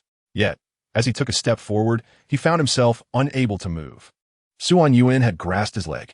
With a sigh, Feng Ma implored, Kid, let go. I cannot allow you to die here. Su Anyuan ignored him, coughing as he declared, Actually, I possess another ability. Feng Ma was taken aback. Then his expression brightened. What? You're an orphan, aren't you? Are you polite? What do you think of Reinhardt? Feng Ma looked utterly baffled but answered nonetheless. Powerful, knowledgeable, patient. He's an excellent teacher. That's not what I meant. I was asking if you've ever fantasized about considering him as your father. Does this have anything to do with our current predicament? Don't digress. A teacher for a day is a father for a lifetime. I want you to visualize Reinhardt as your father. Oh, now, imagine that freshly conjured Reinhardt dressed in women's clothing. You've gone too far. Don't waste time. Those 3 rascals are coming. Hurry and think. I'm done thinking. Now he asks your mother. With that, Su Anyuan inhaled deeply, gazing into Feng Ma's profound eyes, and spoke slowly and solemnly. What do you see? Chapter 32, The Commission. The 3 members of the theater swiftly approached, their eyes gleaming with the prospect of victory as they beheld the beleaguered Fengma, who was finally showing signs of faltering. However, in the next moment, their sinister laughter abruptly ceased. A towering figure had emerged before them. With his hair turned gray, Reinhardt donned a strawberry-pink apron, padded slippers adorning his feet, and a grease-stained spatula in hand, suddenly appearing before the trio. Reinhardt, the familiar figure, the very embodiment of their nightmares. The fourth-tier star alchemist Reinhardt nearly sent the 3 theater members into a panic. How'd he get here? He busy dealing with miracles in another city? The events of the day had unfolded in such an extraordinary manner that they felt utterly bewildered, while on the other side, Su Anyuan silently pointed at Reinhardt and asked, "Is this the image of Reinhardt you hold in your heart?" Fengma was stunned. "No, I just thought about it for a second. And you actually brought him here? You can't possibly be a deity, can you?"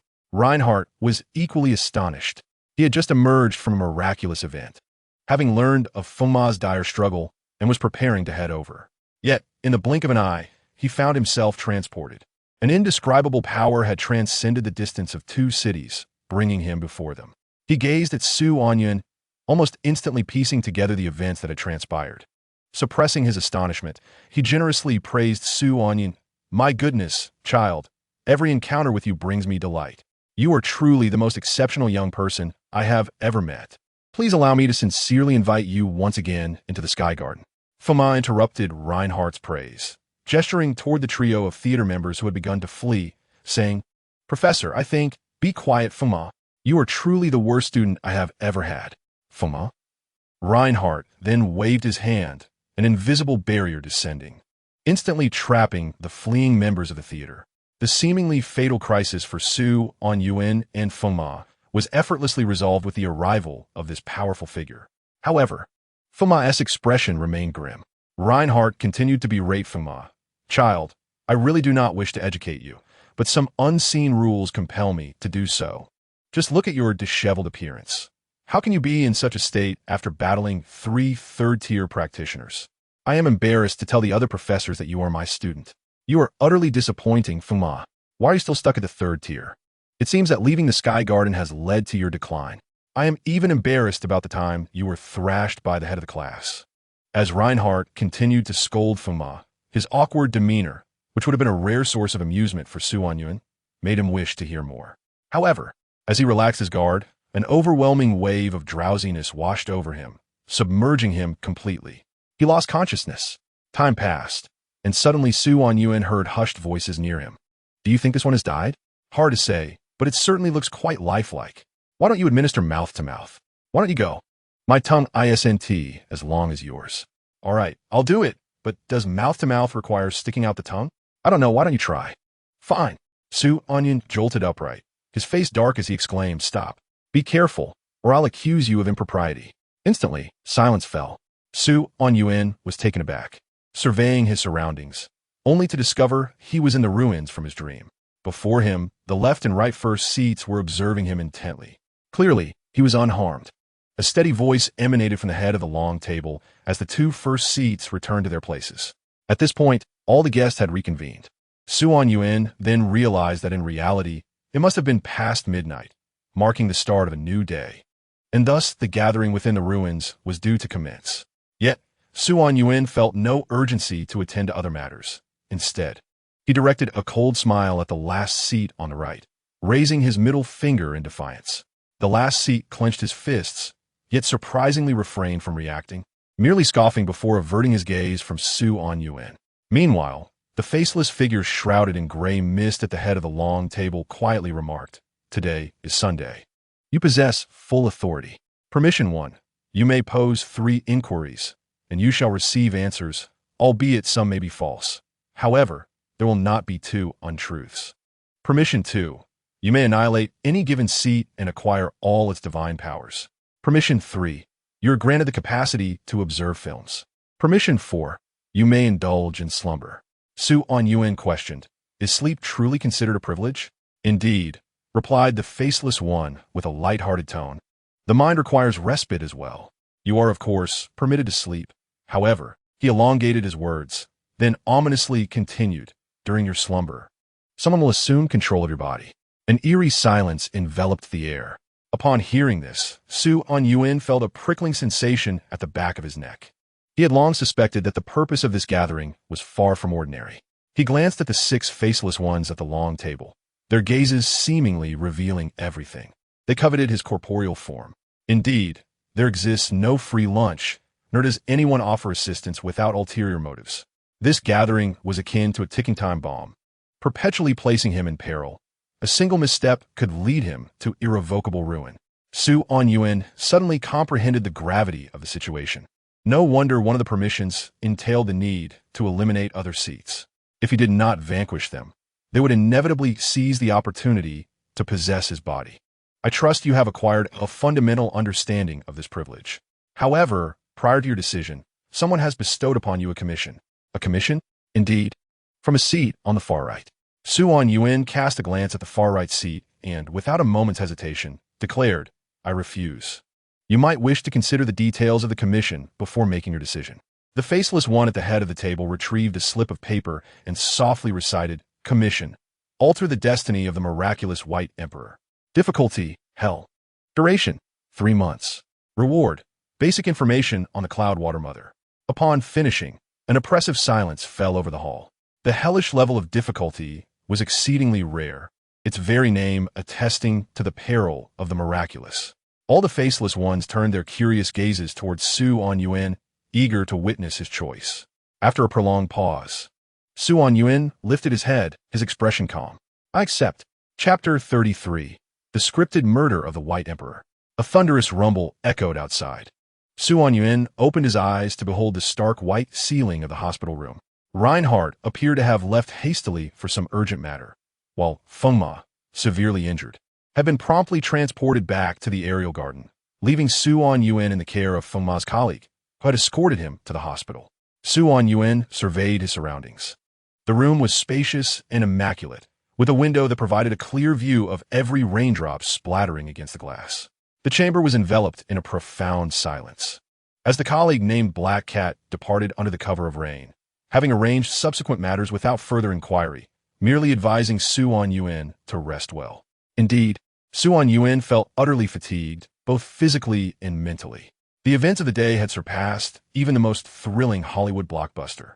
Thus, he closed his eyes once more, quietly listening to the rhythmic patter of rain against the window. It seemed to have been raining for days. A bouquet of white lilies adorned the bedside, their delicate fragrance wafting through the air, enveloping Su Anyuan's world, and in such a serene environment, he felt as though his very soul were being cleansed. Would you care for an apple? Yes, thank you.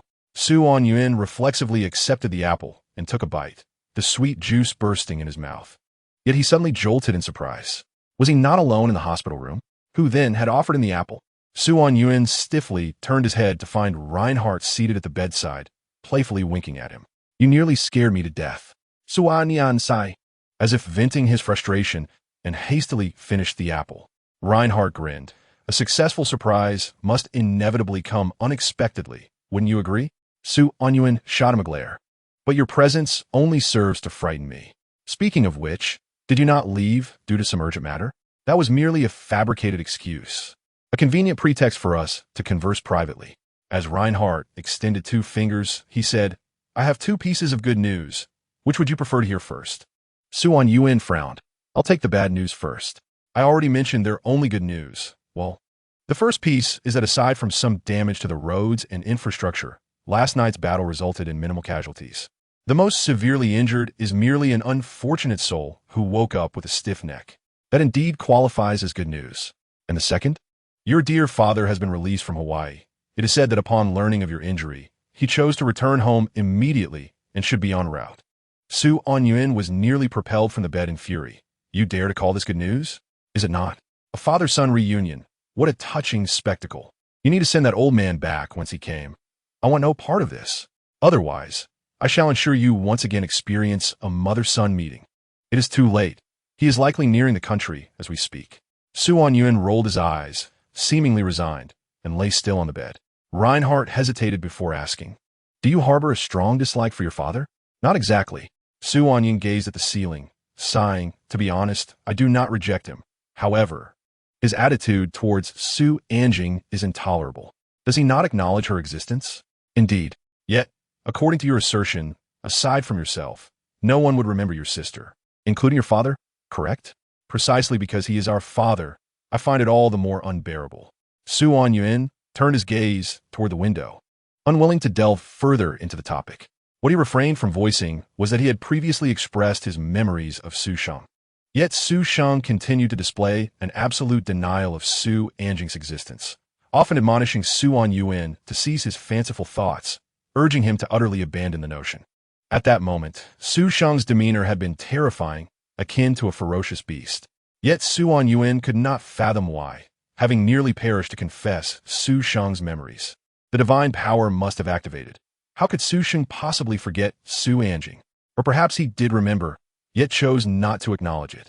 As for the reasons behind Su Sheng's reluctance to admit, Su Anyuan could surmise a hint. Perhaps there existed some esoteric matter at play, compelling Su Sheng to act thus in order to protect himself. Yet this did not absolve Su Anyuan of his discontent. Perhaps Su Sheng sought a gentler, more refined approach to save Su Anjing, but Su Anyuan could not afford to wait. He feared Su Anjing would not have the time to await Su Sheng's resolution. He wished to adopt a more radical approach, hence the clash of opinions between the two. To this day, their relationship remained delicate. While it had not reached a breaking point, it existed in a perpetual state of paternal rivalry. This was precisely why Su Anyuan wished to avoid encountering Su Sheng. Both were acutely aware of each other's thoughts and actions, yet their philosophies clashed, rendering any meeting exceedingly awkward. Troublesome. Reinhardt, ever perceptive, refrained from further inquiries. However, since he was the one who had stirred the pot, it was only fitting that he should take responsibility. He retrieved an envelope from his pocket, giving it a gentle shake before inquiring. Given the circumstances, would you care to indulge in a game to lighten your spirits? A game? Su Anyuan chuckled, pointing to himself. Do you truly believe I possess the inclination to play games at this moment? After all, you can't possibly uncover what you're seeking right now, can you? Reinhardt lifted a paper cup from the bedside, taking a sip of water, and replied with a light laugh. Have you ever heard of a murder mystery game? I have. Are you suggesting I partake in such a venture? Indeed, but unlike conventional murder mysteries, all participants in this one are endowed with extraordinary abilities. Su Anyuan furrowed his brow with keen insight. Are you implying that you wish for me to work for you? Not quite. Reinhardt succinctly summarized in essence. This is a reenactment of history.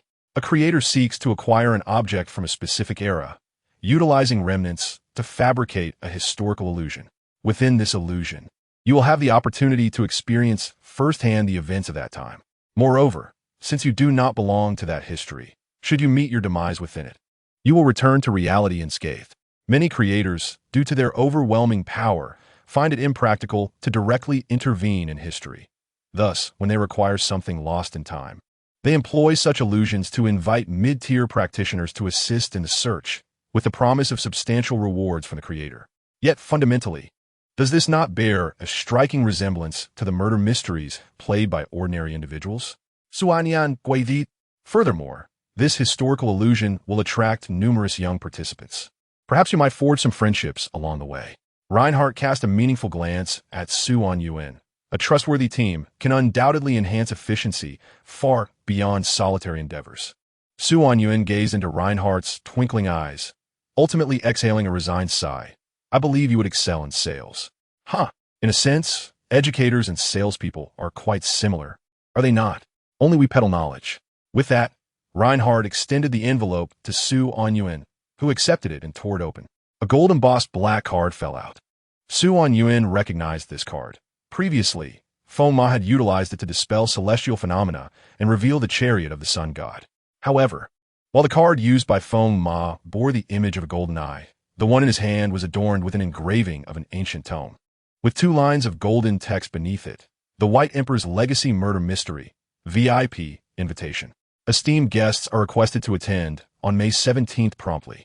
The organizers will provide delectable refreshments and tea. White Emperor, isn't that the commission mentioned at the gathering? I was just lamenting the lack of relevant information. Indeed, the White Emperor, Reinhardt calmly elaborated. He was a creator who emerged 2 centuries ago in North America, and is reputed to have been one of the most formidable creators of his time. He single-handedly established the advancement system for practitioners in North America, leaving a profound legacy. It is thanks to his influence that I have attained the 4th tier of mastery. Due to geographical differences, each region's practitioners develop distinct advancement systems. There is no rush. When the time comes, you will have ample options to choose from in the aerial garden. For now, focus on honing your mental fortitude. Anyuan frowned, sensing a crucial point. So, the White Emperor has perished, correct? Yes, it is said that he tragically fell while striving to ascend to a higher realm beyond that of the creators. A lamentable loss. Reinhardt raised an eyebrow at Anyuan. Aren't you curious about this matter? Anyuan shook his head. Not particularly. I'm merely a first-tier novice. Pondering such matters seems futile. What intrigues me more is the caliber of practitioners participating in this murder mystery. The highest tier is 3. Though there may be limitations on numbers, it will primarily feature 1st and 2nd tier practitioners. What must I do? Simply follow the organizer's instructions when the time arrives. Much like a real murder mystery, you will possess your own storyline. Reinhardt paused. On a personal note, should the opportunity arise, I would appreciate your assistance for the practitioners in the aerial garden. The benefits bestowed by a creator are enticing, and your presence serves as a safeguard. However, do not feel overly obliged to assist them.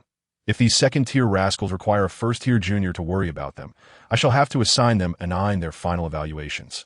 In addition to the rewards from participating in the illusion, I shall also offer you additional compensation. What kind of compensation?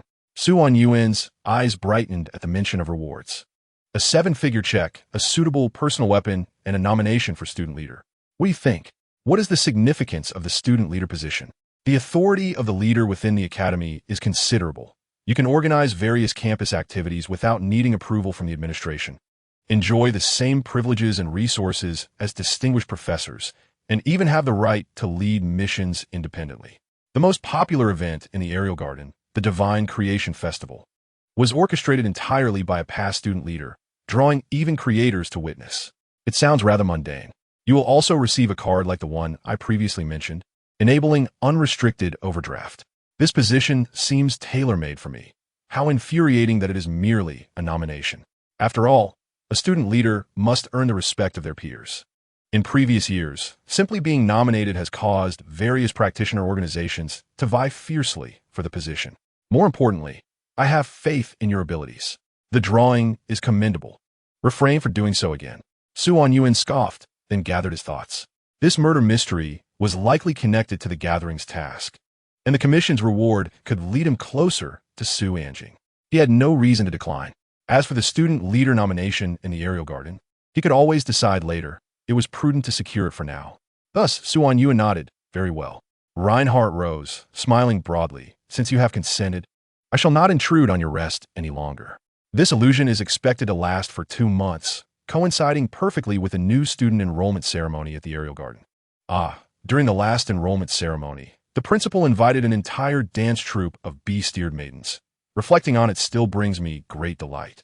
Reinhardt relished the recollection, seemingly oblivious to Anyuan's growing disdain. Unceremoniously interrupting Reinhardt's musings, Anyuan inquired, "So how am I to participate in the illusion? In 2 months? What about my attendance and the college entrance examination?" "Fear not. Simply find a comfortable room to relax in. As for your school, I have already communicated with your teachers, and they now believe you have been directly recruited by a prestigious institution in collaboration with Tsinghua and Peking University. No need to worry about the entrance examination or attendance issues." As Reinhardt spoke, he casually wiped the corner of his eye, as if reminiscing about his long-lost youth. Anyuan, however, could hardly relate to the life of a wealthy youth. Afterward, Reinhardt engaged in a brief chat with him before taking his leave, inquiring about the location of the hamburger joint where Anyuan previously worked, as he was quite fond of junk food. Thus, Anyuan closed his eyes, attempting to once again savor this rare moment of tranquility. Yet, within mere seconds, he abruptly opened his eyes wide. May 17th. Damn it, ISNT that tomorrow. That old rascal Reinhardt, advising him to rest well. Rest my foot. Anyuan was scheduled to discharge himself in the afternoon, preparing to return to school for a brief visit. He needed to gather his belongings left in the classroom. However, this time, his status was markedly different. He had become a specially recruited student at a prestigious institution, akin to returning in glory before even graduating. Although it was past the time for entering the school, the security guard still greeted him with a smile. Opening the door while patting Anyuan on the shoulder, praising his youthful achievements. Just yesterday, the same guard had been shouting at him. The principal, upon hearing of Anyuan's return, had sprinted from his office to the school gate, grasping Anyuan's hands warmly, expressing concern for his well-being, and proclaiming Anyuan to be a treasured asset of Chingmu No. 1 High School, showering him with accolades. He subtly inquired if Anyuan could deliver a motivational speech to the graduating seniors to inspire their academic enthusiasm. Initially, Anyuan felt a flicker of pride. He had intended to announce with great fervor that the once underperforming student sitting in the last row had returned. Alas, he was a good student, and his seat had never strayed beyond the first 3 rows. Should an opportunity arise in the future, he would prefer to pass this honor on to Anjing. As for the speech, Anyuan firmly declined. Firstly, he found the prospect of giving a speech utterly embarrassing. Secondly, how could he possibly explain the circumstances to the entire student body and faculty? How could he confess that he had professed his feelings to an esteemed professor in her 80s, and then had a warm encounter with the professor's mother, only to declare his affections for a senior who was 2 or 3 decades his elder? He would be deemed a pervert and expelled. Thus, to evade the principal's relentless pleas, Anyuan dashed into the academic building, gathering his belongings amid the envious and respectful gazes of his classmates, turning to flee as though pursued by an assailant. Unbeknownst to him, or perhaps it was merely an illusion, he sensed a melancholic gaze among the crowd watching him, seemingly from Xiaomengran. However, Anyuan paid it little heed, circling around the back of the teaching building, heading straight back to the dormitory, swiping his face for entry, greeting the auntie, and entering his room in one fluid motion. He then lay on his bed, clutching his backpack, quietly awaiting the arrival of the next day. As the clock struck 11:55, Anyuan's gaze was fixed upon the timepiece. The dormitory clock emitted a rhythmic ticking sound, as if serenading him with a hymn of impending action. The final minute approached. Watching the impending midnight, Anyuan's breath grew heavy, his focus narrowing solely to the ticking hands. The hands moved deliberately, neither rushed nor languid, akin to a leisurely stroll. Yet this sensation rendered the air stifling. In the oppressive atmosphere, this fleeting minute seemed to stretch into eternity. Tick, tick, tick. Then, silence fell as the hand came to a halt. No further sounds emerged. A breeze wafted through the half-open window, stirring the curtains, while moonlight seized the opportunity to peek in. Inside, all was vacant. Chapter 1. Mr. GM Momo. At that moment, when the ticking ceased, it felt as though an unseen force transcended the boundaries of time and space, unceremoniously transporting Anyuan to an uncharted realm. Anyuan felt a wave of disorientation wash over him, and when he regained his senses, he found himself no longer staring at the ceiling of his dormitory, but rather at a lavishly adorned room.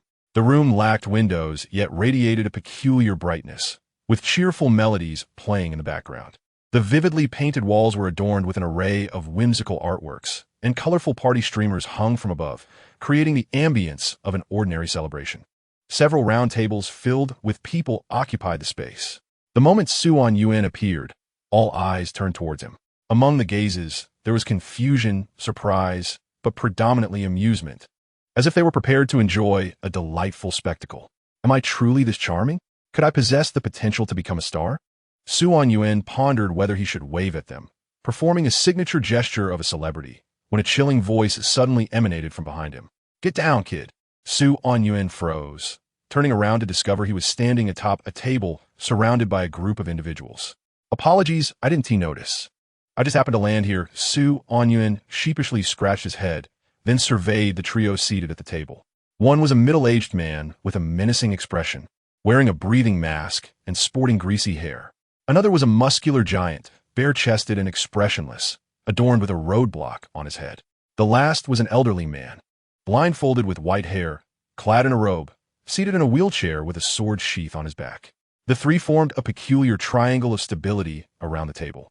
The one who had spoken was the middle-aged man with the breathing mask. One odd assembly, Anyuan thought, yet he did not dwell on it for long. Leaping down from the unoccupied corner of the table, he glanced around but found the other round tables fully occupied, leaving only this one with an empty seat behind him. Without further thought, he turned, pulled out a chair, and joined the trio. Instantly, An odd atmosphere enveloped the table. Before Su-On-Yuan's arrival, the ambience had felt akin to a cold assassin-esque circle, exuding an air of keep your distance. However, with Su-On-Yuan's presence, it was as if a foolish husky had infiltrated their midst, oblivious to the peculiar stares from those around him. He wore a sympathetic expression as he regarded the three icy figures. Look at this trio, a disabled elder, a simple-minded giant, and a sickly specter. They all belong to the vulnerable groups in our society. Among so many individuals without seats, this trio still has an empty spot. Clearly, they have been isolated. Anyuan, believing no one understood the feeling of isolation better than he did, directed an encouraging gaze towards the three and gave them a thumbs up. Hang in there. Stay alive. All the onlookers who had been focused on this side collectively swallowed hard. This kid has guts. At that moment, the fierce middle-aged man with the breathing mask spoke again. Kid, who gave you permission to sit here? Su-On-Yuan blinked in surprise, tilting his head in inquiry. Is this seat taken? No. Then it's settled. I chose to sit here myself. Su-On-Yuan deeply, how set stili. Rest assured, I won't view you through a colored lens like they do. We are of the same kind. Same kind? The blindfolded elder on the left chuckled, his voice warm as he asked, Young one, do you know what we do? Disability Association? The entire space fell into an eerie silence. The assembly of gifted individuals gazed at Su-On-Yuan in disbelief, as if he were some astonishing creature. Those closest to the table even shifted their chairs back a little. The elder opened his mouth, momentarily at a loss for words. Just then, the muscular giant on the right spoke. Which faction do you belong to? Nation. Su-On-Yuan closed his mouth, seemingly having inadvertently extinguished the conversation. Indeed, he was not particularly adept at engaging in dialogue. The round table once again fell into a profound silence, prompting Su-On-Yuan to resort to his mobile device to pass the time. However, as he reached into his pocket, his hand brushed against an apple, one he had discreetly taken from the hospital upon his discharge. Yet, having already drawn it out, he felt it would be impolite to return it, so he placed it upon the table. It was merely an ordinary apple, yet its presence seemed to evoke a peculiar change in the atmosphere surrounding the table. Suddenly, the burly man adorned with a traffic cone on his head spoke up. Comrade, do you intend to eat that apple? Su-On-Yuan looked up and replied, Not at the moment. Why do you ask? The middle-aged man, donning a breathing mask, appeared slightly breathless, hastily inquiring, Might we purchase it from you? Su-On-Yuan was taken aback. Was an apple truly so precious? Without overthinking, he simply pushed the apple towards the trio. No need to buy it. It's yours. I'm not hungry anyway. The three men were momentarily stunned, exchanging glances filled with complex emotions before the elder among them took the apple, solemnly thanking Su-On-Yuan. Youngster, thank you for your generosity. Should we have the opportunity to emerge from this, we shall repay you. Have the opportunity to emerge. Su-On-Yuan keenly seized upon that phrase. But before he could voice his curiosity, the cheerful melody that had been playing abruptly ceased, replaced by a clear voice. Ladies and gentlemen, welcome to this advanced script murder game titled The Legacy of the White Emperor. This game is graciously sponsored by the erudite Ms. Scholarly. One must admit, she is indeed a woman of refinement and beauty, especially with her captivating eyes. Pardon my digression. Allow me to introduce myself. I am your game master for this session, and you may call me Mr. M.O. In this game, each of you will journey back in time to a specific moment, experiencing the unfolding narrative and embodying the characters involved. Every participant will be assigned a distinct role, each accompanied by their own side quests. We will evaluate the completion of these side quests to determine the ultimate rewards, while the main quest is clear, to acquire the legacy of the White Emperor. Successfully obtaining the legacy and enduring until the game's conclusion will grant you the grand prize, at which point Ms. Scholarly will grant you one wish. Whatever your desire may be, you could seize this chance to attain unparalleled wealth or further your journey along the path of the extraordinary.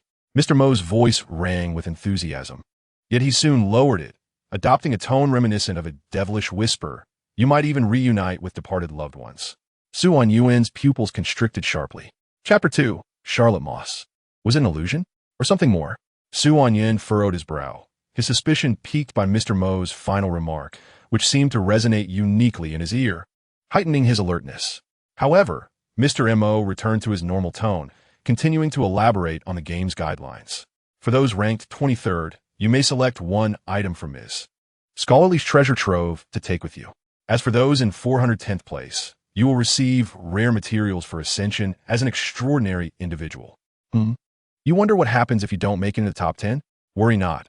Our generous Ms. Scholarly always rewards participation. Even if you do not achieve a high rank, we will bestow upon you a bountiful reward as a token of our gratitude for your engagement. That concludes the rewards for this session. Should you have any questions about the game, feel free to call out my name, Mr. M.O., in your mind once you enter the dreamscape, and I shall promptly provide answers. Lastly, he urged everyone to remember. Mr. Mo's voice paused, and, after a brief silence, he resumed with a mysterious tone, "Do not trust anyone." The space fell into a hushed stillness, with all present momentarily silenced by his words, seemingly digesting the critical information conveyed.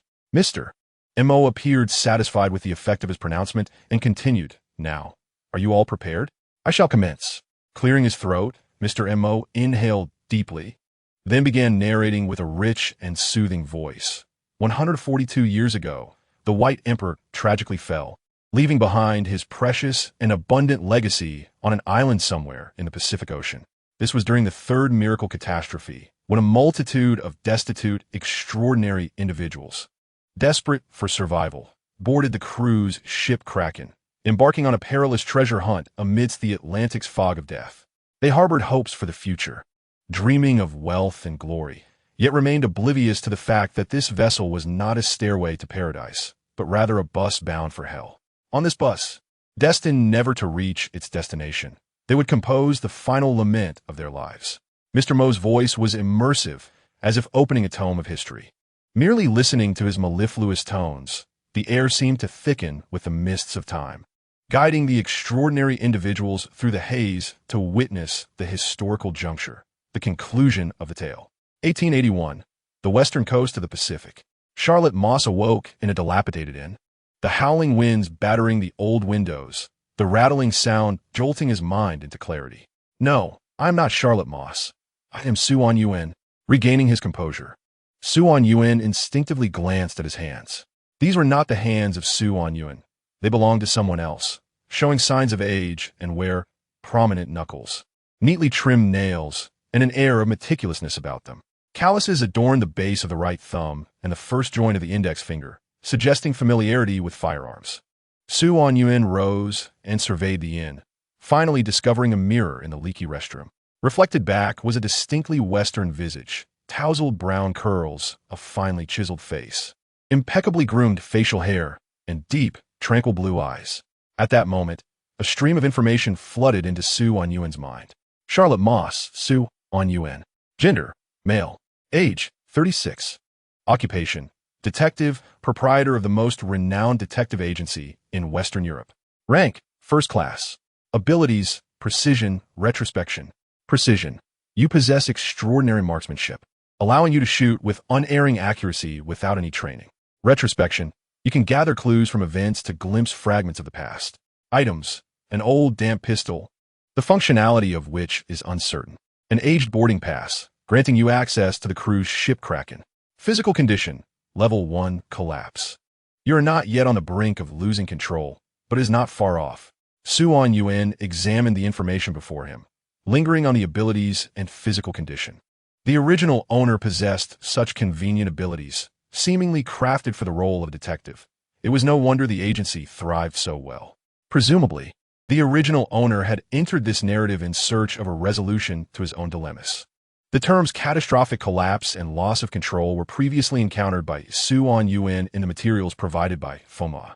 The mental strength of a practitioner far surpasses that of an ordinary individual, enabling them to perceive phenomena beyond the grasp of common perception. These entities are exceedingly perilous, predominantly emanating from the myriad wonders scattered across the globe. They possess the potential to influence, even infect, the mental faculties of practitioners. Beyond a certain threshold, they succumb to chaos, transforming into the very monstrosities that dwell within ancient ruins. The desiccated corpse Foma had slain was but one such manifestation. Consequently, this is among the reasons Anyuan hesitated to affiliate himself with the Aerial Garden. The obsessive pursuit of a non-existent individual would undoubtedly lead others to deem him unhinged, potentially resulting in accusations of collapse and being confined as a monstrosity. Currently, Charlotte Moss, while investigating a homicide, inadvertently perceived certain sounds through her powers, causing her mental state to deteriorate, a condition that continues to worsen. Coincidentally, the perpetrator she is tracking is also a practitioner, which led her to learn about the Kraken and the legacy of the White Emperor. Thus, one of Su On-Yuen's side missions is to apprehend the nefarious assassins aboard the Kraken and bring them to justice. With this clarity regarding the current situation, Su On-Yuen donned the original owner's brown suit and a peculiar hat with wide brims on either side before pushing open the door of the inn. The sea breeze howled fiercely. The briny gust, laced with rain, struck Su On-Yuen's face. Opposite the inn lay the vast, gray ocean, flanked by a dock where an ancient, colossal vessel loomed, its brown and black hues reminiscent of the mythical sea beast, the Kraken. Finding no shelter from the rain within the inn, Su On-Yuen pressed his hat down and ventured into the tempest, making his way toward the Kraken. It must be said, the wind was indeed fierce.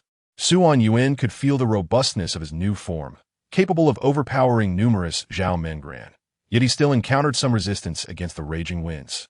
Suddenly, Su On-Yuen turned, sensing someone calling out from behind.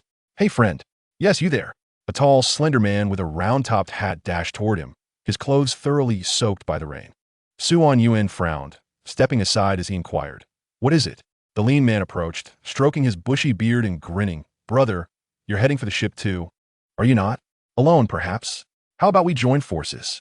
Just as Su On-Yuen was about to decline, the man glanced around and lowered his voice. "Aerial Garden, level 22. Destruction system, Zhang Tao, and you are?" "You've mistaken me for someone else," Su On-Yuen replied, turning to leave, but Zhang Tao quickly stepped forward to detain him. Hey, don't be so cold-hearted. Give me a chance. Let's have a chat." Su On-Yuen scrutinized Zhang Tao, asking, "How did you recognize me?" "To be honest, it was a bit of a gamble," Zhang Tao admitted, scratching his head sheepishly. "I have a decent memory. I recall all 48 practitioners present. Most came collectively for the illusion bubble. There were only 2 acting alone, making them easy to remember, so I thought I would take a chance." Su On-Yuen sighed. "Fine. What do you wish to discuss?" "Some matters concerning the main storyline. This isn't the place for conversation. Let us head up. My 3 colleagues are probably already there," Zhang Tao suggested, pointing toward the Kraken before leading Su On-Yuen onward. "Please present your tickets." A one-eyed middle-aged man was checking tickets at the dock, puffing on a pipe as he tore any examined tickets into shreds, casting them carelessly into the sea. Zhang Tao stepped forward. "Hello, ticket check." The ticket inspector glanced at Zhang Tao with his single eye, barely acknowledging the ticket in his hand, and declared, "Fake." Both Zhang Tao and Su On-Yuen were taken aback. Could tickets be forged for this ship? Su On-Yuen glanced at Zhang Tao's ticket, which appeared identical to his own, and a foreboding thought crossed his mind. He withdrew his ticket from his pocket and asked in a low voice, "Is mine valid?" "Also fake." "Impossible," Zhang Tao protested, pointing to his ticket. "I obtained this through legitimate channels. The stamp is intact, as is my friend's ticket. How could it possibly be fake? Where is it? Isn't it right here? So large. I can't see it." The ticket inspector ignored Zhang Tao, continuing to savor his pipe. "I am the ticket inspector. If I say it's fake, then it is fake. You cannot board the ship today." Su On-Yuen's expression darkened. What was the meaning of this? Was he being targeted right from the start? However, he chose not to react immediately, opting instead to observe how Zhang Tao would handle the situation. Zhang Tao merely grumbled in complaint, then unexpectedly pulled out a wallet. He produced 2 banknotes from it and placed them atop the ticket, asking, "Will this allow us passage?" The inspector glanced at the green notes, then gestured with his chin towards Su On-Yuen. Zhang Tao quickly understood and produced 2 more bills, which prompted the inspector to relent. "You may enter." Zhang Tao winked at Su On-Yuen. "Shall we go?" Su On-Yuen regarded the ticket inspector before passing by him. Whether by coincidence or not, as Su On-Yuen walked past, he perceived a glimmer of mockery in the inspector's eye, as if he had subtly muttered, "Fool." Su On-Yuen turned back. "Is this how your service industry operates? Insulting your patrons as worthless trash, implying they're better off crawling on the ground than standing?" The inspector paused, contemplating that he hadn't been that severe in his remarks. Yet the next moment, a heavy punch sent him crashing into the ground.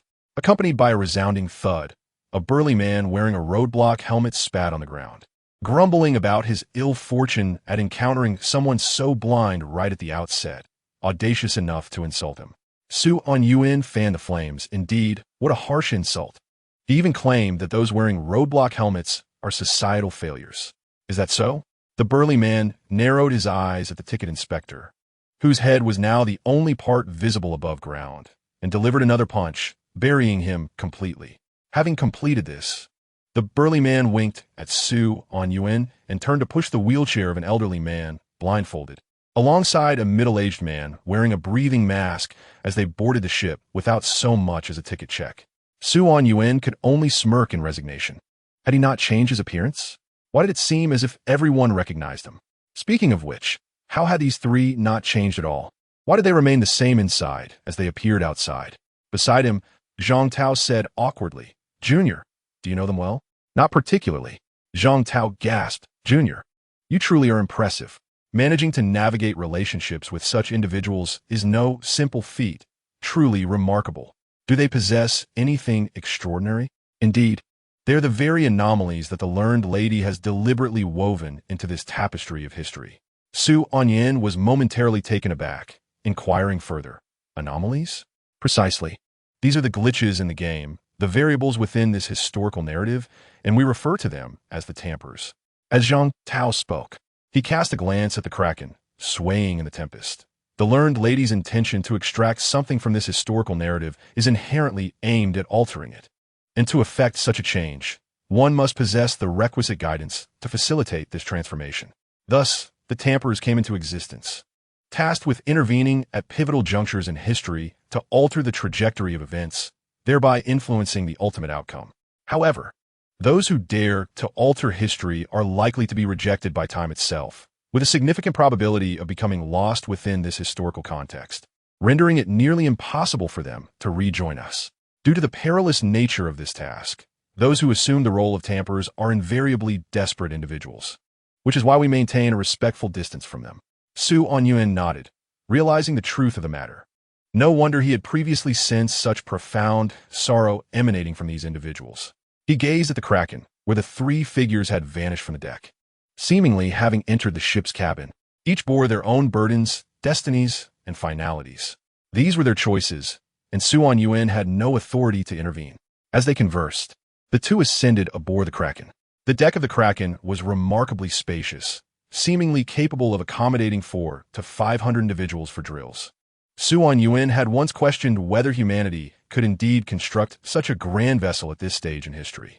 However, considering its significant connection to the practitioners of arcane arts, he refrained from delving deeper into the matter. Zhang Tao surveyed the surroundings, noting the absence of his colleagues, and thus led Su Anyuan toward the passenger cabin. Descending from the deck and entering the ship's interior, they found themselves in an expansive space reminiscent of a ballroom, furnished with numerous tables and chairs. Yet at this moment, the area was teeming with people. A multitude of travelers congregated within, gazing discontentedly toward the center, where a dispute seemed to have erupted. Chapter 4. Deception. "We all purchased tickets to board. Why are we not provided with food?" A voice rang out loudly within the cabin. All eyes turned toward the center, where a group of burly sailors surrounded a table, upon which an irritable old captain, dragging a false leg, was retorting with displeasure. "I have stated repeatedly that if you purchase tickets, I shall certainly provide you with food. We certainly did buy tickets. Where is our food?" "Oh," the old captain bellowed in response. "Damn it, stop shouting at me. Since you all purchased tickets, then where are those damn tickets?" A sudden hush fell over the space, and someone exclaimed, "Our tickets were taken by the ticket inspector earlier. We did not arrange for any ticket inspectors aboard." The old captain scoffed. "I've been sailing for 50 years. Tickets are always checked upon boarding. When have I ever arranged for ticket inspectors below deck? A bunch of fools. You have been duped by some charlatan." At this proclamation, the passenger's expression soured, and Zhang Tao, who had just entered, turned pale, rushing out of the cabin in an attempt to catch the swindler.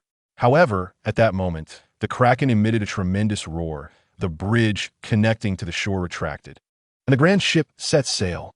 Zhang Tao returned, his hair damp, and a look of frustration etched across his face. "Damn it. I should have let those tamperers deal with him back then.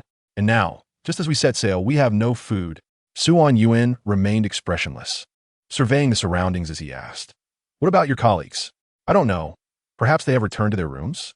Zhang Tao shook his head, then gestured toward a room, inquiring, Shall we disregard them for now and have a chat? Anyuan regarded Zhang Tao thoughtfully before nodding in agreement. The rooms within the cabin were situated on either side of the expansive space, with Zhang Tao's room being the 12th on the left. Navigating through the bustling crowd, Anyuan followed Zhang Tao to the door marked with the number 12, at which point Zhang Tao pushed it open. Yet Anyuan lingered at the threshold. He glanced at the room's furnishings and then remarked, "I shall remain here. If there is anything to discuss, please go ahead." "Oh, Junior, such formality truly saddens me." Zhang Tao feigned wiping away tears, prompting Anyuan to turn away. "Don't go, Junior. I was merely jesting." Zhang Tao sighed in resignation, then retrieved a red stone from his pocket. "You have one of these as well, don't you?" Anyuan remained silent, recalling that his dampened pistol seemed to bear such a red stone.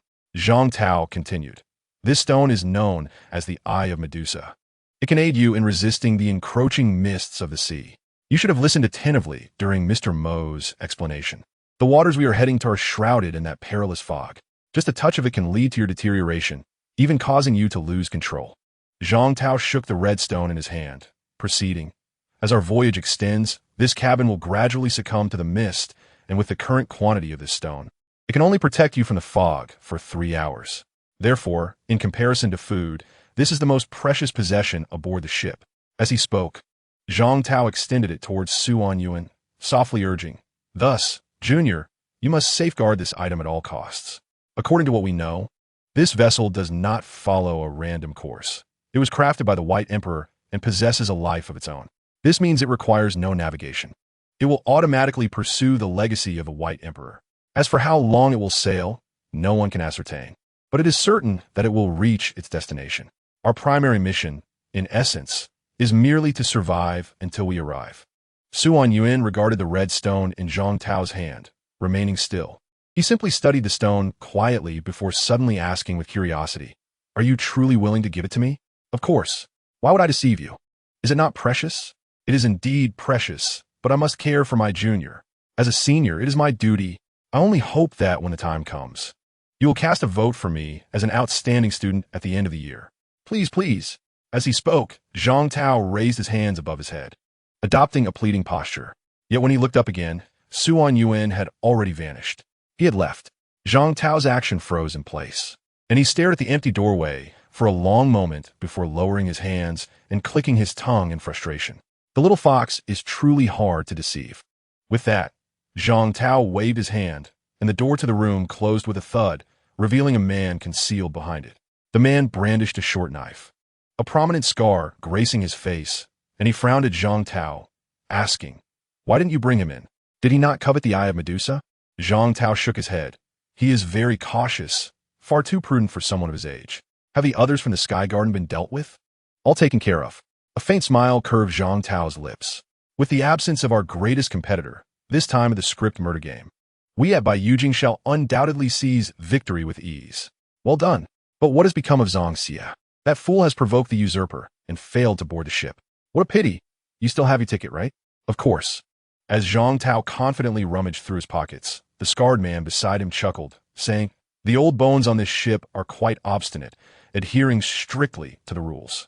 Those without tickets will not last long before succumbing to hunger, and then we shall reap the rewards.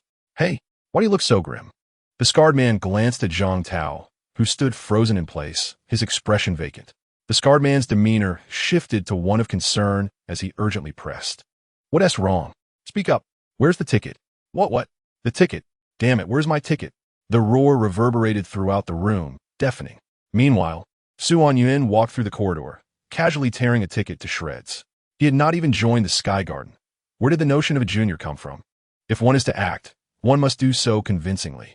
Anyuan's room was number 6 on the right, a most auspicious number.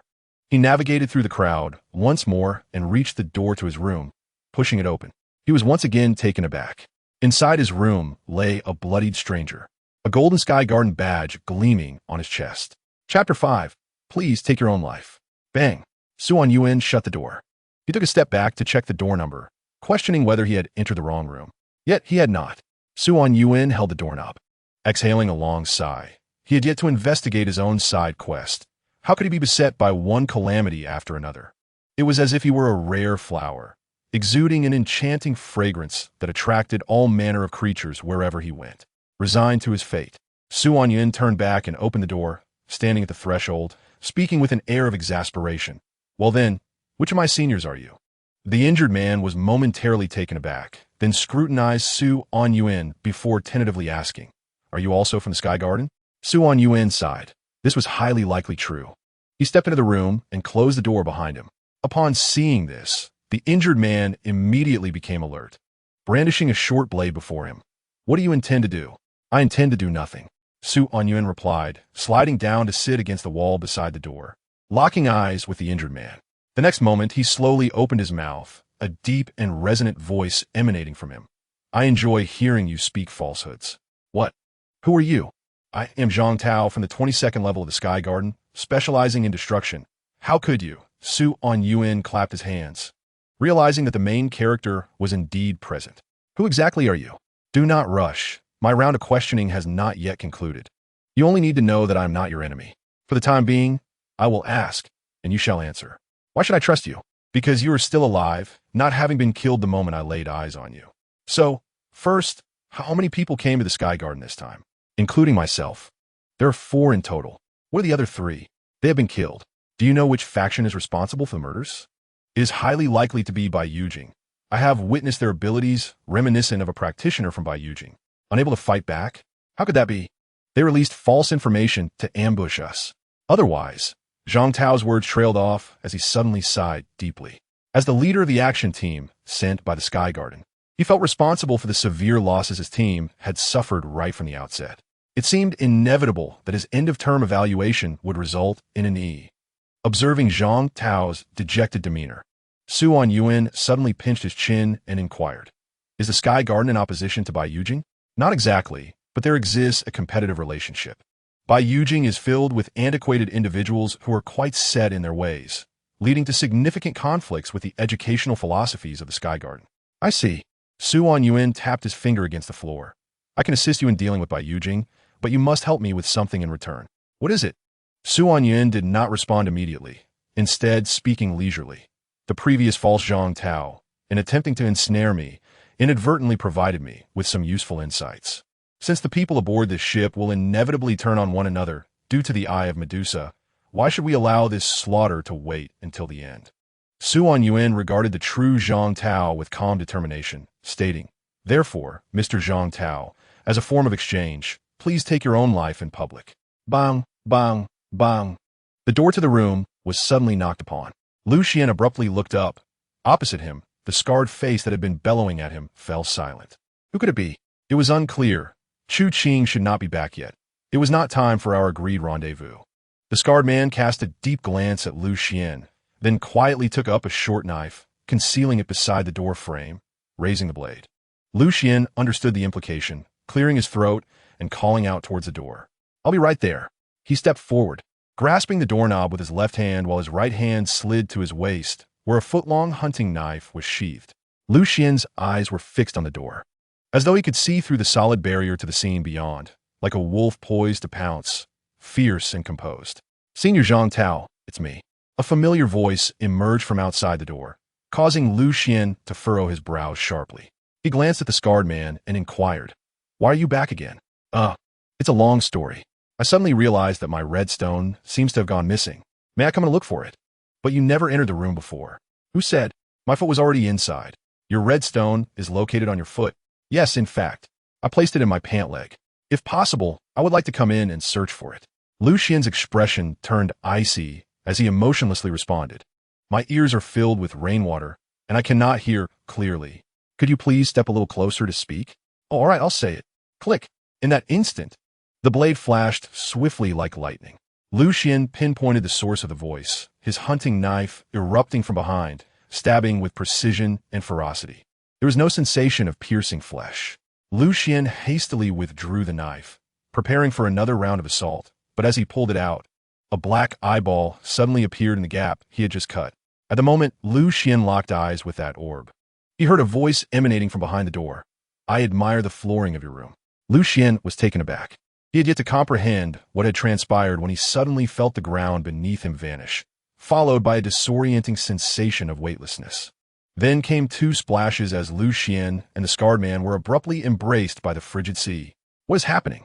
What on earth is going on? Lu Xian exclaimed in horror, disregarding the seawater that filled his mouth as he frantically swam upward, attempting to grasp the bottom of the Kraken's ship. But as he struggled to surface, he could only see the ship's stern. They had disembarked. They had been eliminated. A tremor coursed through Lu Xian's body. He desperately implored the elder, paying an exorbitant price, only to secure a chance to partake in the ephemeral experience. Yet now, this opportunity lay shattered before him. The profound sense of loss nearly compelled him to scream, but as he opened his mouth, a resounding slap struck the back of Lu Xian's head. Damn it! Quickly contact Mr. Mo to withdraw. Unlike Lu Xian's despair and dejection, the scarred-faced man, in this moment, remained devoid of such hopelessness. Instead, he gazed darkly at the vanishing Kraken amidst the fog, then articulated each word with deliberate gravity. Withdraw, then investigate the whereabouts of that practitioner. At any cost. Chapter 6. The Eerie Corpse. Aboard the Kraken, seawater surged madly into the cabin through the vanished ship's hull, yet Suan Yuan remained unperturbed. He calmly entered the throng, taking a seat at an empty table to observe quietly. He harbored no doubt that among this ship's practitioners, none would be indifferent to such a breach. As anticipated, mere moments later, the old captain's countenance shifted dramatically amidst the roaring crowd. He surged forward, propelled by a prosthetic leg, pushing through the throng, accompanied by a cadre of solemn sailors, making a beeline for the room Lu Xian had occupied. Who did this? The old captain's furious bellow silenced the cacophony. Yet moments before, the crowd had been embroiled in disputes over food rations, oblivious to the surrounding turmoil. Frustrated at the lack of suspects, the captain abruptly turned, realizing the seawater had now inundated the cabin. Seizing a sailor's cutlass, he decisively slashed at his own left arm. With a sickening splatter, blood erupted. A deep gash marred the captain's left arm, the splattered blood soaking the floor, which upon contact suddenly seemed to awaken. Countless tentacle-like vines erupted from the floor, frantically converging upon the droplets of blood, while the captain extended his injured arm toward the source of the leak, causing the vines to swiftly cluster around it, sealing the breach with precision. Seeing the immediate crisis averted, a nearby sailor hastily offered bandages to dress the captain's wound. After this bloodletting, the captain's complexion merely paled slightly, as he coldly huffed at the gathering crowd before striding away with his sailors. Suan Yuan watched the captain's figure disappear before rising nonchalantly and returning to his quarters. He needed to discuss specific details with Zhang Tao. After some deliberation, the two ultimately resolved to wait until the situation stabilized before assessing the passenger's conditions. However, as he contemplated the steps ahead, an unsettling feeling nagged at him, as if he had forgotten something crucial, something potentially fatal. Yet, despite his deep introspection, he could not recall the vital element and was compelled to abandon the thought for the time being. Time swiftly passed. The Kraken emitted a tremendous roar. Morning arrived. Having spent a sleepless night, Suan Yuan emerged from his room, finding the once chaotic cabin hall now subdued. A few practitioners sat at tables, engaged in hushed discussions. Suan Yuan casually selected an empty table and began to survey the surroundings. Before long, Zhang Tao appeared in the hall, clutching a newspaper.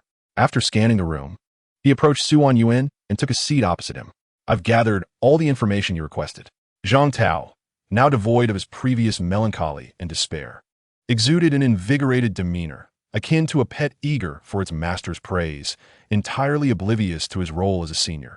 Most aboard this vessel are first and second-tier practitioners, with only 7 at the third tier. 7? Suan Yuan queried. Indeed, 3 are alterers summoned by the learned lady, while 4 are historical figures. With that, Zhang Tao discreetly shielded their conversation with the newspaper, gesturing towards a particular direction. Look, this individual. Following Zhang Tao's indication, Suan Yuan's gaze fell upon a figure clad in heavy armor, seated motionless in the corner of the hall, arms crossed. Had Zhang Tao not pointed him out, Suan Yuan might have mistaken him for mere decor. Sir Lancelot Bell, the 14th heir of the Lancelot title, the most valiant knight. At this juncture, he should have just assassinated the previous King Arthur and is currently being pursued by the Round Table. At 10 o'clock, a table laden with dozens of vodka bottles housed a burly Russian, reputed to be a master of weaponry, while at 8 o'clock, a lavishly dressed individual with bronze skin cradling an Abyssinian cat was likely the former pharaoh of Egypt, Toturi's totem-kamen. Wait, even a pharaoh? Anyuan? Yes, and he is among the shortest reigning pharaohs, having usurped his father to seize power, only to be overthrown by his brother, the current pharaoh, who is now in pursuit of him. And what a last, third-tier practitioner? Anyuan inquired, turning his attention to the 3 o'clock position. As he looked, his brow furrowed. An elderly man in a Taoist robe leisurely sipped tea, while a blue-haired youth stood vigilantly behind him, occasionally casting peculiar glances at Anyuan. Zhang Tao continued, Kong Xuanzi. Hailing from the White Jade capital, his purpose aboard this vessel remains unclear, though the man behind him is likely also from White Jade capital. However, but what? Anyuan, he and Kong Xuanzi are not of the same era. Zhang Tao frowned. Kong Xuanzi is a practitioner of our current era, while the man behind him is one of the practitioners who attacked our team. I have no idea how he managed to connect with this elder from a century ago. Yet one thing is certain. He is aware that yesterday's events are linked to us, which poses the greatest threat. His audacity to appear here stems from his reliance on Kong Xuanzi. My studies in history are quite proficient. If I'm not mistaken, Kong Xuanzi has reached the pinnacle of the 3rd tier, merely a step away from the 4th tier, star anemone. Zhang Tao inhaled deeply, exhaling slowly thus. He may very well be the greatest obstacle we shall soon encounter. Anyuan nodded. These 3rd-tier golden practitioners, seemingly engrossed in tea and newspapers, appeared indifferent to the world outside, yet their every action significantly influenced the unfolding narrative. Without a 4th tier among them, they stood as the zenith of power in this realm. Anyuan pondered how to stir the waters here, to incite movement among these seemingly unperturbed individuals. The more tumultuous the waters became, the better positioned he would be to reap the benefits. Yet before he could devise a plan, a sudden scream pierced the air, drawing the attention of everyone present. Anyuan promptly stood and turned toward the commotion, spotting a lady in formal attire, shrieking frantically, while at her feet lay a girl in a white dress, collapsed in a pool of blood. Step aside, I am a detective. Anyuan promptly displayed his detective badge and, accompanied by Zhang Tao, approached the lifeless body of the girl. The young woman possessed an exquisite beauty, the kind that would undoubtedly turn the heads of numerous young men as she strolled down the street. Yet, her captivating eyes were now vacant, reflecting a profound despair, as if she had witnessed an immense horror in her final moments. A flawlessly smooth gash marred her neck, from which a copious flow of blood poured forth. Anyuan furrowed his brow as he gazed upon her. The hue of the blood suggested that this girl had been dead for quite some time. Given the evident nature of the corpse, why was it only now that someone had discovered it? Following the trail of blood that spread from the body, Anyuan suddenly froze. Someone had left a small letter, X, written in the girl's blood beside her corpse. Chapter 7. Ladies and gentlemen, please rise X. Zhang Tao, standing nearby, pinched his chin and frowned in earnest. So, is this what we now call a case of a young adult's delusions leading to murder? Anyuan disregarded his nonsensical remarks, quickly scanning the vicinity around the body. The absence of blood spatter indicated that the primary crime scene was not here. It was evident that the girl had been killed elsewhere and dragged to this spot by her assailant. During this process, her body had not yet begun to stiffen. She was still bleeding and had not yet lost consciousness. But why had she not fought back? Anyuan's frown deepened. He found no signs of struggle around, and the girl's fingernails were pristine, devoid of any crucial evidence, such as clothing fibers. Thus, only one possibility remained. The girl had not resisted after her throat was slit. She had placed her trust entirely in her murderer. Even as the killer had torn away the mask of benevolence to reveal the fangs of a demon, she continued to believe in him. Anyuan silently stared at the girl, her expression profoundly sorrowful. Perhaps, even in her final moments, she had thought that the one who had severed her throat would ultimately save her. If she had not awaited salvation, her blood had drained away in longing, perhaps taking with it her innocence. What a foolish girl she was. With a gentle sigh, Anyuan carefully closed her eyes. The surrounding evidence was scant, and the crime scene was poorly preserved, rendering Charlotte Moss's retrospective abilities ineffective. Sudden footsteps echoed behind him, yet Anyuan refrained from turning around. He recognized the sound. Only the captain of the ship made such rigid, chair-leg-like strides. Any clues? None. Then let us dispose of her in the sea. Anyuan forcibly quelled his desire to turn and respond. As an experienced detective, he was acutely aware of the potential dangers a corpse could pose during a voyage, particularly one of such length. The old captain was not heartless. He prioritized the safety of the entire vessel. Thus, Anyuan remained silent, slowly rising to watch as sailors lifted the girl's delicate body, carrying her towards the deck. The old captain did not linger either. He offered a brief word of comfort to the terrified passengers before striding away towards his quarters, seemingly unperturbed by the developing scene. Perhaps he was accustomed to such storms, his heart impervious to upheaval. To him, death might have seemed akin to water merging into the ocean, leaving no trace, causing no disruption. Anyuan appeared unfazed as well, his mind tranquil as he returned to his seat alongside Zhang Tao, his expression inscrutable. They sat in silence, unable to utter a word for some time. Zhang Tao eventually declared his intention to rest and departed, leaving Anyuan alone in his seat. The world grew quieter. It was not until Anyuan lifted a glass of water that he realized the liquid trembled within the vessel, boiling like molten lava. Only then did he comprehend that he was indeed angry, not in his own right but through the vessel of his body. He felt indignant over the injustice done to the girl, and enraged that the perpetrator roamed free. Anyuan murmured softly to himself, "You truly possess a sense of justice. Charlotte Moss, you live up to your name." He then lowered the brim of his hat and rose to his feet, his countenance suddenly transforming into one of fierce anger. Mere corporeal rage was insufficient. If one wished to incinerate all, the soul must ignite alongside it. At that moment, a figure flashed through Anyuan's mind. Fengma. If it were Fengma, what would he do? A sinister smile crept upon Anyuan's lips as he swiftly merged into the throngs of people, disappearing amidst the clamor. Moments later, a thunderous gunshot erupted within the cabin, akin to a monster's roar. All eyes turned towards the source of the sound, where a man stood atop a table, gun raised towards the ceiling, surveying them from his elevated position. Even before a multitude of psychics, the flames igniting in his eyes appeared capable of consuming the world. With a raucous shout, he bellowed, "Everyone, line up for inspection. Anyone who obstructs my pursuit of the bastard murderer will be dealt with, one and all." Indeed, this was the answer.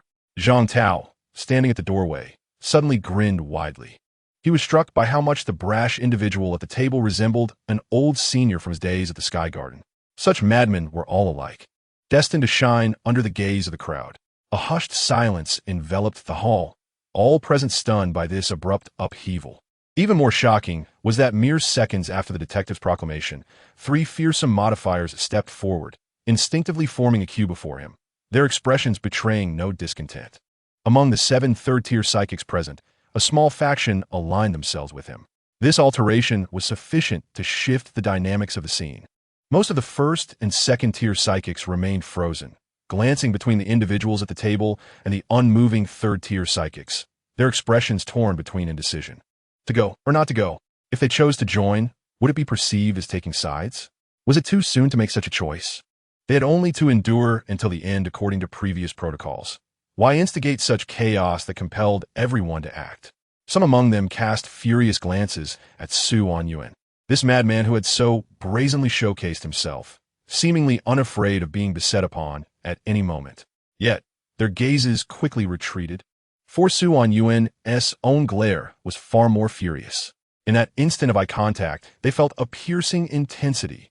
However, Anyuan was not focused on those self-important buffoons. His gaze traversed the expanse of the hall, locking with Kong Xuanzi, a third-tier psychic on the brink of advancing to 4th tier.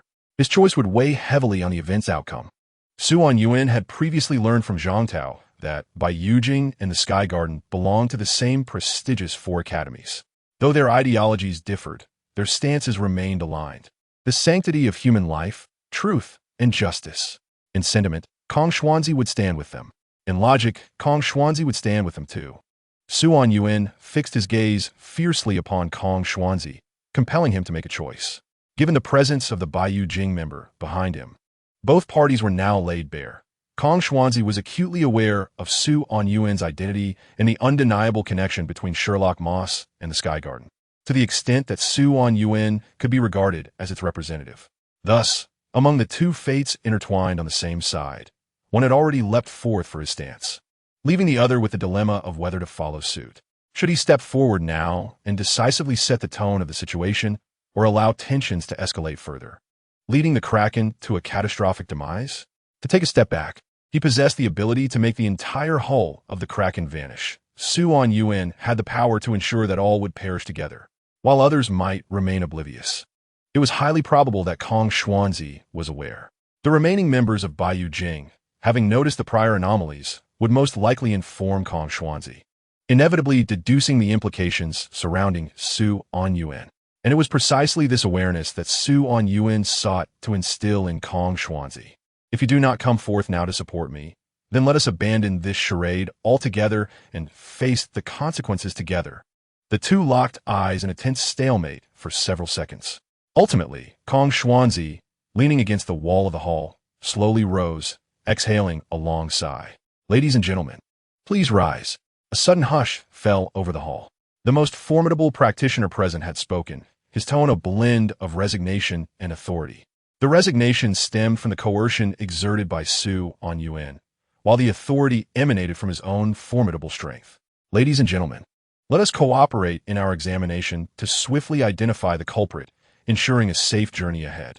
Kong Xuanzi merely elevated his voice slightly, and it resonated in each person's ears, carrying an undertone of showcasing his prowess. After he concluded his address, someone moved first. It was the armored Lancelot, who approached Anyuan's side, standing silently with arms crossed. Next came the bear from Russia, who, clutching a bottle of liquor, staggered over and plopped down onto the ground. Thus, all eyes turned towards the remaining third-tier practitioner, the former pharaoh of Egypt, Toturi's Totem-Caiman. The bronze youth wore an impassive expression, scarcely directing his gaze this way, as if nothing around him merited his interest.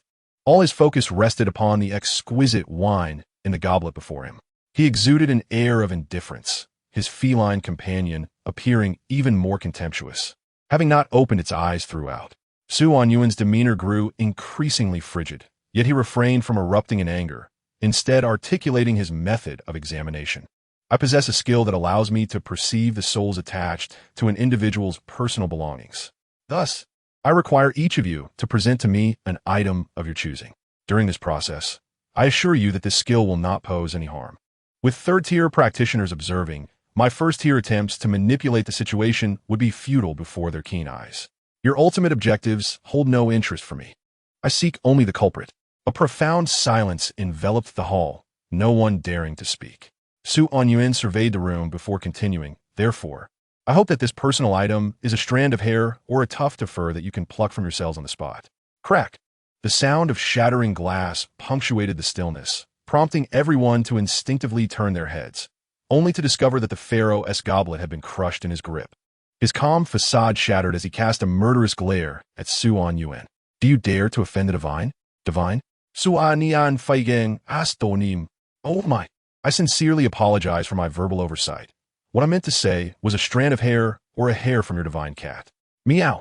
The cat nestled in the pharaoh's arms suddenly hissed at Anyuan, as if comprehending the perceived insult from the wretched human before it.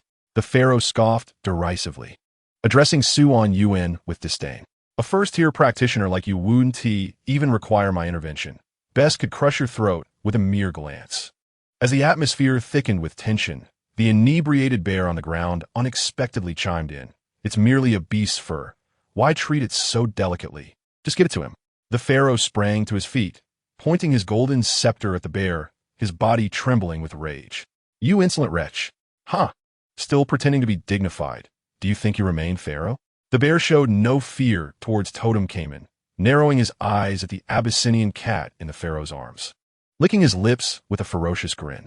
I've never had pharaoh cat meat before. The cat named Best arched its back, fur bristling, growling lowly at the bear, while Totem-Caiman's expression darkened, gripping his golden scepter tighter, poised to strike. The tension escalated, some of the weaker practitioners nearly suffocated under the oppressive atmosphere. Yet in the next moment, Totem-Caiman suddenly let out a cold laugh, retracting his golden scepter and resuming his seat with an air of nonchalance. You wish to find a culprit? You wish to confess? Humph, A noble god would never desecrate himself with the blood of the lowly. With a derisive snort, Totem came in, turned his scornful gaze towards Anyuan. But I see no dead body. How can there be a culprit? Anyuan's face darkened. He was about to unleash a torrent of eloquent retorts to cast doubt upon Cayman's assertions when his gaze inadvertently flickered to a particular spot, leaving him momentarily stunned. Where's the blood? The blood left behind by that girl's corpse? Note, earlier, it was mentioned that the blood was not splattered but flowed naturally. He had been observing that area closely. If anyone had gone to clean it, he would have certainly noticed. Yet now, the only trace of that girl's existence had seemingly evaporated into thin air. Anyuan's expression soured as he spoke in a low voice. Everyone witnessed it. Seeing is not always believing, Totem came and mocked. Since you cannot produce any substantial evidence, how can anyone be certain that what we all saw was not merely an illusion conjured by you to create chaos? Hey, do any of you recognize the deceased he speaks of? The surrounding practitioners shook their heads in unison, and Totem came and wore a victorious smile. You see, no one knows the person you mentioned because that person does not exist at all. If the person does not exist, what grounds do you have to claim that someone killed them? What basis do you have to fabricate a murderer? A wave of murmurs rippled through the crowd. Totem Cayman's arguments were well-founded, and since not everyone had witnessed the earlier scene, dissatisfaction began to fester amongst the attendees. The drunken bear below chimed in cheerfully. Hey, did you really see a corpse? If you're lying to me, I'll have your head. Anyuan fell silent, deep in thought. What had Totem Cayman done to make a person's trace vanish before everyone's eyes? Was it an illusion? A supernatural ability? No, it was neither. Anyuan's intuition informed him otherwise. Possessing an extraordinary sensitivity, he could perceive the release of spiritual energy more acutely than others. Yet just moments ago, there had been no discernible fluctuation of such energy. If it were not an extraordinary ability, how could this phenomenon have occurred? The clamor of the crowd intensified, and Kong Xuanzai seemed disinclined to speak on Anyuan's behalf, merely observing with keen interest how he intended to navigate this predicament. At that moment, Lancelot, who had remained silent until now, suddenly broke the stillness. I saw the deceased woman, he declared. The room fell into an immediate hush, and Anyuan turned sharply to Lancelot. Lancelot pointed to a corner, saying, "Isn't she right there?" Anyuan froze, following Lancelot's gesture, his mind a blank slate. In the corner of the hall stood a girl clad in a white dress, quietly holding a worn ancient book in her arms, her ethereal eyes wide open, silver strands cascading down her shoulders. She appeared to have materialized out of thin air, or perhaps had been there all along. Had Lancelot not pointed her out, she would have seamlessly blended into the background, overlooked by Anyuan as if she were merely a breath of air. Noticing others turning to look, the girl clutched the ancient book tighter, shrinking back, her gaze evasive, resembling a startled little rabbit. To Anyuan, she radiated life, yet she was undeniably deceased. Chapter 9. The Key. Why would a departed soul reappear before him? Anyuan grappled with this enigma, even though he had previously achieved such feats through his own abilities. The existence of this girl left him perplexed. The gathering crowd grew increasingly impatient, ultimately dispersing, ignoring the mocking gaze of the totemic Cayman. Anyuan strode purposefully toward the girl. Upon noticing his advance, she did not flee. Despite her fear, she remained rooted in place, resembling a timid mushroom hidden in a corner, silently praying not to be discovered by passers-by. Yet, her prayers went unanswered, as Anyuan approached and grasped her wrist. "Come with me," he instructed. The girl offered no resistance, allowing him to lead her, obediently trailing behind like a stray puppy being taken home. At that moment, Zhang Tao arrived from the opposite direction, scrutinizing the girl behind Anyuan with a furrowed brow that deepened with each passing moment. But he said nothing, guiding both of them back to the room, locking the door behind them before taking a seat on the sofa, with Zhang Tao settling opposite him. The girl, seemingly at a loss, lowered her head, anxiously clutching the ancient book, as if she sensed the gravity of what was to come. Recognizing her trepidation, Anyuan retrieved a piece of chocolate from his pocket. Zhang Tao gaped in astonishment. "You actually have food?" "I have a ticket," Anyuan replied tersely. Offering no further explanation, he stepped forward, presenting the chocolate to the girl, and spoke soothingly. "You need not be afraid. I merely wish to ask you some questions." The girl stared at the chocolate, momentarily transfixed. Su Anyuan, observing her expression, was unsure why he had chosen to offer her chocolate. Perhaps in this era, bread would have been a more suitable comfort. Yet, given his fondness for chocolate, he reasoned that perhaps all girls held a similar affection. This time, he found his assumption validated. The girl cautiously accepted the chocolate, cradling it in her palms as though it were a priceless treasure. She brought the edge to her lips, delicately nibbling off a small piece like an adorable rodent, then hurriedly pressed it against her tongue, allowing it to melt without chewing, as if cherishing this rare indulgence. Su Anyuan sensed her shyness dissipating, so he returned to the sofa, only to be taken aback when she followed him, sitting resolutely beside him with unwavering determination. As Su Anyuan stood, so did she. As he sat, she mirrored him. When he spun around in place, she did the same. Su Anyuan was utterly bewildered. Zhang Tao collapsed onto the sofa, nearly in hysterics. Amidst his relentless laughter, he teased, "Congratulations, you successfully acquired a devoted admirer." Su Anyuan's expression darkened. He felt as though he and the girl were akin to two roles within a peculiar animal tribe. He as the leader distributing food, and she as a loyal follower. Gazing into her innocent eyes, Su Anyuan's emotions grew complex. She had been forcibly brought to this unfamiliar space by a stranger. Yet a mere piece of bitter chocolate had earned her complete trust, as if a small act of kindness would lead her to surrender her entire world to him. Had she met her demise in such a manner? How many times had she faced such a fate, despite enduring repeated betrayals? Did she still harbor goodwill and trust towards this world? Suddenly, Su Anyuan felt a surge of inexplicable anger. He snatched the chocolate from her hands, his voice cold as he demanded, "Why are you not angry?" The girl stared at him, bewildered, before echoing, "Angry?" So she could speak. Su Anyuan's irritation escalated. He wanted to question her willingness to accept such treatment, why she did not rebel against her experiences, but the words caught in his throat. The detective instincts of this body advised him against imposing his feelings upon her, suggesting a gradual approach instead. Thus, Su Anyuan altered his tactic, shaking the chocolate in his hand. "Consider this. I've taken your chocolate. How do you feel about that? You like my chocolate, don't you? What if I snatched it away and threw it on the ground? You would like my chocolate then?" Su Anyuan found himself chuckling in frustration, biting off half the chocolate and chewing as he stated, "I'll be clear with you. I do not like chocolate, yet I intend to take something you cherish and consume it before your very eyes. How does that make you feel?" The girl was momentarily speechless, her gaze fixated on the half-eaten chocolate, her eyes wide in astonishment. Su Anyuan initially assumed she was angry, but in the next heartbeat, he could no longer contain himself, exclaiming, "Wait, why are you blushing?" Her cheeks resembled ripe apples, and she stared blankly at Su Anyuan before lowering her head, steam seemingly rising from her crown. Zhang Tao could no longer hold back, muttering, "Dude, you must be a virgin." Su Anyuan whipped around, shooting Zhang Tao a murderous glare before turning back to the girl, gently patting her head to pull her from that unusual state. "What is going on with you? Su Anyuan inquit ausets stili.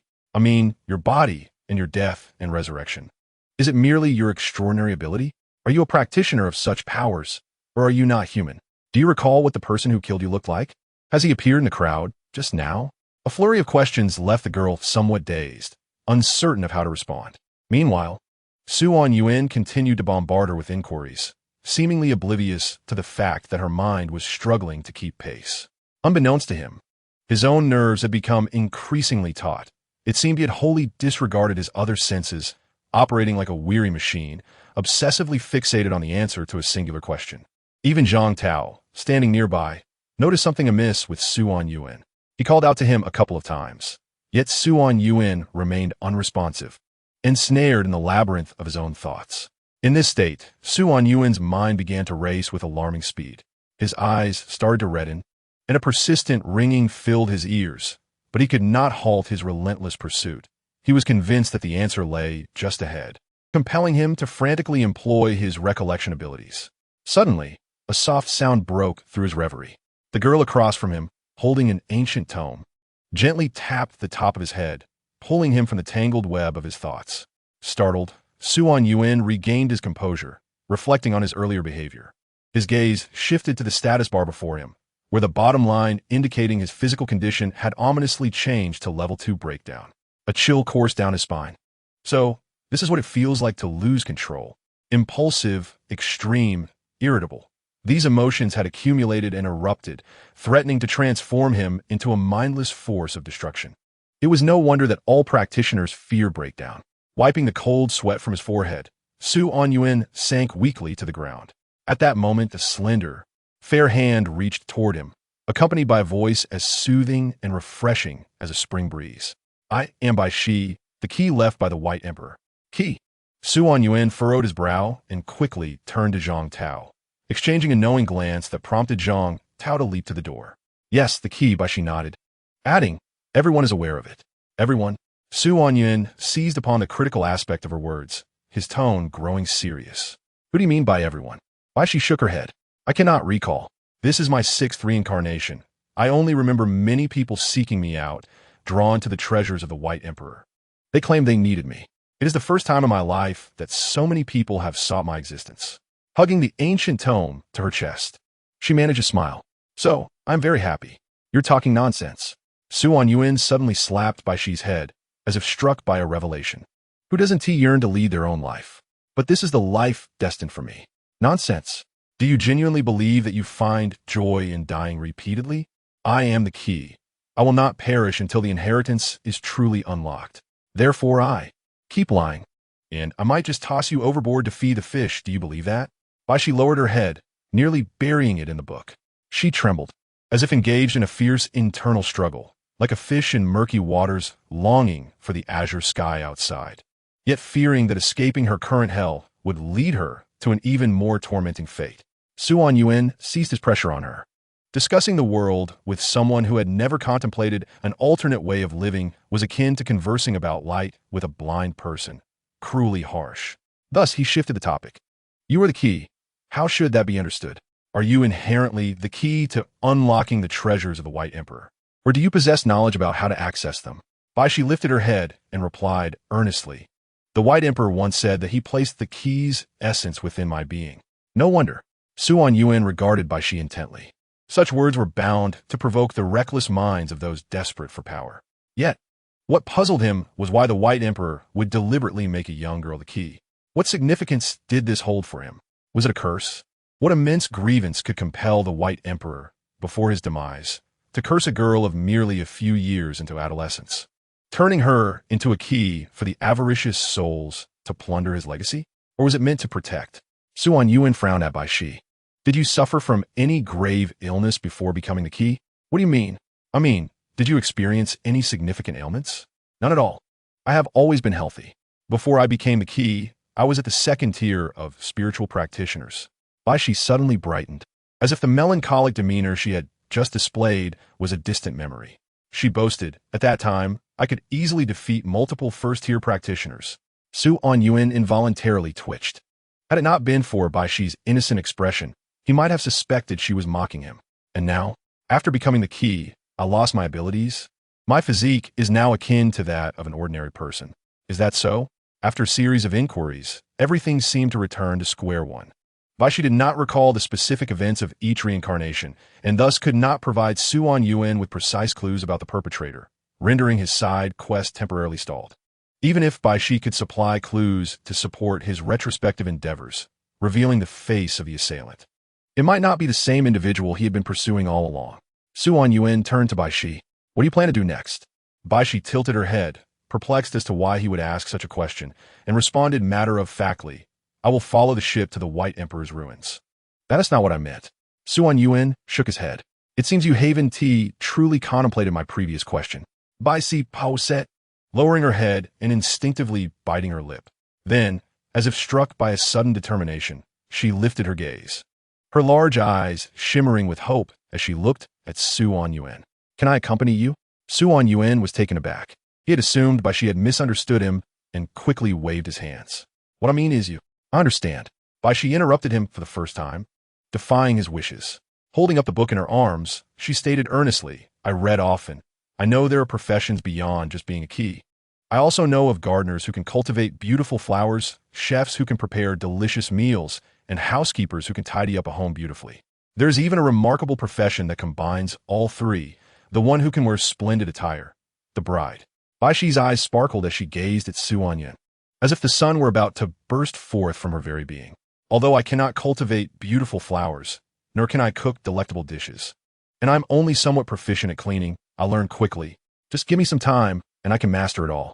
So, may I be your bride? The air around them seemed to suddenly fall into a profound silence. As if the atmosphere had ceased to flow, the lights stifled their brilliance, and all the sparkling dust particles hovered in silent admiration of the unfolding drama, fearful of disturbing its captivating narrative.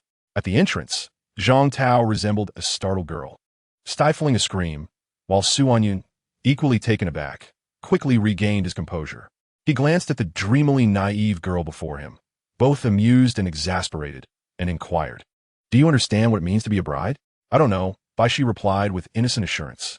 Yet suddenly she grasped the corner of her white skirt and spun around, resembling a princess, showcasing her grace at a grand ball. "But look at my dress. Doesn't it resemble what a bride would wear?" Su Anyuan longed to retort that what brides wear is called a wedding gown, not a dress smeared with chocolate stains like hers. As a girl, one should never casually utter such words. It is a lifelong commitment meant for someone truly significant. You must return and write this concept 100 times for penance. However, before he could voice his thoughts, his pupils dilated in shock. A beam of light pierced through the doorway, cold and swift, akin to the sudden arrival of the Grim Reaper, offering no opportunity for response. In that instant, everything before Su Anyuan slowed to a crawl.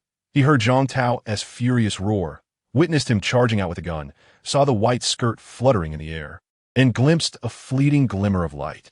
Before him blossomed a tragic spray of crimson, as Baishi's expression of longing and delight froze in that moment. The girl, who had just been twirling in her skirt, innocently wishing to be someone's bride, fell silently once more. A deep, gaping wound appeared on her forehead, the lethal result of that earlier beam of light. This was the second time she had perished before Su Anyuan's eyes, and everything transpired so swiftly that he could not even catch her collapsing form. Thud! Blood once again stained the white dress. Chapter 11. True Fury. Outside, the sound of waves crashing against the hull echoed, the ocean's roar reverberating. Su Anyuan stood, dazed, gazing at the gradually cooling corpse before him, his mind a blank slate. His spirit forgot to think, yet his body moved of its own accord. He dragged his feet outside, where Zhang Tao was furiously brandishing his gun at someone. That person, however, appeared utterly nonchalant, even sporting a smile. Totem came in. The golden aura lingering on his scepter had yet to dissipate fully. "I told you it was an accident." Totem came in, feigned innocence, waving his hand dismissively while gently stroking the cat nestled in his arms. "I merely wish to showcase some fireworks to best, and accidentally shot into your room. What a lucky fellow you are. Not every mortal is fortunate enough to witness a god's prowess. You clearly did it on purpose." Zhang Tao's grip on the gun tightened, veins bulging as if he might crush his teeth in rage. Totem Cayman's demeanor cooled at that moment. He cast a sidelong glance at Zhang Tao and retorted coldly, "A second-tier practitioner, and you dare question a deity?" Zhang Tao opened his mouth to retort, but suddenly felt a hand press down on his shoulder. Su Anyuan had appeared behind him. He raised his eyes, casting a detached glance at Totem Cayman, yet remained silent. Upon seeing Su Anyuan, Totem Cayman raised an eyebrow and scoffed. "Do you enjoy my fireworks, mortal?" "Very much," Su Anyuan replied with a calm smile, as if the earlier events were merely trivial occurrences. Yet this demeanor failed to satisfy Totem Cayman, who tapped his scepter and mocked. "I had thought a wretched mortal would be unworthy of divine favor, yet it seems you are unlike the rest." "Indeed," Su Anyuan maintained his smile. "This gift is profound. I greatly appreciate it, just as I admire the cat in your arms for its robust health." Totem Cayman squinted, noting the absence of the expected anger and despair from Su Anyuan, which rendered the encounter rather dull for him.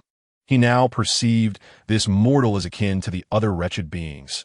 Upon witnessing his formidable power, they would simply become sycophantic. "Begone!" Totem Cayman waved his hand dismissively. Losing interest, Su Anyuan turned and dragged Zhang Tao back into the cabin. Zhang Tao struggled violently for a moment, but could not break free. Su Anyuan pulled him back to the room, releasing his grip once they arrived. Zhang Tao spun around abruptly, fixing a piercing gaze on Su Anyuan, narrowing his eyes as he said, "How was I unaware of your cowardice before?" Su Anyuan did not respond. He simply sat quietly beside Baishi, as still as an ancient glacier. Zhang Tao observed Su Anyuan's pale complexion and suddenly furrowed his brow. Did you just use your power? Su Anyuan remained silent, his eyes closed as if in meditation. Just as Zhang Tao was on the brink of frustration, Su Anyuan suddenly spoke, "Go outside and seal the door." "What? Leave? And seal the door, or I will lose control of this body." He gestured to his chest and whispered, "There's a fire burning within. I can hardly contain it any longer." Zhang Tao paused, then blurted out, "Then why are you holding back? Let it out. Are you afraid of dying? The first time she died in front of you, you dared to draw your gun and fire into the air at nearly 100 practitioners. The second time, you merely sat there, days before her corpse. A first-tier practitioner recklessly confronting a third-tier one is a fool, while I am not." "Oh, is that so? Yet I have a fondness for such fools." Zhang Tao snorted coldly, opening the door and stepping outside, slamming it shut behind him. Su Anyuan refrained from further explanation, forcefully closing his eyes. There was something he had not finished saying earlier. A fool cannot accomplish great deeds. If it had been Charlotte Moss experiencing this event, the mere flicker of flame within his heart would achieve nothing. Thus, Su Anyuan had come. Su Anyuan's mental energy surged forth like a spring, continuously merging with Charlotte Moss's body. At that moment, it felt as if a void had been filled. The body suddenly comprehended the soul's intent, ceasing its struggle and fury. Clenched fists unfurling, transforming into a state of calm obedience. In the stillness, Su Anyuan gradually succumbed to slumber, his spirit traversing time and space, arriving at the ancient, enigmatic ruins, taking a seat at the far end of a weathered long table. There, a figure awaited him. A towering silhouette sat beside Su Anyuan, gazing down upon him. Su Anyuan fixed his gaze on the left-hand seat and calmly asked, "Were you waiting for me?" "Indeed. What is it?" The imposing figure offered no explanation, merely fixing a silent stare upon Su Anyuan, resembling an ancient beast at rest. "You are exceedingly calm. Is that not a good thing? The words you spoke earlier were not entirely accurate." "What words?" "You claimed sorrow would forge your greatness." Suddenly, the figure raised an arm, delivering a thunderous punch upon the weathered table. In that instant, space erupted with a deafening roar, the table sinking into the ground as he slowly rose. Sadness is merely your starting point, not your destination. You do not possess sadness alone, nor are you destined to experience only sorrow. So what else do I possess? Anger. You will feel anger. The colossal figure's voice boomed like thunder, resonating throughout the grand hall, causing the very ground to tremble beneath a cascade of sand. "I sensed your wrath. I felt it roaring, howling, imprisoned deep within your heart as your overwhelming sorrow took precedence. But rage. The massive being suddenly seized the long table, crashing it violently onto the ground while bellowing, "Rage. A tremendous force unleashed itself within the hall.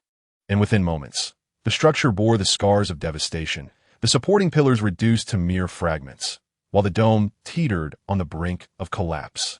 Su Anyuan stood silently in place, allowing the swirling dust and flying debris to envelop him, watching as the barbaric beast wreaked havoc, feeling something within him also pound, chisel, and shatter with reckless abandon.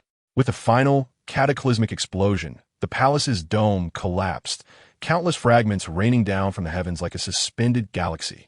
Yet, none of these stones touched Su Anyuan's garments. He merely stood there, the swirling dust retreating as if instinctively aware of an innate fear. Through the haze, the immense body approached slowly, emanating wisps of heat with each step that reverberated through the ground. It crouched before Su Anyuan, locking eyes with him. Its coarse voice rumbled forth. "Today is Tuesday. You possess a single privilege." It thumped its chest ferociously, roaring, "Seize your weapon and engage me in combat.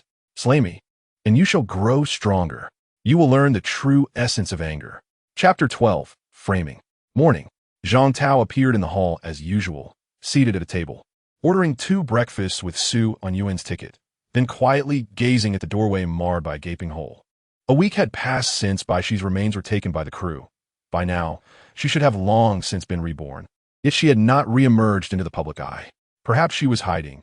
If she wished to elude detection, then no one could find her. As for the damaged door, Zhang Tao had covered the hole with a cloth from the outside, yet the occupant had not emerged since. A weight settled in Zhang Tao's heart. He surveyed his surroundings. Compared to earlier days, the atmosphere among the passengers felt tense and oppressive.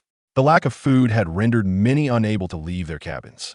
Initially, this had sparked a riot, swiftly quelled by the old captain and his men.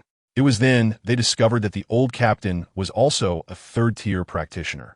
Speaking of third-tier practitioners, it seemed that only they remained largely unaffected.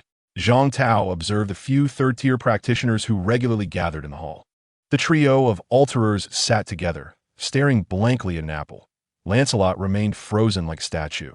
The grizzly bear was drinking excessively, while Kong Xuanzi meditated with closed eyes. Only Totem Cayman appeared to be in a poor mood. His once proud and beautiful pharaoh cat now seemed gravely ill, lethargically resting on Cayman's arm. Was it that fellow's doing? Zhang Tao's gaze returned to the tightly shut door.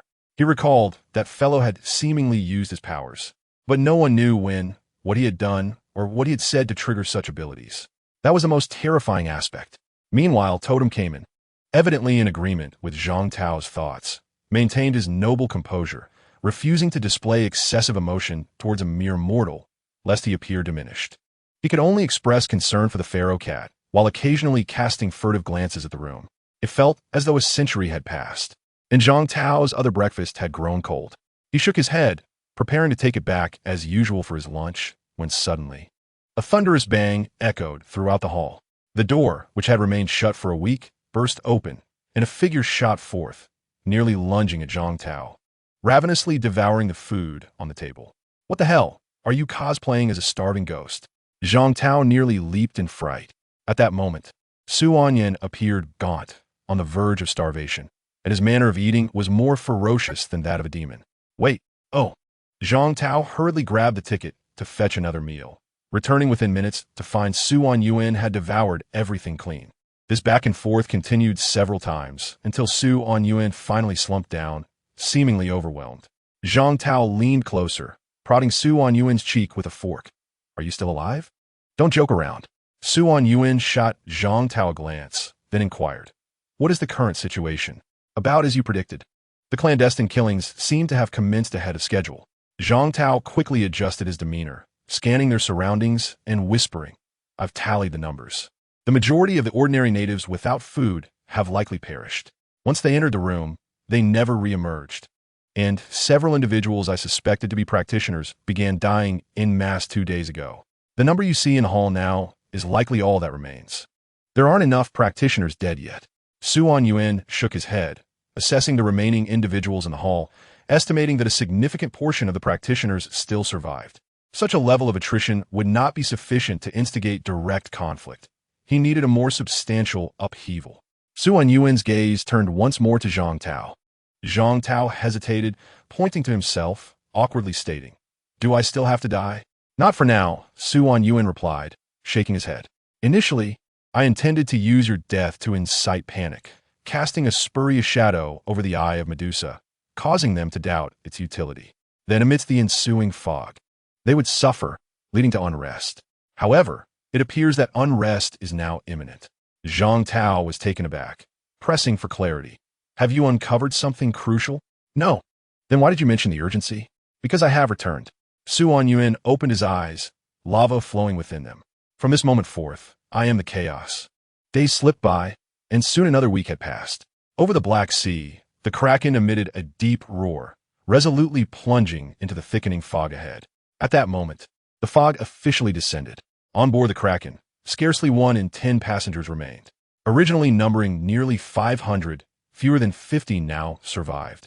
And the atmosphere in the hall grew increasingly somber and oppressive. Although everyone appeared silent, they were secretly appraising one another.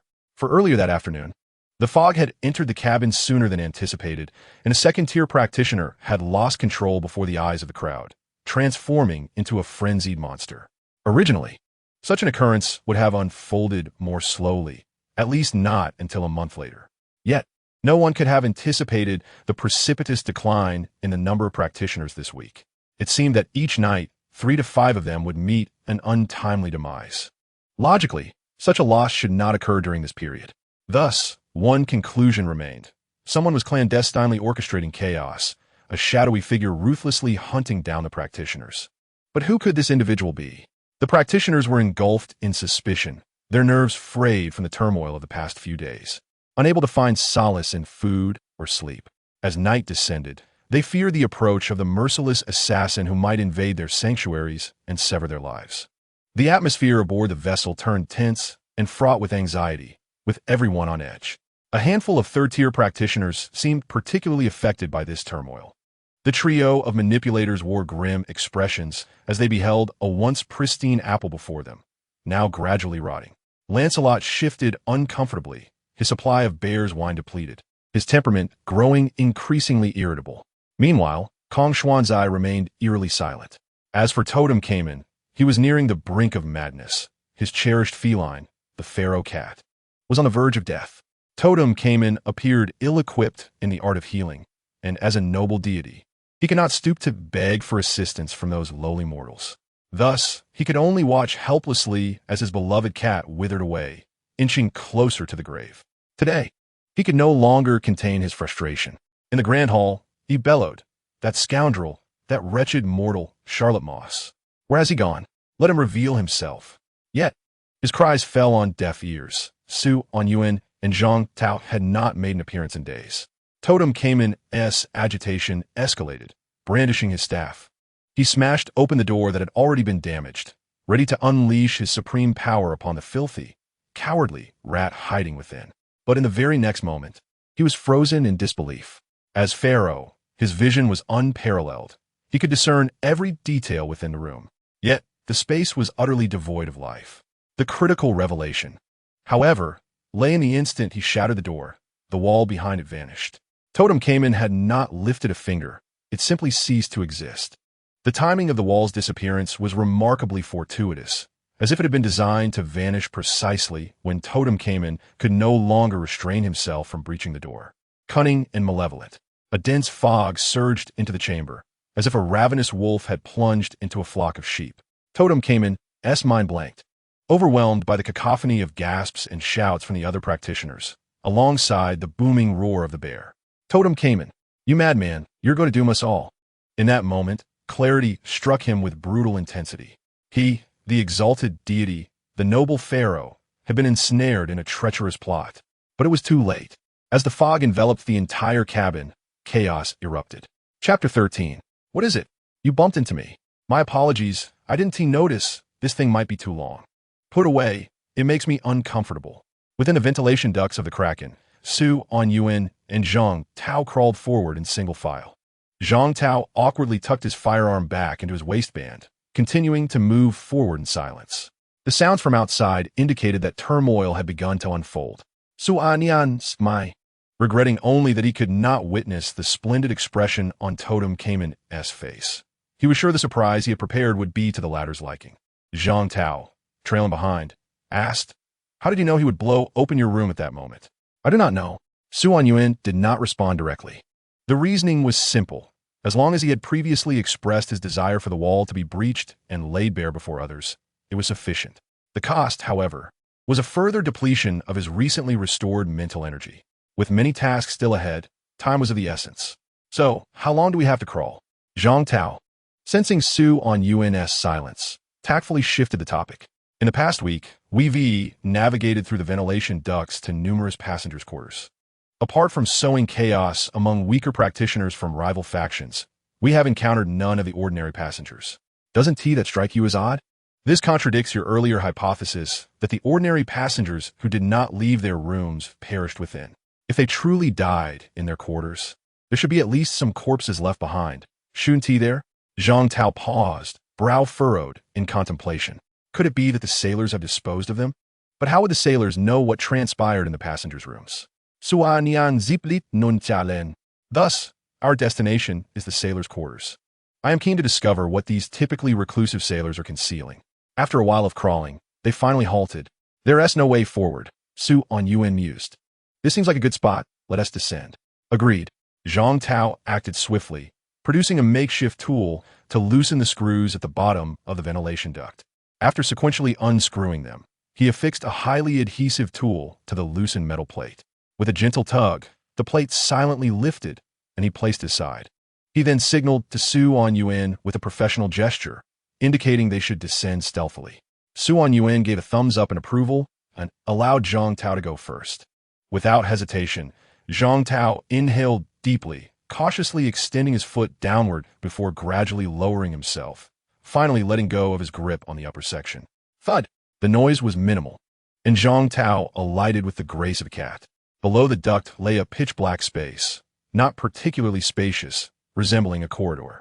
Noticing the absence of anyone nearby, Zhang Tao prepared to assist Su Anyuan's descent. However, as Su Anyuan descended, perhaps due to sweaty palms, he failed to secure his grip on the duct and plummeted downwards. Zhang Tao, startled, rushed forward to catch him, only to realize his own footing had given way, and he too was descending. Oh no, was Zhang Tao's last coherent thought before Su Anyuan collided with him from above, and the two tumbled down like balls, rolling together. Hud, splus. Fortunately, the staircase was not very long, and after a brief tumble, they landed heavily on the ground, stirring up a cloud of dust. Su Anyuan found himself sprawled atop Zhang Tao, the remnants of his meal threatening to rise in his throat. Zhang Tao fared worse, skidding face first along the floor and beginning to worry whether he would ever marry. How did you not notice the staircase? It's so obvious. Hey, this isn't my fault. You were the one in such a rush to follow. Stop talking. I'm feeling a bit nauseous. Get off me. If you dare vomit on me, I'll wipe it off with your clothes. You won't believe it. What are you two doing? The bickering abruptly ceased as both Su Anyuan and Zhang Tao looked up to see a plainly dressed man curiously observing them, a half-eaten banana in hand. Su Anyuan immediately furrowed his brow. He sensed not a trace of spiritual energy. Ordinary person? Zhang Tao was equally taken aback, but he soon regained his composure and retorted. I haven't even asked you yet. What are you doing here? What am I doing? The man paused, glancing at the two intertwined figures, and uncertainly replied, I'm throwing out the garbage? Are you all engaging in performance art in a garbage dump? Huh. Su Anyuan was momentarily bewildered. How could there be a garbage dump in such a place? Moreover, wouldn't ordinary people typically discard their refuse directly into the trash bins located in the hall? Who would come to a garbage dump to throw things away? Unless Su Anyuan's eyes narrowed as he scrutinized the man before him, suddenly contemplating a possibility. He then climbed off Zhang Tao and walked past the man towards the rear. At the end of the path, a glimmer of light beckoned. As Su Anyuan stepped outside, he was taken aback. Before him lay an expansive space, illuminated by a dim, yellowish light streaming from above, revealing a vast open area. In this expanse, hundreds of individuals congregated, the ground covered with a dense array of mats and bedding, resembling a large-scale refuge. At that moment, Zhang Tao caught up, inhaling sharply. No wonder the size of the cabin seemed off compared to the outside. It turns out there's another level below. Su Anyuan inquired gravely. Take a look. See if there are any familiar faces inside. There are, Zhang Tao affirmed. Almost all the ordinary people who had previously vanished are here. They have not perished, but have been secretly relocated to this place, and it seems food is being distributed as well. Interesting. Su Anyuan stroked his chin, observing the resting throng ahead, suddenly recalling the old captain who had shouted about tickets and meals. Everything here was likely orchestrated by him. Just then, a rough voice broke in from the side. You've discovered it. Zhang Tao instinctively reached for his handgun at his waist, but Su Anyuan pressed his hand down. Turning around, Su Anyuan beheld the old captain, who had mysteriously appeared beside them, leaning against the wall and smoking a pipe. In a low voice he asked, Is this your idea? Indeed. The old captain replied candidly, puffing on his pipe, his gaze drifting into the distance, imbued with a sense of nostalgia. To be honest, I anticipated someone would uncover it, but I didn't expect it to happen so late. Those rascals up top, the spiritually adept, are probably too busy scheming against one another to notice the subtle maneuvers of an old man like me. You guessed correctly. Su Anyuan note that, silently observing the ordinary passengers in the open space. Some were clad in expensive suits, yet at that moment, they were forced to sit with ragged-clad individuals. A murmur of discontent rising among them, revealing their dissatisfaction with their circumstances. As if sensing Su Anyuan's gaze, the old captain remarked softly, They will adapt. Su Anyuan Tukka. I wager they will not. I have heard that some consider themselves to be born emperors of Rome, stepping only on the smoothest gold. Forcing such individuals to mingle with the impoverished is akin to condemning them to death. You overestimate them. The old captain shook his head, a sardonic smile crossing his lips. The more such individuals are, the more they value their own lives. If they were aware of the monsters fighting above, they would harbor no complaints. Why? What? Why save these people? Why is there any need for a reason? The old captain waved his hand dismissively. Even though I know the purpose of this journey, and that most of the passengers aboard will likely not survive, they're still my passengers. I have sailed this ship for 40 years. As long as I remain captain, I will not turn a blind eye to any passenger dying on my ship. Su Anyuan furrowed his brow. Then why do you permit those individuals to slaughter the innocent? The old captain did not meet Su Anyuan's gaze. His back hunched, his voice weary. But I am old now. I am a frail relic. I can no longer wield a blade to drive away those who disrupt the rules as I once did in my youth. I don't have much time left to live. Yet I do not wish to relinquish the little time I have remaining. So I have grown fearful, timid, and can only stealthily hide these unfortunate passengers. As for how long they can survive, that is contingent upon their luck. The old captain suddenly looked at Su Anyuan, a glimmer of amusement in his eyes. Is that not akin to your own situation? Me?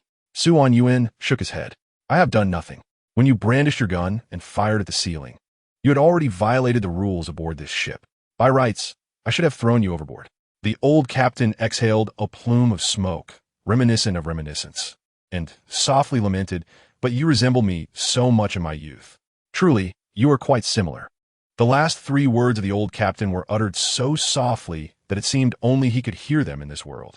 His eyes glimmered, fixated on the distance, as if transcending time, locked in a gaze with some unknown entity. After a long pause, the old captain finally spoke. You may go. I have gathered some inkling about the person who killed that girl. Although it was but a cursory glance, I detected a faint scent of alcohol on her. It was a rather peculiar aroma. The liquor aboard my ship does not possess such a scent. As for whether he is the one you seek, who can say? The old captain waved his hand dismissively, dragging his weary form away. Su Anyuan watched the old captain depart, then suddenly glanced in a particular direction before turning and leaving with Zhang Tao. Zhang Tao hesitated, words unspoken, yet he said nothing, silently following in Su Anyuan's wake. In a vast space in the direction Su Anyuan had previously observed, against the wall, a girl in a white dress crouched in a corner, sipping porridge. Her eyes sparkled, seemingly reveling in the delightful taste of this newfound delicacy. Yet suddenly, she paused, a flicker of confusion crossing her features.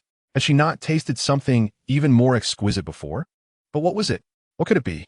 Chapter 14, Chronic Death. Any leads? As they ascended the staircase that had tumbled down, Su Anyuan spoke while running. Gray Bear, I noticed that while others drank rum and whiskey, he was the only one consuming vodka. What do you plan to do? Confront him directly? How could that be possible? Moreover, a confrontation is likely already underway above. Su Anyuan's eyes gleamed with determination. Thus, now, while they are embroiled in conflict, I intend to pay a visit to his quarters. I need to find a specific item belonging to Gray Bear, something personal that he has carried for some time. With this, coupled with the series of evidence collected by Charlotte Moss before boarding, if Gray Bear indeed is the perpetrator that Charlotte Moss has been pursuing, then retracing this power should prove successful. Although it harbored an element of chance, it was worth attempting. Let us regard it as Charlotte Moss's extraordinary detective instinct. A glint of cold resolve flickered in Su Anyuan's eyes. After all, he was not Charlotte Moss. Even if he were to mistakenly identify the wrong individual this time, it would bear no significant consequence. Though the membership fee is a mere trifle, the solution lies in eliminating all the practitioners aboard the vessel. After all, beside quest mandates bringing the perpetrator to justice, if all are vanquished, he would indeed fulfill his mission. Speaking of which, that girl, she might find greater safety here. Su Anyuan interrupted Zhang Tao, expressing his reluctance to continue discussing the matter. The girl he had once known was already gone. The current version was merely a reset, imbued with entirely new memories. Moreover, remaining here was undoubtedly far safer than being around him. The old captain was a good man. Despite his age, he remained a golden practitioner. Lost in thought, Su Anyuan suddenly halted as he noticed Zhang Tao ahead come to an abrupt stop. What are you doing? Su Anyuan stepped forward to pat Zhang Tao on the shoulder, his gaze shifting ahead, his heart pounding violently in his chest. At the corridor's end stood a figure, wielding a golden scepter with bronze skin and a subtle smile playing at the corners of his mouth. Totem came in. How could he be here? Was he not engaged in battle with the practitioners outside? Anyuan fought to suppress the rising panic within him, swiftly reaching for the handgun at his waist. Meanwhile, Zhang Tao's back was drenched in cold sweat. In such a confined space, facing a peak third-tier practitioner was a perilous endeavor, especially with no other golden practitioners available to counterbalance him. Should a conflict arise here, both he and Anyuan would undoubtedly perish. With this thought in mind, Zhang Tao quickly activated his ability, yanking Anyuan with him as they dove into the adjacent wall. Zhang Tao's ability, Flatten, allowed him to transform three-dimensional objects into two-dimensional forms, akin to mere paper cutouts. This convenient ability was precisely why he had previously escaped the ambush at Baiyu Jing and managed to stealthily enter Anyuan's room. In this form, there was no door that could confine him. At that moment, the paper-thin Zhang Tao and Anyuan pressed against the wall, resembling a mural as they retreated frantically. As they did, Zhang Tao pulled the trigger frantically towards Totem Cayman, attempting to buy them some time for their escape. However, an unexpected occurrence transpired. The bullets, which had transformed into mural-like projectiles, flew towards Totem Cayman, but inexplicably passed through him, striking the wall behind. Debris erupted, leaving both Zhang Tao and Anyuan momentarily stunned. What was happening? Was this Totem Cayman's ability? But Zhang Tao quickly regained his composure and spoke in a low voice. No, this isn't Totem Cayman. This appears to be a projection. A projection? Indeed, powerful practitioners sometimes leave behind projections during certain actions, recorded by the river of time, which may manifest again in reality after several time points. A mirage, if you will. This implies that Totem Cayman poses no immediate danger. Zhang Tao nodded, then furrowed his brow. The real Totem Cayman is likely still above, entangled with other practitioners. But what about this projection? Wait. Anyuan's expression suddenly darkened as a horrifying realization struck him. Totem Cayman had left a projection here while engaged in some activity. But what could compel him to come here? Upon this thought, Zhang Tao's face paled.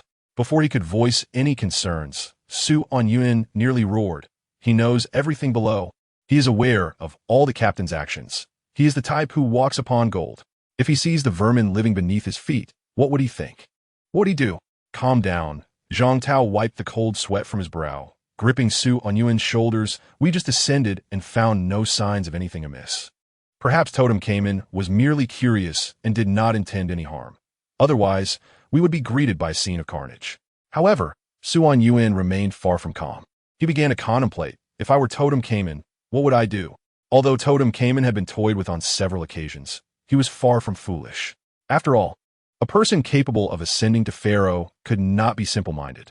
Therefore, if he discovered the ants beneath him and chose not to exterminate them immediately, what could his reasoning be? Divine mercy? Nonsense. He must have devised something. Moreover, it would be a method that would not result in an instantaneous massacre. Think, Anyuan. Think. If you were Totem Cayman, what would you do? Anyuan's mind raced, his brow furrowed, his eyes bloodshot. Suddenly, he shot his gaze forward, fixated on a thought. What if, after suffering his own losses, Totem Cayman began to consider how Anyuan would react? Anyuan knew precisely how he would respond, having already put it into practice. Thus, with a stiffened body, he turned to Zhang Tao, locking eyes with him, his voice trembling. What happens to ordinary people when they encounter thick fog? Zhang Tao opened his mouth, suddenly grasping a chilling possibility. His complexion drained of color as he managed to choke out. They, with weaker mental fortitude, would find it far more challenging to withstand the fog's encroachment. They would directly transform into monsters. Chapter 15. Mortals. The darkness of the corridor seemed to deepen, the path they had traversed appearing as an endless abyss, exuding a sense of despairing profundity. Yet two figures raced madly down into the depths, their blood-red eyes locked on the abyss below. They surged forward, competing against time. Their expressions twisted with rage and ferocity, akin to desperate souls launching a frontal assault against hell itself. Zhang Tao's throat erupted in a roar, while Anyuan's heart echoed that primal scream. Faster, faster, faster. They had to catch up. Anyuan had 100 ways to rectify his oversight. Slow down, time. Just slow down a little longer. Alas, The god of time did not heed Su Anyuan's fervent prayers. By the time the two reached the staircase and burst through the door, a dense fog had already enveloped the space. Su Anyuan possessed keen eyesight.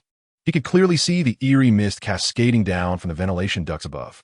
A conspicuous opening appeared, dark and deep, reminiscent of the mocking gaze of totem caiman.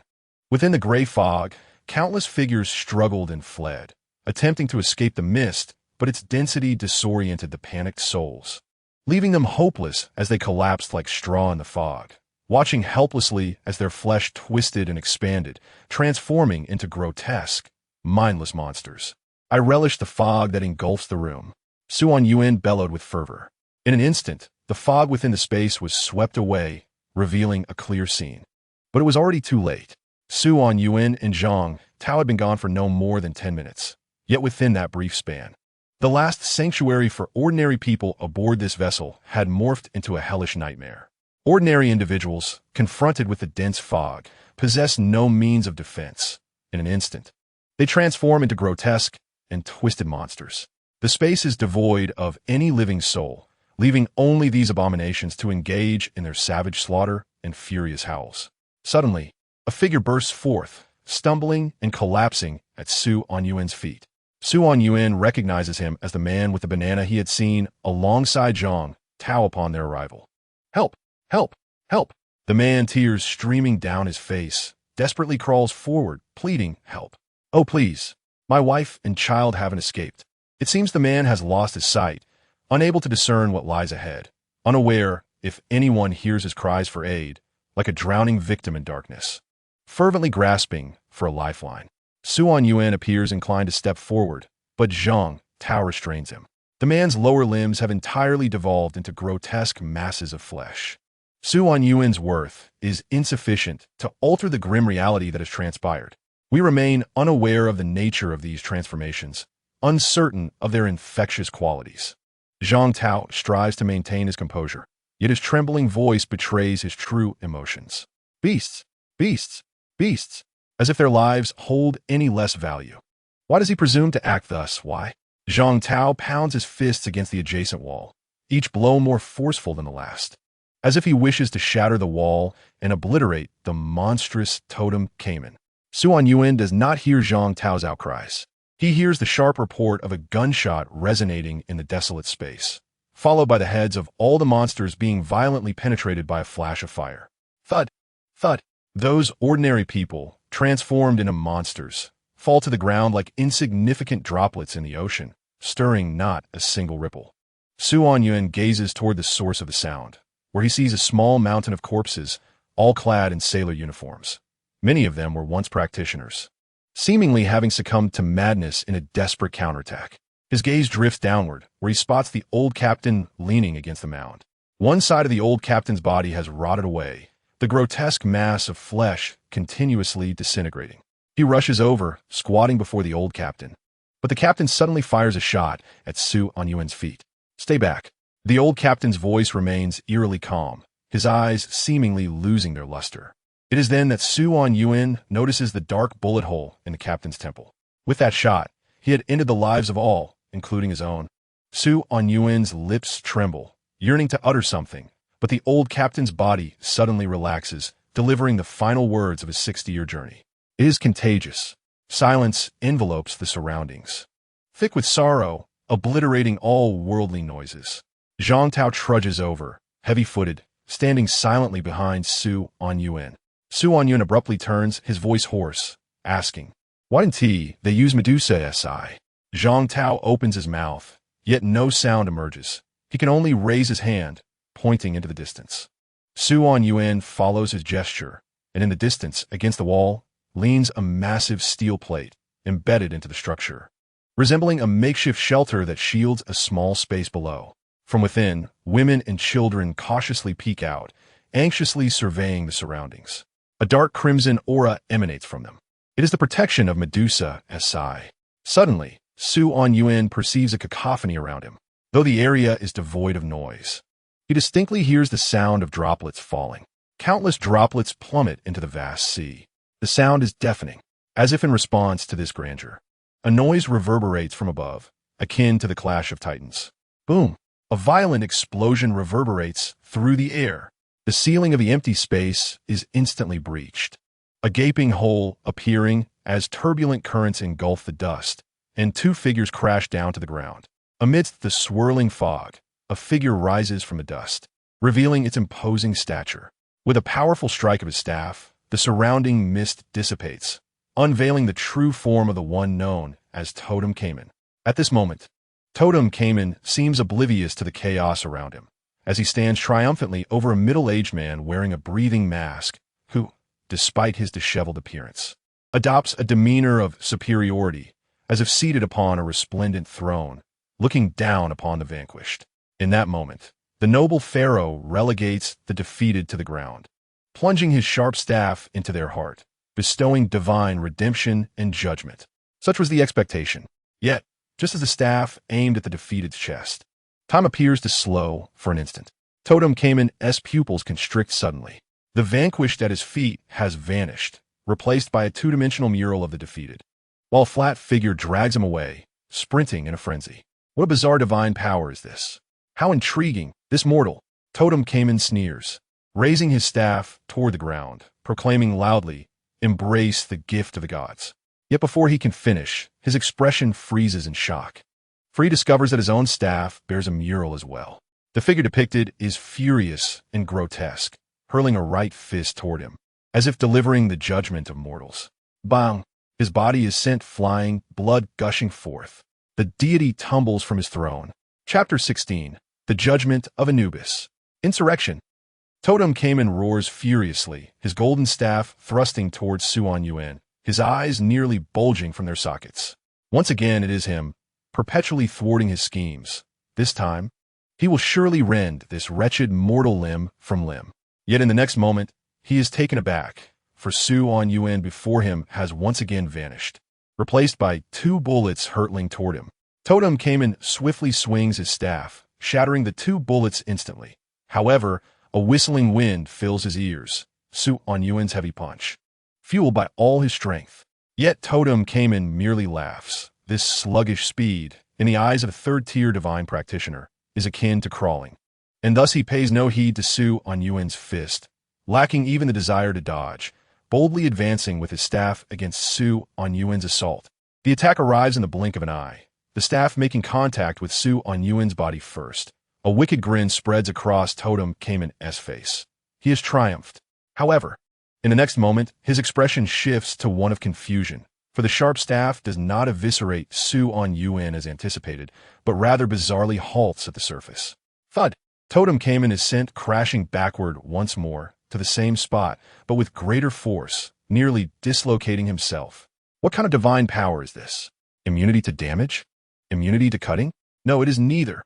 Totem Cayman's gaze sharpens, and he forcefully stabilizes himself mid-air, but suddenly locks eyes with a fiery gaze emanating from the dark barrel aimed at his brow, pulling the trigger. Click! Nothing happens. Anyuan's eyes widen in disbelief. His antiquated handgun has jammed. The firearm had previously succumbed to moisture. In the next instant, Anyuan was violently propelled backwards by a tremendous impact, crashing forcefully against the wall. Totem Cayman would undoubtedly seize this opportune moment to launch an attack. He raised his scepter, poised for action. Yet, in the blink of an eye, Auntie emerged from the dust, her pink slippers mercilessly smashing him into the ground. Once, twice, the filthy soles of her shoes were a frenzied desecration against the divine. Totem Cayman struggled fiercely, but found himself ensnared, left to roar impotently in despair. Meanwhile, Anyuan was embedded within the wall, feeling as if every bone in his body had shattered. Surviving the full-force strike of a third-tier adept was already a stroke of extraordinary fortune. He could not confront it head-on. He had to learn to outsmart it, to never engage in direct conflict. Anyuan repeatedly admonished himself internally to remain calm, to devise a clever application of his powers, resisting the urge to let anger suppress all reason. Suddenly, he froze. Within the remnants of his mind, a massive entity let out a roar that left Anyuan dizzy, nearly causing him to lose consciousness. This momentary lapse in awareness resulted in him failing to notice a sickly cat sauntering towards him. raising a paw with claws glistening ominously with the light of death. Bang! A gunshot rang out sharply. Zhang Tao fired from a distance, the bullet striking the sickly feline with unerring accuracy. The cat trembled violently before collapsing to the ground, blood gushing from the gaping wound. It could not comprehend that such an assault, under normal circumstances, it would have easily evaded. Yet now it was gravely ill, too weakened to escape death's grasp in a moment of peril. It strained to lift its head, seemingly yearning for one last glance at its master, but exhaustion overtook it, its head sagging limply. Its soul fell into silence. Bester? Totem came in, called softly, disbelief etched on his face, yet he received no response. The familiar call was silenced, and he could no longer see Bester rise and rush towards him, affectionately nuzzling his cheek. Annie vanished without a trace. The surrounding space began to tremble violently. At that moment, Zhang Tao felt his breath stutter, overwhelmed by the murderous intent of a peak third-tier adept, an infinite and vast mental force that threatened to crush his very mind. Thud! Zhang Tao spat blood violently, unable to maintain his powers. And along with the man in the breathing mask, he reverted from his two-dimensional form, crashing down to the ground. In the next instant, darkness engulfed Zhang Tao, followed by excruciating pain that made him scream, his vision fading in an instant. It was an unfathomable speed. He had no time to sense anything as his arm, gun in hand, shot upwards, blood spraying cruelly across the furious visage of the pharaoh. He raised his hand again, poised to plunge it into Zhang Tao's heart. But the figure beside Zhang Tao, the man in the breathing mask, sprang into action, lunging at Totem Cayman's arm to deflect it. At the same time, shadows beneath him surged skyward like whips, binding Totem Cayman's body tightly. Yet, Totem Cayman no longer exuded his previous arrogance, nor did he deign to scorn such a base tactic. He merely raised his right hand slightly, his expression shifting to one of solemn authority, as he intoned a complex incantation in a low, resonant voice. Weigh your soul. In that instant, a towering phantom of a deity materialized behind him. A man with a canine head, adorned in golden armor that shimmered with blinding radiance, wielding a scale that exuded majesty and gravitas. It was Anubis, the Egyptian god of the afterlife. The next moment, Anubis suddenly cast his gaze upon Zhang Tao and his ally, and they felt an immediate lightness in their chests, as if something had been extracted by magnificent force. Simultaneously, two pulsating hearts appeared on the right side of Anubis's scale. Suddenly, a dim yellow light cascaded from the heavens, two pristine white feathers drifting down slowly yet deliberately, poised to settle on the opposite end of the scale. Anubis's judgment weighed the feathers against the hearts. The man in the breathing mask roared, "We cannot allow the feather to fall. No feather can outweigh a heart. The judgment is destined to succeed." As his words echoed, two ancient flying swords shot down from a breach in the ceiling, gleaming coldly as they aimed directly for the feathers. However, it was too late. A feather had already settled upon the scale. The judgment commenced. The scale tilted sharply to the right. Anubis's eyes blazed with divine light, and one of the hearts on the right side of the scale shattered instantly. The man in the breathing mask collapsed to the ground, devoid of life. Another flying sword arrived, just in time, striking the feather that had not yet fallen. It passed straight through the feather. A cold smile crept across Totem Cayman's lips. The feather had no physical form. How could a flying sword possibly influence the proceedings of the judgment? The fate of those condemned was already sealed. This was the wrath of the gods. No one could thwart it. The feather settled on the left side of the scale, and for the second time, it tilted to the right. It did not succeed. A steaming right hand firmly grasped the right side of the scale, preventing it from tilting even a fraction further. Shock gripped Totem Cayman's face for the first time. Anubis's scale embodied divine power, the very essence of order and concept. How could a mortal possibly raise it, altering the outcome of the judgment through sheer strength? He gazed at the figure opposing him, a massive form with bulging muscles, steam rising from its crimson skin like a demon emerging from a molten inferno. It was the fury of a mortal. The mortal defied the god's audacious judgment, holding the scales of fate in check. He retaliated against the wrath of the divine, and now he would seize control of his own destiny.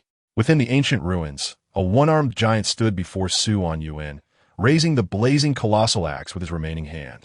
Let the slaughter continue. As one side falls, the scales of victory shall emerge. Only those who stand firm may execute true judgment. Chapter 17. The Constellations. What manner of power is this? Totem Cayman's countenance darkened as he watched that powerful arm gradually elevate the scale, inexorably aligning the heart and feather at the same level. This should not be. How could Anubis's scale be touched by a mere mortal? It was insubstantial unless the means by which he lifted the scale was also a form of divine power. Totem Cayman could not continue his contemplation, for the scale remained indecisive, and the specter of Anubis behind him was slowly dissipating. Ultimately, it was not Anubis in person. It was merely a meager gift bestowed upon a mortal by the divine. And Totem Cayman's third-tier form had already reached the limit of its endurance. In the next moment, the phantom shattered, and that searing, blazing fist struck Totem Cayman's face once more. Boom! The ferocious force surged into Totem Cayman's head, a whirlwind of power erupting behind him, clearing a distinct path through the dust. However, Totem Cayman did not stagger back this time. His head was twisted by the force of the powerful punch, and the ground beneath him shattered from the violent impact. Yet he remained steadfast, his feet seemingly rooted to the spot, refusing to retreat even an inch. Blood oozed from his features, and under normal circumstances, he would have bellowed at the insignificant mortals before him. But in this moment, his expression was devoid of frivolity. Instead, it bore the somber and chilling demeanor of a wolf king. A crack echoed as his bones shifted, followed by a cacophony of bone creaking, reminiscent of firecrackers erupting from his body. It seemed as if an extraordinary transformation was occurring within him. His muscles became more defined, sculpted like marble, with every line seamlessly connected, forming an unyielding defense. Amidst this metamorphosis, it appeared that Totem Cayman's power had undergone a significant enhancement. Indeed, this was the physical prowess befitting a third-tier supernatural being, further augmented by the legacy of the pharaoh. Su-Anya's heavy punch never relented. On the contrary, it intensified. Yet he could not force Totem Cayman's head down even a fraction more. Conversely, Totem Cayman, bracing against Su-Anyuan's might, slowly lifted his head. His golden eyes sparkled with a divine and majestic light. He was both a god and a king. How could he bow before a mere mortal? How could he ever submit to one? Thus, he stood proud against Su-Anyuan's relentless assault, his expression stern and indifferent. He raised his powerful arm, infused with strength, and struck fiercely towards Su-Anyuan's face. Boom! Dust erupted. In an instant, Totem Cayman's expression shifted from one of regal fury to sheer disbelief. For his face had once again met the ground, but this time it was not the mysterious matron restraining him, but a furious and snarling mortal. The rock-like wrist transformed its fist into an open palm, firmly pressing Totem Cayman's cheek into the earth, rendering him immobile. This force, this sensation, was irresistible. It felt almost like a cosmic decree, as if an omnipresent deity had cast a watchful gaze, softly intoning, "He shall win the dispute." And thus, the conflict ceased. Unfathomable. Unheard of. Were an ordinary individual to experience such power firsthand, they would surely succumb to fear or despair.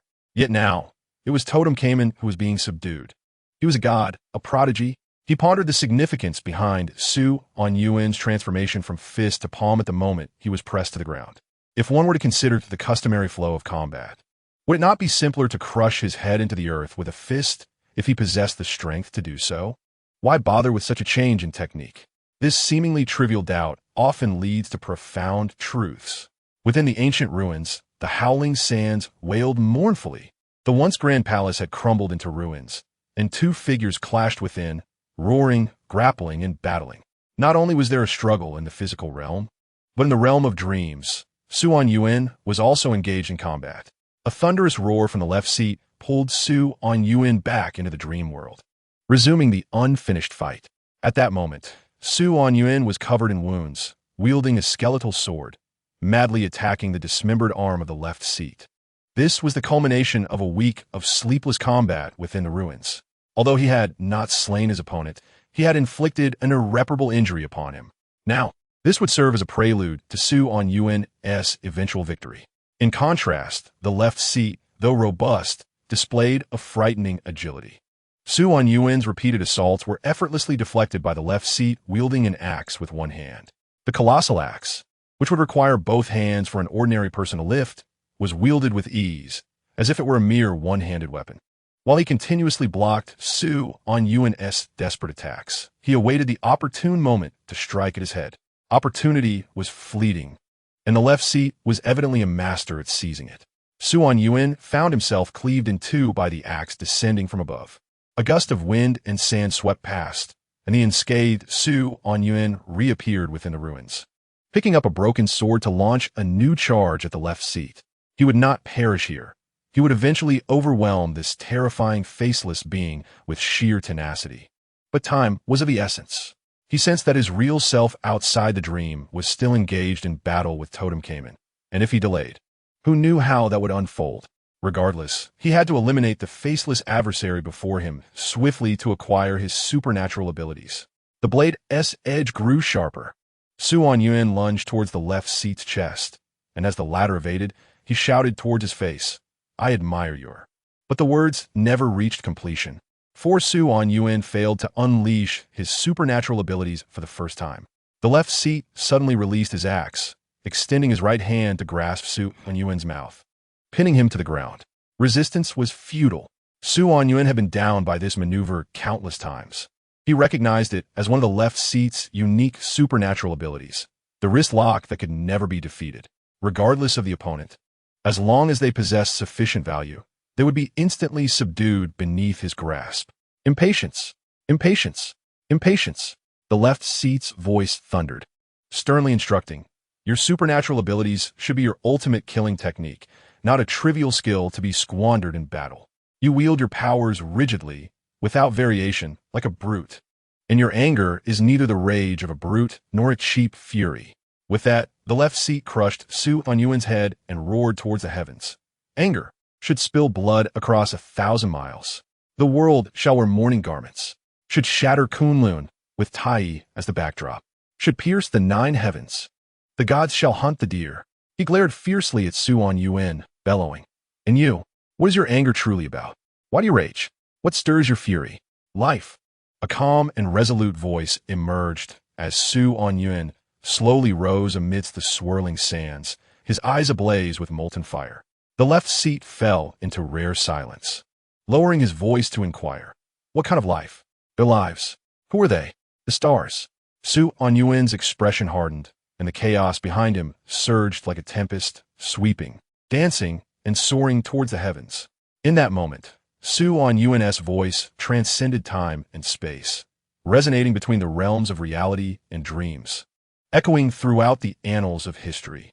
At the bottom of the ship's hold, Su Anyuan roared angrily at Totemkaiman, the lives of men, women, children, the elderly, and the ordinary, each life a flickering star, capable of sorrow, rage, joy, and hope. They are small, insignificant, so trivial that a tide of time could sweep them away, so humble that they bear the sorrow of the ages in mortal form. Yet still, they create value in their smallness, forging beacons from their grief, and sailing forth upon storms of anger, constructing celestial palaces atop the clouds, commanding the dragons of the deep sea, and igniting brilliant and everlasting stars in the darkness. This is the embodiment of life's worth. They are the Milky Way upon the earth, the shining stars. And you, having merely acquired some extraordinary powers, arrogantly proclaim yourself a god, seeking to deny the value of their lives through your hubris. What you perceive life to be. Chapter 18. On value. Life?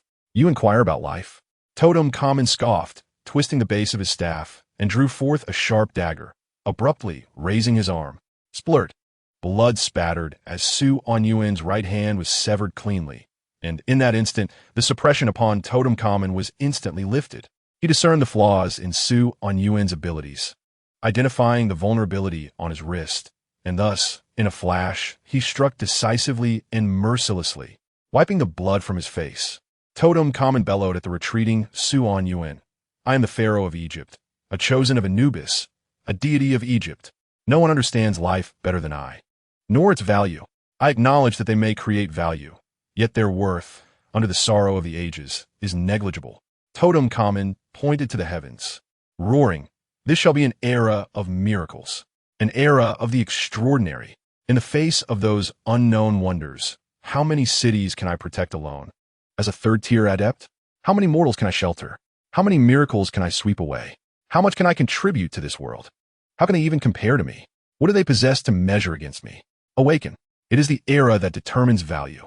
And in this miraculous age, the sole determinant of value is strength.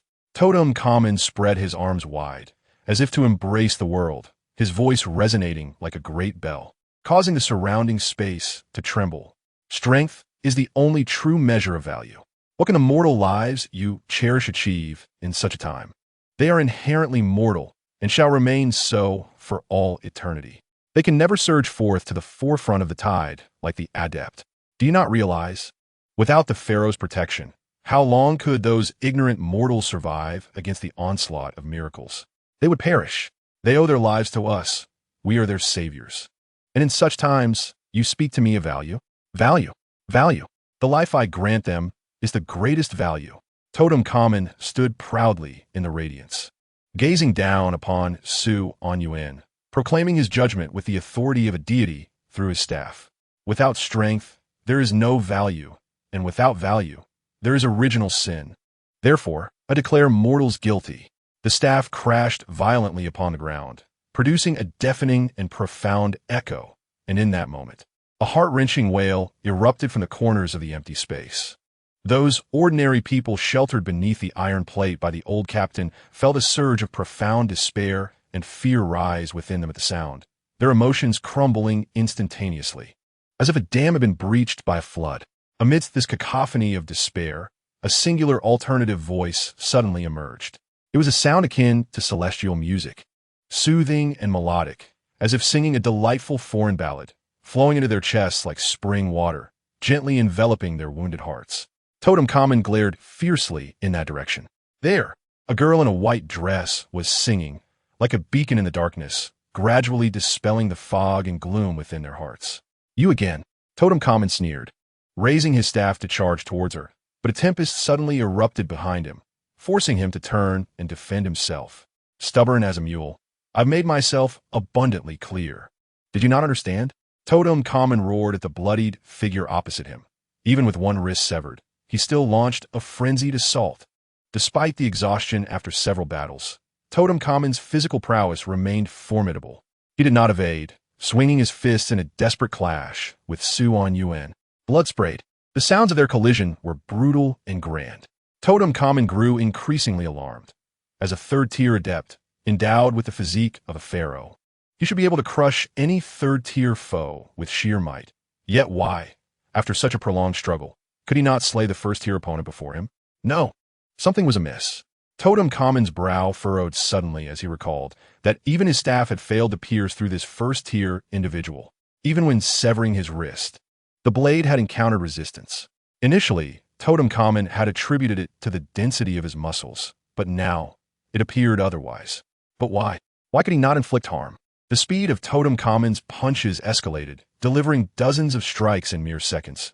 Yet none would take effect upon Su Anyuan. Suddenly, a possibility occurred to him. Thus, he slowed his attack frequency, allowing Su Anyuan's heavy fists to rain upon him. Next, he aimed for Su Anyuan's chest, gathering strength in his right fist. Unleashing a colossal blow. Thud!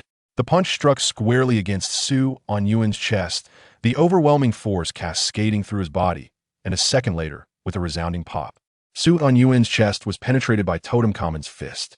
The melodious song ceased instantly. The winds around them stilled. A victorious smile spread across Totem Common's face. For the first time, he felt joy at triumphing over a mortal. Yet, he sensed something was amiss. His keen intuition pricked at him like a needle, alerting him to a detail overlooked. But what could it be? His enemy was pierced through by him. He was on the brink of death. What could possibly impede him? Yet in the next moment, a chill surged from his very soul. For the man he had pierced uttered a word more sinister than that of a demon from his bleeding mouth. Caught you. Within the ruins, in the realm of dreams. Suanian hung supenden in me die. His body was concurrently pierced by the left side subordinate. Yet he smiled faintly at the left side subordinate. The left side subordinate was momentarily taken aback. Recalling his previous teachings to Su Anyuan, your divine powers are far too rigid. On what grounds do you define the activation of your divine abilities? Just as the power you gained from severing my arm, claiming it must be triggered by the palm. What gives you the right to define a palm? As long as your subconscious perceives it that way, every part of you can embody a palm. Returning to the present, Su Anyuan smiled, addressing the enemies penetrating their bodies in both dream and reality, proclaiming in unison, "Caught you." Thud. The two individuals, one in the dream and one in reality, were simultaneously pinned beneath Su Anyuan, rendered immobile. In reality, Totem Common was initially astonished, but soon erupted into a maniacal laugh. What of it if you suppress me? You are on the brink of death. Your sinister divine powers cannot kill me. My hand remains within you. Even the sweat from the pharaoh is toxic to you. You shall suffer and perish as the poison seeps into your body. I have triumphed. I have triumphed. Observing the frenzied laughter of Totem Common beneath him, Su Anyuan calmly replied, "O noble god, when did you take joy in winning against a mere mortal?" Totem Common was taken aback, falling silent for a moment before responding. "I concede, you are unlike the others. You are worthy of being my opponent." "What a pity." Su Anyuan softly replied, "I have never regarded you highly." "How dare you?" Totem Common suddenly struggled violently, yearning to rise and subject the disgraceful scoundrel who had humiliated him to 1,000 torturous deaths, dragging him to the wall to be exposed to the sun. Yet Su Anyuan's voice remained calm, even laced with amusement as he leaned close to Totem Common's ear and spoke, as if recounting an amusing anecdote. "Do you know why you couldn't kill me before? It is because of your despicable, cursed divine power. Indeed, my powers always lag by a second, whether in thought, action, or in the timing of receiving an attack." Su Anyuan mused, "Your previous strikes were too swift, delivering several blows within a second, but each blow did not linger on my body for more than a second, hence you could not inflict any harm upon me. And yet, what of it? You will still perish at my hands." No, my dear Pharaoh, you have misunderstood my meaning." A brilliant smile suddenly blossomed on Su Anyuan's face, mingling with the blood, rendering it both grotesque and humorous, yet exuding a formidable confidence. "My previous statements serve to highlight the peculiarities of my divine power. Being a second slow is indeed remarkable, is it not? Now, you shall experience this ability once more." "What are you going to do?" Totem Common suddenly grew anxious, a foreboding sense creeping into his heart. However, Su Anyuan offered no comforting words. His expression turned cold as he whispered softly into Totem Common's ear, "Now, I shall die a second slower than you." Chapter 19, the final proposition. Take a moment to truly feel this, my esteemed deity. What does it feel like to perish a second earlier than a lowly mortal? As he spoke, Su Anyuan surprisingly lifted the suppression of his powers over Totem Common. Totem Common, in a frenzy, shoved Su Anyuan away and bellowed, "This is impossible. This is outrageous." A mouthful of blood spilled from his lips, yet he was not injured to such an extent. Su Anyuan's attack should not have caused internal damage, which left only one possibility.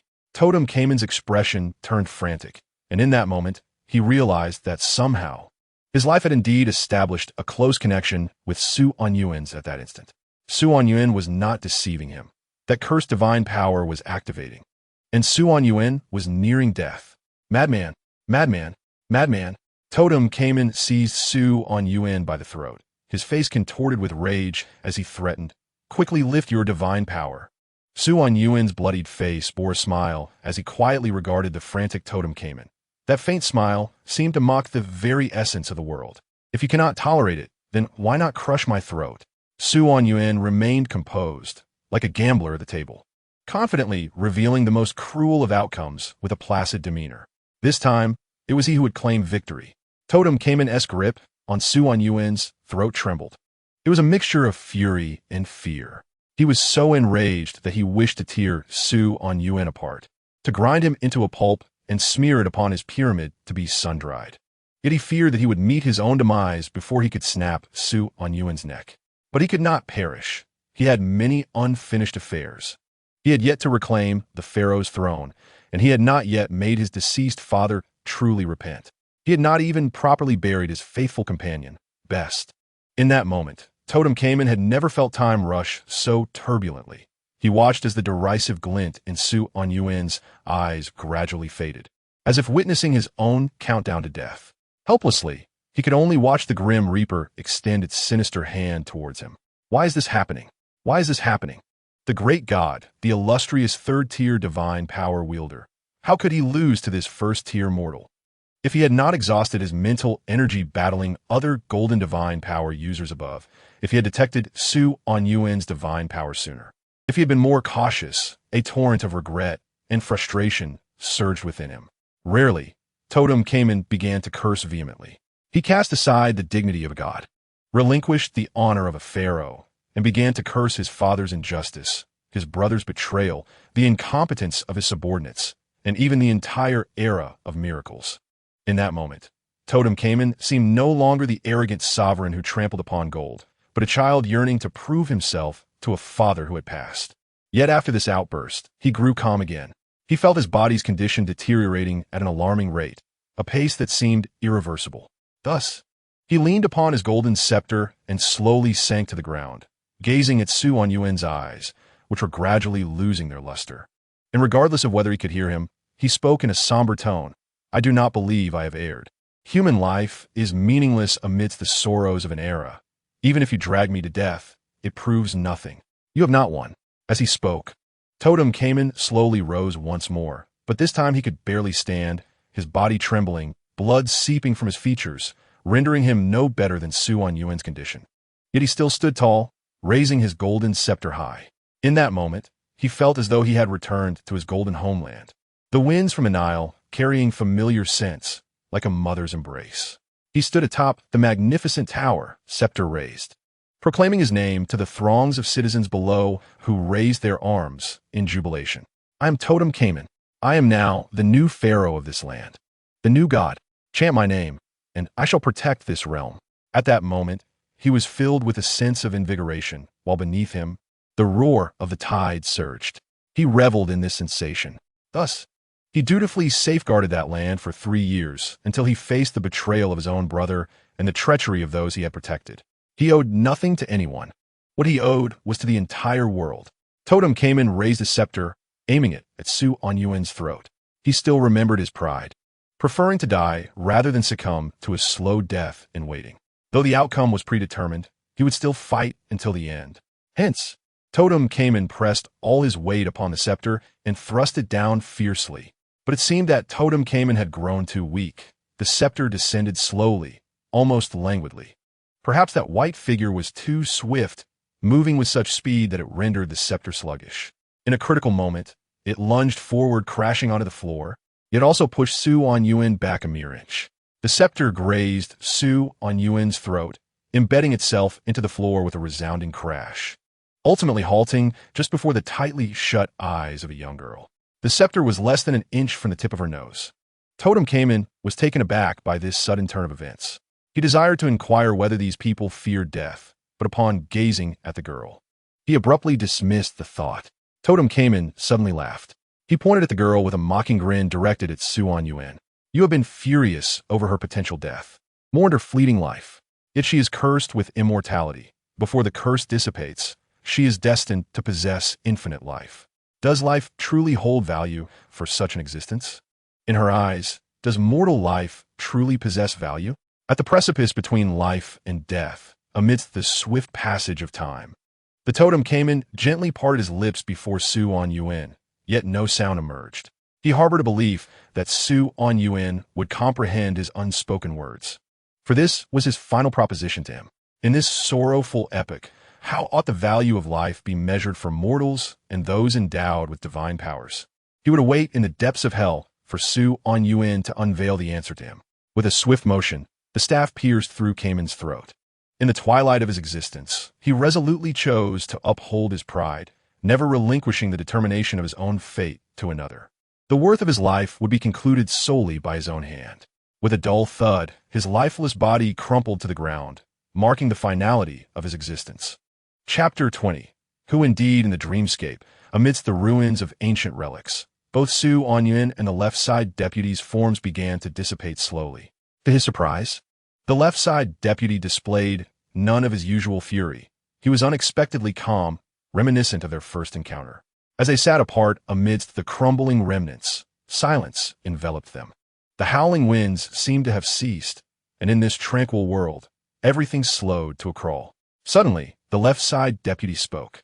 Addressing Anyuan with a serene tone, "You have won." "Perhaps," Anyuan responded, shaking his head. An inkling of understanding dawning upon him regarding the significance of this world's stillness. It heralded his imminent demise within the bubble of existence. "You shall receive all my divine powers as promised. I possess 3 in total, one of which is your so-called invincible arm wrestling technique. Your final performance was splendid. You have graduated." The left side deputy's voice was now calm and soothing, akin to a teacher bidding farewell to a student, imparting his last teachings through the tapestry of his life. "My second divine power is named Embers. You can absorb anger, both your own and that of those around you, within the scope determined by your mental fortitude. Transform this anger into fuel, igniting the ocean of your spiritual energy. The more anger you absorb, the more you shall enhance yourself." The seething crimson shell during your clash with Cayman was a manifestation of your own anger, Embers. As for the third divine power, it is called chaos. When invoked, you embody chaos itself, the very inception of turmoil. Any event you experience that holds even a hint of potential chaos shall metamorphose into true disorder. In this upheaval, all the emotions of anger will be at your disposal through Embers. "Do you have any questions?" Anyuan interjected. "Where will you go upon your death?" The left side deputy paused, taken aback, clearly unprepared for such an inquiry. It appeared he had never contemplated this matter before, and he candidly shook his head. "I do not know, but perhaps I shall become a grain of sand in this sea of dunes." Anyuan fell into silence for a moment, then raised his gaze to the left side deputy's indistinct face, his expression one of complexity. "Will you not feel resentment in your defeat?" "Why would you not?" "Because you are to die, yet your purpose remains unfulfilled." Anyuan abruptly brushed the sand beneath him, stating, "Moreover, once you are dead, there will be no opportunity for vengeance. If you become mere grains of sand, I could easily manipulate you daily, and you would have no voice to express your suffering." The left side deputy remained silent, yet Anyuan sensed an undercurrent of amusement in his demeanor. Anyuan halted his movements, exhaling heavily. "Tell me, in this era, how is the value of life truly measured? Some strive desperately to live, yet are deemed worthless, while others seek death, believing their worth surpasses gold. Do you think they're all mad?" The left side deputy chuckled softly. "That question is not for me to answer. It was Cayman who posed it to you, and thus, you must seek the answer yourself. But I am dying in this bubble. How will I have the chance to seek the answer? The one who dies will not be you." Suddenly, Anyuan furrowed his brow, pursuing the left side deputy with inquiries. "What do you mean?" The left side deputy laughed, jesting. "Did you truly believe that merely severing my arm would grant you unfettered access to my powers? By the way, I have deceived you once more." With a triumphant gleam in his eye, the left side deputy continued. "Today is Tuesday, precisely 1 week since our conflict began. Tuesdays actually possess dual privileges. You may choose to fight me while simultaneously sleeping." Anyuan was taken aback, staring blankly at the left side deputy, his mind momentarily derailed, struggling to comprehend the implications. After a prolonged silence, he managed to utter a few words with difficulty. "So, the one controlling the exterior body is you?" "Indeed. I wield the powers. I engage in battle, and I facilitate your live broadcast. I shall also be the one to perish." The left side deputy spoke with an air of nonchalance, as though discussing an everyday matter. "But why?" "Aren't you trying to seize my body? Earlier, you asked if I would feel resentment, didn't you?" The left side deputy abruptly stood, lifting the two-handed axe with a single arm, and unceremoniously thrust it into Anyuan's embrace. With a grin, he declared, "Well, now I am content. I do not understand." Anyuan inhaled deeply, fixating his gaze on the left side deputy's face, as if attempting to pierce through the veil of illusion to glimpse his true visage. "Who are you truly?" "We?" The left side deputy's form began to blur, his ethereal body transforming into flickering points of light, reminiscent of fireflies, as if ready to be scattered by the wind. A strong sense of rejection surged within Anyuan. He realized he might awaken from this dream, yet he continued to gaze intently at the left side deputy, as if demanding a satisfactory answer, lest he bore a hole through him with his stare. But the left-side deputy merely chuckled softly, saying nothing. As the scene before Su Anyuan ebbed like a receding tide, he suddenly discerned that the hazy visage was becoming clearer. The familiar lips moved slightly, uttering a few words. "We are, you." And then the vision dissipated entirely. Su Anyuan opened his eyes. Chapter 21. The bet the true soul returned from the dreamscape. Re-entering its corporeal vessel, Su Anyuan's eyes regained their luster, the surroundings transitioning from indistinct to clear, and then a pair of beautifully misty eyes met his gaze. "Good morning." Bai Shi smiled sweetly. Su Anyuan was momentarily taken aback, looking into Bai Shi's eyes and tentatively asked, "Do you recognize me?" Bai Shi shook her head. "I do not know, but I believe you are a good person. And sweet, very fond of?" Su Anyuan opened his mouth, yet no words followed. He merely regarded her with a complex expression, studying her eyes. Bai Shi, too, widened her eyes, gazing back at him. The two exchanged silent stares, rendering the moment unexpectedly adorable. A person attempts to discern some hidden agenda from another's eyes, while the latter merely assumes that he finds his eyes captivating. Thus, he makes a concerted effort to widen his gaze, fearing that he might disrupt the other's admiration. At this moment, a lamenting wail pierces the air. The plight of the working class is heartrending. After a brawl, one can only lie upon the cold ground. Unlike certain protagonists who meet their demise cradled by the lap of a beautiful maiden. How tragic!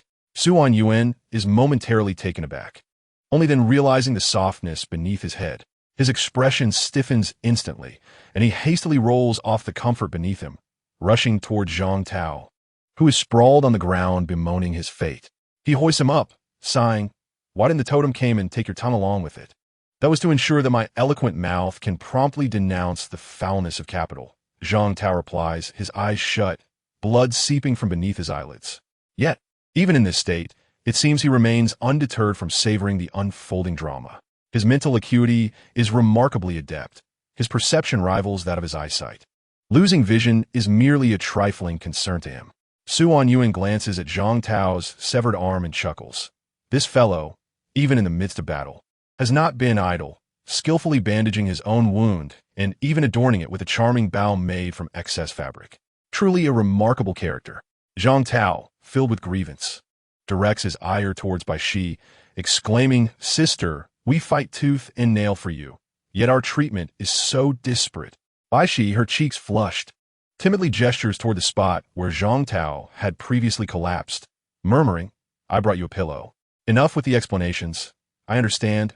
I comprehend fully," Zhang Tao retorts, covering his eyes, feigning a pained expression. Suddenly, as if struck by inspiration, he jabs Su Anyuan's shoulder and laments, "You, dense as a log, show no reaction at all? What reaction do you expect?"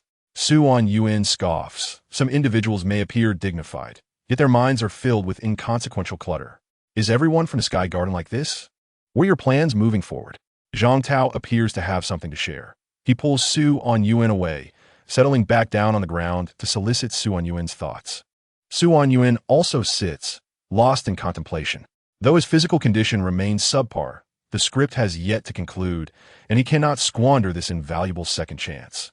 Moreover, due to the premature chaos, the narrative is nearing its climax. "I intend to survive until the end," Su Anyuan declares, harboring his own ambitions.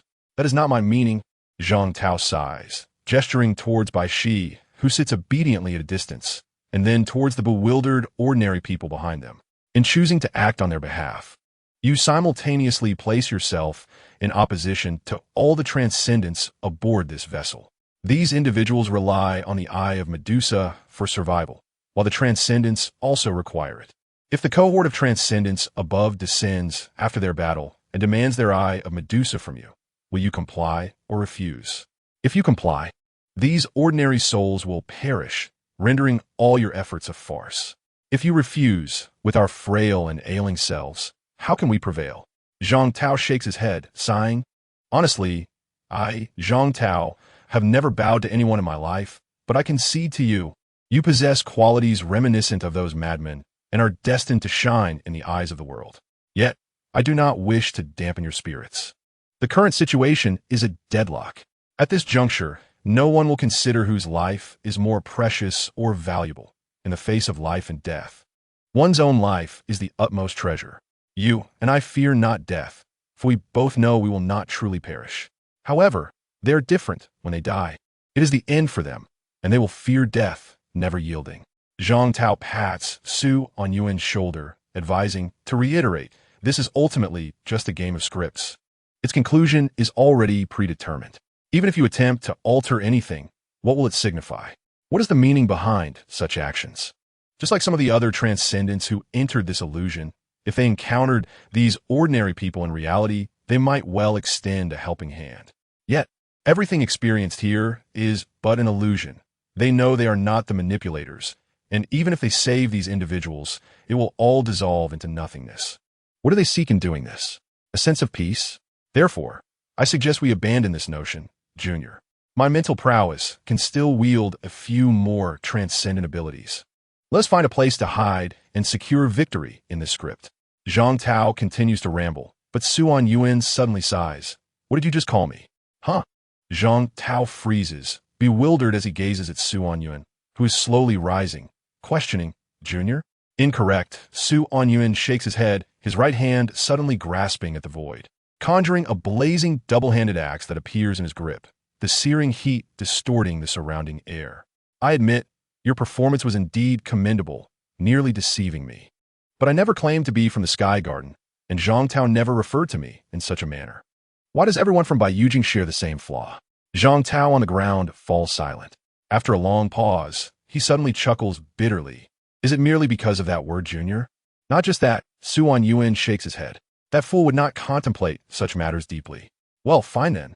A brilliant white light flashes through the air, and Zhang Tao's form vanishes, replaced by a thin old man clad in a robe. The peak of the third stage. Kong Xuanzi. Suan Yuan tightens his grip on a massive axe, sighing, I truly did not foresee this. I had thought it would be someone smaller. It seems my luck is rather unfortunate. Kong Xuanzi smiles and shakes his head, gesturing lightly. Relax, young friend, please take a seat. I did not come here to engage in combat with you. My true form is unable to descend, and what you witnessed was merely a small trick using his body. Your friend is unharmed. Suan Yuan remains silent for a moment before resuming his seat opposite Kong Xuanzi. What do you wish to accomplish? The previous proposal was, in fact, an experiment. An experiment? Indeed, based on your choices, I will determine the subsequent course of action.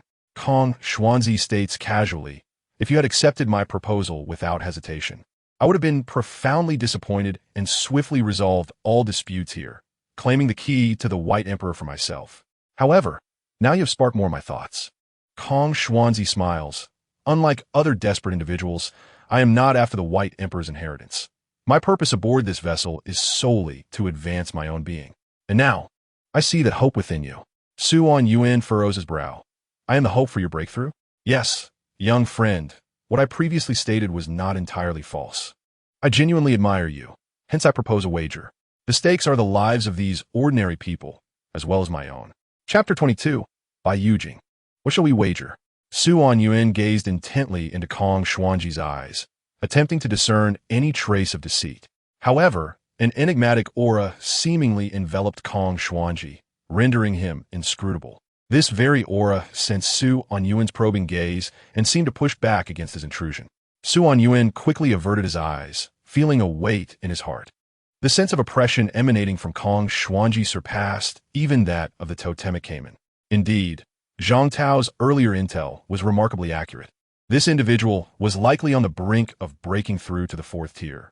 Kong Xuanzi appeared unfazed by Suan Yuan's subtle movements, maintaining a warm smile as he spoke. I comprehend your thoughts and am well aware of your current predicament. Yet the reality remains that these ordinary individuals will become your shackles, regardless of their worth. They do not belong here. If things were to progress normally, as this vessel delves deeper, they would inevitably perish. Kong Xuanzi stroked his beard, chuckling softly. I can escort them away. Suan Yuan was taken aback, then shook his head, setting aside how I might trust you. Do you possess a means to withstand the encroaching fog? After all, Baiyujing is an organization of long-standing practitioners, and it would not be surprising if they had some extraordinary trinkets. As Kong Xuanzi spoke, he gestured towards Suan Yuan. Let us wager on whether any living souls aboard this ship can successfully reach the legacy of the White Emperor. Suan Yuan regarded Kong Xuanzi and replied solemnly. You seem to possess knowledge of the future. That is not difficult to infer. Merely from my connections with the descendants of Bai Yujing, one can deduce that. As for the reasons, you may attribute your confusion to the profound heritage of Bai Yujing. I understand the future far better than you may imagine. I grasp the ephemeral, the purpose of this endeavor, and even the abilities of those who seek to alter fate. This is precisely why I chose to board this vessel. I have discovered an opportunity for my own breakthrough within it. At this juncture, Kong Xuanji paused, his gaze on Su Anyuan turning complex as he spoke. Yet I did not anticipate that this opportunity would manifest through you. Su Anyuan chuckled. You sound like an old fortune teller at a street stall, draping your words in mystery, yet lacking any substance. Kong Xuanji waved his hand dismissively. Matters of fate lose their intrigue once revealed. However, regardless of whether you win or lose the wager, it would not be detrimental to you, would it? Is there truly such a thing as an easy bargain in this world? Ah, therein lies the crux of the matter, Kong Xuanji stated with a calm demeanor. Once you emerge from the ephemeral, assist me in challenging Bai Yujing. Challenged Bai Yujing? Indeed. Kong Xuanji's gaze deepened, and in that moment his eyes became ethereal, as though transcending time to glimpse a future a century hence. Bai Yujing has been powerful for far too long, and their pride has rendered them oblivious to the external world, too haughty to endure change and upheaval. Yet some antiquated relics fail to comprehend this truth. They mistakenly believe that isolation is not applicable to practitioners, unaware that they face an imminent risk of severed lineage. Appearing to age decades in an instant, the creases on his face deepening, and his already murky eyes grew even cloudier. Su Anyuan inhaled deeply and, with a hint of resignation, remarked, "But if what you say is true, and Bai Yujing is indeed so formidable, how could a mere first-tier practitioner like myself make any difference? My young friend, there is no need for such modesty aboard this entire vessel. None are more aware of your value than I." Kong Xuanji replied with a grin, "Not only due to your unique abilities and extraordinary mental acuity, but also because several of the Fate Alterers have shown an unusual solidarity in supporting you. Most crucially, I carry an anomaly beginning with the numeral 0, which can provide me guidance at pivotal moments of fate. I have lingered on this vessel for far too long, not merely for my own opportunity for breakthrough, but to seize a sliver of hope for Bai Yujing's impending calamity. For this purpose, I have endured long years aboard, witnessing one conclusion after another, and finally this time, I have awaited you." Kong Xuanji sighed profoundly. 3,000 years. I have waited 3,000 years for this moment. It is the first time I have sensed a shift in destiny, the first time my anomaly has prompted me. I can wait no longer. My time is running out. Thus, my young friend, I do not seek anything of you beyond a mere promise. Just one promise, and I can lead these ordinary people away. Our wager may continue. If you prevail, they will live, and I shall live. Should you lose, please remember your vow." Kong Xuanji fixed his gaze upon Su Anyuan and abruptly bowed deeply, his voice sincere and trembling, causing the air around them to resonate with a mournful echo. Su Anyuan regarded him silently, devoid of elation or sorrow. Though Kong Xuanji's words were earnest, they were fraught with inconsistencies and oversights. Su Anyuan realized he was undoubtedly concealing certain crucial elements. However, turning to glance at the ordinary individuals behind him, and then at Bai Shi, who was peering curiously in their direction, Su Anyuan pondered deeply before exhaling a heavy sigh. "I have a question." Kong Xuanji looked up, his expression turning serious. "Please ask." Su Anyuan's countenance was grave as he addressed Kong Xuanji. "I shall not dwell on the omissions in your discourse, but you must answer this question truthfully. Otherwise, the future shall bring reckoning. Given Bai Yujing's long history and profound heritage, have you ever heard of a cloud resembling a jellyfish?" Kong Xuanji was momentarily stunned. Gazing at Su Anyuan with eyes nearly bloodshot, he opened his mouth, but it was a long while before he replied, "I cannot say." Su Anyuan seized upon the pivotal implication of Kong Xuanji's words. The inability to speak indicated knowledge. With this revelation, it seemed inevitable that Bai Yujing would soon have to confront this matter. With a resigned sigh, Su Anyuan stated, "Very well. I accept your wager." Chapter 23. The Target. The Stern. What shall we do? Quite simply, we need to move that iron plate to the stern. Iron plate? Upon hearing this, Su Anyuan looked towards the object Kong Xuanji pointed out, which was indeed the iron plate previously embedded into the wall by the old captain, safeguarding the ordinary people. Your companion possesses a highly useful ability, which can enable the survivors to become two-dimensional upon this iron plate, transforming it into a rudimentary Noah's Ark capable of transporting all the ordinary people at once. And what about you? My essence will remain above, holding them in place while you succeed in reaching the stern. Once all is prepared, I shall fulfill my promise and lead them away. Kong Xuanji said this with a respectful gesture towards Su Anyuan. Originally, since I set this wager, it should be my sole responsibility to execute the necessary procedures.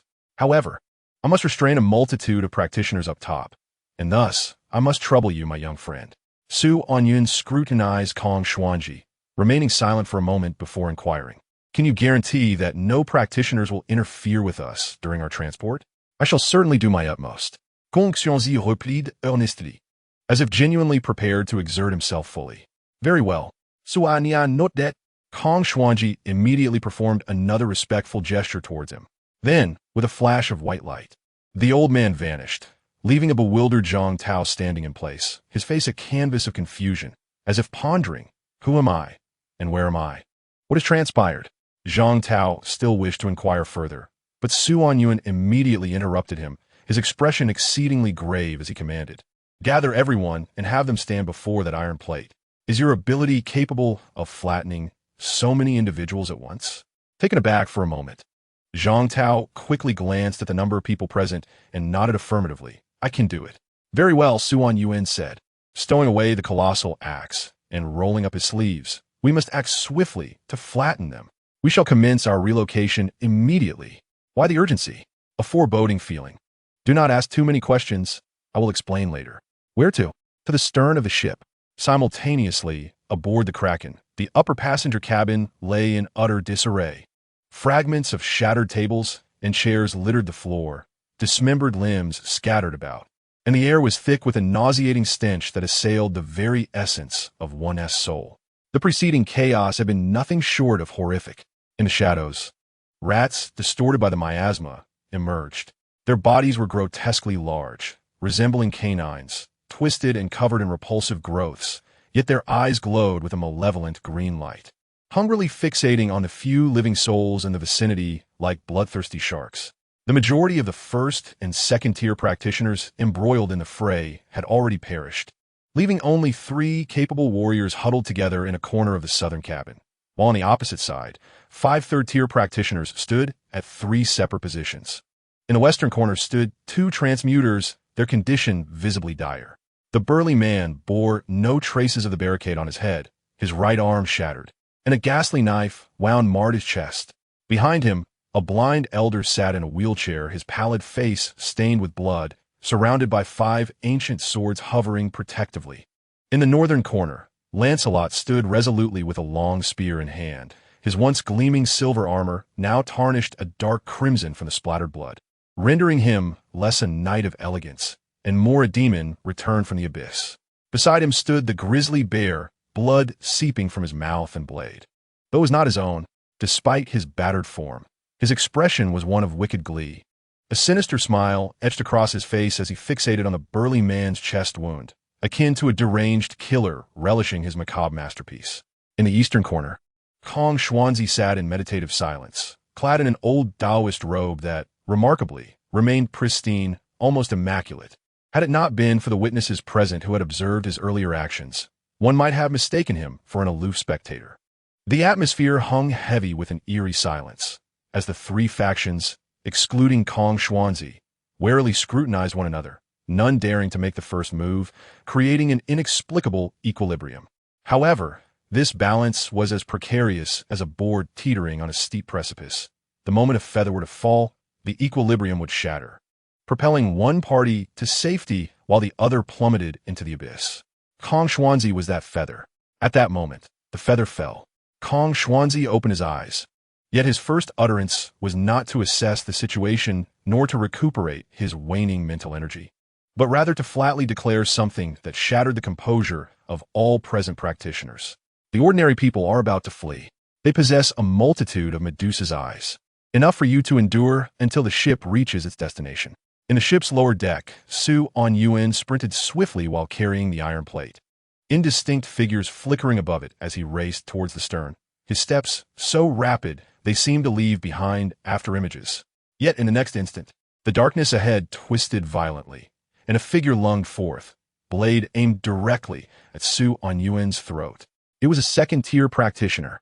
Without a glance, Anyuan summoned the power of his surroundings, and the assailant was instantly subdued. As the practitioner crumpled to the ground, Anyuan was abruptly greeted by a vast expanse of flowers. A flurry of vibrant butterflies surged toward his face, causing him to hastily shield himself when suddenly, amidst the swarm, a bloodied long knife lunged toward his chest. The timing was impeccable, the strike vicious, yet upon contact with Anyuan, the blade abruptly halted, as if a divine force had intervened to negate the impending harm. Then, the flaming double-handed axe descended in a fury, accompanied by an enraged roar, cleaving the assailant in two. Before the body could descend, it was engulfed by flames, reduced to ashes, the soul extinguished in the searing heat. Clang! The axe, propelled by its tremendous momentum, crashed into the floor, embedding itself 3 inches deep, proving difficult to extricate immediately. In an instant, a seasoned hunter seized the rare opportunity, launching a massive fist towards Anyuan's temples with the force of a thunderstorm. The sound of flesh colliding echoed as the hunter staggered, his fingers numbed in disbelief at the sight of Anyuan firmly grasping both fists. Arm wrestling will never lose, activated. With a sharp crack, the hunter's arms were mercilessly torn apart by an unstoppable force, bones splintering outward, hands brutally broken and smashed into the ground, leaving no room for a cry of agony. Anyuan retaliated with a swift kick that shattered the hunter's jaw, then, with a fluid motion, drew the blazing axe, timing it perfectly to intercept the practitioner who was attempting to rise, cleaving him down. The agony of torn flesh and searing flames coursed through the unfortunate practitioner, compelling him to cry out in torment. How dare you? How dare you? Do you know who I am in reality? Anyuan raised the flaming axe high. Did your mother not inform you? With a swift motion, the axe descended. The soul was incinerated. All 3 second-tier practitioners fell, yet Anyuan remained vigilant, for a sudden, violent crashing resounded from the wall, as if a siege hammer had forcibly breached it. In the next moment, a blood-soaked knight emerged from the rubble, brandishing his spear menacingly towards Anyuan, declaring, "They cannot escape." Chapter 24. A feint to the east, stealthy maneuvers. Lancelot, brimming with bloodlust, exuded a chilling aura from the razor-sharp tip of his spear, imparting a sense that it could freeze the very world, slowing the air around them to a crawl. Yet, flames erupted, the blazing axe radiating a fierce heat. Ice clashing against fire, cold against heat, as the two forces surged forward with a fervent desire to obliterate one another. Despite this, neither of the two moved an inch. Anyuan's body tensed, mental energy surging toward the floor, as he had already resolved his next course of action. However, after a moment of silence, Lancelot abruptly turned, walking away without a backward glance. Anyuan was taken aback, only to feel a sudden sting in his chest. He looked down to discover a shallow yet lengthy line of blood running diagonally from his right shoulder. A chill of dread washed over him. He had completely failed to notice when Lancelot had struck, nor had he seen him wield his spear. But why had he not killed him and instead chosen to depart? A sense of foreboding surged within Anyuan as he swiftly turned to gaze at the iron plate behind him, only to witness his worst fears realized. The iron plate had been cleaved in two. The sharp incision cleanly bisected the figures above. Anyuan's countenance was shrouded in darkness, still trembling from the earlier onslaught of Lancelot. Yet his expression bore no trace of sorrow. Under the incandescent glow of the burning giant axe, the silhouettes on the iron plate gradually came into focus. They were astonishingly whimsical little figures, drawn with colorful markers in a haphazard manner. At that moment, in an unexpected location, Baishi clutched an ancient tome with one hand while stealthily crawling through the ventilation duct. Her eyes sparkled with a sense of intrigue at this daring escapade, yet her demeanor remained grave, for someone had earnestly entrusted her with the task, and she was determined not to falter. Thus, she summoned all her concentration, moving with both caution and speed. She maneuvered left, right, and then diagonally upward, the journey proving remarkably smooth. Not far ahead, a glimmer of light appeared, but in the next instant, a blood-stained cleaver suddenly thrust into the duct, coming to a halt directly before Bai Shi, who gasped in fright. "Ah, found you." A maniacal laugh echoed, and the cleaver lunged toward Bai Shi. She hastily evaded, but the cramped space of the ventilation duct made it difficult. Despite her petite frame, the blade's wind sliced through her shoulder, simultaneously uprooting the ground above. Light flooded in, exposing Bai Shi to the brilliance. The gray bear cackled maniacally, brandishing his weapon, revealing blood-stained teeth as he sneered. "Ha, I thought it was someone else. Well, met again, my little darling." Without a hint of mercy, the bear's blade swung toward Bai Shi's crown. Just then, an ancient long sword shot forth from the side, deflecting the bear's cleaver, which struck the ground beside Bai Shi, creating a shockwave. A burly man suddenly crashed into the bear, causing him to stumble backward. In that instant, a voice shouted, "Get moving!" A flying sword snagged Bai Shi by the nape, yanking her out of the duct and tossing her onto the ground nearby. She tumbled twice, nearly losing her grip on the tome, but clutched it tightly to her chest. At that moment, another flying sword surged toward her, placing a decayed apple before her. "Thank that lad for the apple." The blind elder's laughter echoed in her ears. Bai Shi scrambled to her feet, not sparing a glance at the chaos of battle, bent to retrieve the apple, and dashed away. Meanwhile, the bear's maniacal laughter rang out. "What's wrong, old man? Not fixated on your rotten apple anymore? Tell me what trick it holds, and perhaps I might spare your head." The blind elder snorted coldly, responding to the bear's taunt with a sharp thrust of his flying sword. In an instant, a flurry of blades and lights erupted, the clash of fists resounding like thunder, and roars filled the air. Meanwhile, Bai Shi continued her frantic flight, explosions and shouts echoing behind her, as if someone sought to pursue her, but was being pressed into the ground. Beneath her feet were sharp shards of stone and wood, each step a dance upon a razor's edge, blood oozing from her bare soles. Yet Bai Shi's expression remained impassive. She breathed evenly, her gaze unwavering as she focused ahead. She had forgotten much, felt no inclination to complain or resist, but this was the first time someone had earnestly entrusted her with a task. While this precious memory still burned warmly in her chest, she was determined to see it through. Thus, her pace quickened, straight ahead, a left turn, and up the stairs. Crash! The petite form burst through the heavy iron door, tumbling onto the deck. The roar of crashing waves filled her ears, and thick fog surged toward her. But a crimson light emanated from the pages of the tome cradled in her arms, enveloping her in a protective barrier. She had succeeded. Bai Shi's eyes sparkled with joy. She had fulfilled the promise. She raised the ancient book high above her head, like a trophy symbolizing honor, a small delight known only to herself. Yet the sound of clashing armor behind her interrupted this modest ceremony. Lancelot appeared on the deck, blocking the entrance. He extended a hand toward Bai Shi, speaking softly, "Miss, please hand me the book." Bai Shi halted, quickly scanning her surroundings as if seeking a place to conceal herself. However, the deck was vast and offered no hiding spots. Clutching the tome, she warily regarded the encroaching Lancelot, retreating step by step until her back met the railing. No further retreat. The sea wind howled, tousling her silver hair, while the blood-red night approached, and behind her loomed the ominous abyss of the ocean. Yet her eyes reflected no trace of fear. "I do not wish to resort to violence against a lady, so please do not make it difficult for me," Lancelot urged gently as he advanced. Sensing that the ordinary people and a second-tier adept were within the book held close to Bai Shi's heart, he could not utter the words that surrendering the entirety of Medusa's, I would spare them, for he knew that without it, death awaited. Despite being on the run, Lancelot still held fast to the chivalric code.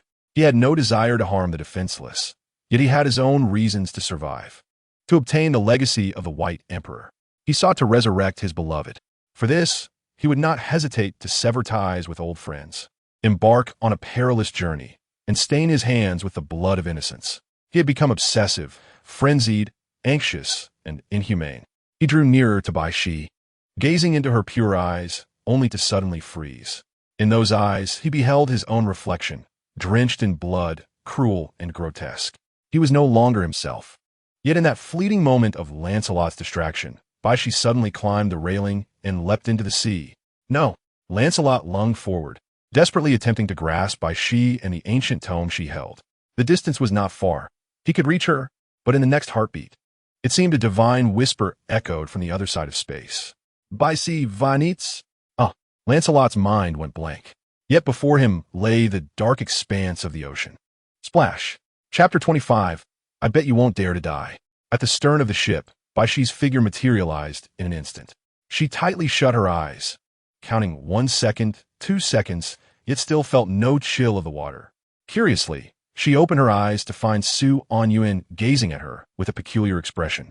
With your eyes so tightly shut, I thought you were making a wish, he remarked, causing Bai Shi's face to flush. Just as she prepared to stammer an explanation, her body suddenly moved uncontrollably, and she pointed an accusatory finger at Su Anyuan, exclaiming loudly, "You are a bad egg." Su Anyuan was taken aback, and at that very instant, the ancient tome in Bai Shi's arms sprang open, and Zhang Tao leaped out, catching the words and bursting into laughter on the ground. Su Anyuan's face twitched, but he quickly realized this was merely a side effect of the spell he had cast. He had called forth a motherly figure only to be reprimanded. Rushing to the stern, he first used the spell on his reflection in the glass. Feeling slightly embarrassed at the notion of envisioning a girl around his age as a mother, but when life and death were at stake, such considerations mattered little. Fortunately, he succeeded. Regrettably, the grand spectacle of social demise is about to commence. Thus, he hastily elucidated to Bai Shi, "Please refrain from speaking. Your current aberrant behavior is influenced by my particular ability, compelling you to utter certain words. You are a fool. I have already instructed you to remain silent. You imbecile. Scoundrel." Su Anyuan stumbled, nearly collapsing to the ground. His countenance darkened as he glared at Bai Shi, gritting his teeth and demanding, "Where did you learn such phrases? Such terminology certainly does not belong to this era." Bai Shi quickly covered her mouth, silently gesturing towards Zhang Tao, who was on the verge of laughter. Crash! The burning axe crashed violently onto the deck. "Hero, I was mistaken." In an instant, Zhang Tao materialized before Su Anyuan, kneeling with impeccable poise. Su Anyuan tightened his grip on the giant axe, ultimately exhaling a resigned sigh. "This rascal still possesses some utility. I cannot simply cleave him in two. I must remain composed." At that moment, a familiar voice unexpectedly resonated from behind. "Young friend." "Who?" The burning axe swung back in a furious arc, its terrifying force collapsing the deck beneath, creating a fiery fissure that stretched forth. Su Anyuan regarded the figure of Kong Xuanzai before him, his expression darkening. This one could be dispatched without the need for restraint. Kong Xuanzai promptly waved his hand, an expression of innocence upon his face. "Remain calm, dear friend. Have I inadvertently led you to misunderstand me?" "There is no misunderstanding. I simply wish to end your life." Su Anyuan scoffed coldly, his gaze wandering over Kong Xuanzai's throat, contemplating how to most cruelly extinguish the life of this old rascal. Kong Xuanzai sighed helplessly, his demeanor earnest. "Young friend, you truly misjudge me. As an elderly man, how could I possibly hinder so many practitioners of supernatural abilities? My timely escape has already cost me half my life." Su Anyuan scoffed derisively. "Continue your fabrication." Seeing Su Anyuan's disbelief, Kong Xuanzai could only shake his head, then don a smile. "Dear friend, as for our wager, your credibility here is non-existent." Su Anyuan regarded him coldly. "I will not allow you to take them." Yet Kong Xuanzai suddenly shook his head. No. Young friend, you misunderstand me. I never intended to take them. In fact, the wager has long since commenced, the moment you decided to incite a rebellion. And now, you have personally escalated the stakes." Kong Xuanzai extended his withered finger, pointing at Su Anyuan, then at himself. "Our wager hinges on your survival until the end, but in truth, my bet encompasses more than that." A smile crept across Kong Xuanzai's face. "I wager whether you dare to die. Dare you abandon the responsibilities you have taken up and flee back to the future, allowing this history to unfold and perish on its own? Everything I have done merely serves to accelerate the progression of this gamble. Without stirring them, we would remain unaware of how long these cowards would drag this out." Kong Xuanzai chuckled, the wrinkles on his face nearly folding into themselves, his eyes and brows curving like a cunning old fox. Su Anyuan maintained a stern expression. "Are you not afraid I will retaliate against your Baiyujing?" Roar, that is precisely what I desire. Kong Xuanzai clapped his hands, speaking leisurely. Whatever methods you wish to employ for revenge, feel free. The more intense, the better. Oh, I assure you, I genuinely wish to see those old fossils of Baiyujing suffer a significant setback and reflect on their issues. Naturally, should you possess the capacity to obliterate Baiyujing, I would wholeheartedly support it. After all, to place one in dire straits is to foster rebirth. Kong Xuanzai's eyes nearly narrowed to slits, then, regardless of Su Anyuan's response, he suddenly leaped onto the ship's railing, hands clasped behind his back, letting the tempest whip his garments into a frenzy, his beard billowing. Amidst the roars of the sea, Kong Xuanzai's voice resonated. Young friend, do not regard me with such disdain. Do not fault this old man for his calculations. It is simply that the tide is turning. I am compelled to act. Should we meet again, I shall provide compensation. The inquiries you made earlier will be stored within Baiyujing's inner sanctum, where I shall await your esteemed arrival. Until we meet again. Before the echo of his words faded, Kong Xuanzai had already turned and plunged into the sea, disappearing without a trace. Su Anyuan gazed at the tumultuous ocean, the giant axe ablaze in his grasp, yet he remained silent. Was he truly allowing him to escape? Zhang Tao, nearby, gritted his teeth in frustration. This old man had ensnared him so terribly, and now he was simply allowed to depart after uttering a few words? A perfect opportunity slipped away. Su Anyuan turned away, no longer gazing at the dark, churning sea, but rather towards the shadowy, profound corridor behind him. Under normal circumstances, Su Anyuan would have at least unleashed a supernatural ability for amusement, but now he could not. Kong Xuanzai had slipped away, yet the mess Su Anyuan faced was just beginning. Clop, clop, clop. Heavy footsteps echoed from the distant darkness, and, as the sound drew nearer, a pungent scent of blood assaulted the senses, revealing the figure of the gray bear. At this moment, he appeared utterly wretched. His upper body was bare, an array of ancient swords protruding from him like a porcupine, blood streaming from numerous wounds, staining every inch of his skin.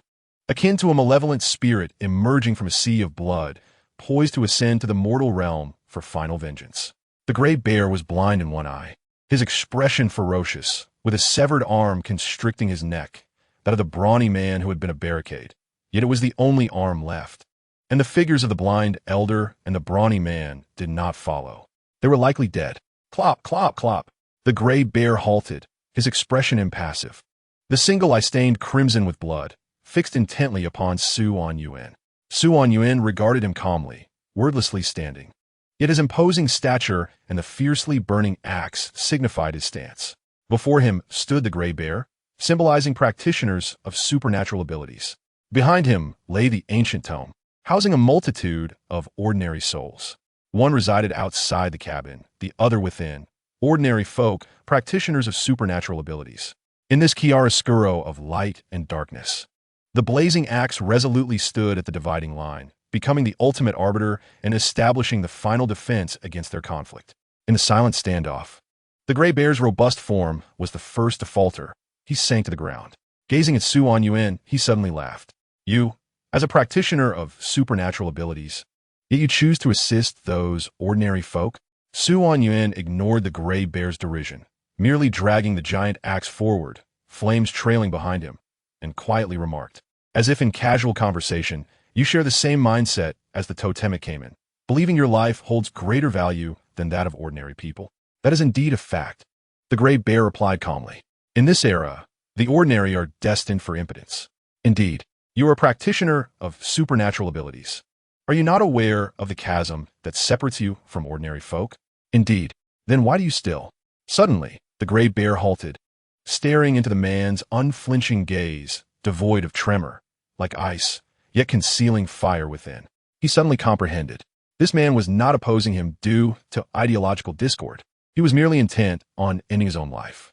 Thus, the grizzly rose to his feet. Indeed, when it came to reasoning, he was far more suited to slaughter. Shedding the guise of civility, a cruel and grotesque smile re-emerged upon his face. He stretched languidly, the muscles in his body cracking ominously, causing the ancient swords embedded within him to snap under the strain. Su Anyuan continued his stride, casually inquiring, "You were the one who committed the murders." "Indeed, it was I," the grizzly replied. "X is also your mark?" Yes. Is it your unique signature for murder? No, no, no. The grizzly wagged his finger, revealing a mouthful of crimson teeth as he grinned maliciously. That is not a special imprint. It is merely a common serial number. It signifies 10. The grizzly shook his finger, speaking with a lightheartedness. I never keep count when I kill, just as one does not tally the slices of bread consumed in a day. My visit to the Kraken was merely a diversion, for I had grown weary of the bloodshed. However, that little girl was exceptional. She could not die. To test her limits, I killed her 10 times. The grizzly brandished a cleaver from behind, his gaze fixated on by she, his voice tinged with uncontrollable excitement. Do you know? Initially, I was simply curious about her immortality, so I employed every method I could conceive. But by the 10th time, I grew bored and was no longer satisfied with merely killing her. I sought her out once more and proposed friendship. Can you guess what happened? The grizzly laughed heartily. She accepted. She actually agreed to befriend the one who had killed her 9 times. She is a natural fool. So, I told her to remain still. As long as she trusted me, she could be my friend forever. I began to slice open her throat before her very eyes, and do you know what I discovered? She was terrified. Indeed, she was terrified. I could feel her body trembling. I had thought she lacked the capacity for pain, but I was mistaken, and this revelation thrilled me even more. Yet, she remained motionless, still trusting that I would cease at the final moment of her life. Boom! The massive axe ignited the air, accompanied by a sonic boom of fury, swinging down like a blazing sun.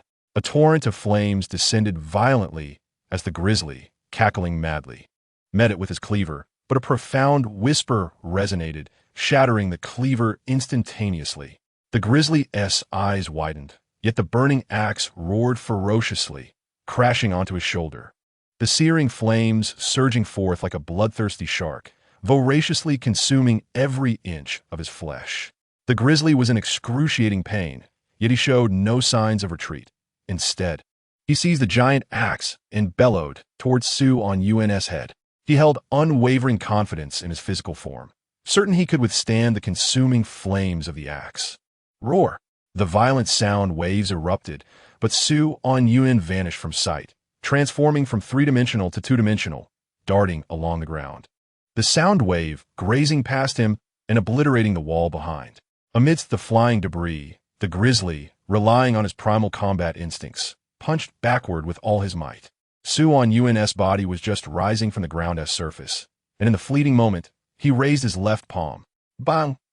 The sound of flesh colliding resembled mountains crashing together, causing the surrounding walls to shatter from the released shockwave. Yet the grizzly laughed maniacally, his left hand gripping the burning axe embedded in his chest.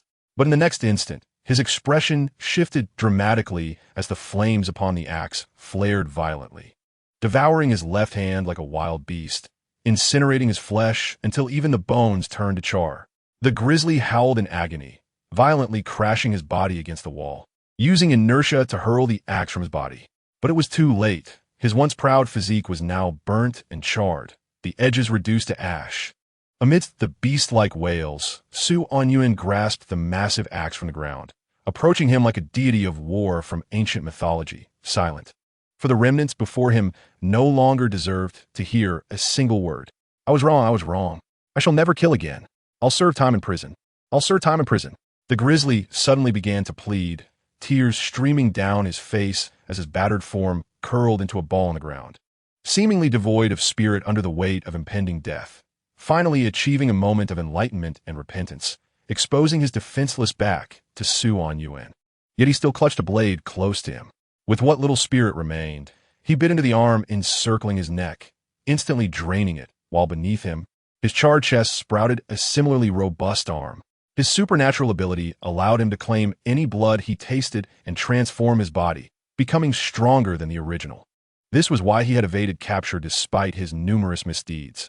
As long as his brain remained intact, he could resurrect infinitely, reinventing himself to kill again and grow stronger. The body he possessed now was the result of countless enhancements, the epitome of perfection, and his greatest pride. Yet he had overestimated his flesh and underestimated the flames of the burning axe. But it mattered not. He still had a chance. So he feigned weakness, weeping like a hibernating serpent, secretly concealing his fangs. waiting for a benevolent hunter to expose his vulnerable chest. Yet this time, the hunter was not kind. And Yuan bore no resemblance to a hunter. He was more akin to a butcher prepared to feast on flesh and blood. The massive axe in his hand, roaring menacingly, fueled by a deadly resolve. The burning axe was raised high, descending like a blazing sun, but the grizzly awaited this opportunity.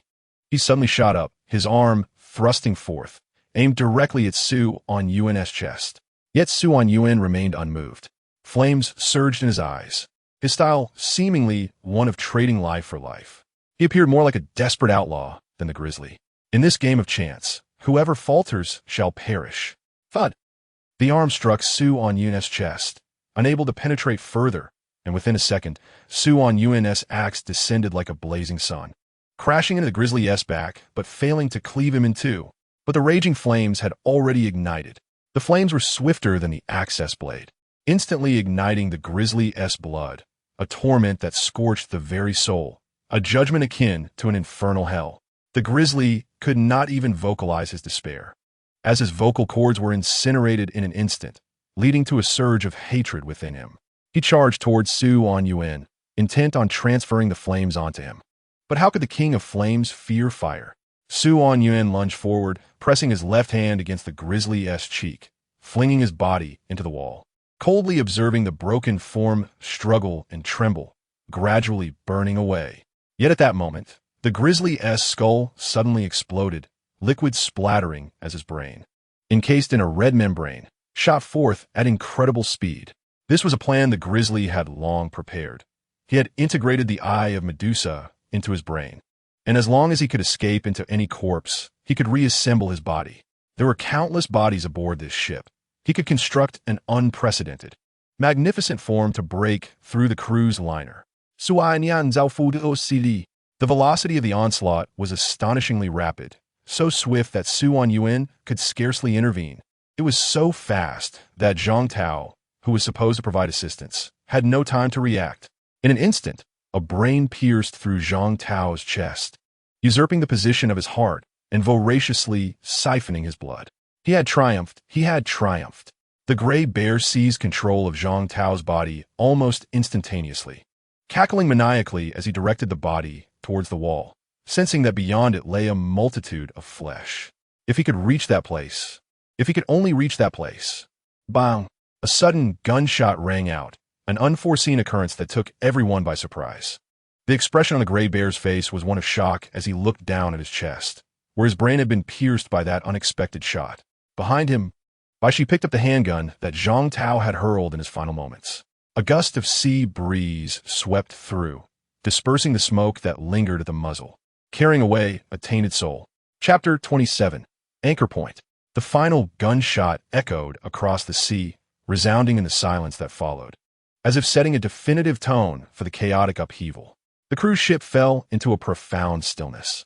In that moment, it felt as though something that had been taut within Yuan's heart snapped, and his trembling, spasmodic hands could no longer grasp the heavy axe, which clattered to the ground alongside him. Was it over?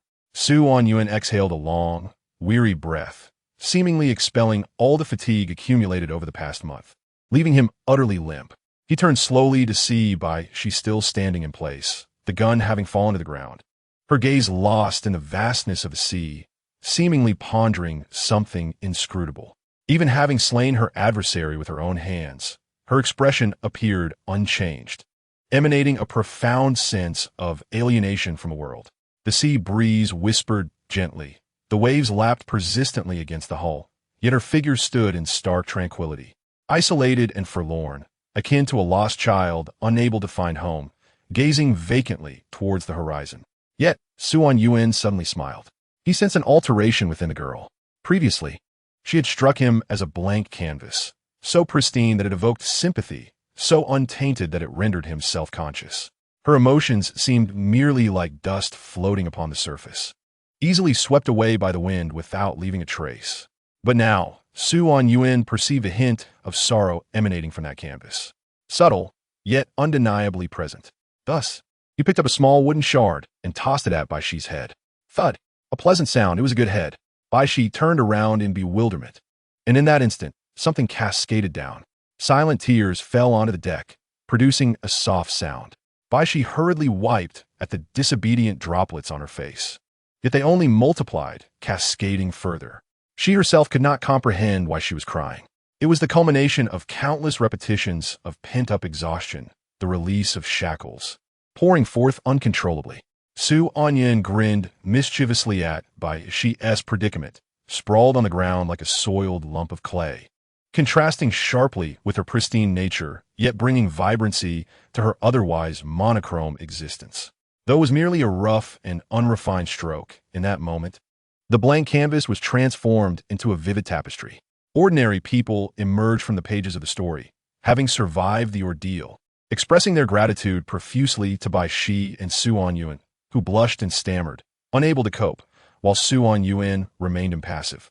Observing these ordinary individuals, his emotions were a tumultuous mix. Thus, under the pretext of inventorying the ship's supplies, he ventured alone to the first level of the cabin. That level had been nearly obliterated in the battle, with not a single intact room remaining. Yet, to Su Anyuan's surprise, he discovered the blind elder. The elder's wheelchair had long since vanished. He now lay limbless, but with an expression of serene tranquility, comfortably resting amidst the corpses, quietly awaiting death, or perhaps awaiting Su Anyuan. Su Anyuan found a clean board to sit before the elder, and after a moment of silence, he spoke. "Thank you. Have we won?" "Indeed, thanks to you. The gray bear is in a dire state. I managed a fortunate strike." Su Anyuan, speaking, retrieved the rotting apple that she had handed him earlier, asking, "What significance does this apple hold?" "You brought it back," the elder replied, smiling. "Since you have returned it, we must extend our gratitude." "Why is that?" "This apple can be seen as an anchor point, a marker for the future, allowing us to navigate through history without losing our way and enabling a safe return to our original place." "Why this apple specifically?" The elder chuckled softly, saying, "Child, the emphasis is not on the apple itself, but on the apple you have given us. The focus is you. No one else could fulfill this role." Su Anyuan shook his head in bemusement. "Am I truly that unique?" The elder smiled, but did not answer, instead shifting the conversation. "Are you aware of how Charlotte Moss fared in true history? He faced numerous malevolent beings and forsook his sense of justice, suppressing his rage, ultimately meeting a tragic end amidst the chaos of the fog. You, child, have accomplished all that Charlotte Moss could not.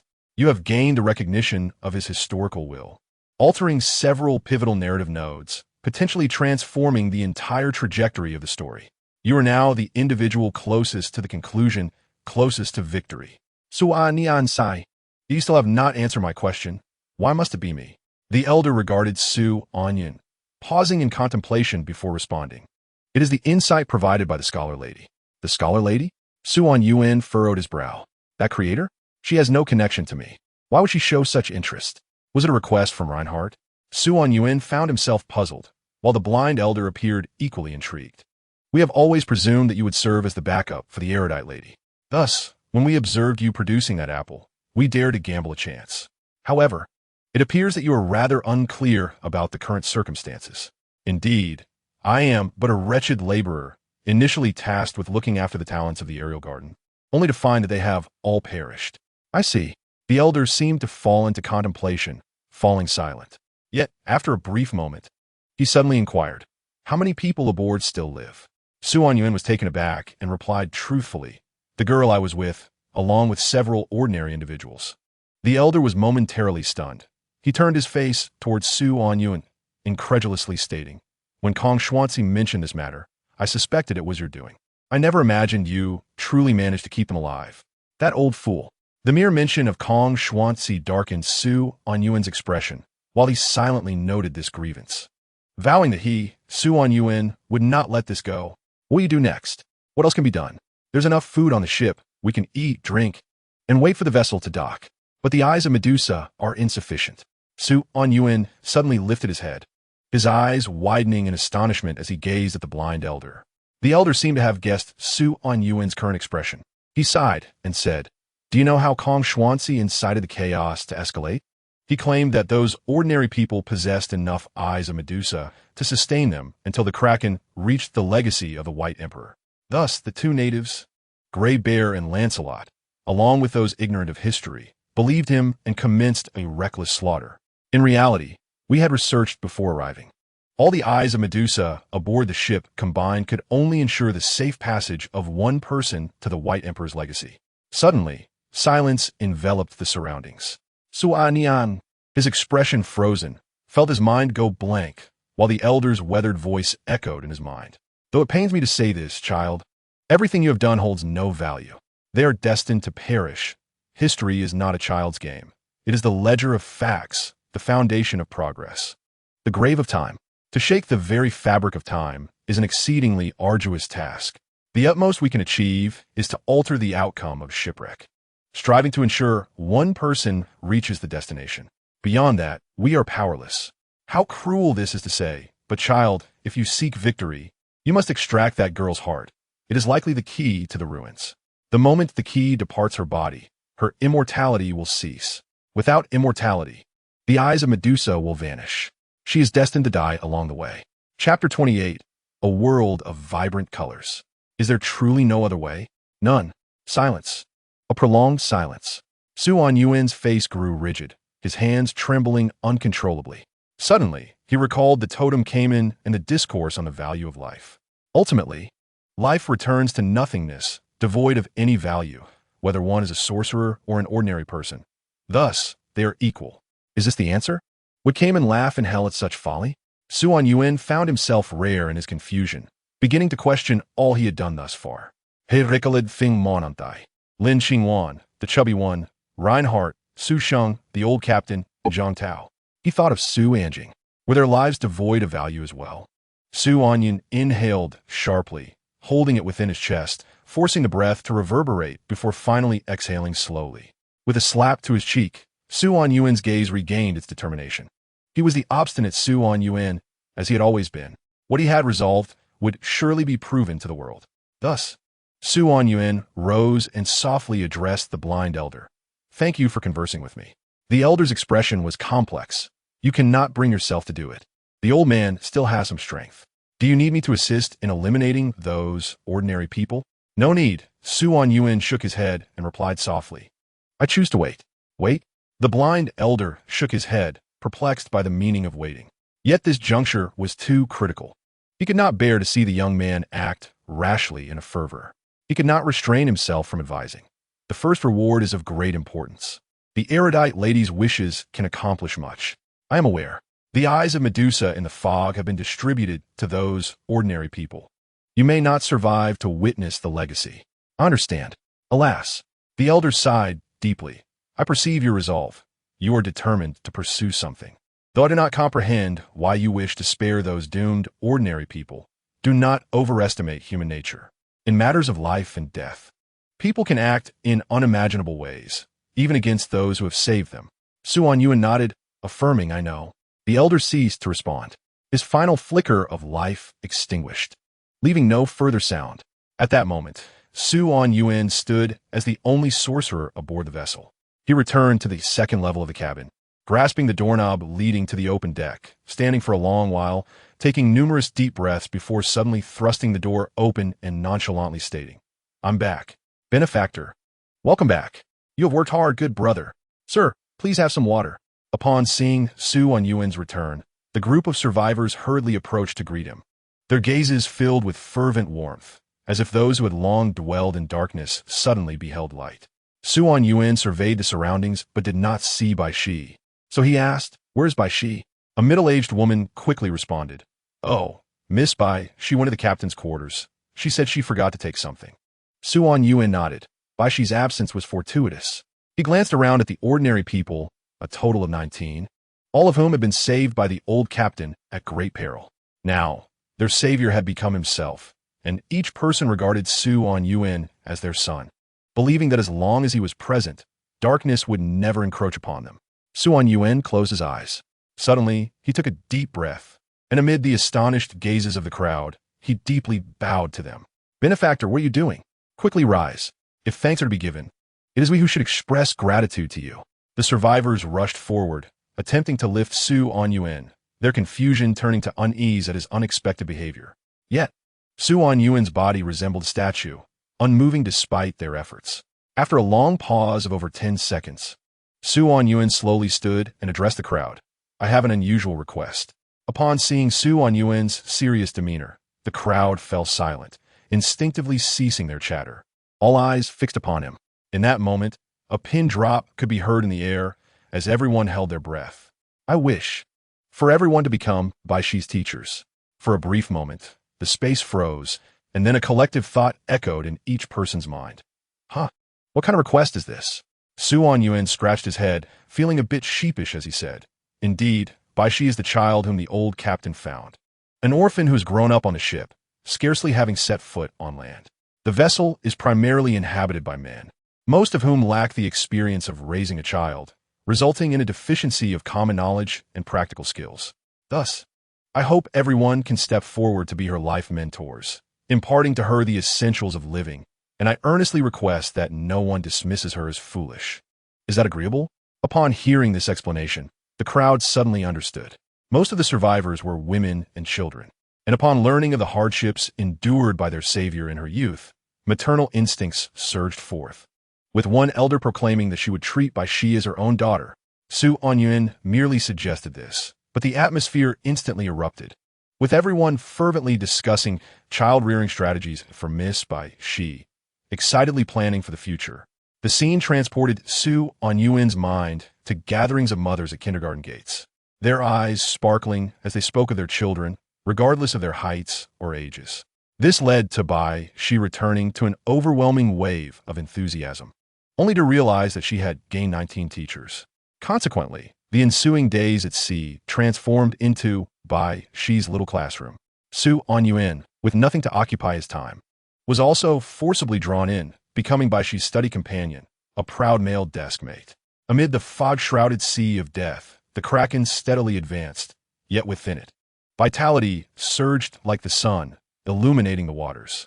Baishi's little classroom flourished with vigor. Each of the 19 teachers imparted different lessons, some intricate, others simple, covering a wide range of subjects and diverse disciplines, allowing Baishi for the first time to glimpse a vibrant corner of this world.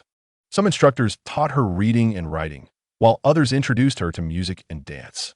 Today, they guided her in cooking and baking. Tomorrow, they would instruct her on makeup and fashion. The older teachers taught her to discern people and objects, while the younger ones encouraged her in gardening. Lacking paper and writing instruments for her studies, Su Anyuan rummaged through the cabin until he found some. When it came to music and dance, with no partner available, he became Baishi's dance companion, only to be stomped on by her, eliciting yelps of surprise. As for cooking and baking, no one dared to taste the results. In makeup and fashion, Su Anyuan had no model. In discerning people and objects, he had no examples. And in gardening, he had no plants. Wasn't he also a mere grass in the grand scheme of things? Time swiftly passed, and Baishi, being an eager learner, absorbed knowledge with remarkable speed. Thus, the ink on her blank pages became increasingly vibrant. The girl, once encased in a veil separating her from the world, appeared to awaken, gradually manifesting emotions. She began to smile, to cry, to feel anger, to express grievances, and even to reject the mutated rat Su Anyuan offered her, retaliating by stuffing his mouth with burnt offerings. Those were the happiest days of Baishi's life. Someone had intruded upon her gray and white world, painting it with a rainbow.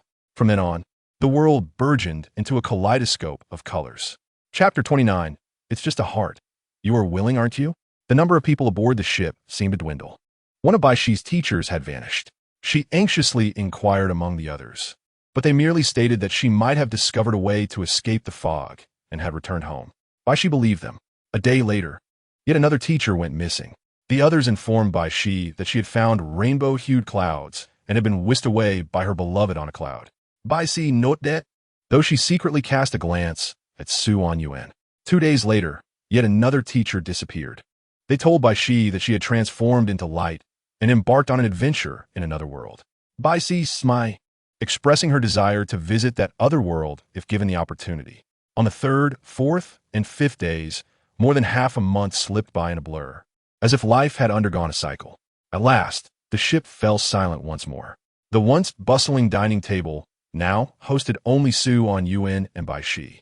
The damp deck creaked unpleasantly, each sound echoing like the final beats of a drum. Baishi stared at the bread on her plate, unable to bring herself to eat. Su Anyuan, as usual, leaned back in his chair, gazing through a hole in the ship's hull as if he could see the tumultuous waves outside. Yet the hole did not extend beyond the cabin, revealing only a void of silence. A peculiar emotion permeated the air at the dining table, akin to water or cotton, constricting their throats, leaving silence to play the role of spectator, awaiting the curtain's descent. This breakfast extended into an eternity, and finally, Bashi nudged her plate forward and whispered, "Thank you." "Indeed," Su Anyuan replied, suddenly turning back, raising an eyebrow at Bashi, jesting. "You should indeed express gratitude for my breakfast. Otherwise, you would be left with your own culinary endeavors." Bashi paused, then smiled faintly at Su Anyuan. "Your ability to mask sorrow is rather poor." Su Anyuan was taken aback, letting out a long sigh. "Alas, I should have prevented Dorothy and the others from teaching you such things. Now, you've turned the tables and are teasing me." "In truth, it was not a difficult matter. I often observed you intently, naturally capturing the minutiae. Am I merely a newfangled experimental subject? No, you actually conceal it quite well. But I'm simply too clever." "Very well, Miss Bashi, being so astute, you must have learned to cook by now. Please do not jest about this. Teacher Luna's culinary skills are superb, but I seem to lack culinary talent. Does that mean you intend to give up?" "No, I have resolved to elevate Teacher Luna's mushroom soup to new heights." Bashi exclaimed joyfully, "No matter how sorrowful a person may be, a bowl of Teacher Luna's mushroom soup can bring them joy. Therefore, I wish to pass this skill on and share it with more people." Such ambition. "So, Miss Bashi, the business mogul in the making, what price do you intend to set for your soon-to-be world-renowned mushroom soup?" "1 yuan will suffice." Su Anyuan nearly spat out the water he had just sipped, looking at Bashi in disbelief. "Is Teacher Luna's mushroom soup truly worth only 1 yuan? Of course not. The soup may cost only 1 yuan, but the love and well-wishes imbued by Teacher Luna during its preparation are truly invaluable. Ensuring that more people can feel this sentiment, that is the greatest worth." Su Anyuan gazed quietly at Bashi, who seemed to be narrating a fairy tale, captivated by the light in her eyes born of dreams. Suddenly, he interjected, "Are you implying that Teacher Luna's life holds value?" "Certainly," Bashi replied with an unusual seriousness, stating earnestly, "Teachers Luna, Dorothy, Carter, and Gedelia each possess immeasurable worth. Teacher Luna's mushroom soup is unparalleled. Teacher Dorothy's eloquence brings comfort. Teacher Carter's sculptures breathe life into wood. And Teacher Gedelia's voice lulls the stars to sleep." With a total of 19 teachers in Baishi's classroom, she recounted each of their glories, every memory shining brightly. Her sincerity akin to recounting treasured heirlooms. Her voice resonated deeply, as if she sought to imprint the silhouettes of each of them into the fabric of time, envisioning a future where, upon glancing back from the other side of the temporal river, she might behold their smiles directed towards her. Su Anyuan listened in silence, while Baishi's thoughts surged before him like an ocean, countless memories crashing upon him like waves. Yet he remained as a solitary rock on the shore, immovable, hard, and cold, as if the sorrow that had just swept through him had not been his own. As time elapsed, he awaited Baishi's conclusion with an expressionless demeanor, then opened his mouth, delivering his verdict as mercilessly as a judge in a court. Naive, Baishi was taken aback. Disbelief etched across her face as she gazed at Su Anyuan, her luminous eyes quivering. In that instant, he appeared remarkably unfamiliar to her, inducing a sense of panic and helplessness. Su Anyuan maintained his impassive expression, coldly asserting, "Whether it is mushroom soup or wooden carvings, they hold no value. There are countless individuals in the world who excel far beyond their efforts. A mere wave of time's tide could wash away a multitude. In such circumstances, what worth do they possess?" Baishi was intimidated by Su Anyuan's harsh tone, instinctively shrinking away, attempting to conceal herself behind her bangs. Yet, it felt as though the vibrant hues of time transformed into a hand, abruptly shoving her forward, propelling her to stand abruptly. Her hands trembled, yet her gaze remained resolutely locked with Su Anyuan's, fiercely refusing to waver. Summoning all the courage within her fragile heart, she vehemently countered. "They have worth. Their lives, everything they have done, every blade of grass they have left in this world, holds intrinsic value." "Silence!" Su Anyuan suddenly bellowed, rising abruptly and overturning the table. His expression twisted in rage. "Value is always relative. In this miraculous era, only the lives of those with extraordinary abilities possess absolute worth. Ordinary people achieve nothing. Do you understand? I possess near invincibility. I can slay those of a higher tier with ease. Once I reach my potential, what immense value shall I hold? In such a comparison, they are worthless. Thus, sacrificing them for my purposes is entirely justifiable, is it not? She was rendered speechless. Her limbs felt icy, as if struck by a heavy blow. Her mind blanked, and her heart ached unbearably, as if the very air around her were suffocating her, nearly overwhelming her with despair. Trembling, she clutched her chest, incredulously gazing at Su Anyuan before lowering her head and almost sobbing. So, it is you who... I'm sorry, I had no choice. Su Anyuan's expression remained indifferent as a burning axe manifested in his hand, crashing down violently upon the floor beneath him. Do you know?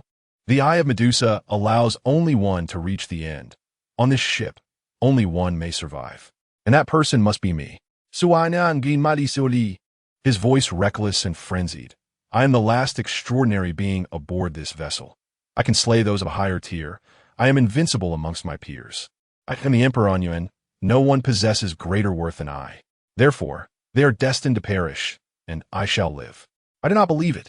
If that is truly your intention, you could have killed them from the start. Why must you still let them? Foolish. That was merely a ruse to keep you complacent. Su Anyuan pointed a finger at Bai Shi, his eyes brimming with uncontainable greed and madness. And your key, the key of the Bai Emperor, my condition is not ideal. Should you become wary and hide, it would require considerable effort to locate you again. So why not opt for a more straightforward method? Fabricate a splendid fairy tale, ensnaring you within this falsehood. But now, the Eye of Medusa can no longer support two. Thus, Su Anyuan suddenly discarded the burning axe. Seizing the glinting knife from the dining table, aiming it at Bai Shi, that ancient one mentioned that your key resides within your heart. Therefore, for the sake of my continued existence, kindly relinquish your heart to me.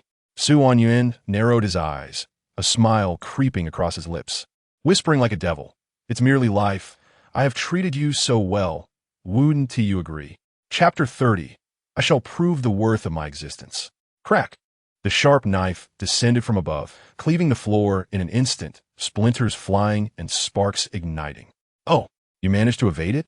Su Anyuan raised an eyebrow, his gaze landing on Bai Shi, who was clambering up from the ground, unable to conceal his mockery. Bai Shi trembled as she rose, her chest heaving, gasping for breath. The knife had struck where she had just stood, without hesitation, mercilessly. Why would you evade? Su Anyuan lamented. I had anticipated you would remain frozen like a fool, and I would endeavor to end your life with minimal suffering, thus sparing us both excessive time. Yet now you have chosen to dodge. Why? Has that illusory dream altered you, making you believe your life holds value, causing you to hesitate to discard it as carelessly as before? Su Anyuan laughed as he twirled the knife in his hand, lunging at Bai Shi once again. She hastily leaped back, narrowly evading the lethal strike. Yet the knife sent splintered wood flying, leaving a gash upon her cheek. Blood trickled down her face as she glanced back at Su Anyuan, a newfound determination igniting within her, dashing away into the distance. Behind her, Su Anyuan straightened, placing his hand near his mouth in a trumpet shape, theatrically proclaiming, "Shall we play a game of chase? You cannot escape, just as your fate is already sealed. You are destined to die aboard this ship. There is no evading it." No response. Su Anyuan fixed his gaze upon the dark corridor ahead, stretching his limbs before lowering his body, and in the next moment, he shot forward like a cheetah into the darkness. The dark corridor was not long, and Su Anyuan emerged in the blink of an eye, once again welcoming the light. Yet Bai Shi was nowhere to be seen. Huh? Su Anyuan paused, then a grin spread across his face. How intriguing. He then straightened, surveying his surroundings, his gaze abruptly fixating on the boundary where light met shadow. There lay a single damaged white shoe. This had been crafted by Bai Shi's teachers, who could not bear to see her running barefoot on the ship. Su Anyuan bent to retrieve the shoe, a wave of nostalgia washing over him. He had even stitched a few crooked seams into this very shoe, evident in the uneven patterns. What a charming shoe, remarkably convenient. Convenient for unleashing his extraordinary abilities. In the next moment, Su Anyuan's mental energy surged into the shoe, activating Charlotte Moss's exclusive power, Rewind. At that moment, countless images flashed before Su Anyuan's eyes, which he regarded indifferently, ultimately pausing on the final fragment. She had crawled into the ventilation duct overhead, and the shoe had fallen unexpectedly. Found you. Suanyan Gakka. His form vanishing from a spot. He was the pioneer of crawling through ventilation ducts. No one understood these ducts better than he. Soon, the complete schematic of the ventilation ducts aboard the Karakin vividly materialized in Su Anyuan's mind. His brain raced, promptly identifying several pathways that she might traverse. And he began to search them one by one. The first destination was his previous room. Whistling cheerfully, Su Anyuan ascended the staircase leisurely, arriving at the cabin level, where he stood in his bedroom, a smile gracing his face as he gazed up at the duct overhead. With a tentative spirit, he sought to obstruct her passage. It was evident that fortune favored him today. Not long after, a small face darted past in the dark shaft. Upon noticing Su Anyuan, she hastily attempted to retreat. But how could Su Anyuan permit her to escape? His dining knife flashed ominously through the air, and the duct above abruptly severed, sending the section she occupied crashing to the floor with a tremendous clang. The noise startled Su Anyuan, causing him to instinctively cover his ears. However, in that fleeting moment, the cylindrical duct spun violently, hurtling towards him, and he was caught off guard, stumbling and falling to the ground in a disordered heap. By the time he regained his footing, she had already emerged from the duct, swiftly fleeing towards the deck. Hey, have you had your fill of games? Su Anyuan bellowed, seizing the knife and pursuing her. Despite the disparity in their physical abilities, the distance between them quickly diminished. Yet she adeptly maneuvered through the remnants and rubble of the first floor, utilizing her petite stature to her advantage, while Su Anyuan found himself increasingly constrained, resorting to hacking at obstacles with his knife in an attempt to widen his path. The blade grazed Shi's hair, and Su Anyuan's grin broadened. Stop struggling. Your resistance will only extend your life by a few mere seconds, rendering it utterly worthless. As the key, your sole value lies in unlocking the door to the ruins. Is that not an understanding you have long since accepted? Without that value, cannot you face your fate, no different from those ordinary souls? Su Anyuan forcefully kicked aside a shattered wall, delivering a downward slash towards Shi, roaring, "Your lives have always been devoid of meaning, and your deaths elicit not a ripple. Such is the lament of this era. More so, it is your lament, and the lament of the weak is utterly meaningless." Not meaningless. Shi dodged the strike, clutching her left arm, which was lacerated by a sharp splinter as she retreated, defiantly locking eyes with Su Anyuan. Every trace of our existence, every fragment, is a testament to this world. It is through us that the world becomes vibrant, whether there are many or few of us. Will the world cease to turn for the absence of any of us? Will miracles vanish because of our absence? Su Anyuan scoffed. What amuses me most is that you, who have never even glimpsed the true nature of the world, dare to pontificate upon it. What right do you possess? I have not seen it. Shi's footsteps faltered, her back against the wall, yet she maintained her unwavering gaze upon Su Anyuan, fear absent from her eyes. But I still wish to envision a world filled with color. Regardless of its nature, I shall behold it with my own eyes and measure it with my own feet. She inhaled deeply, her resolve unwavering as she slowly articulated. And with my hands, I will strive to change it. Su Anyuan raised his knife, his expression devoid of warmth. Change? You lack the capacity for change. I have stated it before. Strength is the sole manifestation of life's value in this era. The lives of ordinary people possess no worth when compared to those of the extraordinary. No. We are valuable. I remember someone once told me, greatness arises from the humble. Su Anyuan's movements abruptly halted, but his demeanor remained cold. That is merely a hollow phrase. It is not hollow. Shi suddenly stepped away from the wall, no longer retreating. She bent down and retrieved a rough wooden stick from the ground. What do you intend to do?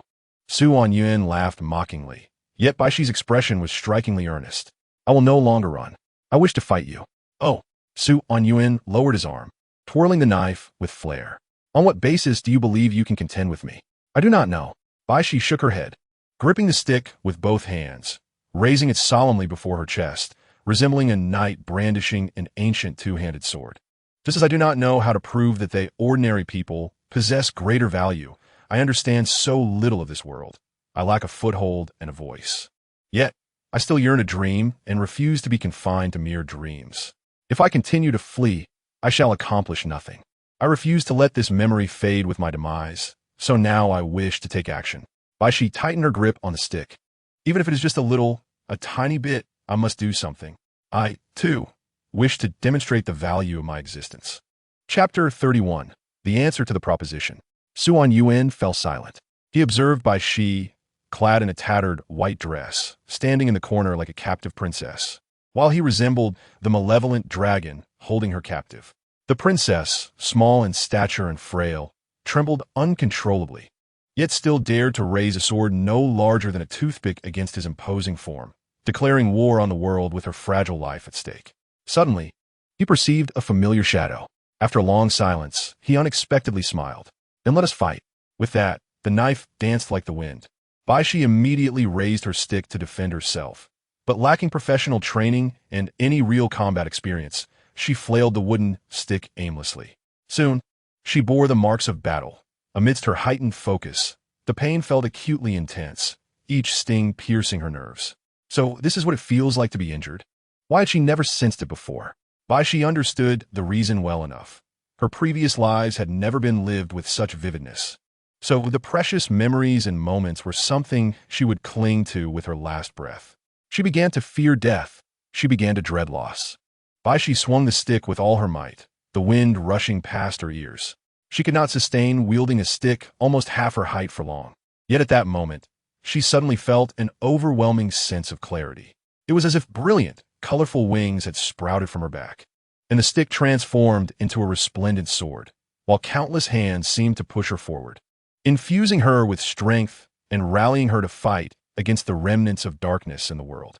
Thus, the blank canvas of her existence became increasingly vibrant. Sadness transformed into fear, and fear, when pushed to its limits, morphed into fury. In a near-desperate situation, Baishi's anger surged forth from her heart without restraint. She no longer feared her wounds, nor did she fear pain.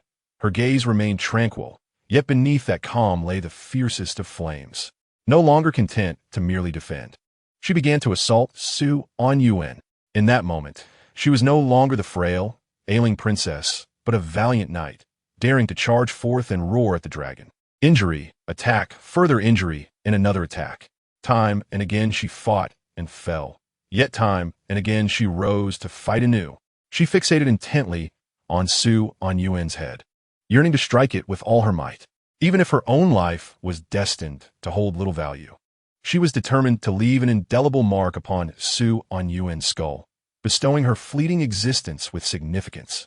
Soon enough, whether by divine intervention or the dragon's momentary lapse, a chink appeared in Anyuan's impenetrable defense. Naturally, Baishi would not let this opportunity slip by. She lunged at the opening with ferocity, akin to shattering the final seal of her enclosed world. Crack! The chilling sound rang out, and time seemed to freeze. Heaven played a cruel joke on Baishi. The wooden stick splintered. With no barrier left, the sharp tip of the blade lunged toward Baishi's chest, cold and swift. In that instant, time slowed to a crawl. Baishi's gaze turned vacant. Had she failed? Would she never prove the worth of her existence? Had she accomplished nothing? No, there was still something she could do. Baishi's eyes suddenly filled with resolve. Disregarding all caution, she hurled her chest toward the dagger, toward the dragon's razor-sharp claws. The dragon was taken aback, utterly unprepared for Baishi's sudden act of self-destruction, and hastily attempted to withdraw the blade. Yet its movement abruptly halted, for a pair of grimy little hands moved faster. Fearlessly grasping the blade's edge, blood gushed forth, resembling a tragic fireworks display or a grand and magnificent mass. Ensue Anyuan's moment of stupor. The small body collided forcefully with his abdomen, channeling all her strength. But if that wasn't enough, it mattered not. She had courage, and she had 19 hands pushing her forward from behind. The dragon was toppled by the princess in white, their bodies intertwined, crashing through the fragile wall, rolling across the ground, ultimately slamming into the opposite wall. At last, they came to a halt. Baishi's head buzzed, but as she regained her senses, she suddenly felt warmth in her hands. It was blood. She stared blankly at her hands gripping the blade, the tip embedded deep within the man's chest, blood seeping forth. Cough. Su Anyuan coughed up warm blood, forcing out a smile that was more grotesque than a cry. Impressive, buddy. Baishi hastily released her grip. She had never meant to do this. Her hands had always clutched the blade's edge. She was bewildered as to how they had transitioned to the hilt and embedded themselves into Su Anyuan's chest. It seemed that amidst their tumbling, an inexplicable force had intervened, forcibly altering the blade's trajectory. Thus, the tip pierced Su Anyuan's chest. Yet before she could comprehend, a large hand rested upon her head, gently ruffling her hair. Suddenly, Baishi seemed to grasp something. She recalled the teachers who had spun tales to deceive her, only to vanish in a thin air. She remembered the myriad of wondrous powers Su Anyuan had once wielded. She recalled the sorrow emanating from him during breakfast, the disbelief in the value of ordinary lives, the denial of life's significance. Lies. All lies. You fraud. Baishi et golim. I'm sorry. Su Anyuan leaned weakly against the wall, blood continually surging from his mouth. Yet he smiled. I have no more time. The eye of Medusa can truly only send one person. I'm sorry for hurting you. You fool. Baishi clutched Su Anyuan's collar tightly, as if believing that the tighter she held on, the less likely he would leave her. In that moment, she felt herself reverting to that unwanted child, her heart hollow, more painful than shattered. Yes, she had to bandage him. She needed to do something she could bandage. She had learned from the teachers. Thus, Baishi desperately tore at her white dress, trying to staunch Su Anyuan's bleeding. But the blood flowed too freely. The white fabric could not contain the spreading crimson. Fool! Fool! Fool! As she floundered, Su Anyuan's vision began to blur. He had so much he wanted to say to Baishi, about the choices of those teachers, about his wager with Totem Cayman, and so much more. But time is indeed a merciless master, and Su Anyuan found himself out of time. His mind suddenly conjured images of the old captain, Totem Cayman, and all the teachers from Baishi's classroom. In truth, Su Anyuan had done little. He had merely disclosed the truth about the Eye of Medusa to them one anxious day. After all these years, working countless jobs, witnessing the warmth and coldness of humanity, he had prepared for chaos, for the survivors' complete breakdown, for emotional upheaval. Yet those ordinary teachers had remained unexpectedly calm, far more tranquil than Su Anyuan had anticipated. There's still a chance for survival? How wonderful. Then let it be, for little she. Why? What reason was there? Teachers ought to step up to protect their students in times like these, right? It was undoubtedly a regret. Yet Baishi had said she would promote his mushroom soup to the world. Yes, yes. She also mentioned wanting to plant countless flowers and name the most beautiful one after him. How he envied them. He needed to hurry and find Baishi, so she could ensure his wooden carvings were passed down.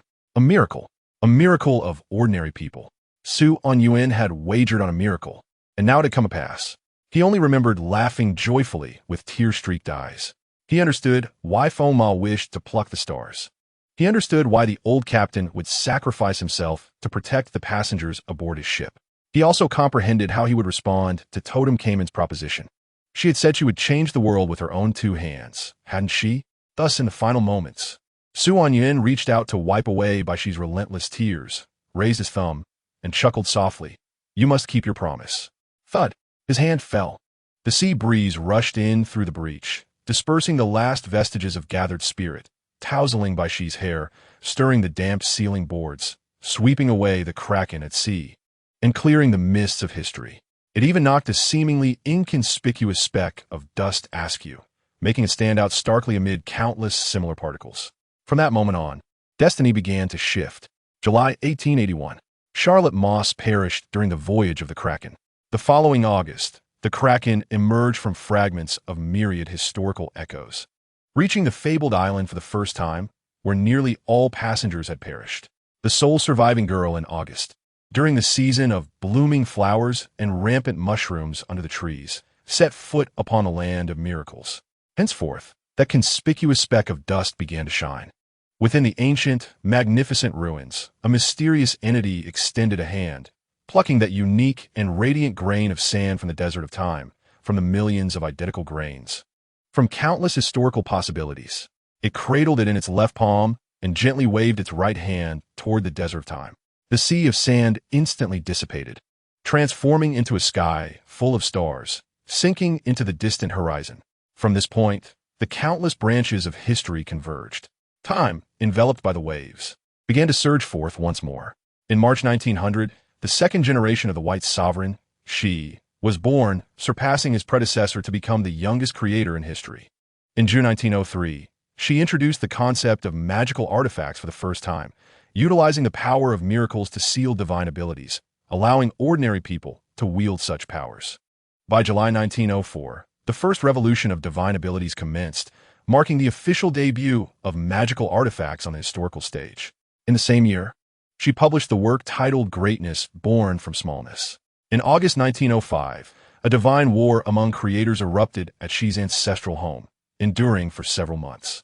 In March 1920, the second revolution of divine abilities began, heralding the integration of magical artifacts with technology, thereby minimizing the chasm between ordinary individuals and those possessing divine powers to an almost imperceptible degree.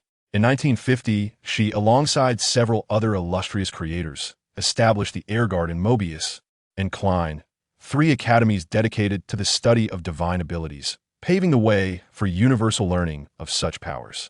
The year 2000 witnessed the advent of the era of universal divine abilities. In May 2023, Anyuan was invited to participate in a role-playing game based on the legacy of the White Sovereign, closing his eyes within his dormitory.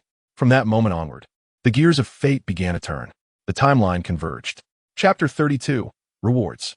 The obsidian world was eerily silent. Anyuan opened his eyes, feeling as though his body was weightless, as if he had just awakened from a prolonged dream. While he was momentarily dazed, memories flooded his mind like a tidal wave, jolting him back to clarity. The commission from the Faceless One regarding the role-playing game based on the White Sovereign's legacy came rushing back. Anyuan shook his head, realizing how much he had undergone, yet his body felt as if he had merely taken a short nap, unchanged from before he left, save for a slight dryness in his throat. Rising to seek some water to quench his thirst, he suddenly froze. He discovered himself in an entirely unfamiliar space. Books. An abundance of books. In the ethereal blue expanse, countless tomes were encased in bubbles, floating around like stars in the sky, exuding a fantastical and resplendent glow. However, a sudden sound reverberated through the space, akin to someone gently tapping a table. In the next instant, all the books vanished. The cerulean void replaced by a vast circular chamber. Surrounding the circular space were towering bookshelves, resembling walls that pierced the clouds. Each shelf bore an array of colorful books, extending upward like colossal cylindrical structures, illuminated by soft light filtering through small apertures above. It seemed like a uniquely designed library. Anyuan gazed around with curiosity when a cup of tea floated before him, releasing an inviting aroma. "Thank you," he muttered, unsure to whom he was expressing gratitude. Impatiently, he lifted the cup and drank deeply, quenching his intense thirst. "You do not seem overly surprised," a gentle voice spoke from nearby. Anyuan looked up to see an office desk had appeared in front of him, occupied by a middle-aged lady clad in a violet gown, her hair streaked with gray. Her smile warm and benevolent. She held a hefty book in her hands, seemingly having been perusing it, the cover faintly displaying the words "Greatness Born from Smallness." Anyuan offered a wry smile, acknowledging the surreal events he had recently encountered had left him somewhat numb. "Exceptional individuals are often busy. Would you care for more tea?" "Yes, thank you very much. And what are the little cakes?" "Just in time, thank you. Chocolate or matcha? If possible, could I have both? I feel as if I haven't tea eaten in months." "Certainly, Mr. Anyuan. There will be plenty of tea and little cakes, as we promised beforehand." The amiable lady gently tapped the surface of the desk, and immediately, a brown book soared down from the overhead shelves, its pages flapping like wings, reminiscent of a bird. As it floated before Anyuan, the book's cover read "Afternoon Tea" in the sunlight. As its pages opened before him, they revealed an array of exquisite delicacies and cakes. And in the next moment, those very cakes flew out from the pages, surrounding him in a delightful embrace. Anyuan's eyes widened in astonishment, tears of joy brimming at the corners of his eyes. Is this paradise, dear family? What followed was a whirlwind of indulgence, for Anyuan was indeed ravenous, devouring the treats in haste, disregarding all decorum. The lady across from him displayed immense patience, quietly seated with her tea, a smile upon her face, lost in thought. Soon, Su Anyuan finished his meal and once more expressed his gratitude to the lady. Thank you, ma'am. The little cakes were absolutely delicious. I'm glad you enjoyed them. This is a book I take great pride in. A dear friend of mine also adores the sweets within, particularly the chocolate. As the lady spoke, she chuckled lightly. Although there are numerous academic topics I wish to discuss with you, I have several tedious meetings to attend, so let us proceed directly to the matter at hand. Please, have a seat, Mr. Su Anyuan. There is no need for you to stand. Very well. Su Anyuan settled into a chair that had appeared behind him, studying the lady anew. While she had not introduced herself, he had already formed a general impression. A learned lady, a genuine creator, a fifth-tier divine practitioner. Yet, she was far more approachable than Su Anyuan had imagined. The erudite lady seemed to perceive his thoughts, smiling and nodding at him before suddenly tapping her finger in the air, causing a colorful bubble to materialize. The bubble expanded, revealing its contents, a game leaderboard. In 01, Emperor Anyuan. In 02, Zhang Tao, Noba, Zhuqing. Su Anyuan's expression stiffened. He harbored grave doubts that this title of first was merely the lady's whimsical jest. Meanwhile, the erudite lady calmly remarked, although you have secured the top position, you have neither obtained the White Sovereign's legacy nor lived to see the story's conclusion. Thus I cannot grant you a wish. Su Anyuan's hand tightened momentarily on his lap before quickly relaxing. He had anticipated this outcome. He had relinquished the chance for life to Bai Shi, thus forfeiting this wish. However, there is no need for you to feel regret. Since you are the first, I shall provide an alternative reward. As she spoke, the learned lady conjured 3 bubbles in the air. Have you heard of miraculous items? Su Anyuan blinked, then nodded. He had come across related terms in Feng Ma's documents, and Kong Xuanzi had also mentioned such objects, which seemed to possess extraordinary capabilities. Miraculous items are, in themselves, miracles, capable of transcending the ordinary. Their characteristics vary, and the miracles they can enact differ as well, hence they are assigned distinct numerical designations. Among them, those beginning with the numeral 0 can even touch the realm of world rules, that is, the domain of creators and above. Aside from the 0 tier, there are 53 Tier 1 miraculous items in the world, of which I currently possess 3. You may select any 2. Furthermore, due to their unique nature, they do not belong to my collection, rendering them treasures unattainable by other players. With this, the erudite lady commenced her introduction, beginning with the first bubble, 132, Crown. Once adorned, it grants you unfettered access to the entirety of an unknown civilization, enabling you to summon an entire lost civilization to fight on your behalf, albeit at the peril of potentially becoming ensnared in history alongside it. 121, Luck. For a fleeting moment, you shall be endowed with unimaginable fortune. Yet the price to pay is a subsequent week fraught with misfortune. 103, Eraser. You may obliterate any trace of a target's existence within any time frame of a single day. But the erasure is limited to 5 seconds worth of traces. The more you utilize it, the greater the likelihood that the eraser will inadvertently erase your own existence. So, we make a choice? Chapter 33, Questions and Answers, A New Tale. Su Anyuan fell into contemplation. The properties of the crown appeared enticing. Yet what manner of civilization was this lost one?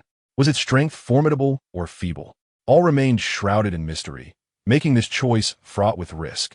The luck option, resembling a 4-leaf clover, seemed unremarkable at first glance. Yet, the concept of luck is inherently elusive. One cannot ascertain its basis or the metrics against which it is measured, leaving one to ponder the true extent of the impending misfortune. If the stroke of luck merely led to finding a coin on the street, while the ensuing calamity involved being struck by an asteroid for a week, that would indeed be dire. As for the final option, eraser, Su Anyuan pondered for an extended period. This erasure of existence, what connection or distinction might it bear in relation to Su Onqing's disappearance? If one could erase a person's existence for 5 seconds, would that not alter the trajectory of events involving that individual? Might it not indirectly influence the course of history? If one erasure permits 5 seconds, could 2 not extend that to 10? Su Anyuan tentatively posed his queries to the erudite lady. Yet she remarked that these were merely gifts from a friend, and she had not personally experimented with them. After considerable reflection, Su Anyuan ultimately reached a decision. I choose luck and eraser. As you wish, the erudite lady replied. As her words resonated, 2 of the 3 bubbles in midair shattered, one drifting into Su Anyuan's hand, resembling an ordinary eraser, while the other floated before his chest, manifesting as a 4-leaf clover brooch. Upon touching it, the material, of unknown origin, imparted a sense of comfort to Su Anyuan. Indeed, it appeared rather splendid. Simultaneously, the gentle voice of the erudite lady echoed once more. Thank you once again for participating in the game. As an esteemed player, you may visit this place at any time using the VIP invitation card bestowed upon you to borrow books. The doors of erudition shall remain forever open to you. Now, do you have any further questions? Su Anyuan found himself inundated with a plethora of inquiries. He looked towards the erudite lady and hesitated before asking, "Why do you bestow such attention upon me? What prompts this inquiry?" "Because the tamperers mentioned that they were sent by you to assist me. Did you know me before?" "Do not dwell on it. I merely heard of you and was informed that you are an exceptional individual. Naturally, those who excel receive a modicum of preferential treatment, do they not? And what are the tamperers now? Thanks to you, they have successfully returned, but they departed swiftly afterward, with barely enough time to share a cup of afternoon tea with me." Su Anyuan nodded slowly, gazing into the eyes of the erudite lady. After a moment's hesitation, he finally inquired, "Have you ever seen a cloud resembling a jellyfish?" Having almost given up hope, Su Anyuan was pleasantly surprised when the erudite lady gently nodded, responding without the slightest hesitation, "Indeed." Su Anyuan's breath suddenly grew heavy, and he hurriedly pressed on, "Where did you encounter it? If it is the jellyfish cloud, then it must be in the sky garden." The erudite lady smiled. The sky garden boasts an abundance of extraordinary clouds, most of which are the creations of a master artisan known as the craftsman. While I cannot ascertain whether the cloud you inquired about is the same as the one I remember, the pursuit of knowledge is invariably an intriguing journey. Should you harbor doubts, do not hesitate to explore, or you may consult the tomes here, each a treasured specimen of mine, which may prove beneficial to you. The atmosphere seemed to lighten. Even the act of breathing became effortless. Su Anyuan inhaled deeply, forcibly suppressing the tumultuous emotions within, and bowed deeply to the erudite lady. "Thank you for your generosity, madam. It is well deserved," Mr. Su Anyuan, or rather the erudite lady said with a smile. "Emperor Anyuan?" Su Anyuan felt as though he had been struck on the head, his face flushing as if his undergarments had been unexpectedly hoisted upon a flagpole to flutter in the wind. The erudite lady certainly knew of the matters within the bubbles. Her peculiar sense of humor was quite at odds with her refined and gentle demeanor. Suddenly, a luminous portal flickered into existence within the space, seemingly signaling that it was time for Su Anyuan to depart. He inclined his head once more in a gesture of respect towards the erudite lady and dashed toward the portal, as if fleeing for his life. Yet, just before entering, his feet abruptly halted before the portal. He turned back, hesitating to ask, since you were aware of the events that transpired in the bubble, "What has become of Baishi now?" The erudite lady cast Su Anyuan a meaningful glance. The bubble represents but one possibility among countless historical branches, a minuscule probability. How can you be so certain it will manifest into reality? A touch of personal interest, perhaps. Su Anyuan chuckled. After all, what teacher does not wish for their student to achieve greatness? I find myself rather hopeful that she will change the world. Now it was the erudite lady's turn to fall silent. She opened her mouth as if to say something, but abruptly paused, instead stating, "It seems I have underestimated you. Mr. Su Anyuan, your noble qualities are bound to make you shine in the future." Su Anyuan scratched his head. "I do not perceive this as particularly noble. Perhaps I am merely influenced by certain individuals, believing some actions to be right, and thus I act accordingly. That is all." As he finished speaking, Su Anyuan suddenly laughed. "However, madam, we have yet to recover the legacy of the White Emperor, yet you seem entirely unperturbed. Might it be that you had a contingency plan hidden on the ship that we failed to uncover from the beginning? Or perhaps you discover another means?" Su Anyuan wished to say more, but the luminous portal suddenly emitted a powerful suction, forcibly interrupting his words and drawing him into the portal like a whirlpool, leaving him feeling as though the ground had vanished beneath his feet, nearly causing him to regurgitate the small cake he had just eaten with a resounding thud. The portal sealed shut. Silence enveloped the space once more. As the glowing portal gradually faded from view, the erudite lady set down her book. leisurely lifting a cup of red tea. Yet, suddenly, she chuckled softly. You are indeed correct. He is an extraordinary individual, remarkably intelligent, and nearly exposed himself. Suddenly, a flash of white light illuminated the space, and a package was placed upon the desk of the learned lady. Simultaneously, elegant script materialized in midair. Thank you. The learned lady teased. After all these years, why the shyness? It's not as if we are arranging a blind date. What difference does a mere meeting make? My dear bride? The white light seemed to flicker with a hint of crimson before swiftly vanishing. Time rewound to August 2023. Anyuan opened his eyes in his dormitory. Glancing around at the familiar surroundings, a knowing smile crept upon his face. It appeared the new story was about to unfold. Chapter 1. The Dawn of a New Era. Name: Anyuan. Age: No, I mean Uncle Black Cat. This isn't our first encounter. Is such detail truly necessary? Alas, this is a mandatory procedure. Age: 18. Gender: Tiger Tank. Are you jesting? You were the one who started the jest. Very well. In the principal's office of Qingmu High School, Black Cat closed his notebook and then handed a substantial envelope to Anyuan. Welcome once again, dear student, to the aerial garden. Anyuan accepted the envelope, its deep blue cover adorned with silver outlines of a magnificent aerial castle. Stars suspended like the sword of Damocles at each corner. Beneath the circular emblem, a few words were inscribed in print. Humanity, life, truth, justice. Noticing Anyuan's gaze drawn to the inscription, Black Cat earnestly explained.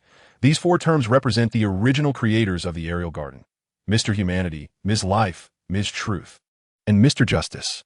This tribute serves not only to honor their remarkable contributions, but also embodies the principles upheld by the aerial garden and the other 3 esteemed universities of supernatural powers. Pondering this, Anyuan suddenly inquired, how many creators currently exist in the aerial garden? On the surface, there is but one. How can such an important institution have only one creator? You underestimate the significance of a creator.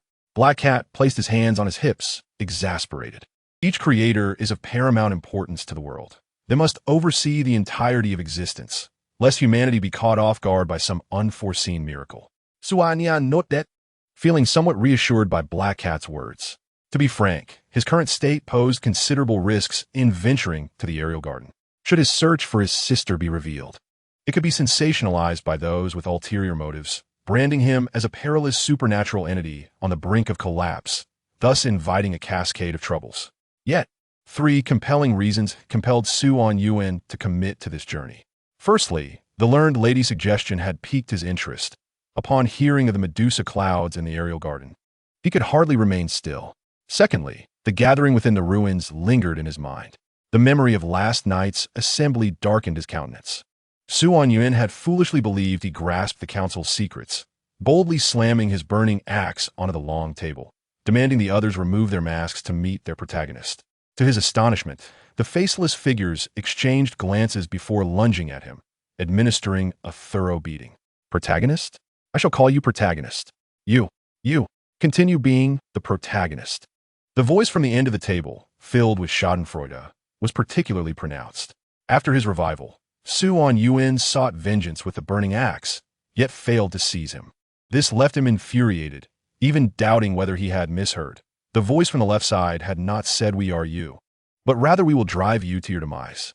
Ultimately, it was the faceless figure at the head of the table who quelled the long-overdue conflict. Leaning back languidly in his chair, he gently tapped the table with his fingertip and spoke in a calm, measured tone. Your speculation is not incorrect. Any one of us here could be Anyuan, yet none of us are Anyuan. Each exists within different temporal branches, experiencing distinct circumstances and growth environments. Thus you may regard them as independent entities. They too possess their own lives, each a protagonist in their own right. You are not the sole exception. Anyuan studied the figure at the head of the table, keenly sensing the peculiarity in his choice of words, and thus inquired, if they are so, then what about you? Me? The faceless figure chuckled softly and shook his head. I am different. My existence is rather unique. If you wish to learn more, perhaps you should first ascertain the significance of your position at the table. Anyuan narrowed his eyes in scrutiny of the figure, then suddenly smiled. Let me guess. How much of that statement is true? How disheartening. The figure at the head of the table shook his head, then abruptly plucked a wisp of gray mist from his surroundings, flicking it with his fingertip, causing it to dart into Su Anyuan's mind like a marble. As promised, your reward. No sooner had he spoken than Su Anyuan felt an influx of unfamiliar knowledge surge within him. Not tangible objects, but a fragment of memory that did not belong to him. This revelation fortified his resolve to journey to the aerial garden.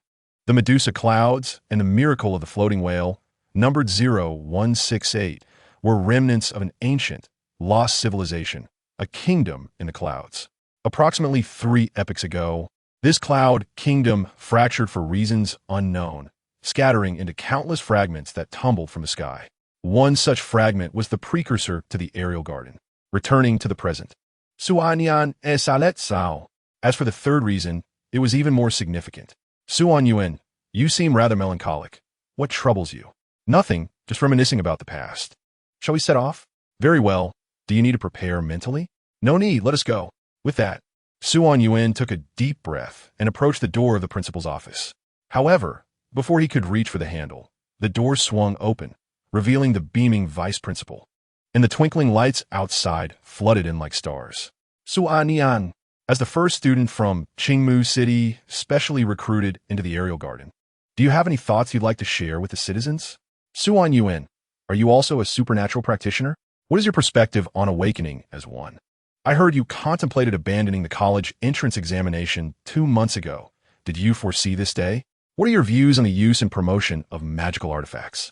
Will such actions potentially impact the status and interests of supernatural practitioners in unimaginable ways? Faced with the frenzied journalists, Su Anyuan inhaled deeply, donned the sunglasses that Black Cat had handed him from behind, and then surged against the tide of flashing lights. Awkwardly sprinting to the helicopter parked in the center of the playground, slamming the door shut with a thud. The adaptability of humanity never fails to evoke admiration. According to Black Cat, on the very day Su Anyuan entered the scripted invitation, the existence of supernatural practitioners was simultaneously announced worldwide, accompanied by the revelation of magical artifacts that could bestow extraordinary abilities upon ordinary individuals. At that moment, the essence of the world was redefined. Yet the social order remained steadfast under the orchestration of a series of thunderous maneuvers executed by digital creators. With the advent of artifacts accessible to ordinary individuals, the once mighty practitioners of supernatural abilities no longer existed as deities reigning supreme, but rather transformed into individuals of extraordinary talent in the eyes of the populace. In just over 2 months, supernatural powers and miracles appear to have seamlessly integrated into this realm. The emergence of the Supernatural University and the establishment of a discipline dedicated to magical artifact have ignited a fervent admiration among countless souls. The propeller began to rotate slowly, and amidst the roar of the colossal engine, a black helicopter ascended gracefully, embracing the vast expanse of the azure sky. Su Anyuan gazed down from above, watching the crowd below shrink to minuscule proportions as insignificant as grains of sand. Yet, as his field of vision expanded, the magnificent skyline of the city unfolded before him. He beheld the advertisement screens outside the skyscrapers incessantly broadcasting the launch of new magical artifacts, glimpsed the airship passing by emblazoned with the phrase "mortal bodies standing shoulder to shoulder with deities," and saw the billboards atop buildings showcasing the likeness of a popular actress, her radiant smile revealing pearly white teeth, cradling a book titled Greatness Born from Humility. The tides of the era continued their relentless advance, as civilization transformed before his very eyes. At that moment, Su Anyuan perceived the earth emanating a radiant glow of rebirth, vibrant and resplendent. Suddenly, he felt a lightness in his heart and shoulders as a barely perceptible sigh wafted through the air, as if a stubborn obsession had dissipated, transforming into starlight and vanishing into the vast expanse. Words were unnecessary. Reality served as the finest testament. 19 noble souls had ushered in the dawn of a remarkable era. The value of life for both ordinary individuals and practitioners of the supernatural had, at this moment, been restored to the same level. We have triumphed. Suanyan then ceased to ponder, donning his headphones, closing his eyes, and beginning to hum an unfamiliar melody. The helicopter continued its journey into the distance. The voice of an unknown singer resonated through his earphones. This is the finest era. This is the most dazzling era. This is the most perilous era. And it is also the most radiant era. Chapter 2. Welcome to the Aerial Garden. At an altitude of approximately 3,000 meters above ground, Anyuan was no longer listening to music. His eyes widened, scanning the surrounding clouds with rapid intensity, as if searching for something critical and lethal. Despite the strain causing his eyes to redden, he dared not blink, fearing he might miss a single hint of white. The black cat observed everything keenly, believing Anyuan to be overly anxious, and thus inquired, "Do you need to use the restroom?" "No." "Why do you suddenly ask that?" "Good. Because I feared you might get so nervous you'd soil yourself, and then I would have to dispose of the entire seat." "Has no one taught you the art of conversation?" "No. The other members of the mongoose squad rarely allow me to speak." "They're right." The black cat fell silent, maintaining a neutral expression, though his trembling hands betrayed his inner turmoil. Anyuan couldn't help but let out a long sigh. Why did it seem that none of the practitioners he encountered were normal? "How long until we land?" "Land? Why should we land? It seems your understanding of the aerial garden is rather insufficient. It is not merely a name. It is genuinely situated in the heavens." Saying this, the black cat pointed ahead, declaring, "There it is." Anyuan followed the direction of the black cat's finger and nearly lost control of his bladder. In the distance loomed a terrifying expanse of dark cumulonimbus clouds, resembling a colossal mountain sailing through the sky. The helicopter appeared insignificant beside its massive form, as terrifying currents of electricity surged through the black clouds, deadly and magnificent. "Wait a moment." Anyuan began to sweat profusely, pointing at the ominous clouds. Speechless. "You can't possibly mean we are heading straight into there, right?" The black cat looked at Anyuan with surprise. "You're quite clever." "I'm at a loss for words." Exhausted, Anyuan leaned back in his seat. The endeavors involving practitioners of the supernatural always seemed to challenge his worldview. However, he was not overly concerned, for since they were merely reporting to the university, it was unlikely that anything would go awry on the journey. Everything was preordained, right? Little did he know, as the helicopter approached the dark clouds, close enough to hear the rumbling thunder reverberate within the cabin, he suddenly heard the black cat exclaim, "This shouldn't be happening." The black cat's expression grew unusually tense as he frantically manipulated the various levers and buttons of the helicopter, his hands moving so quickly they nearly left a blur. Yet, the warning lights on the control panel continued to flicker incessantly, even starting to emit an ear-piercing alarm. Anyuan could no longer remain calm, forcing a smile. He turned to the black cat. "Is there a problem?" The black cat's body jolted, and he turned to Anyuan, forcing a grimace that resembled a cry more than a smile, giving a thumbs up. No problem. Who do you think you're fooling?" Anyuan exclaimed in frustration, shoving the black cat aside, his gaze fixed intently on the control panel, a deep and resonant voice emerging from him. "I relish the thought of this helicopter malfunctioning." Yet, in the next moment, nothing occurred. The lights on the control panel continued to flash erratically, and Anyuan's expression darkened. His supernatural abilities had inexplicably faltered. How could this be? Had someone interfered with the release of his powers? Or was there another issue with the helicopter? Anyuan's mind raced as he ceased to concern himself with anything else, focusing solely on how to survive a fall from such a height. Meanwhile, the black cat seemed to have regained his composure, feverishly scribbling in a small notebook, as if recording data. Curious, Anyuan leaned over to glimpse what he was writing, only to realize he was writing a farewell note. Anyuan lamented the premature end of his university experience. They were about to crash. The helicopter plunged into the black clouds like a headless fly. In an instant, a tempest of wind and rain assaulted them. The chaotic currents tossed the helicopter about, rendering mankind's ingenuity trivial in the face of nature's might. Heavy rain battered against the glass, obscuring any view of the outside world, as the aircraft shook violently, leaving Anyuan feeling as if the ground was spinning beneath him. "Damn it, am I just this unlucky?" Anyuan cursed, and in the next moment, a surge of formidable mental energy poured forth like a tidal wave.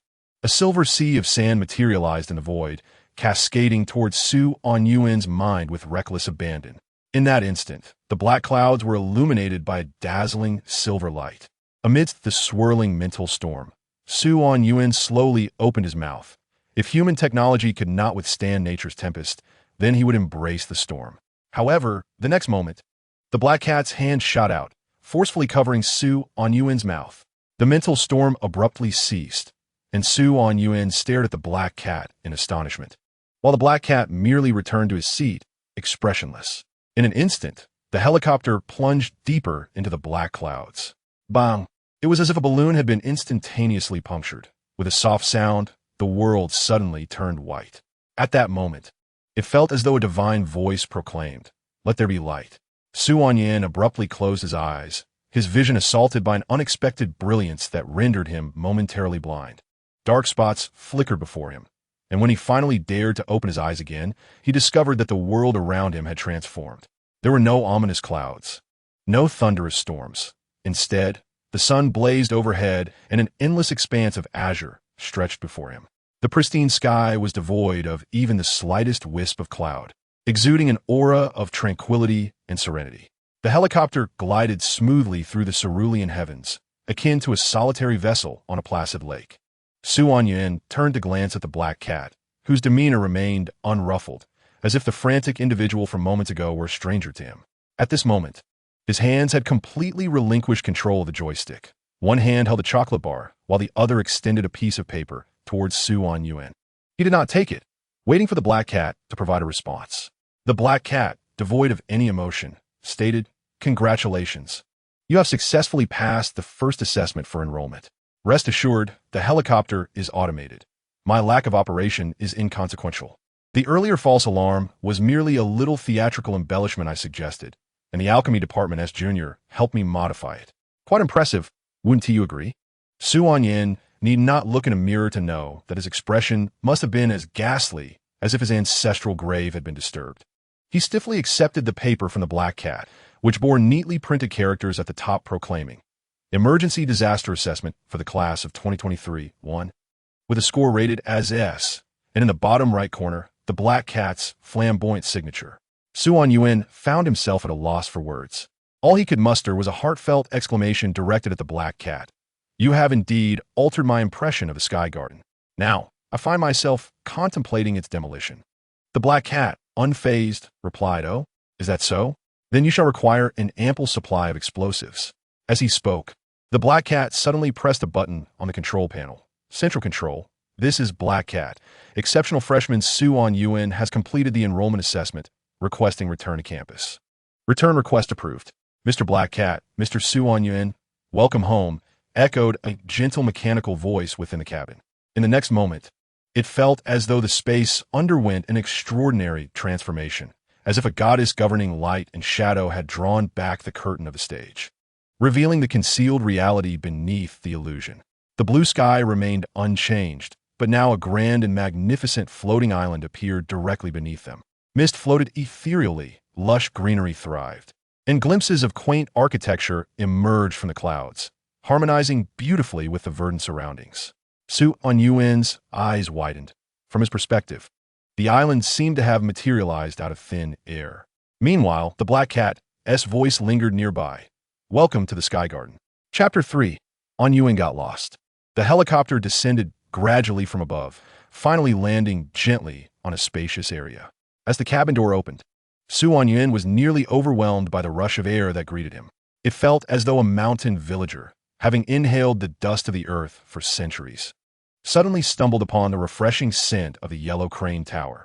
In that instant, he almost felt as if his entire existence over the past decades had been in vain. The air was astonishingly fresh and pure, as if devoid of any industrial impurities, moist, gentle, and free from the aridness typical of urban centers. Imbued with a refreshing aroma of flora, even hinting at a slight sweetness. However, according to Reinhardt's previous descriptions, the Sky Garden was supposed to be a thoroughly modern campus. Why then did the air quality exceed such expectations? Su Anyuan inhaled deeply once more, allowing the lingering fragrance to dissipate within his nostrils, and his mood seemed to brighten. Thus, he leaped from the aircraft. Beneath his feet lay smooth, time-worn stone bricks that paved an expansive plaza, with a stone-constructed archway standing tall in the center, surrounded by dense jungle. Aside from that, there was naught but emptiness. Su Anyuan gazed around in confusion, ultimately turning back toward the black cat. only to find the helicopter's door firmly shut. The black cat had flown off. Su Anyuan was left dumbfounded. What was the meaning of this? Where was the promised freshman welcome ceremony? Where was the modern university? Where were the beast-eared dance troops? How could he be abandoned in this desolate place? Su Anyuan felt a sense of existential doubt creeping in, but he had no choice. He was here now, and he was not one to idly wait. Since no one was there to guide him, he decided to wander aimlessly. He approached the arched stone door, touched it, and knocked. The rough texture and pitted rock walls were etched with the marks of time. Following a crack, he traced his fingers along its surface, only to pause in surprise. At the end of the fissure, he discovered a small inscription. The characters twisted like worms, yet surprisingly, Su Anyuan could comprehend them. It read, "To the Great Avis." Beyond that, there were no further words. After observing it for a moment, he lost interest and began to scrutinize other details, ultimately concluding, this seems to be merely an ordinary historical structure. There is nothing particularly special about it. Should I try infusing it with mental energy? An idea suddenly struck Su Anyuan's mind, persistently lingering. Thus, he exhaled a breath of stale air, closed his eyes, and reached out to the silver sand in his mind, forcefully injecting it into the stone door. There was no response. Su Anyuan awkwardly scratched his head, preparing to explore elsewhere when suddenly, a sound akin to a droplet of water echoed from behind the stone door. Instantly, the arched space within was filled with a swirling blue energy, which coalesced into a vortex. Su Anyuan was struck with a foreboding sense. He could almost predict what was about to transpire. Sure enough, a tremendous pull ensued, as if his belt had been snagged by a hook, and he was mercilessly yanked inside. Buzz. The blue energy vanished, and silence reigned once more. But merely seconds later, a crimson glow erupted from within the stone door, and a group of robust men adorned with gold badges of the Sky Garden burst forth, brandishing flags and beating drums. Boom! Clang! Students, welcome to the Sky Garden. Hand over your luggage to me. Senior's affection is yours. Before they could finish their sentences, they froze in place. In the empty plaza, only a solitary leaf awkwardly fluttered by. There was not a soul in sight. A large question mark appeared above each of their heads. Where's my junior? Where's my substantial junior? Thud! Hiss! Su Anyuan collided with something, falling onto his backside. Surrounding him was pitch darkness, obscuring his vision entirely. As if he had been swallowed by some monstrous creature, Su Anyuan attempted to rise, yet struck his head against something overhead, producing a dull thud. He paused, realizing that the ceiling above seemed hollow. With that, he thrust his hands upward with force. With a creak, light returned. Dappled beams streamed in through the gaps in the curtains, dust particles dancing like a swarm of tiny insects. Bathed in the faint glow, Su Anyuan surveyed his surroundings and discovered a multitude of boxes, both large and small, nearly filling the entire space. The very place where Su Anyuan found himself was a vast wooden chest, resembling an ancient royal treasure box, exuding an enchanting aura reminiscent of a fantastical narrative. It appeared to be a storage room of sorts. But how had he been transported here? Rubbing his eyes, Su Anyuan was about to rummage through the box when he inadvertently caught sight of its contents, a pallid skeleton. Their gazes met in a moment of silent confrontation. To be candid, Su Anyuan felt rather mentally sound. The sight of a skeleton, having frequented his dreams, now felt strangely familiar, akin to returning home. However, the skeleton was not of the same temperament. It was utterly terrified. With a piercing shriek, it howled human. The shrillness of its voice sent shivers down Su Anyuan's spine. Instinctively, he kicked out, but the interior of the box was too slick, and he lost his footing, tumbling backward. In the process, his calf snagged the edge of the box, causing it to tilt, and it suddenly crashed down towards him, pulling him back into its confines. Bang! Dust billowed. Su Anyuan and the skeleton found themselves once again in close quarters, colliding within the cramped space and igniting a spark of chaotic energy. A massive axe swung upward with fervor, its arc reminiscent of a blazing sun. The box erupted in an explosion of debris, and amidst the swirling dust, the gaunt skeleton lunged forth, landing unceremoniously on the ground, clutching its knees in anguish, lamenting, "It's broken. Oh, it's definitely broken." As Su Anyuan approached, dragging the formidable axe, the skeleton hastily scrambled to its feet and, in a sudden display of reverence, knelt before him, prostrating itself and beseeching, Spare me, noble hero. Do not slay this pitiful skeleton without a drop of gold to offer. Anyuan's raised axe momentarily hesitated but remained aloft. He coldly inquired, "What exactly are you?" "Ah, as you can see, I am merely a skeleton. Please do not be alarmed." The skeleton hastily waved its hands, gathering its thoughts before continuing. "In truth, I am a guide." "A guide?" Anyuan narrowed his eyes. "I find your words dubious." "What? But I am speaking the truth." "Proceed." "Ah, yes, indeed. I am a guide. I have resided here long before this university was established, and I am acquainted with many teachers and professors. No one knows this place better than I do." "Then why are you confined here?" "Well, I intended to cosplay as a treasure box to surprise unsuspecting adventurers, but alas, I erred. I inadvertently locked myself in while cleaning, and as you can see, being just a bag of bones, I lacked the strength to push the lid open.